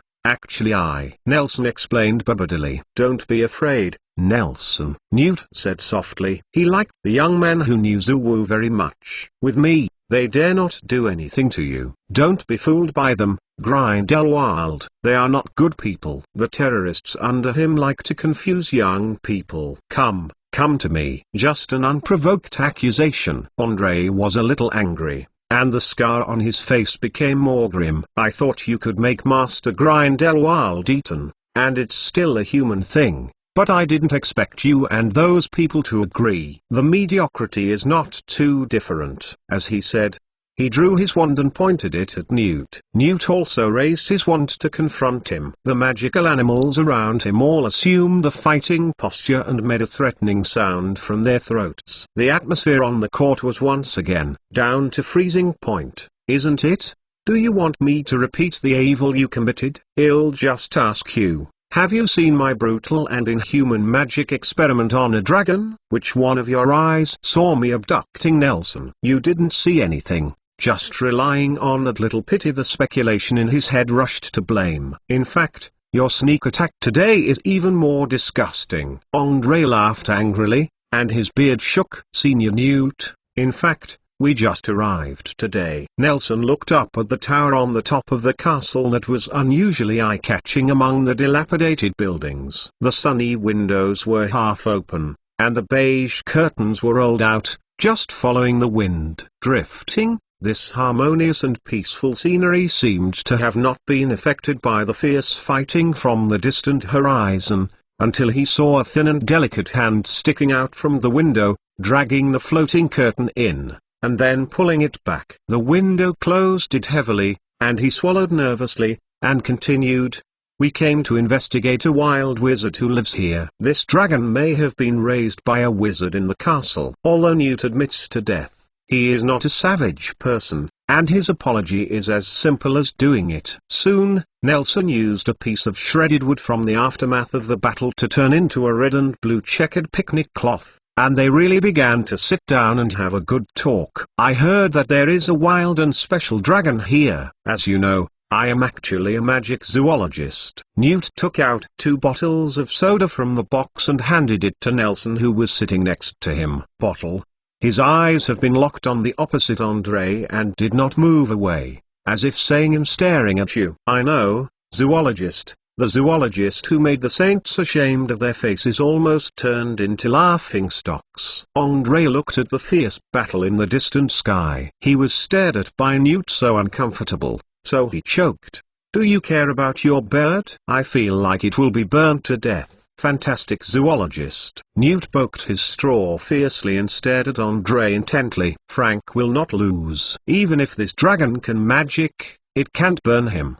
And that's okay. Not my bird, he just followed. You can't control it. Andre was amused. So there are birds that you can't control? I saw a real thunderbird for the first time. He is so beautiful. Before the two of them could fight again, Nelson hurriedly interjected, what a magnificent and powerful emperor among birds. This is not all his power. Newt finally moved his gaze away from Andra's face. He cast his gaze to the distant sky, rubbing his hands in excitement, showing a drunken expression, and said excitedly, look. All right, He is about to start. Nelson followed his eyes and saw that the thunderbird in the sky was wrapped in lightning. It spread its 6 wings and rushed into the sky. Then, looking down at the tyrannical dragon, Nelson was far away from it. Seeing human emotions in his eyes, it was a look full of disdain and majesty. It raised its head high and uttered a long cry at the sun. Then it flapped its 3 pairs of wings at the same time, and leapt forcefully downwards. The clouds were torn open a crack like a sky scar in a canyon. The wings flapped for the first time, and the hurricane formed out of thin air swept toward the dragon, tearing to pieces the raging fire that trapped it all over. The wings flapped for the second time, and the rapid gust of wind engulfed lightning and struck the dragon from all directions. Every second, thousands of lightning hit its thick scales. The wings flapped for the third time, and the chaotic gust of wind circulated around the dragon with the movement of the thunderbird as if it had found the leader. The slender and sharp tornado quickly formed around the dragon, hovering in the air and connected to the ground downward. Going up deep into the clouds, a thick, bright, hard-to-see lightning rushed down from the cracks ripped apart by the thunderbirds, and the dragons and snakes danced like they hit the tornado. Soon, the bright yellow electric light filled the entire tornado. Above it, a beam of light like a miracle was formed. Nelson heard the sound of guns coming from a distance, and Andre also noticed the noise in the distance, stood up and disappeared in place, leaving a sentence, "Damn, ill set up those moles." "The battle should be over," Newt said calmly, looking in the direction where Andre had disappeared in surprise. The magnificent thunder pillar connecting the world and the earth became brighter. Just when Nelson thought the battle was over, the center of the thunder pillar suddenly heard a thunderous dragon's roar, and the crimson fire exploded from the center of the thunder pillar, crushing it to pieces. The huge longin faintly exposed in the wind and cloud showed a mocking look. The window on the top of the castle suddenly opened, and a blonde woman with a big bow stuck her head out and shouted, "Dinkers! What are you doing?" It seems that after hearing her call, the dragon stirred its wings, and suddenly that one appeared in the sky above the castle, staring at the people on the ground with a kind of indifferent eyes. It was obviously far apart, but its heavy nose still gave people a sense of breath, an unbearable burning sensation. Suddenly, Andre apparated into the crowd. He stood in front of Nelson, setting up the iron armor curse between them and the dragon. The dragon seemed to feel an invisible barrier traversing its eyes in the air. It sneezed disdainfully. Several large sparks splashed from its nostrils and hit the ground, hitting Andre's iron armor curse, splashing. Clusters of bursting sparks. "Are the moles gone?" White asked in a low voice. "It's troublesome, I don't know what their brains think, and they want to catch this monster back for research." Andre was a little anxious, he said in a low voice, but because of his strong tone, Newt kept talking. "Looking this way," he continued to say without paying any attention, "Merlin's beard. They also asked me to cooperate with military operations to help them capture the anomalous creature. I really thank them. I must feel that my old life is still good. Not colorful enough. I want to have some fun." "So, did you convince them?" "How eloquent and energetic you are to persuade a group of stunned moles. They are more stubborn than the Imperious Curse. They have to be loyal to their head of state, but they don't know how to do it to the family." "Filial piety," Andre cursed angrily. "I cast a mole expulsion curse on the only way up the mountain, and they won't be near here until the curse disappears." "But, before..." He looked at the dragon above his head, and stood in a stalemate for a moment. The dragon seemed to have lost interest and snatched his nose to the tower in the corner of the castle. Dozed crossbody. Seeing that the dragon went to rest, he continued his previous speech. "Before this, we need to solve the trouble here." "What's the trouble?" Newt asked curiously. "What's up with you? Do I have to tell you?" Andre was reluctant to look at him, turning around and saying to Nelson, "You know moles better, and you think if we can't solve this dragon, we should. Why don't they get close here?" "Always using mole expulsion spells is not a way. It's hard." Nelson shook his head. "If a dragon suddenly came next to your house, would you restrain your desire to see it?" "Just leave it alone." White curled his lips. They are just moles. You can't think like that, Andre explained, pretending not to see Nelson staring at White. We now have a certain degree of cooperation with the mole government in Germany, and this kind of magical incident occurs within their jurisdiction. We must take action to solve ...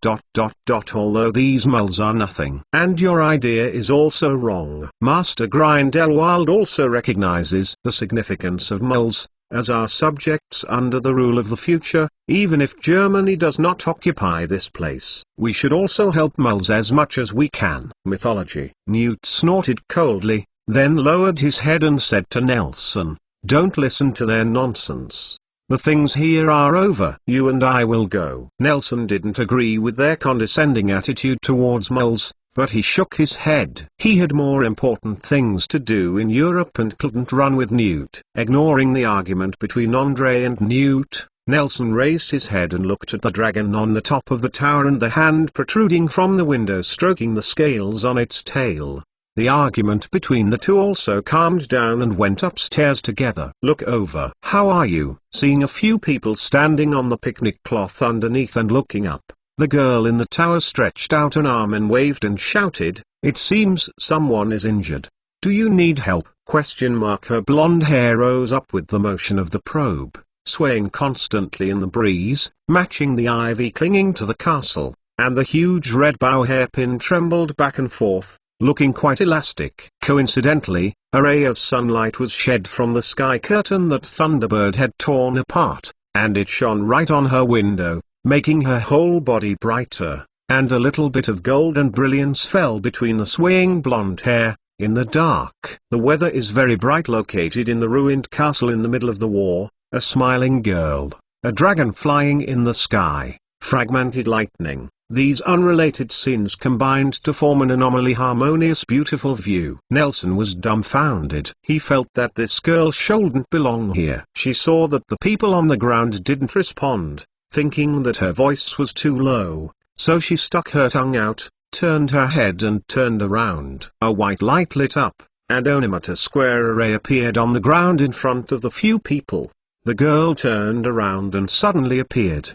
The hem of the red dress threw a graceful arc, as if a black and white photo suddenly appeared. Colorful figures. "My name is Lian. I am the most beautiful girl on the west coast." This sentence is a bit strange, but it may be her usual prologue. Lian stopped the momentum of rotation, leaned her right hand on her waist, tilted her head and looked at the crowd curiously. The youngest. "Nelson, do you have any help?" Hello. My name is Nelson." Seeing that the people around were silent, Nelson stepped forward and stood opposite her. "Yes, one of our companions is injured. If you are willing to provide some help, that couldn't be better." "Are you magicians?" Lian saw Zweig lying on the grass, raised his hand gently, and he floated out of thin air, floating behind her. "Come in with me, there is hot water in the house." White glanced at Andre in amazement, as if saying, "I didn't expect that what you said was true.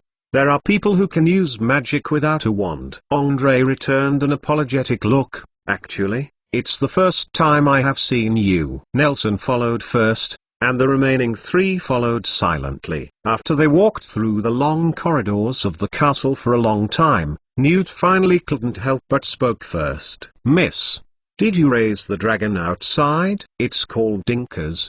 Do you like it?" Loriana said with a smile. "It's not a dragon." "Then what is it?" Newt was already fascinated by the powerful and mysterious magical animal outside, and he asked urgently, "Why does it use magic?" "It's a puppy I raised since I was a kid.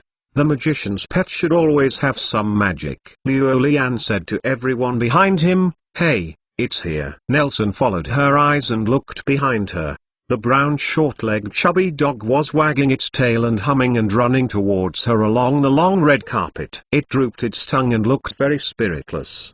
Because the legs were too short, it tripped on its own belly while running, and rolled forward. Soon it rolled to Lian's feet, and stopped after touching her little black leather shoes. She stuck out her tongue, and awkwardly took the puppy by the back of her neck and hugged it in her arms. "Cass is always so clumsy." "Is it?"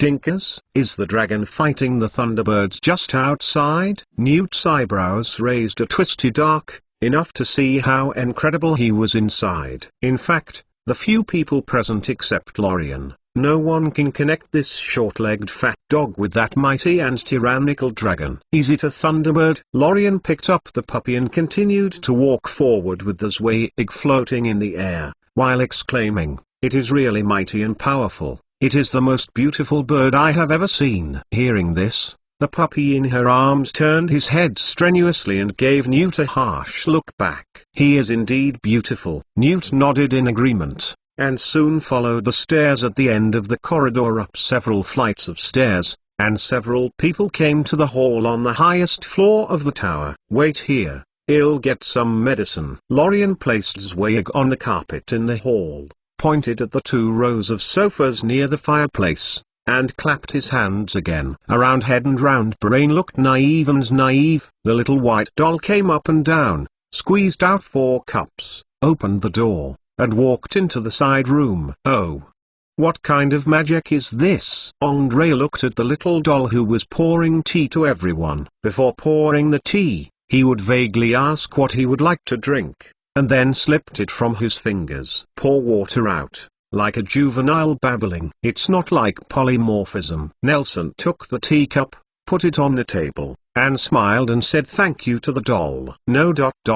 You." It even returned a gift. "Hi." Indeed, the creation of transfiguration should be a lot smarter. Newt wrinkled his face and stretched out his feet, and the little doll poured hot water directly on his shoes. "That's alchemy." Liulian ran out of the room with a small medicine box, and the puppy Dinkers closed the door behind her. She opened the medicine box and apologized. "Sorry sir, I am a beginner in this regard. It may not be stable.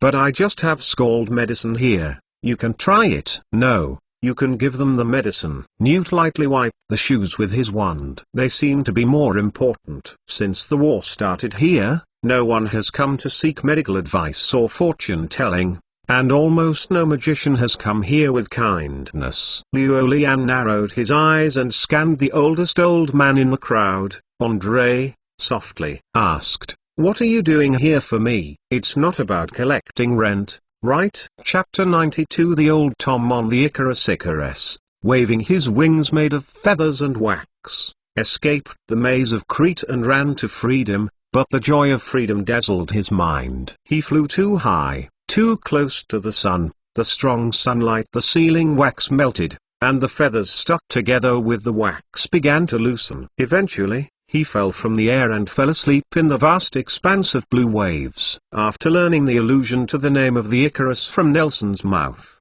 this has become a topic that Captain Jack must say to every passenger he talks with. He racked his brains to recall Nelson's original words, and be sure to understand his well-informed images shown to every passenger on the ship. After the last voyage, the captain of the Icarus officially retired, and Jack was finally promoted from the first mate to the captain. He was pacing the Tilbury wharf with a pipe in his mouth like a parrot, and he couldn't wait. The word captain is tattooed on his forehead. Although it is illegal and taboo for the captain to leave before the ship sails, who can use this to accuse a man who has finally gotten what he wanted for most of his life? How about young people? Sir, do you like this story? I feel that naming my boat with this name is really romantic. Although it is a bit unlucky, it is very cultural. He stopped a haggard man who was about to board the boat and started to work. Little Jack's work of checking tickets again peddled his level of education to the passenger.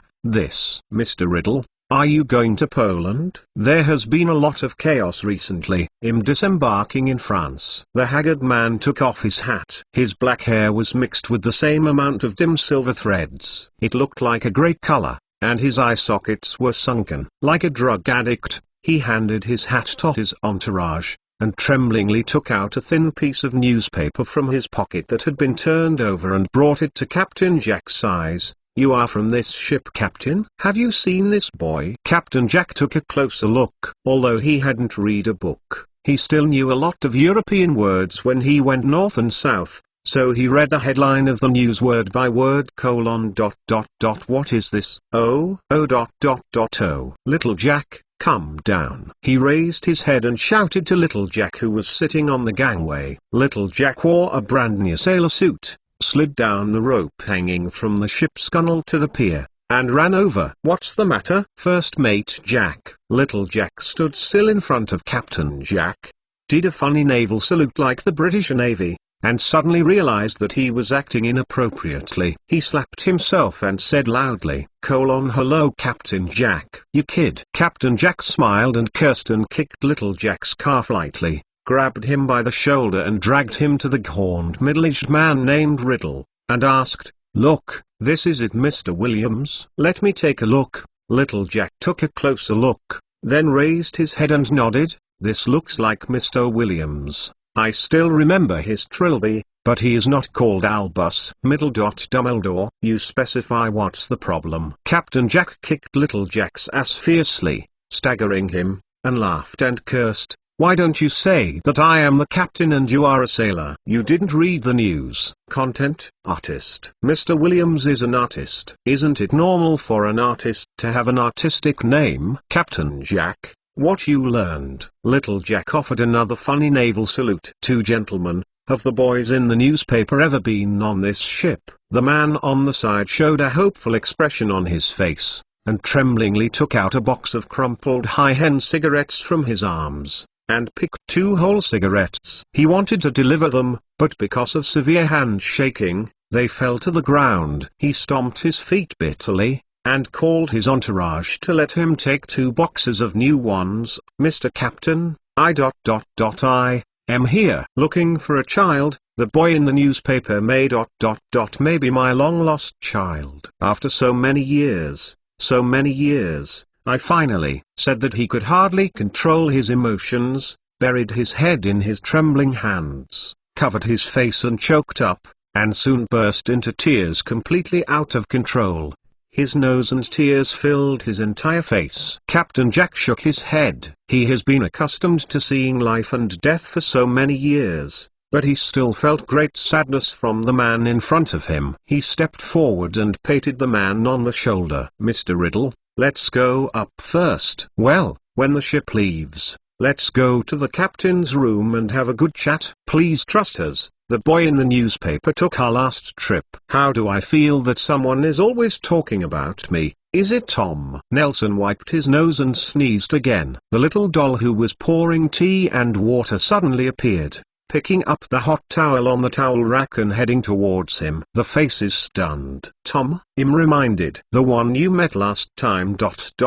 Your little friend?" "Some places do say that misses can make people sneeze." Andre looked at Nelson, who was fighting with the towel, and nodded. After that, he turned to Luo Lian, who was sitting aside. "Miss Luo Lian, you don't seem to know the wizarding world very well." He tried his best to express the meaning of wild wizard carefully in terms of words. "Yes, I only came here a few years ago." Luo Lian nodded. "Then, are you here to tell me the rules?" "It seems that the place where you stayed before did not join the International Wizarding Federation." Andre thought that Luo Lian was a wizard from a small place, and complimented. "It seems that you can cultivate a wizard with high magic power like you." "Mundane." "Of course, I'm the chief of the Magic Academy." Luo Lian nodded proudly. "Witching Academy?" Andre raised his eyebrows in surprise. He thought that Luo Lian was just a genius wild wizard who was not registered by any country in the world but was self-taught. He didn't expect to have even received magic education. He squinted his eyes and began to really look like the carders in the saints' ranks think likewise. "Is there really a wizard in the world who has never been in contact with the outside world?" Andre and Lorian were talking about business, and Nelson, who was idling on the side, turned sideways, whispering to him who was wrapping Zwag's head with a layer of gauze. When I got up, White expressed confusion. In fact, he always felt that the conversation between Andre and Lorian sounded weird. Although the two of them were able to say one thing to one another, he always felt that they were talking on different channels. "Are there really solitary wizards groups on the planet?" "Not necessarily." White brought a new roll of gauze. "Some places refuse to be visited by outsiders. They use various magic to hide their location, such as the expulsion curse. the map-marking prohibition curse, and the deeper ones such as the courageous faithfulness mantra and the opening mantra can all achieve outstanding concealment effects. Don't suffocate him to death. Nelson reminded White, who was wrapping gauze around Zweig's nose, and continued to be puzzled. But how can there be wild wizards? Not every kid with magical talent. Will wizards be recorded in the roster of each magic school from the time they are born? It's not necessarily true. Newt Scamander interrupted. Do you know how many magic schools there are in the world? I saw it in the book.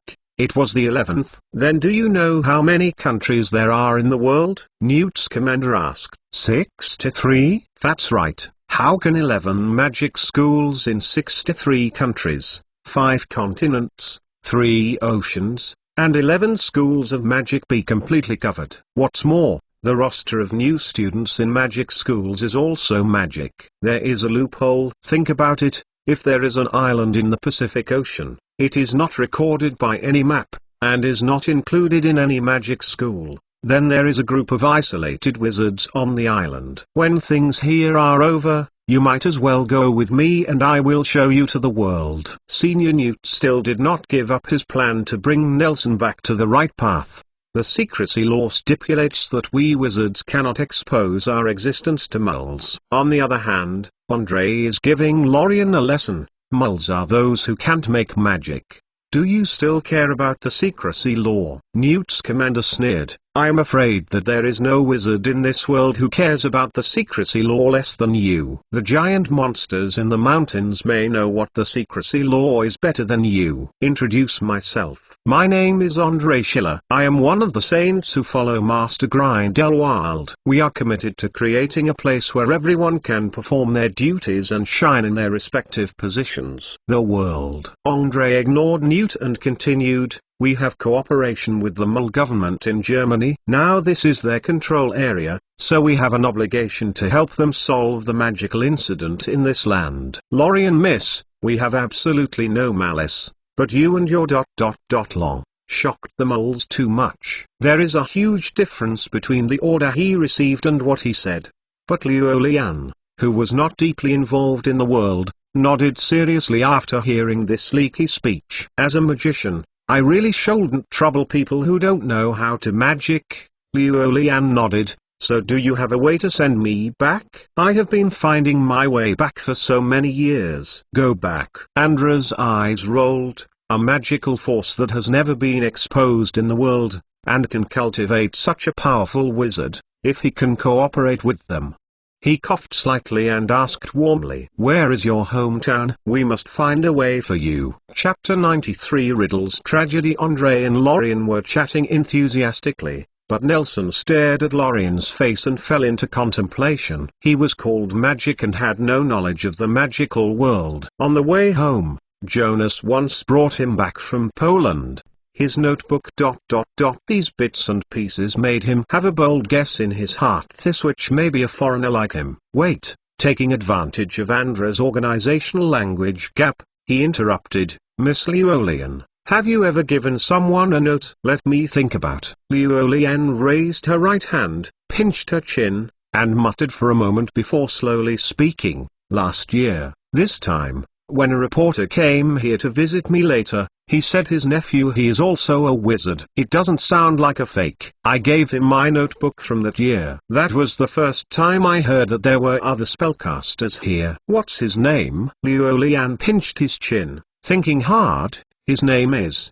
Well, he seems to be called Jonas Nicholas. Nelson said slowly. The reporter's name is Jonas Nicholas. I am his nephew. The three people around couldn't help but look over here, surprised at the wonderful fate, and Andre took a deep look at Nelson with a strange look. That's a coincidence. Liulian also sighed. How is he now? I'm still waiting for the interview he wrote about me. He died. Nelson said heavily, like his uncle's old friend, just at the beginning of this month. I'm sorry. Liulian started talking. Did you read my notes? Do you want me to teach you? I don't understand well. Maybe I can't learn it. Nelson shook his head. The magic I learned is very different from your notes. Almost completely different. I'll get it later. It's your thing after all. No, I can teach you. Those are very basic content. Lian shook his head. I gave it to you, anyway. It's useless to keep it for myself. Thank you. Nelson nodded. I can get it now. Don't worry, you can stay here for a few more days. I have a lot of empty rooms here. It's been a long time since I met other spellcasters. Lian waved her hand, and a group of little dolls rushed from the room to all sides of the castle, and she went to Nelson and asked, by the way, what's your name? My name is Nelson Williams. My name is Tom Riddle. My family lives in Hangleton. In the captain's room, old Tom drank a sip of hot tea and said shiveringly, although none of the clothes he wore from head to toe was not expensive, but it seemed torn on him, tattered, like a tramp. Captain Jack looked at him as if he was not as old as he was, but he was very old, like a dying patient. That's a good place. Oh, we all know that the atmosphere is not so good. Old Tom took a cigarette out of his pocket with a trembling hand and held it in his mouth. Captain Jack leaned forward to help him light it. Thank you. Old Tom spread the newspaper on the table and pointed to the handsome boy in front of Napoleon's portrait. His hands were not shaking at all at this moment. He raised his head and stared at Captain Jack with eyes full of hope, asked timidly, did you say that you have seen this boy? Is it Williams? Then you know him. Where is he now? Captain Jack looked down his fingers, really couldn't bear to hurt the poor father, but he still babbled, sorry, I have seen the boy next to him, he is Mr. Williams. As for the one you mentioned, I haven't seen it. You've seen it, that's great. I can finally find my baby. Old Tom said with a smile, his wrinkled face stretched out, revealing a face almost exactly the same as Tom but much older. He didn't seem to understand Captain Jack's words, and he happily said, I will look for him when I disembark. I'm sorry, Mr. Riddle. Captain Jack had to interrupt old Tom's cheerfulness. He spoke very fast, leaving no opportunity for old Tom to interrupt him. I haven't seen the boy you were referring to. I only saw the one next to him. Old Tom raised his head. His eyes dimmed instantly, the cigarette butt in his mouth slipped, and a hole was quickly burned in his suit jacket, but he still slumped on the bench as if he felt nothing. Captain Jack hurriedly got up and took off the cigarette butt. He looked at old Tom, who was hundreds of times haggard. He shook his head and sighed. He walked to the shelf in the captain's room and took out a bottle of whiskey and filled 2 glasses to the table with sympathy. He said, Mr. Riddle, is it convenient to talk about you? Even if I haven't seen him, I will be able to inquire about you everywhere in the future. Okay. Old Tom picked up the wine on the table, drank it, and coughed violently. After a while, he wiped his mouth, struggling to speak with a red face. When I was young, the conditions in my family were very good. My father was a well-known local squire, and with my family background and my decent appearance, I was always in trouble with flowers and grass all day long, and I owed a lot of love debt. He lit a cigarette again, showing a look of reminiscence, coughing and telling, on the hill opposite our village, there lived a shabby household. At that time, I somehow got it with their eldest daughter. Together. Is she the boy's mother? Captain Jack asked him curiously, stroking his back to help him get along. Yes, I think about it now. Yes. Their family conditions are very poor, and she herself has no knowledge. She is a very ordinary village woman who looks very... And I am sorry. But I was like crazy at the time. I love her desperately, and the family sent someone to look for me, and my mother fell ill.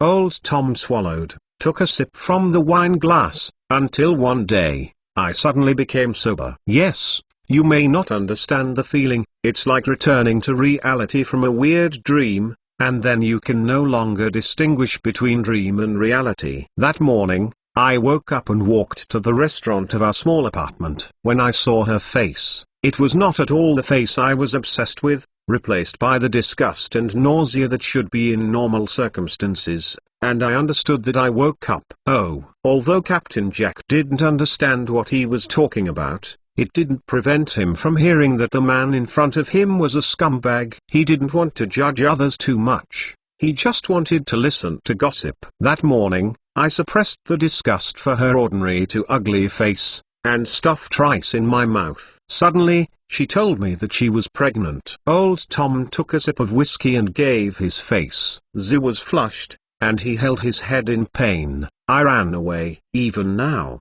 I hate her. I think she must have used some shameful means to make me become obsessed with her, even if it makes me go and choose now, and I will run away too. Human affection. Human affection. Although Captain Jack didn't contempt him to leave behind the behavior of orphans and widows, he still followed his words. Later I came home and it took a year to recover from that nightmare. You may not imagine that a love is a nightmare for a person, but for me, it is often in the middle of the night for several years. Tortured evil spirit. Old Tom looked very painful. 2 months after returning home, my family arranged a marriage for me. I married the niece of the bishop of our diocese, which is my wife. I got pregnant and gave birth to my baby girl. She is such a cute elf. Old Tom showed a happy smile on his face, but suddenly interrupted his happiness with a nervous roar. He took out a photo from his chest pocket and placed it on the table, praying to Captain Jack in a tone several times more urgent than before. Lola, my precious daughter Laura, you must have seen her for so many years, right? I am very rich. I have a lot of money. If you help me find her, I can give you a lot. Enough money to buy such a boat. He reached out and grabbed Captain Jack's sleeve, tremblingly said, 8 years ago, she was abducted by traffickers.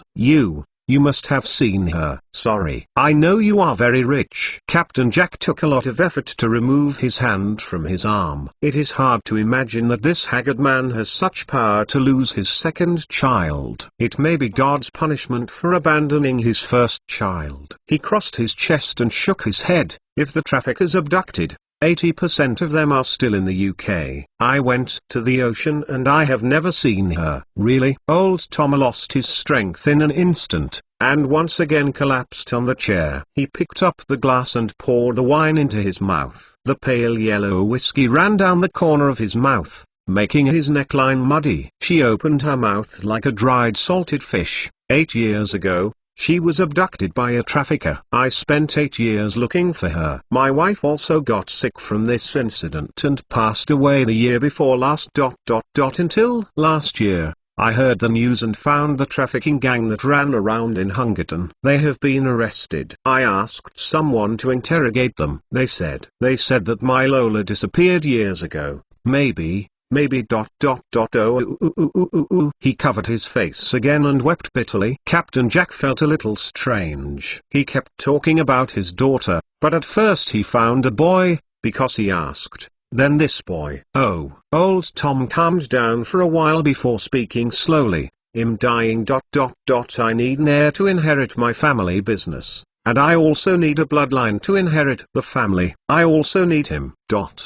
Continue to look for his sister after I die. Chapter Fate and Auschwitz Picture. Under the gaze of the four, Nelson pulled out a long cane from his jacket pocket, held it in his hands and chanted the name of the priestess outside the Black Tower Library, turning it into a vague white mist, and disappeared suddenly, leaving only the cane inlaid with amber floating in place, slowly rotating. You people here, the pockets are all so deep. After a while, Liu stared at it and asked. She gestured with her cane while looking down at her pocket. That is, she was not so much understand transfiguration, otherwise there must be question marks all over your head. No, only his is as deep. White replied with a strange expression. He casts a traceless stretching curse on his pocket and usually puts everything in it. Similarly equipped with a backpack, isn't it? Liu suddenly realized, and tried to explain with her common sense. The walking stick that looks so long actually only occupies one space. Yes, that's what you think. Andre rubbed his hands warmly, and continued to inquire, then where is your hometown? My hometown, Liu said with reminiscent eyes, as if whispering, my hometown is called Miss Lorien. Newt's commander said, who was silent for a long time. You'd better not reveal too many secrets to someone you just met, especially if he is already notorious. Newt, you? Andre asked, turning his head and glaring at Newt. Who do you say is notorious? Do you want me to tell you? Newt put the suitcase on his lap, and said blankly, after Nelson left. He didn't have any fear of hurting his pupils. He didn't mind the two saints at all. Do it again. Andre stopped speaking in anger, and the scene fell into a stiff silence again. It was not until Llewellyn saw the dolls rolling out of the surrounding rooms that he smiled and rounded the field. Guests, rooms, I've packed it up for you. Why don't you go to rest first and talk about it after dinner? Pitya, Newmangud, at the foot of the Black Tower Library. Nelson closed his eyes and pressed his hand to the chain tied to the left hand of the Pitta statue, and when he opened his eyes, he was in his room. He first opened the drawer on the bedside and saw that the position of the feather on the phantom hadn't changed. Then he opened the closet with confidence, took out the suitcase that hadn't been opened after arriving in Newmangud, and took out the suitcase. Ben kept pressing the notes at the bottom of the box into his pocket, then took out Riddle's ring, put on his thumb, and lay on the bed in his clothes. Soon, a white mist quickly enveloped him. You came. Nelson opened his eyes. Under the inverted tower of the illusion, the despicable Helbo was holding a book and leaning on a sofa made of mist and reading. Seeing Nelson coming, he just lifted his eyelids slightly. He buried his gaze in the tree page again. Why do you have a book to read? Nelson took a step back warily. Why did you put a Pythian sculpture in your turf? Helbo did not answer Nelson's question. He closed the book and raised his head to look at Nelson. He held a sheet of ordinariness until Nelson would forget it in the blink of an eye. The face, but a pair of dark green eyes, are extremely deep and gleaming. Nelson closed his mouth and did not answer his question. This is a book extracted from my memory. Upon seeing this, Helbo smiled and shook his head. He pointed at the book in Nelson Yanyan's hand. It broke into a white mist and dissipated. He grabbed it again. Another one. A brand new book appeared in his hands. Do you want to read it? This is a good thing. There are many magics that you may not have heard of. After reading him, you will become a great wizard with the same scenery as me. No, thank you. Nelson thought with his ass and knew that there would be no good things in that book. He declined Helbo's goodwill and took a step back. I'm not blessed to accept it. Don't be so scared. We are grasshoppers tied to a rope. Helbo smiled helplessly. He sat on the sofa next to him and opened his hands and asked, have you been there? Did you find me? Horcrux. I haven't gone yet. You are a little too cautious. The expression on Helbo's face became even more helpless. From the time you can guess that there is more than one Horcrux, I know that dealing with you will not be a simple matter. I'm right now around the place you said. There is nothing special there. Nelson shook his head. I must have 12 respect for an evil and powerful black wizard like you. You misunderstood me. I don't know how you organized me in your history, but I still want to say that the reason why I am called Despicable Helbo is entirely because I used to play cards with people. You should leave this to deceive the children. To make a Horcrux requires splitting the soul. And splitting a soul requires a sin that a complete soul cannot bear. You and I know that you are just a butcher with blood in your hands. Nelson, before listening to his nonsense, he frowned and continued, I don't believe that a famous dark wizard would put his soul on an ordinary object and then throw it into an undefended, ordinary corner. Will you put your soul in a torn boot and then throw it into the dry well at the entrance of your village? Okay, Helbo shrugged, showing a strange smile. Do you really think it's ordinary? I checked almost all the history related to it on the road. The most famous place for a few hundred miles is Krakow. Nelson squinted his eyes and looked at Helbo. But that's just an ordinary mill. The old capital of the kingdom hundreds of years ago is just that. Wizards never regarded it as a place of historical interest. You made a statue of Pythia. Helbo suddenly talked about irrelevant things. But do you know who she is? She is the priest of the sun god, a witch with the ability to predict. Nelson thought for a moment. I don't know much about the others. There is not much written content in your history at that time, and most of them are even with mole myths and legends get mixed up. That's enough. Helbo put his hands on his knees, leaned forward, leaned his chin on his hands, and showed a smile like Ikajentang. That place is the rich color left in Pythia's prophecy. I even forgot the name of the wild land of my time. but I still clearly remember its future name in Pythia's prophecy. Is it here? Will I be able to catch up after I go out? Can I get a glimpse of the purgatory created by moles in the most primitive way? Come on, plundering my wealth, possessing my knowledge, learning my magic, stealing my fame, and then letting me go out. There was an excited expression on Habo's face, and he waved his arms like an avid fan. I can't wait to worship that piece of mole creation. Let me wait for 1,000 years of great work of art. It's called Auschwitz. Nelson scowled, twitching the corners of his mouth, and a cold sweat came out of his forehead. Yes, it's there. You are also a prophet. You know what will happen there, right? Tell me quickly, quickly. Helbo bounced off the sofa excitedly, rushing up as if he wanted holding Nelson's hand. At this moment, he seemed to be more interested in it than his desire to escape from birth. He thumped fiercely and threw himself on the ground in front of Nelson with an awkward posture of duck walking. He raised his head and stared straight at Nelson. The dark green eyes were filled with bloodshot eyes, and he shouted hysterically, "Have they started? The primitive brutal killing of moles, that kind of savage it won't happen." Nelson interrupted his frantic performance. He looked at Helbo at his feet. His heart was filled with fear. This guy is a completely dehumanizing lunatic. Don't even guess what he thinks. The most basic communication is difficult. Hey, Helbo made a strange cry as if his throat was pinched. He crawled forward 2 steps and held Nelson's trousers tightly. Despite the struggle, Nelson kept stepping on his face and staring. With his scarlet eyes stained with bloodshot eyes, he said viciously, "What do you mean?" "I mean, the Auschwitz in your imagination will no longer exist. I went there just to solve this matter." Nelson broke free of Helbo's hand in disgust, bent down and grabbed a cloud of white fog on the ground. He slapped his trousers, as if disgusting something dirty there.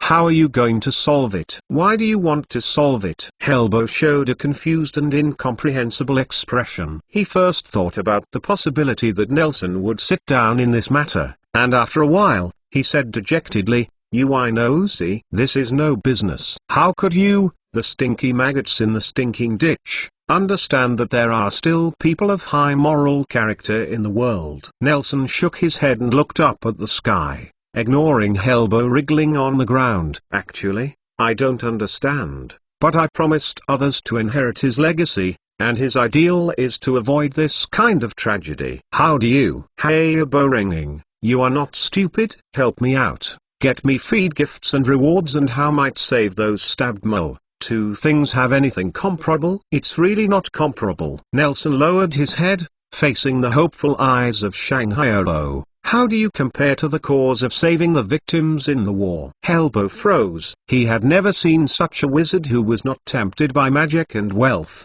but instead thought about moles all day long. "So, if you want to be truly free, the tragedy of your fate must happen again." Nelson pondered Helbo's previous remarks and nodded thoughtfully. "I was right. Despicable Helbo." Helbo choked, staring suspiciously at the boy in front of him. After a long silence, he suddenly laughed. "Do you think that stopping an Auschwitz will prevent the rebirth of the great Helbo?" "You guys, these prophets should not be too self-righteous." Nelson tilted his head, showing a listening expression, and extended his right hand to indicate, "Please start your performance." "From Pythia, to the guy with you, and you are too self-righteous." Helbo stopped pretending to be a mental patient. He gritted his teeth and said, "Yes, you can indeed see the future. This is a talent that countless people can't even think of. Pythia can even fight against me. The gray-haired guy's mana is not inferior to me, and you can even guess that my last Horcrux needs to be slaughtered. It can be done. But so what?" "But so what?" Nelson nodded. "Pythia is dead. That gray-haired guy will die. And you will die too. And I ... and I'm still alive. So, you people who spy on the future always feel that you are otherworldly." Helbo laughed happily. "But you are also a part of destiny anyway, aren't you? So, how can you be sure that the future you see is not a future that came after you participated in it?" Helbo tore off all the disguise. He finally tried to show his fangs, showing a sordid smile. playing with fate. People will be played with by fate in the end. So, even if you prevent or even destroy today's Auschwitz, another Auschwitz will be established in another place tomorrow. Helbo stared at Nelson fiercely. You can stop it for a while. You can't stop the First World. This is the torrent of history, and you cannot change it. What should happen will always happen. All disputes, conspiracies, and deaths will never concern anyone but the matter itself. What happened to Swissins, no matter where and when, my Horcrux will be perfected, and my magic is not just for a small piece of land. So, can you stop saying that stupid so? Helbo seemed to be broken by Nelson's question, and he furiously said incompetently, you don't really think I need the help of your crappy wizard? Leave here. I'm just waiting for the opportunity. I can leave at any time. You don't have to make an inch. So please. Nelson bent down and gave a polite gift. Despicable Mr. Helbo, please perform for me. I also want to see the world how to get out of here. Helbo struck his neck and stared at Nelson, suddenly fell down. So Nelson held it in the air, as Helbo did at the beginning. He fished out a trilby from the air. He put the hat on his right hand and flicked it with his left hand to make it turn fast and light. He smiled and said, you are afraid, so you will be hysterical and frustrated. Despicable Helbo, I already understand why you are called Despicable Helbo, and you haven't gotten such things as Cruel Helbo and Crazy Helbo. Kind of allowed a nickname because you are just mean. You will only play with people who are weaker than you, and play smart. So, Helbo's tone didn't make any waves. You don't even have the ability to be a prophet, but you believe in destiny so deeply. You must have had enough of fate. Nelson shook his head and looked at the stiff Helbo with pity. Let's wait and see, Mr. Despicable. Let me see. See if you can escape by yourself, and see if I can do what I said. Yes, some things are bound to happen. It is a historical choice, but some things are not. You must have never studied when you were a child. You don't understand such simple political economy. He put the soft felt. The hat was buttoned to the head, and he leaned on the brim of the hat with a chuckle. I have completely seen through the fragile nature of your soul. But even though you are so weak and weak enough to disappoint me, our transaction is still valid. I think I am more. Chapter 95. Wandering Liulian. Downstairs in the Black Tower Library, Nelson held the laurel at Pitya's feet. Somehow, he always felt that the sculpture of the priestess looked down and glanced at him. Nelson let go of the laurel branch, raised his head and rubbed his eyes. The statue of the priestess still held up the little sun as it did in the past, and the gentle fire from the sun was no different from the past. It looks like he has a good rest. He shook his head, bent over to hold the green branches, and whispered her name, Pitya. A breeze blew by, and Nelson disappeared into the streets of Newmangad. Is it Mr. Nelson? Nelson opened his eyes and found that the previous living room had become empty. Several white dolls were struggling to lift a long table from the storage room. He looked around and the place where the sound was made seemed to be in the tower. In the kitchen, reaching out to hold the slightly heated cane suspended in the air, Nelson stepped into the small room full of oily smoke. Oh, I have lived alone for so many years, and it has been a long time since I have been cooking properly. Liulian behaved like a rich girl who can't cook, standing in the kitchen holding a peculiar spatula, a few villains busy in front of the stove, making it all smog. Are you okay? Do you need help? I know how to cook something. Nelson was choked by the kitchen fumes, resisting the desire to cough, covering his nose and mouth and pulling out his wand, thinking about whether to put out the fire, or wait a moment. It may be time to save people. No need. Liulian pretended to be angrily akimbo, raised the spatula and pointed at Nelson. I just graduated from etiquette school before becoming a magician. I can cook. Okay.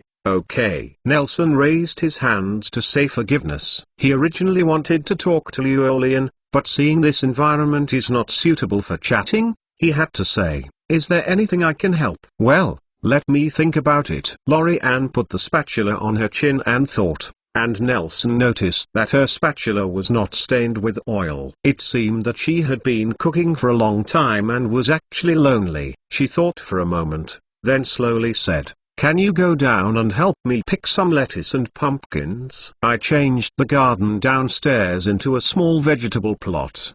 But I just asked Mr. Toscommander to go and let me see. She pushed aside the window of the kitchen and took a look, then turned her head back and said, It looks like he was having a good chat with the caterpillar in the vegetable field. He was already a little bit happy. Okay. Nelson shrugged his shoulders, picked up 2 stacked small wooden baskets from the side, turned the stick around in his hand, and it quickly turned into a delicate small hoe. Others are needed. What is it? Nelson, why did you mix with them? When Nelson turned his hoe and walked downstairs, Newt was squatting on the edge of the vegetable field and staring at a caterpillar trying to gnaw the lettuce leaves and he asked without looking back at the sound of footsteps. Senior Newt, what are you talking about? Grindelwald is not a good stubble, even if he treats you nicely on the surface. It is because he is conspiring against you. Newt stood up on his knees, patted the dirt on his trousers,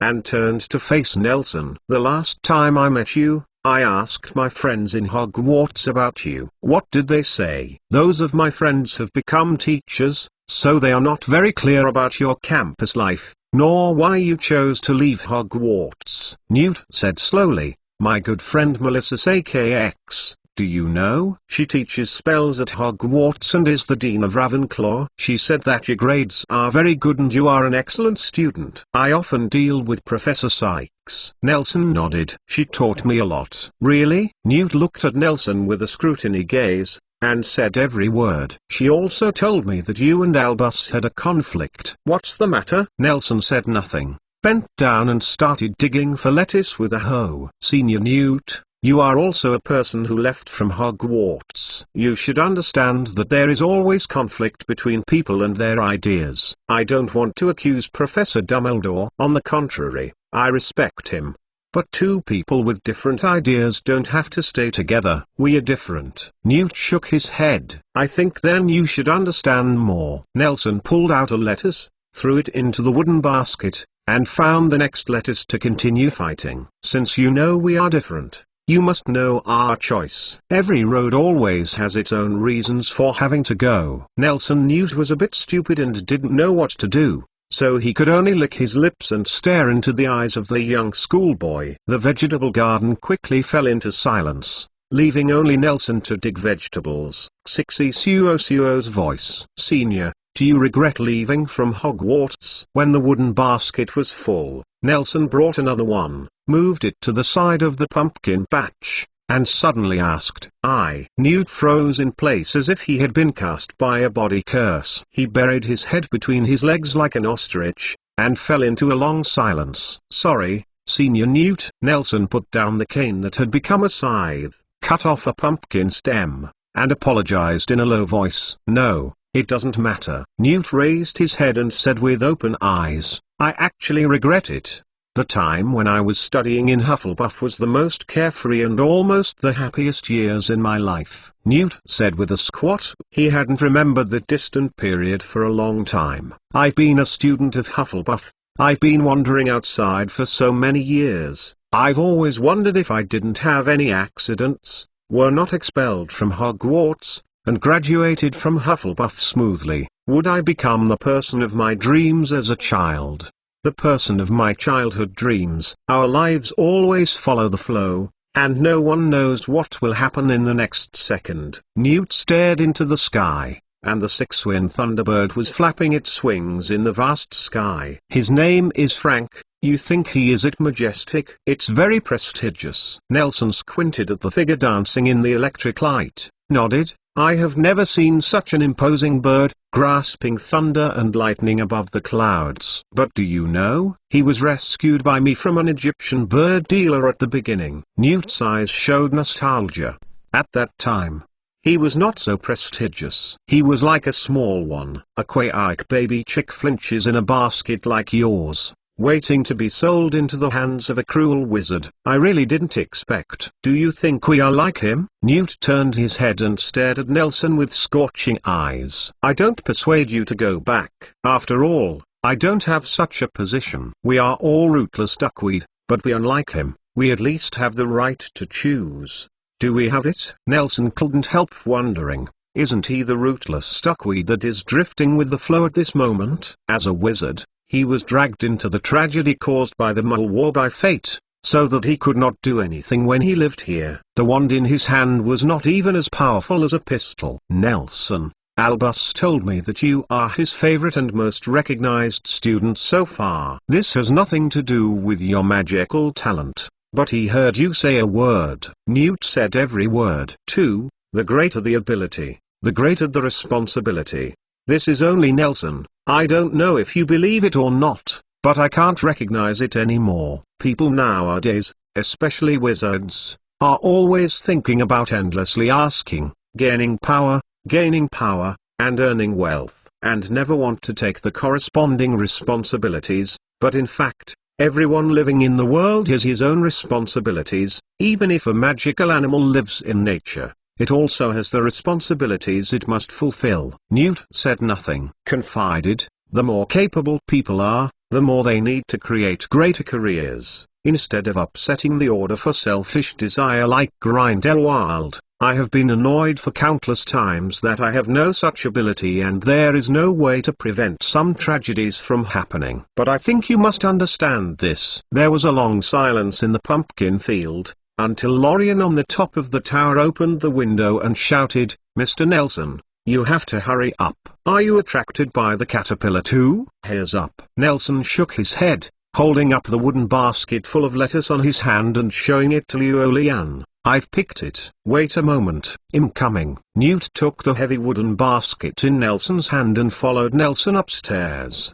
Dinner is a simple family dinner. Some stews and a few steaks are served with toppings. Although simple, they are better than rich. Lorien finally left the kitchen under Nelson's persuasion, which prevented this historic castle from being buried in flames. Although the cooking skills of some of you here are commonplace, for wizards, the development of household spells is a grand cause that has been going on for dozens of centuries and iterated countless times. Magic wand. Everything in the kitchen began to work in order. The table before the meal presents a wonderful scene. Lorien is praying, Nelson is wiping his hands with wet wipes, and White and Andre are sitting together reviewing the homework of the saints, making it like an ideological and political study. And Newt Scamander, as a prestigious magical zoologist, has already got into the box to conduct daily visits to the magical animals he brought with him. When everyone is ready to sit down at the table, they all become the same. "Miss Lorien, who are you praying to before the meal?" Andre asked casually while spreading meat sauce on his bread. God. Liulian shook her head. "I am praying to magic, and I maintain awe of magic all the time. This is a compulsory course for every magician. Even the god of creation is not as good as magic to us."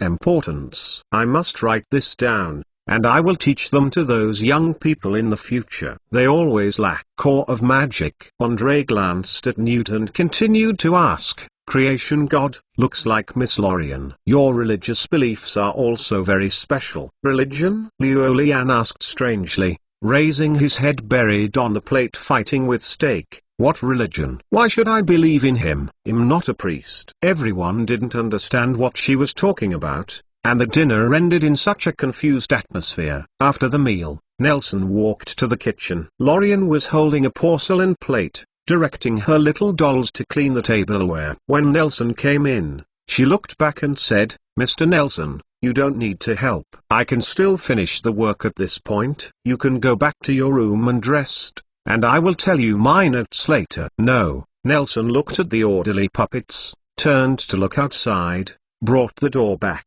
and whispered, "Miss Liulian, you come from another world, don't you?" The plate in Liulian's hand fell to the ground, breaking into a piece of porcelain slag. "How do you know?" "I didn't tell you. Did I?" She narrowed her eyes warily and looked at Nelson, who was pulling out her wand. "Recover as before." Nelson lightly tapped his magic wand, and the broken tiles on the ground quickly gathered and slowly returned to the shape of a plate. "Have you forgotten? You told my uncle before that he said you fell from the sky." "Coming down. I have been looking for someone with magic, wanting to find a way home." "Ah." Liulian frowned, and immediately stretched out. I told him this. Did you find it? Nelson stared at Lorian's tangled face and asked earnestly. Luo Lian raised her head and looked at him like a fool. Did you not find it? Nelson was disappointed. What do you mean? Luo Lian said with a sullen face. If you find it, can you still meet me here? Not to mention that you guys are the first wizards I've seen. You came here to find me before then. They are all people who don't know how to make magic. Okay. Why are you interested in this matter? You may not believe it, but I'm actually from another world. Nelson noticed Luo Lian's increasingly weird gaze. After a moment of silence, he continued to speak. Well, in fact, I have been thinking about traveling to other worlds. Things are very interesting. Why? Luo Lian couldn't understand very well. The world is so big. There are so many places to explore. Why do you want to travel to other worlds? Not to mention the possibility of not being able to return to your hometown. Your hometown? My hometown is called Arad. It is a beautiful place that has been ravaged by war but still beautiful. Luo Lian slowly spoke, and began to tell the story of an innocent girl who fell to another world like dead leaves in a disaster. Nelson knew for the first time that there were people in this world who had encountered the same things as himself, but he had never told others about his story.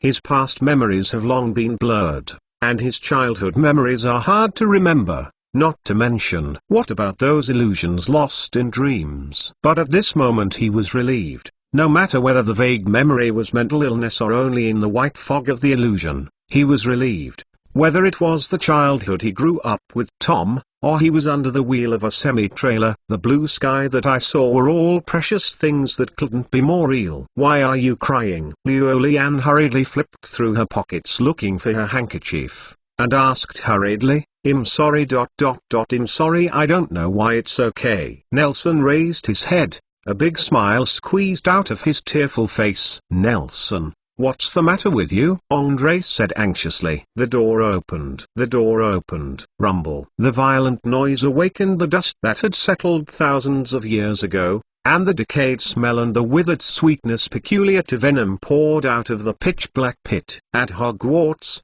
in front of the sink in a girl's bathroom, Tom was looking up and looking at the slowly opening door to the secret room that Salazar Slytherin had left for his successor. Chapter 96. Slytherin's secret chamber. Isn't Slytherin the great wizard? How could his secret treasure be hidden in such a place? Tom raised his head and looked around at the sight of an ordinary woman's bathroom. He couldn't help frowning and cursed inwardly. What is it? Why put such an important thing in the women's bathroom? Tom took off his school uniform robe cursingly, wrapped it up and hid it in the cabinet next to the sink, and then weaved the trouser net twice and moved his limbs on the spot. Fluorescence flickers. He raised his wand and followed the faint light from the tip of the wand and looked towards the pipe under his feet. The pipe was very spacious. It was clear that it was not built for drainage at the beginning. With a pungent musty smell, Tom couldn't help but recall the place where Nagini used to live. I don't know how she is now. Tom shrugged,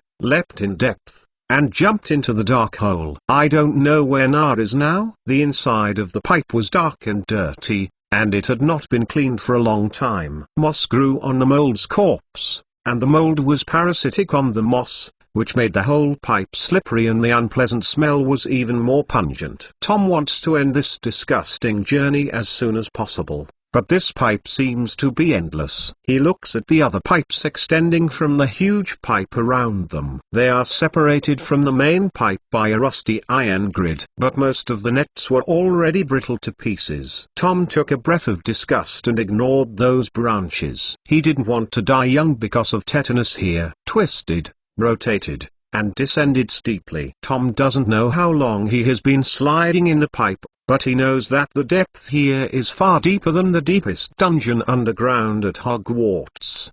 He can hear the sound of his own breathing reverberating in the pipe. It's silent. There is not a single voice here. Following the light of the wand, he quickly discovered that the wand seemed to illuminate something not far below, and it seemed to be in the end. Fly up quickly. Tom's wrist slammed upwards, and then moved forward. He immediately stopped the momentum of falling, and fell to the ground like a feather. After adapting to gravity for a while, He stomped his feet, moved his joints, and moved smoothly and elegant. Hey ... it's disgusting. He turned around and saw some sticky things on the tube wall behind his butt. He quickly took the wand to clean them out, then raised the fireflies and looked at the surroundings carefully.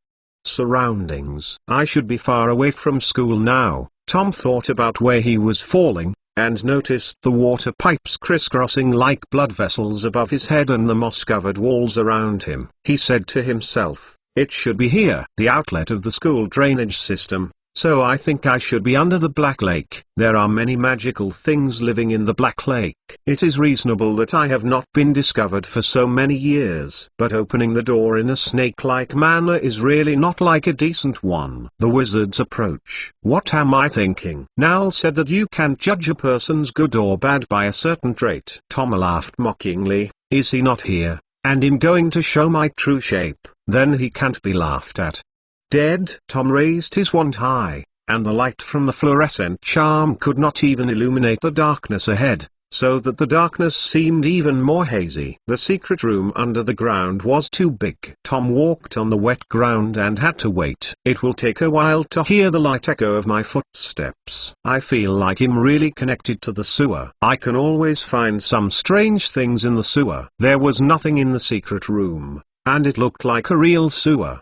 Tom felt a little cold and had to keep saying to himself, "These words are used to get rid of the biting dampness. Fortunately, it is accessible here and there. It is not a maze." Tom passed through a bend in the underground pipe, and in that instant, the sound in the pipe became louder. The sound of water, mice, or other small animals were squirming, and Tom's own heartbeat was violent. He raised his head and stared at the behemoth that traverses the field of vision in front of him.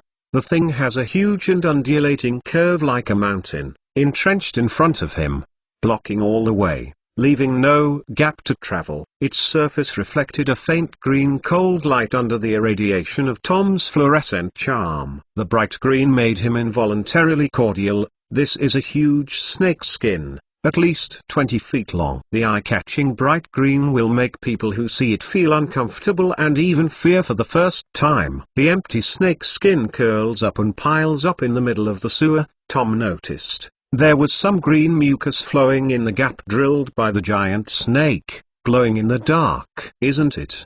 Tom said with a lingering fear, jumping back like a stomped rabbit. "This thing doesn't have radiation, right?" Tom remembered that when he wanted to go to London to experience the legendary radium bath that cures all diseases, Nelson threatened him, "Everything that shines by itself has radiation." Although Tom still doesn't quite understand what radiation is, it does not prevent him from throwing the snake skin into the distant branch of the pipe with the levitating charm, and then quickly pass through here. "I hope people are okay." Tom kept walking forward, even turning his wand boringly. Even if people are okay, there is something wrong with his knees now.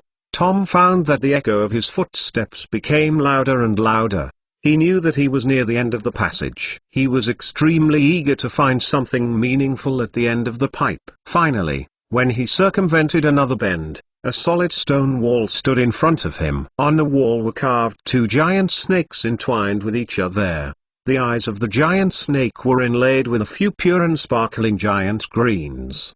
Gem. In Tom's eyes, these giant stone snakes were no different from real snakes. They clung to the wall and looked at the prey below. The realistic snake eyes flashed with dangerous green light. "If there is nothing in it, these emeralds are mine." Tom distributed the wealth on the Slytherin gate without awe, suddenly put away his playful expression, stared at the stone wall earnestly. Using a snake he made a deep voice, "Turn on." The whole secret room began to vibrate violently. This snake-like voice seemed to have awakened the soul of this ancient monument that had been sleeping for 1,000 years. Tom heard the roaring sound in his ear, and the top of his head began to shake off the dust continuously. After a while, the secret room woke up completely. The rusty crunch fell silent, a huge crystal lamp fell from Tom's head, and the candle made of dragon fat that was hard to burn for thousands of years was burning, and the fire was cutting.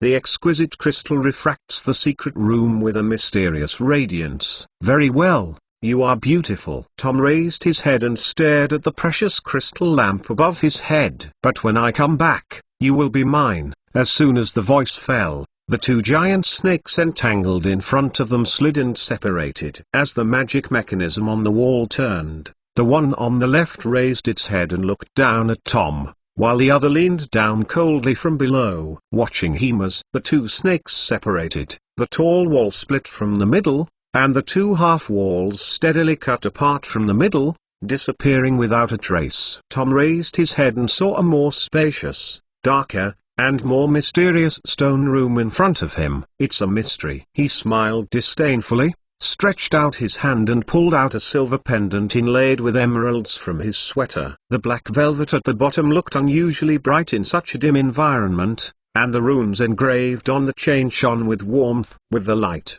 Tom twisted his neck, shook the wand in his hand, and walked in carelessly. Unlike the outside, this stone room that needs to be opened to enter is dry and warm. I don't know what kind of magic and design can keep the environment comfortable even after 1,000 years. There are dozens of thick and tall stone pillars in 2 rows, lined up to support the dome of the secret room. More stone-carved pythons grow savagely on these pillars, their heads up. Their teeth and claws ascend until they disappear into the dark dome. Although I like snakes a lot, I still have to say, Tom walked straight to the deepest part of the secret room until he passed the last pair of stone pillars, and a sculpture the same height as the secret room jumped into his sight. This is a terrible aesthetic. He looked at the huge face of the sculpture. He looked very old, with sharp-mouthed monkey cheeks, like a monkey, sparse but long goatee hanging straight down to the floor of the robe, standing on 2 grey legs. On the smooth floor of the stone room, he slightly lowered his head and looked down at the small latecomer standing at his feet. "You are just a stone statue." Tom raised his head without fear and looked at the stone statue, spit out his name softly, "Salazar Slytherin." Tom took out a tattered book from his pocket. It was one of the 2 books that the owner of Lyhan Bookstore gave to Nelson as a replacement for temporarily out of stock when he was in the 1st grade. Interestingly, it is on the side of the text, in the corner. There is no record of profound spells or powerful black magic. Instead, it records the autobiography of an unknown adventurer who graduated from Hogwarts many years ago. These stories seem to have been experienced by him. What he wrote when he faced death in a dangerous adventure.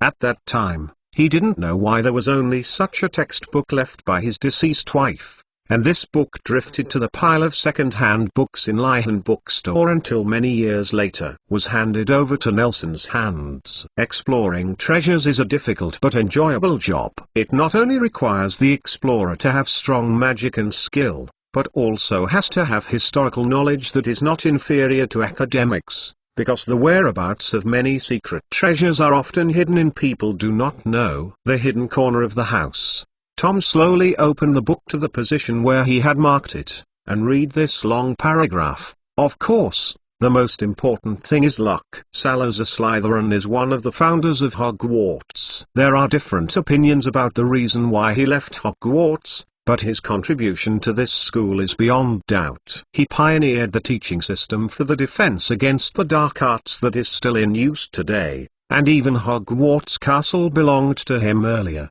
which makes people have to think about whether he will be buried in this old castle that belongs to him." Some purposeful foreshadowing. When I was studying in Hogwarts, there was a rumor about Slytherin's secret room in the school. It is said that before leaving Hogwarts, he left a castle in the castle that only his heirs could open. In order to help his heirs clean up the non-pure-blooded wizards in the school in the future. This is of course nonsense. Although Slytherin is a pure-blooded background, who is the first pure-blooded wizard in the world? The famous saying was also made by him. I prefer him to leave Hogwarts for other reasons, but he should indeed have left something on campus. During my 7 years at Hogwarts, I explored almost every corner of the castle. In fact, I really found some interesting little things, such as the magical room in the hallway on the 8th floor. For example, the room behind the door knocker of the Ravenclaw Tower. or the ubiquitous but no trace of the small snake in the castle. It was not until I learned the explicit curse in 7th grade that I understood the legend about the secret room in the school. It's not groundless. Every embossed snake needs to be triggered by words,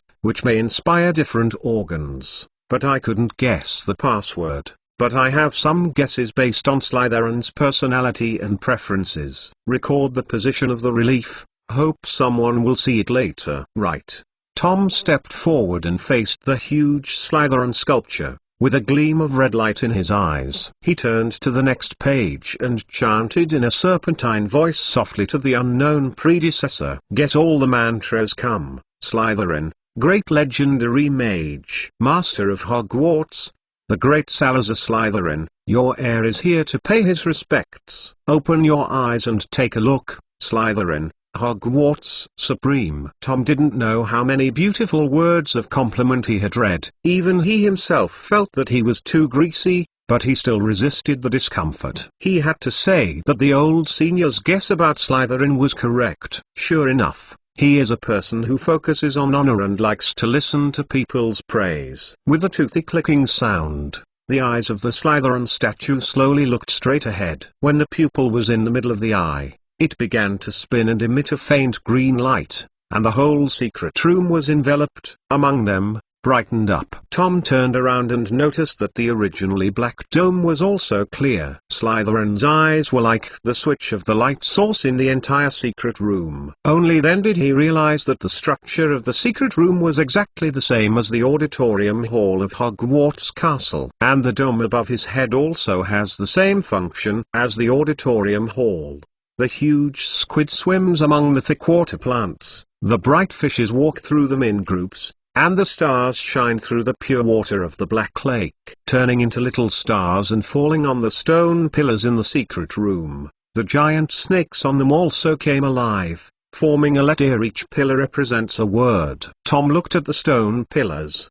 His pale face instantly turned red, and his body trembled violently. He saw that the words on each pillar represented a kind of magic, and he only needed to face the little snake at the bottom of the pillar. Say that word in a snake-like voice. Slytherin's magic is at your fingertips. Oh, my God. Tom glanced at the alluring stone pillars, murmured towards the one a little further away, and squeezed softly from his throat. Deformed. The stars, sprinkled from the dome, began to rotate violently, making people dizzy. Finally, on the blank wall on the side of the secret room, words written with starlight appeared on it, the fonts appearing cold and sleek, like a snake.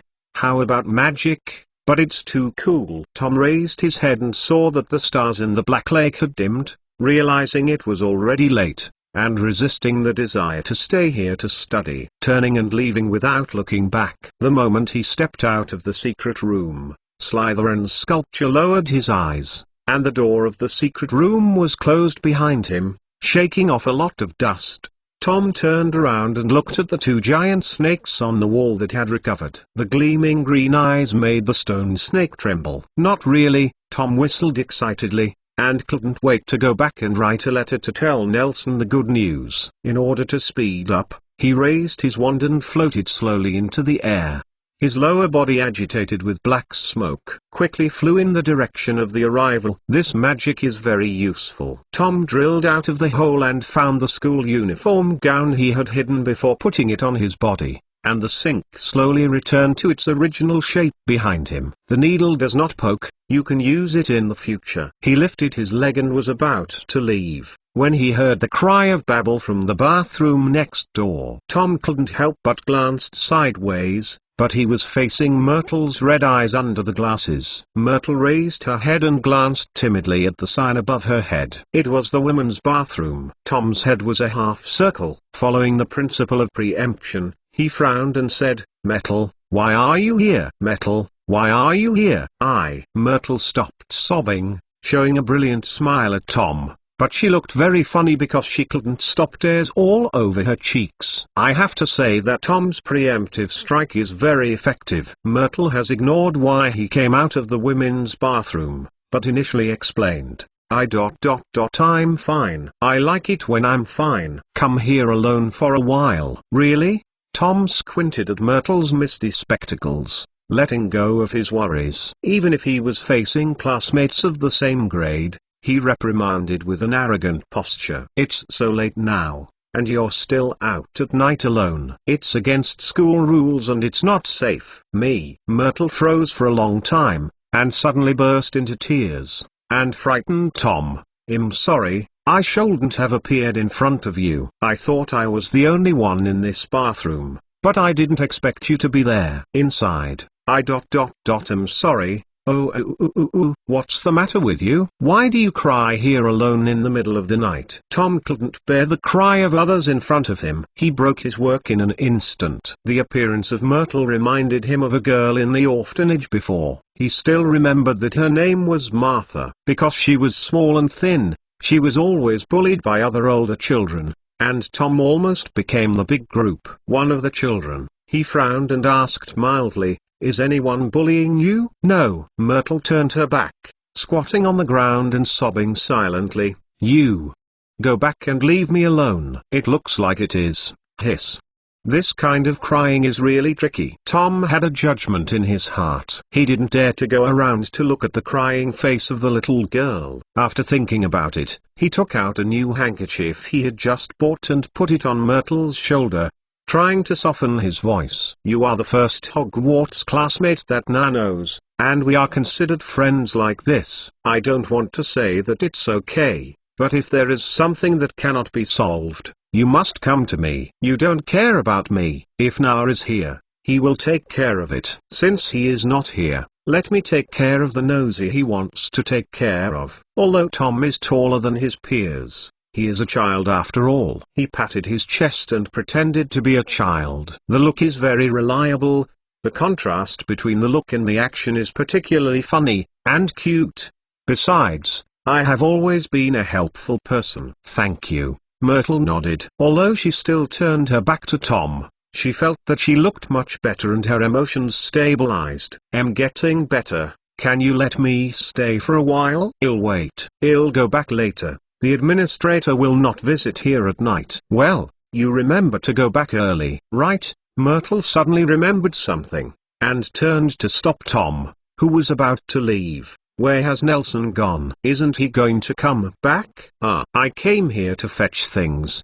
Do you know Alphad?" "Alphad Black of Slytherin." Seeing Myrtle nodded, Tom hurriedly gave out the excuse he had arranged for a long time. He always likes to do some cheap pranks. "He hid my textbooks in the women's bathroom, so I had to go out to find them at night." "No, I just found it today." He took out the book and showed it to Myrtle. As soon as he held it up, he suddenly realized that it was not the question that Myrtle had just asked him. Tom was so embarrassed that his toes were curled up at the moment, and he stretched like a carp coming ashore. Opening his mouth, "It seems that I want to vomit." Two bubbles to add to the excitement. What I want to say is that he is traveling in Europe, and his fate is not bad. He has good food and drink every day, and someone helps him wash his clothes. Tom spread his hands. "Since you care about him so much, why don't you write to him directly? Na has the quirk of always answering every letter. You only need to write to him, and he promises to tell him his current situation and his details." "Can I?" "You can't write." Tom was a little confused about the girl's way. He learned the tentative tone of Myrtle and asked, "If you don't know what to write, just write something about his ugly cat. I feel he almost forgot that guy." "I understand. I will write to him when I go back." Myrtle nodded, thinking of the cute kitten, and the haze on her face was much less. "You go back early? Don't let the administrator find out." Okay. Tom shrugged. "Goodbye." "Thank you, Tom." Tom didn't speak, but as he walked to the Slytherin lounge, he raised the next door and waved like hello. Until he passed a corner, he said softly, "It's okay. It looks like you didn't see me there. What are you doing?" "I really don't know what Slytherin thinks. It's really vulgar to put the entrance of the secret room in the women's toilet." "Riddle, you are back." When the door opened, George Carolla, who was closest to the door, turned on the light. His honorifics were abstract and deliberate. He took out a box of candied fruit from the cabinet like a treasure, raised it and asked, "You won't have something to eat?" "No, Tom glanced at the exquisitely shaped fruit box, shook his head, and walked into the matching bathroom next to the bedroom to brush his teeth and wash his face. Go to bed early. Good night. The other two people in the bedroom also sat up and said hello. Right, Carlo. Tom's voice came from the bathroom. What's the matter? George Carlo, who had just gone to bed, jumped down again, ran to the bathroom door and asked earnestly, "Is there anything I need to do?" The cat has been fed, and he decided to stay in Gryffindor tonight. Sleeping next to the fireplace in the multi-lounge room was entrusted to feed by your friend, Miss Jewel, this time. Okay, you don't have to tell me about this kind of thing. Tom interrupted him impatiently through the door. I want to ask. Do you know what Ravenclaw's mate is? Is it the case she seems to be bullied? Are you well informed? Have you heard of anything? Do you know this too? Carlo said, standing outside the door. She seems to be the only student from Mull in her bedroom, so her roommates always teased her in different ways, and even went around with a bunch of boring Ravenclaws to gossip about her. What gossip? Tom asked vaguely with toothpaste. Why haven't I heard of it? They dare not come over and talk to you, Carlo explained. It's nothing more than criticizing a person's appearance, slandering his character, degrading his family status, and going back and forth. It's really boring. Tom spit out the foam in his mouth, took a mouthful of cold water to rinse his mouth, and said after spitting it out, "It's really nothing new. I didn't expect the gossip of the wizard to compare with Mull. Nothing special. It seems that humans may not be creative in this regard. It's like this. Do you know Metal?" Carlo asked curiously. Yes, I know her well. Have you forgotten? Na's cat has been with her. Tom touched the back of his hand, where he was scratched countless times by question marks. Do you need me to warn the guys with long tongues? Carlo wanted to take the initiative to take on some work. Don't be so troublesome. Tom opened the bathroom door, and he said casually while wiping his face with a towel, "You can bully them too." Okay. People have long seen the group of whimpering Ravenclaws upset. But don't go too far. You are so kind. Don't say this, or I always feel that you are scolding me. Tom gave him a white look, walked to his bed, lifted the quilt, and got in. Tomorrow we'll still be on 2 broomsticks. Don't forget. Sleep early.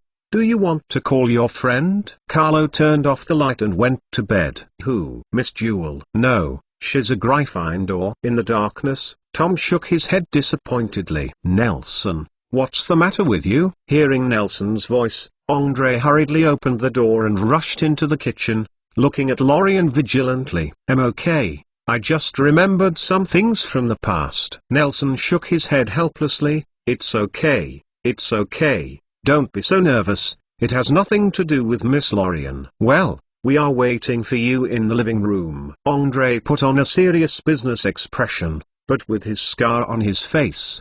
How would it look like a death threat? We must talk about it before talking past things. Nelson left the kitchen and sat at the long table waiting for Loriana. After a while, she came with a few plates of fruit. Nelson saw a plate of small tomatoes and pulled it to his side without showing a trace. Miss Loriana, it is definitely not a good way to blast you away from your own home. In the living room, on the neatly arranged long table, Andre solemnly said to Loriana, but if you continue to stay in this way, the place where moles gather will be very troublesome later, and those moles have some important arrangements for this area. Loriana asked, what is the arrangement? Will there be more people here? It is said that a military base for garrisoning troops and a laboratory for weapon development will be built in a small town to the south. Many people will gather here, and we are not sure whether moles' so-called technology will disturb your normal life. Andre explained.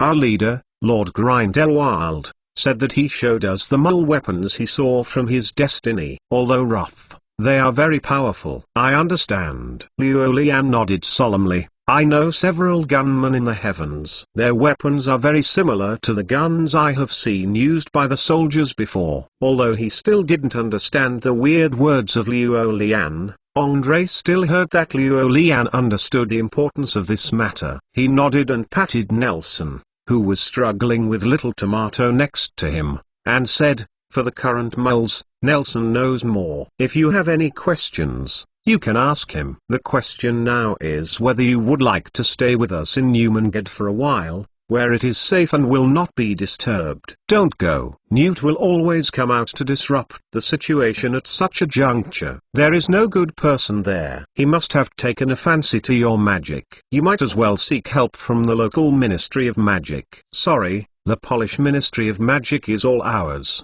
And why are you still here? Andre frowned and stared at him. Don't you think you are very horrible? Did you not see that we are here? Are you talking about business? You think you have a mouth all day long. Okay, don't quarrel. Lorian picked up a fork and pointed to Nelson between the two. Mr. Nelson lives in that too. Newmangad. Yes, does he also live in Newmangad? Lorian asked, smiling. You two have a very good relationship. And I also have a good friend who often quarrels with each other. I live ... cough cough. Live there. Nelson was almost choked by the little Tomato. He felt that Llewellyn's ability to read the atmosphere should be infinitely close to zero, and Nelson's face gradually changed from white to pig liver. Cough cough cough, and cough disappear. Newt drew out his wand and tapped Nelson's chest. His face finally returned to normal. He glanced at White and Andre, who were sitting together, and said carefully, "But my situation is different from yours. I think it's okay. No one can hurt me." Llewellyn's face was filled with a confident expression. She beckoned gently, and Dinkers, who was lying on her side and snores, crawled over and rubbed her calf. "And Dinkers will protect me, and I am also very interested in the Newmangad in your mouth." "Okay, then we'll set off in a few days." Andre patted the table happily. As long as he lied to people first, and the saint's advanced thoughts could not influence her, isn't Nelson next to him a living example? At least it looks like this. We have something to do around here. Can you wait for a few days? This is my home. I won't get tired of staying for long. Llewellyn smiled. May I ask you what else is there? Of course. I will teach the officers of the surrounding garrison magic in the past few days. Have you mastered the way to teach magic to moles? Newt shook his head and couldn't help but ask. If this is true, then the threat from Newmangad is even greater. Of course. No. Andre narrowed his eyes and smiled meaningfully. Besides, do you think we will teach moles magic even if we find this way? Night. Nelson carried the coat of the senior SS officer and tiptoed downstairs, standing in front of the castle breathing the cold air in the center of the clearing created by the previous day's battle. Have you finally decided to leave? A cold female voice came from the nearby forest. Scared, Nelson quickly took out his wand. In the moonlight, White's figure walked out of the woods. What? It was you. Nelson put away his wand and stroked his chest. Aren't you leaving? White raised an eyebrow. Today is the best opportunity. I can lend you my broomstick. Just remember to send it back. Why should I leave? Nelson glanced at the strange woman strangely. I just want to go to Auschwitz. Has he not come to you to sign a contract? While you are still in the dark, you don't know anything. Not yet. Why? White's eyes looked dazed in the moonlight, and it took a long time to calm down and stop mentioning the topic just now. What are you doing in Auschwitz? That's nothing good. It's just an ordinary town. Everything that should be closed inside is closed. Now it's all smelly soldiers. Hobbies. Nelson didn't explain too much. You said I wear this suit. They shouldn't trouble me, right? No. You can even grab a soldier and let him carry you on his back. Are you going? Nelson asked. You can go there to see if there is amber. Don't you want to bring a gift to Barry? Or you can go to Krakow another day to see.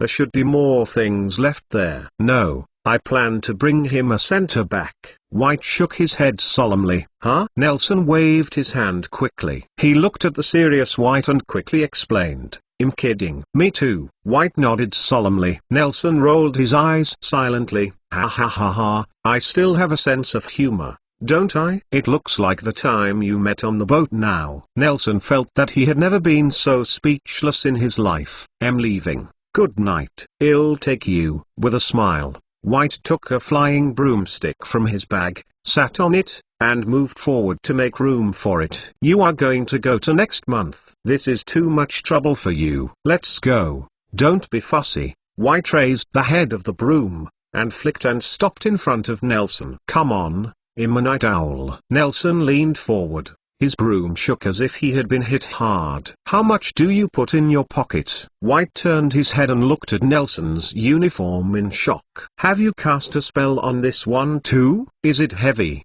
Maybe I can't fly." I can." White gritted his teeth and lifted the broomstick hard. With a swift sound, the two appeared in the sky under the moon. When you fly high enough, even inland, you can smell the sea breeze. Not only the sea breeze, when humans can look at the world from another angle, the ordinary scenery in the past is no longer ordinary. On the contrary, the magnificent buildings in the past appear tiny. This was Nelson's first flight. The strong wind at high altitude made him unable to open his eyes, but he was still crying while greedily gazing at the surrounding and underfoot scenery. He understood why humans have longed for flying so much since ancient times. "Woo, is it the first time to fly?" White asked narrowly. After getting the affirmative answer, she smiled unkindly, recalling the skills of playing Quidditch when she was young, and manipulating her broom to start drawing all kinds of things in the sky. Difficult pattern.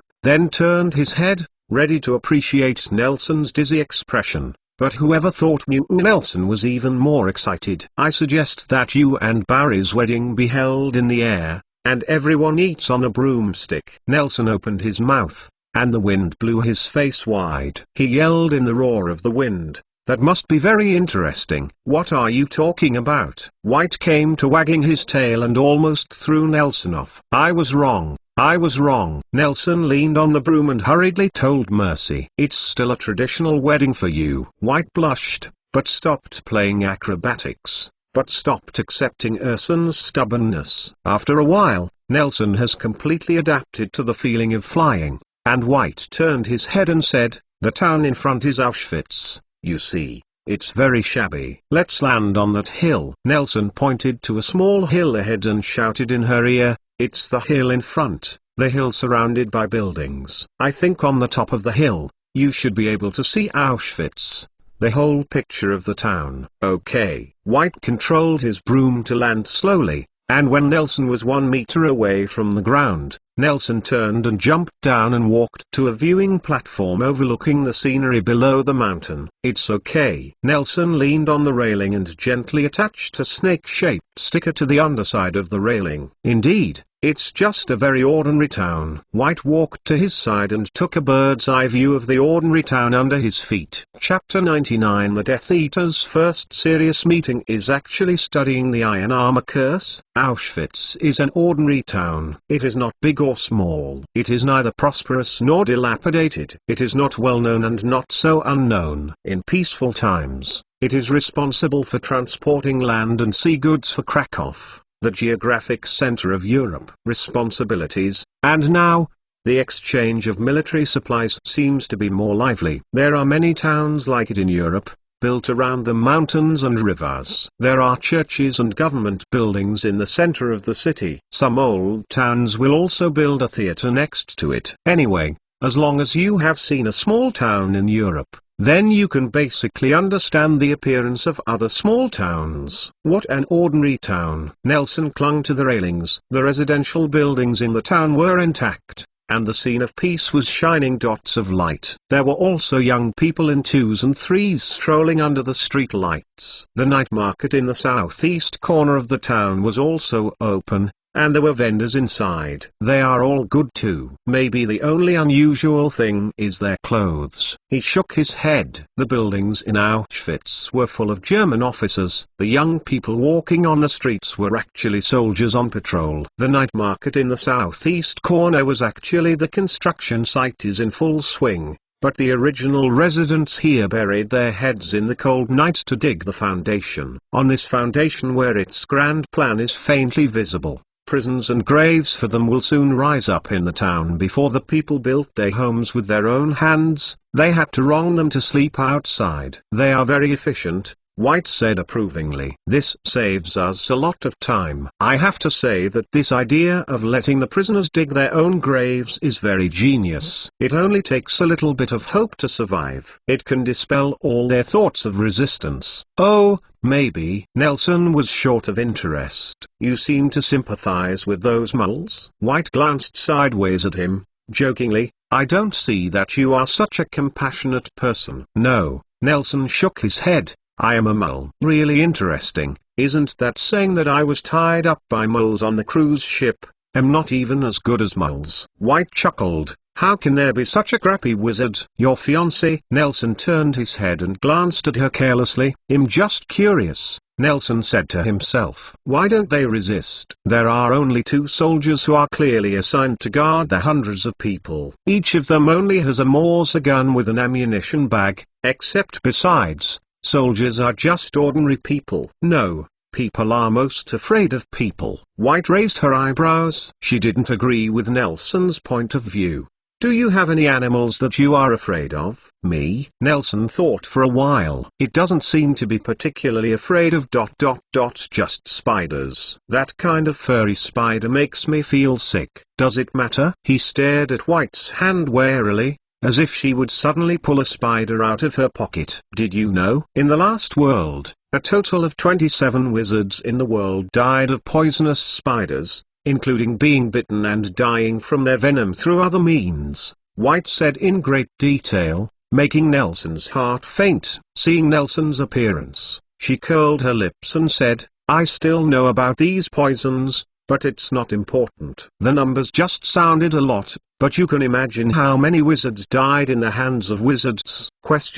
Nelson's face became solemn, and he felt shocked after thinking about it. How could the speed of other creatures killing humans catch up with their kind? It looks like you want to understand. Huai Zhao nodded and looked at the small town below the mountain. This is all commonplace. But ... what about the massacre? I haven't experienced a slaughter. But is it a slaughter? It's just asking them to repair the house. White yawned. It's nothing good. Go back.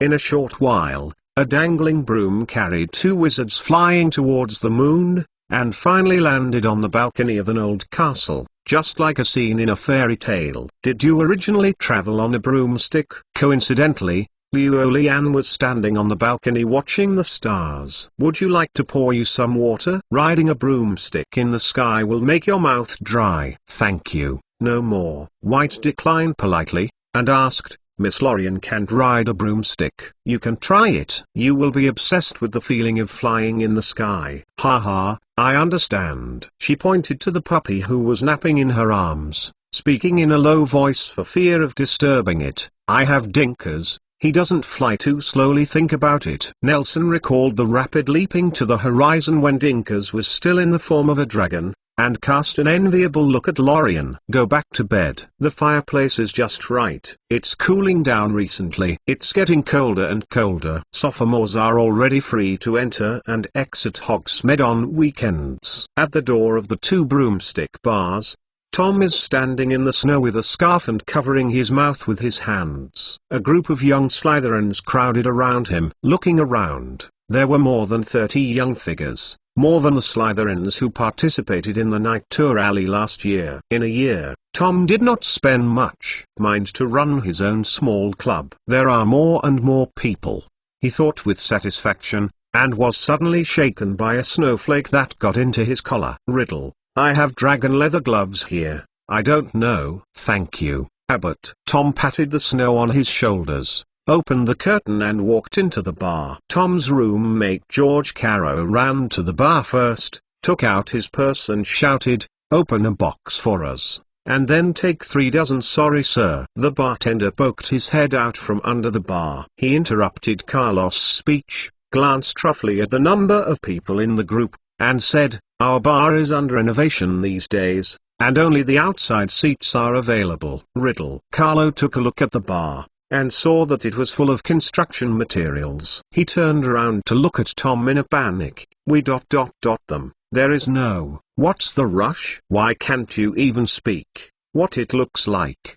Tom squinted his eyes and looked inside. and then turned away neatly. A group of people gathered behind him and gathered in the street. Tom thought. After thinking about it, I walked towards Hogwarts. I remember there was a tavern on the way to Hogwarts. The sanitation there was a bit poor, but there were very few people. Let's go there. A group of people walked around and stood in front of a grey bar on the edge of Hogsmeade, but it was also being renovated.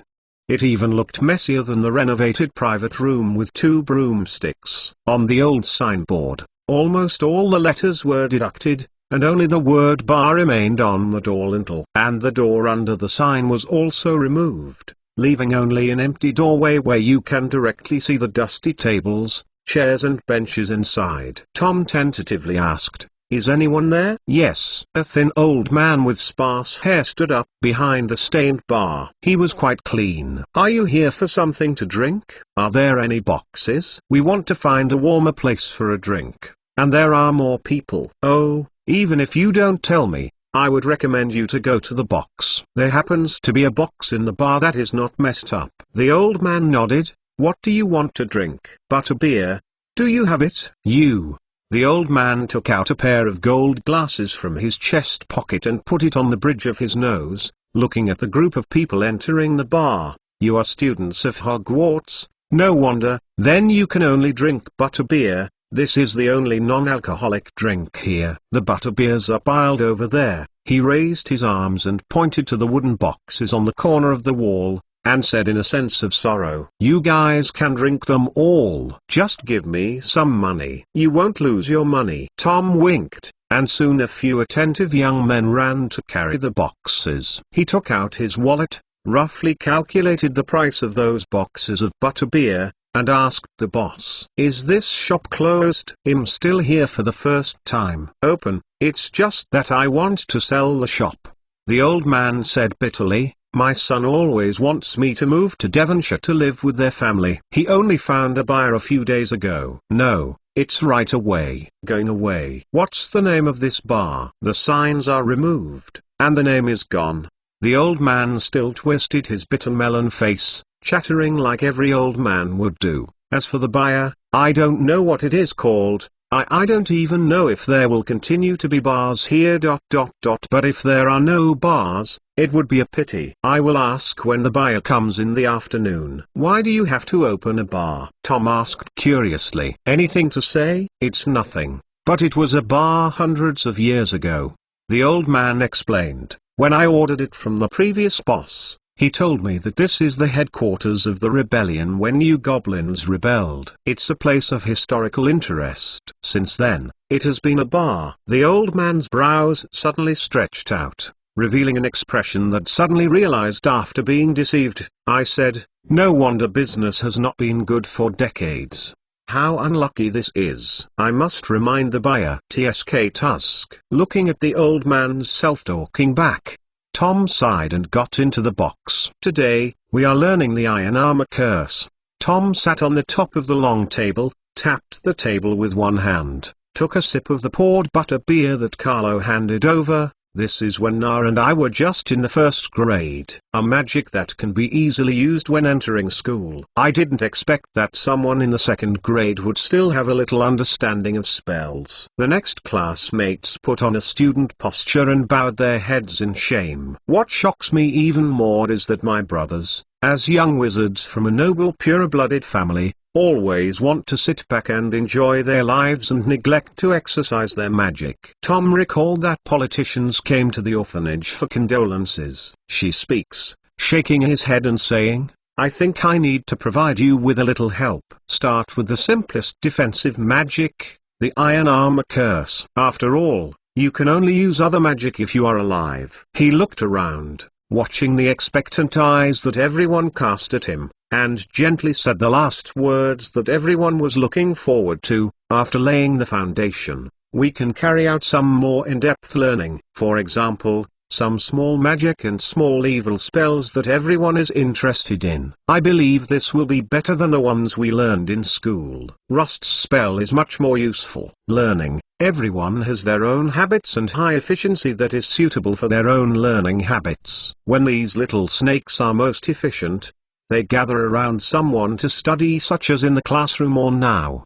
between cups, even if butterbeer is a non-alcoholic beverage. Some people's faces are already drunk, stroking the iron armor released by their own hands, and they can't help but cast their enthusiastic eyes on the front with a smile and light wind. The ground is for a first-year freshman, Tom. Wealth, power, and status are too far away from them. For children studying at Hogwarts, nothing is more attractive than learning a curse that can invite credit to their parents, show off to partners, and be rewarded by teachers. Deng, Dumbledore is here. Avery, who was called by Tom to order some snacks, hurried in and pushed the door frame of the box in a panic, and said breathlessly, "Dumbledore, the professor came suddenly. Did he find us?" "What did he find out about you? Did he find you copying your homework? Do you think you are a dark wizard?" Tom frowned and looked at him. "A group of us come to Hogsmeade for some non-alcoholic drinks on weekends. Is there any problem?" "At most, these first-year students shouldn't be here,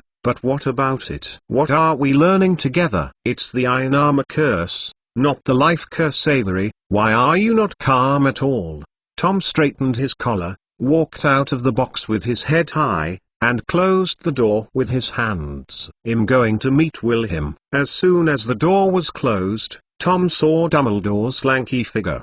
He was lying in front of the bar writing something, and he immediately greeted him with a smile. "Mr. Aberforth, do you know this too?" "Tom?" Dumbledore turned around, seeming to be surprised to meet Tom here. He blinked and squeezed a word from his dry throat. "Long time no see." Tom's forward steps stopped. He stood there, his lips tightly pressed, and a few words popped out between his teeth. "Professor Dumbledore, why are you here?" "I'm glad you can still think of me. It looks like you get along well with my brother." Dumbledore turned around completely. He lowered his head and faced Tom. "I want to give him a gift that his brother should give." "Thinking about going there? I think a bar should be a good choice." "Maybe." Tom looked at Dumbledore's haggard and grey face with a stiff expression. "Professor, are you going to go back to school?" "No, my teaching level may not be as good as Aberforth." Dumbledore smiled self-deprecatingly. "Don't worry, I will not go back and interfere with the normal teaching schedule." "Oh." Tom nodded, and Dumbledore turned around and continued to lay down on the bar to play up his own affairs. After a few minutes, when Tom was a little unstoppable, Dumbledore suddenly asked, "How is he?" "Recently, I saw you two in the Mole newspaper in Paris."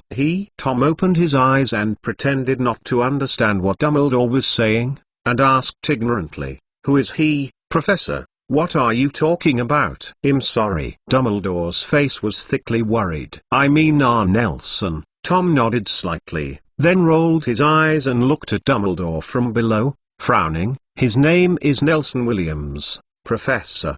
Dumbledore raised his mouth and pressed it tightly again. He couldn't open his mouth no matter what he wanted to say. He moaned his lips. He was silent for a long time like a jam. Soon, his expression was sullen. "Get up and ask softly, Nelson ... How is it going?" "Professor, why are you asking me?" Tom raised his head, stared into Dumbledore's eyes, and asked indifferently, "Aren't you the person who knows what Nar is like now?" "Sorry, I know it's a bit late to say this, but I also want to understand. What happened that day was that I was wrong. I should give Nar better guidance." "It's Nelson." "Professor, you don't have to apologize," Tom interrupted Dumbledore impolitely, gritted his teeth and said, "You don't have to give him any guidance. No one needs another person to lead him. Life." "That's good, Tom." The dust on the bar's threshold fell, and a pair of heavy Martin boots stepped in. The new man with messy chestnut hair and a dragon fur coat looked wild and unruly. It is very similar to Dumbledore, except that his face is younger and his nose is a little different. It is Aberforth, who is restored to his original appearance, and he takes a dusty chair and sits on it. Looking at Tom appreciatively, "No one needs another person to guide his understanding." "Aberforth." Dumbledore gazed at his younger brother who suddenly appeared with joy. The worries in his eyes became more intense, and these two very different emotions intertwined into a strange expression on his face. "Oh, we haven't seen each other for a long time." "Thank you for remembering me." Aberforth didn't look at him, but bent down to find something in his pocket, and replied casually, "It's an honor, but can you call me Mr. Dumbledore?" "Listen to you call me Aberforth always felt a little strange." "Aberforth. We only approved the letter a few days ago," Dumbledore said helplessly. "Oh, yes." Aberforth raised his head and clapped his hands suddenly. "Then I have to thank you for remembering what I look like." "My dear brother." Dumbledore squeezed a smile and walked towards Aberforth, but was interrupted by his fierce expression. Aberforth put on a mocking expression and said in a sincere tone, "Don't you think I promised you have a good relationship with you when you do things? Please don't get close to me. If it's not for Anna's sake, I would even want to change my last name." "The previous thing you'd better wait to tell Anna that you used to go, Albus." Aberforth took a long time and finally took out a swollen money bag from his pocket, threw it heavily on the table, and said contemptuously, "You don't need to talk about your great principles here. A smart person like you will definitely be able to see it." He looked around and said softly, "Even if you are the noble and kind person in the eyes of everyone, but in this bar, you have been betrayed." Aberforth stood up, grabbed the purse from the table, and the dragon leather coat studded with rivets rattled with his movements, disturbing people's heart. He strode towards the bar. I brushed shoulders with Dumbledore, who was stunned, and then threw the money bag on the bar with more force than before, making a huge clam sound, and the boss inside heard the noise and ran out tremblingly. "Albus, don't think you owe me anything. It was not me that you were sorry from the beginning." Aberforth turned around. Two pairs of identical blue eyes met in the air, and he turned his head and pointed at no one. He squeezed his eyes in the direction, then turned around and continued talking. "I don't want to accept your gift. I will pay the money myself." He bent down and handed the money bag to the old man who had just ran over. "You should return the money to him. This is a private matter between us." When the boss took the purse in a daze, he straightened up with a relaxed look and said happily, facing Dumbledore, "I was shocked when I heard that I had appeared in Hogsmeade at school. I thought it was Grindelwald who had come. I didn't expect that it was my old brother who wanted to give me a gift for every year. I just saw that the sign at the door has been removed. There shouldn't be a name for this bar yet." He looked at the former boss, and after getting the affirmative answer, he thought about it and continued to speak. "Today's meeting is really wonderful. To commemorate at this historic moment when we met, I decided to take this moment and call it the Pighead Bar. What do you think?" Dumbledore deserves to be a tough wizard. Anyone in this scene may have broken the defense, but he just nodded and laughed mockingly. "You are right, I am indeed a pig." "What do you mean, Tom?" Aberforth looked at Tom as if he hadn't heard him, and asked eagerly, "What do you think of this name?" "It's good if you are happy." Tom shrugged helplessly. "But I don't think the name of the Pig's Head Bar is elegant enough, and it does not fit your identity." "What's the matter?" Aberforth laughed like he heard some big joke. He drew out the spell and pointed at the pile of broken logs outside the door, and waved it lightly. Soon, a huge vicious pig head slowly rose from the waste dump with its fangs, and posted himself on the signboard. After all, people who come to drink in this place are also very popular. Even if it is called the Beat Haven, it doesn't matter. Tom continued to shrug his shoulders like a pile driver. Upon seeing this, Aberforth finally remembered his brother, turned his head and asked, "Did you say so, Albus?" "Sir." Mr. Dumbledore took the money and paraded away. After a long silence, the voice of the former boss rang, and he pointed to the table next to where Dumbledore had just stood. "He is still there." "Order something." Aberforth looked up, and there was a small package on the table, on which was a folded note with the words Tom Riddle written on it. "Open it and take a look." Aberforth curled his lips. "I thought my dear brother would leave me something." "He'll go to the warehouse inside to check the stock." "Boss, can you take me there?" "Okay, but now you are the boss, Mr. Dumbledore." The old man handed Aberforth a bunch of keys and walked inside with him. Aberforth left his back calmly, but he held it. The slightly trembling hand of the wand indicated that his heart was actually not at peace. Tom walked to the package and opened the note, which read a paragraph. "Tom, I understand that my actions have caused a lot of harm to the two of you. But I also understand that all my reparations and apologies are now paler. My brother Aberfers and I turned against each other for some things that were not good for outsiders. We have even reached the point where we don't know each other. The relationship between you and Nar is like a brother in my eyes. I understand this. The pain of the separation of brothers. I don't want to see you continue my tragedy.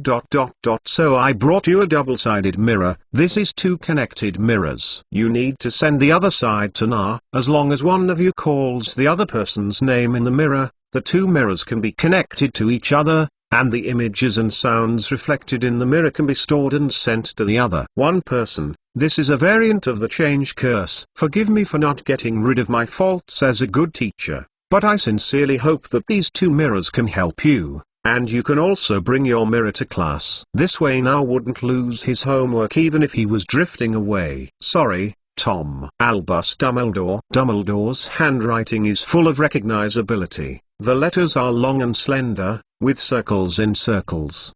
Tom stared at the letter, dizzy, threw it aside, and reached out to open the package. Tom glanced at it. Inside were two exquisitely shaped round vanity mirrors, which looked like things for girls. Maybe their last owner was a young witch who grew up in a deep boudoir and longed to be with her lover day and night. He grabbed one of them.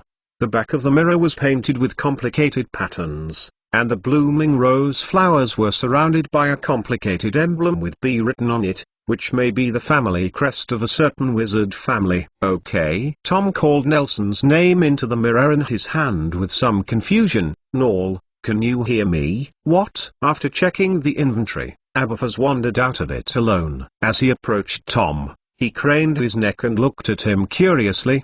What are you doing? Why are you calling your name with two mirrors? Aberfers explained to Tom. The other mirror can only be used in the hands of another person. You can't activate it like this. Really?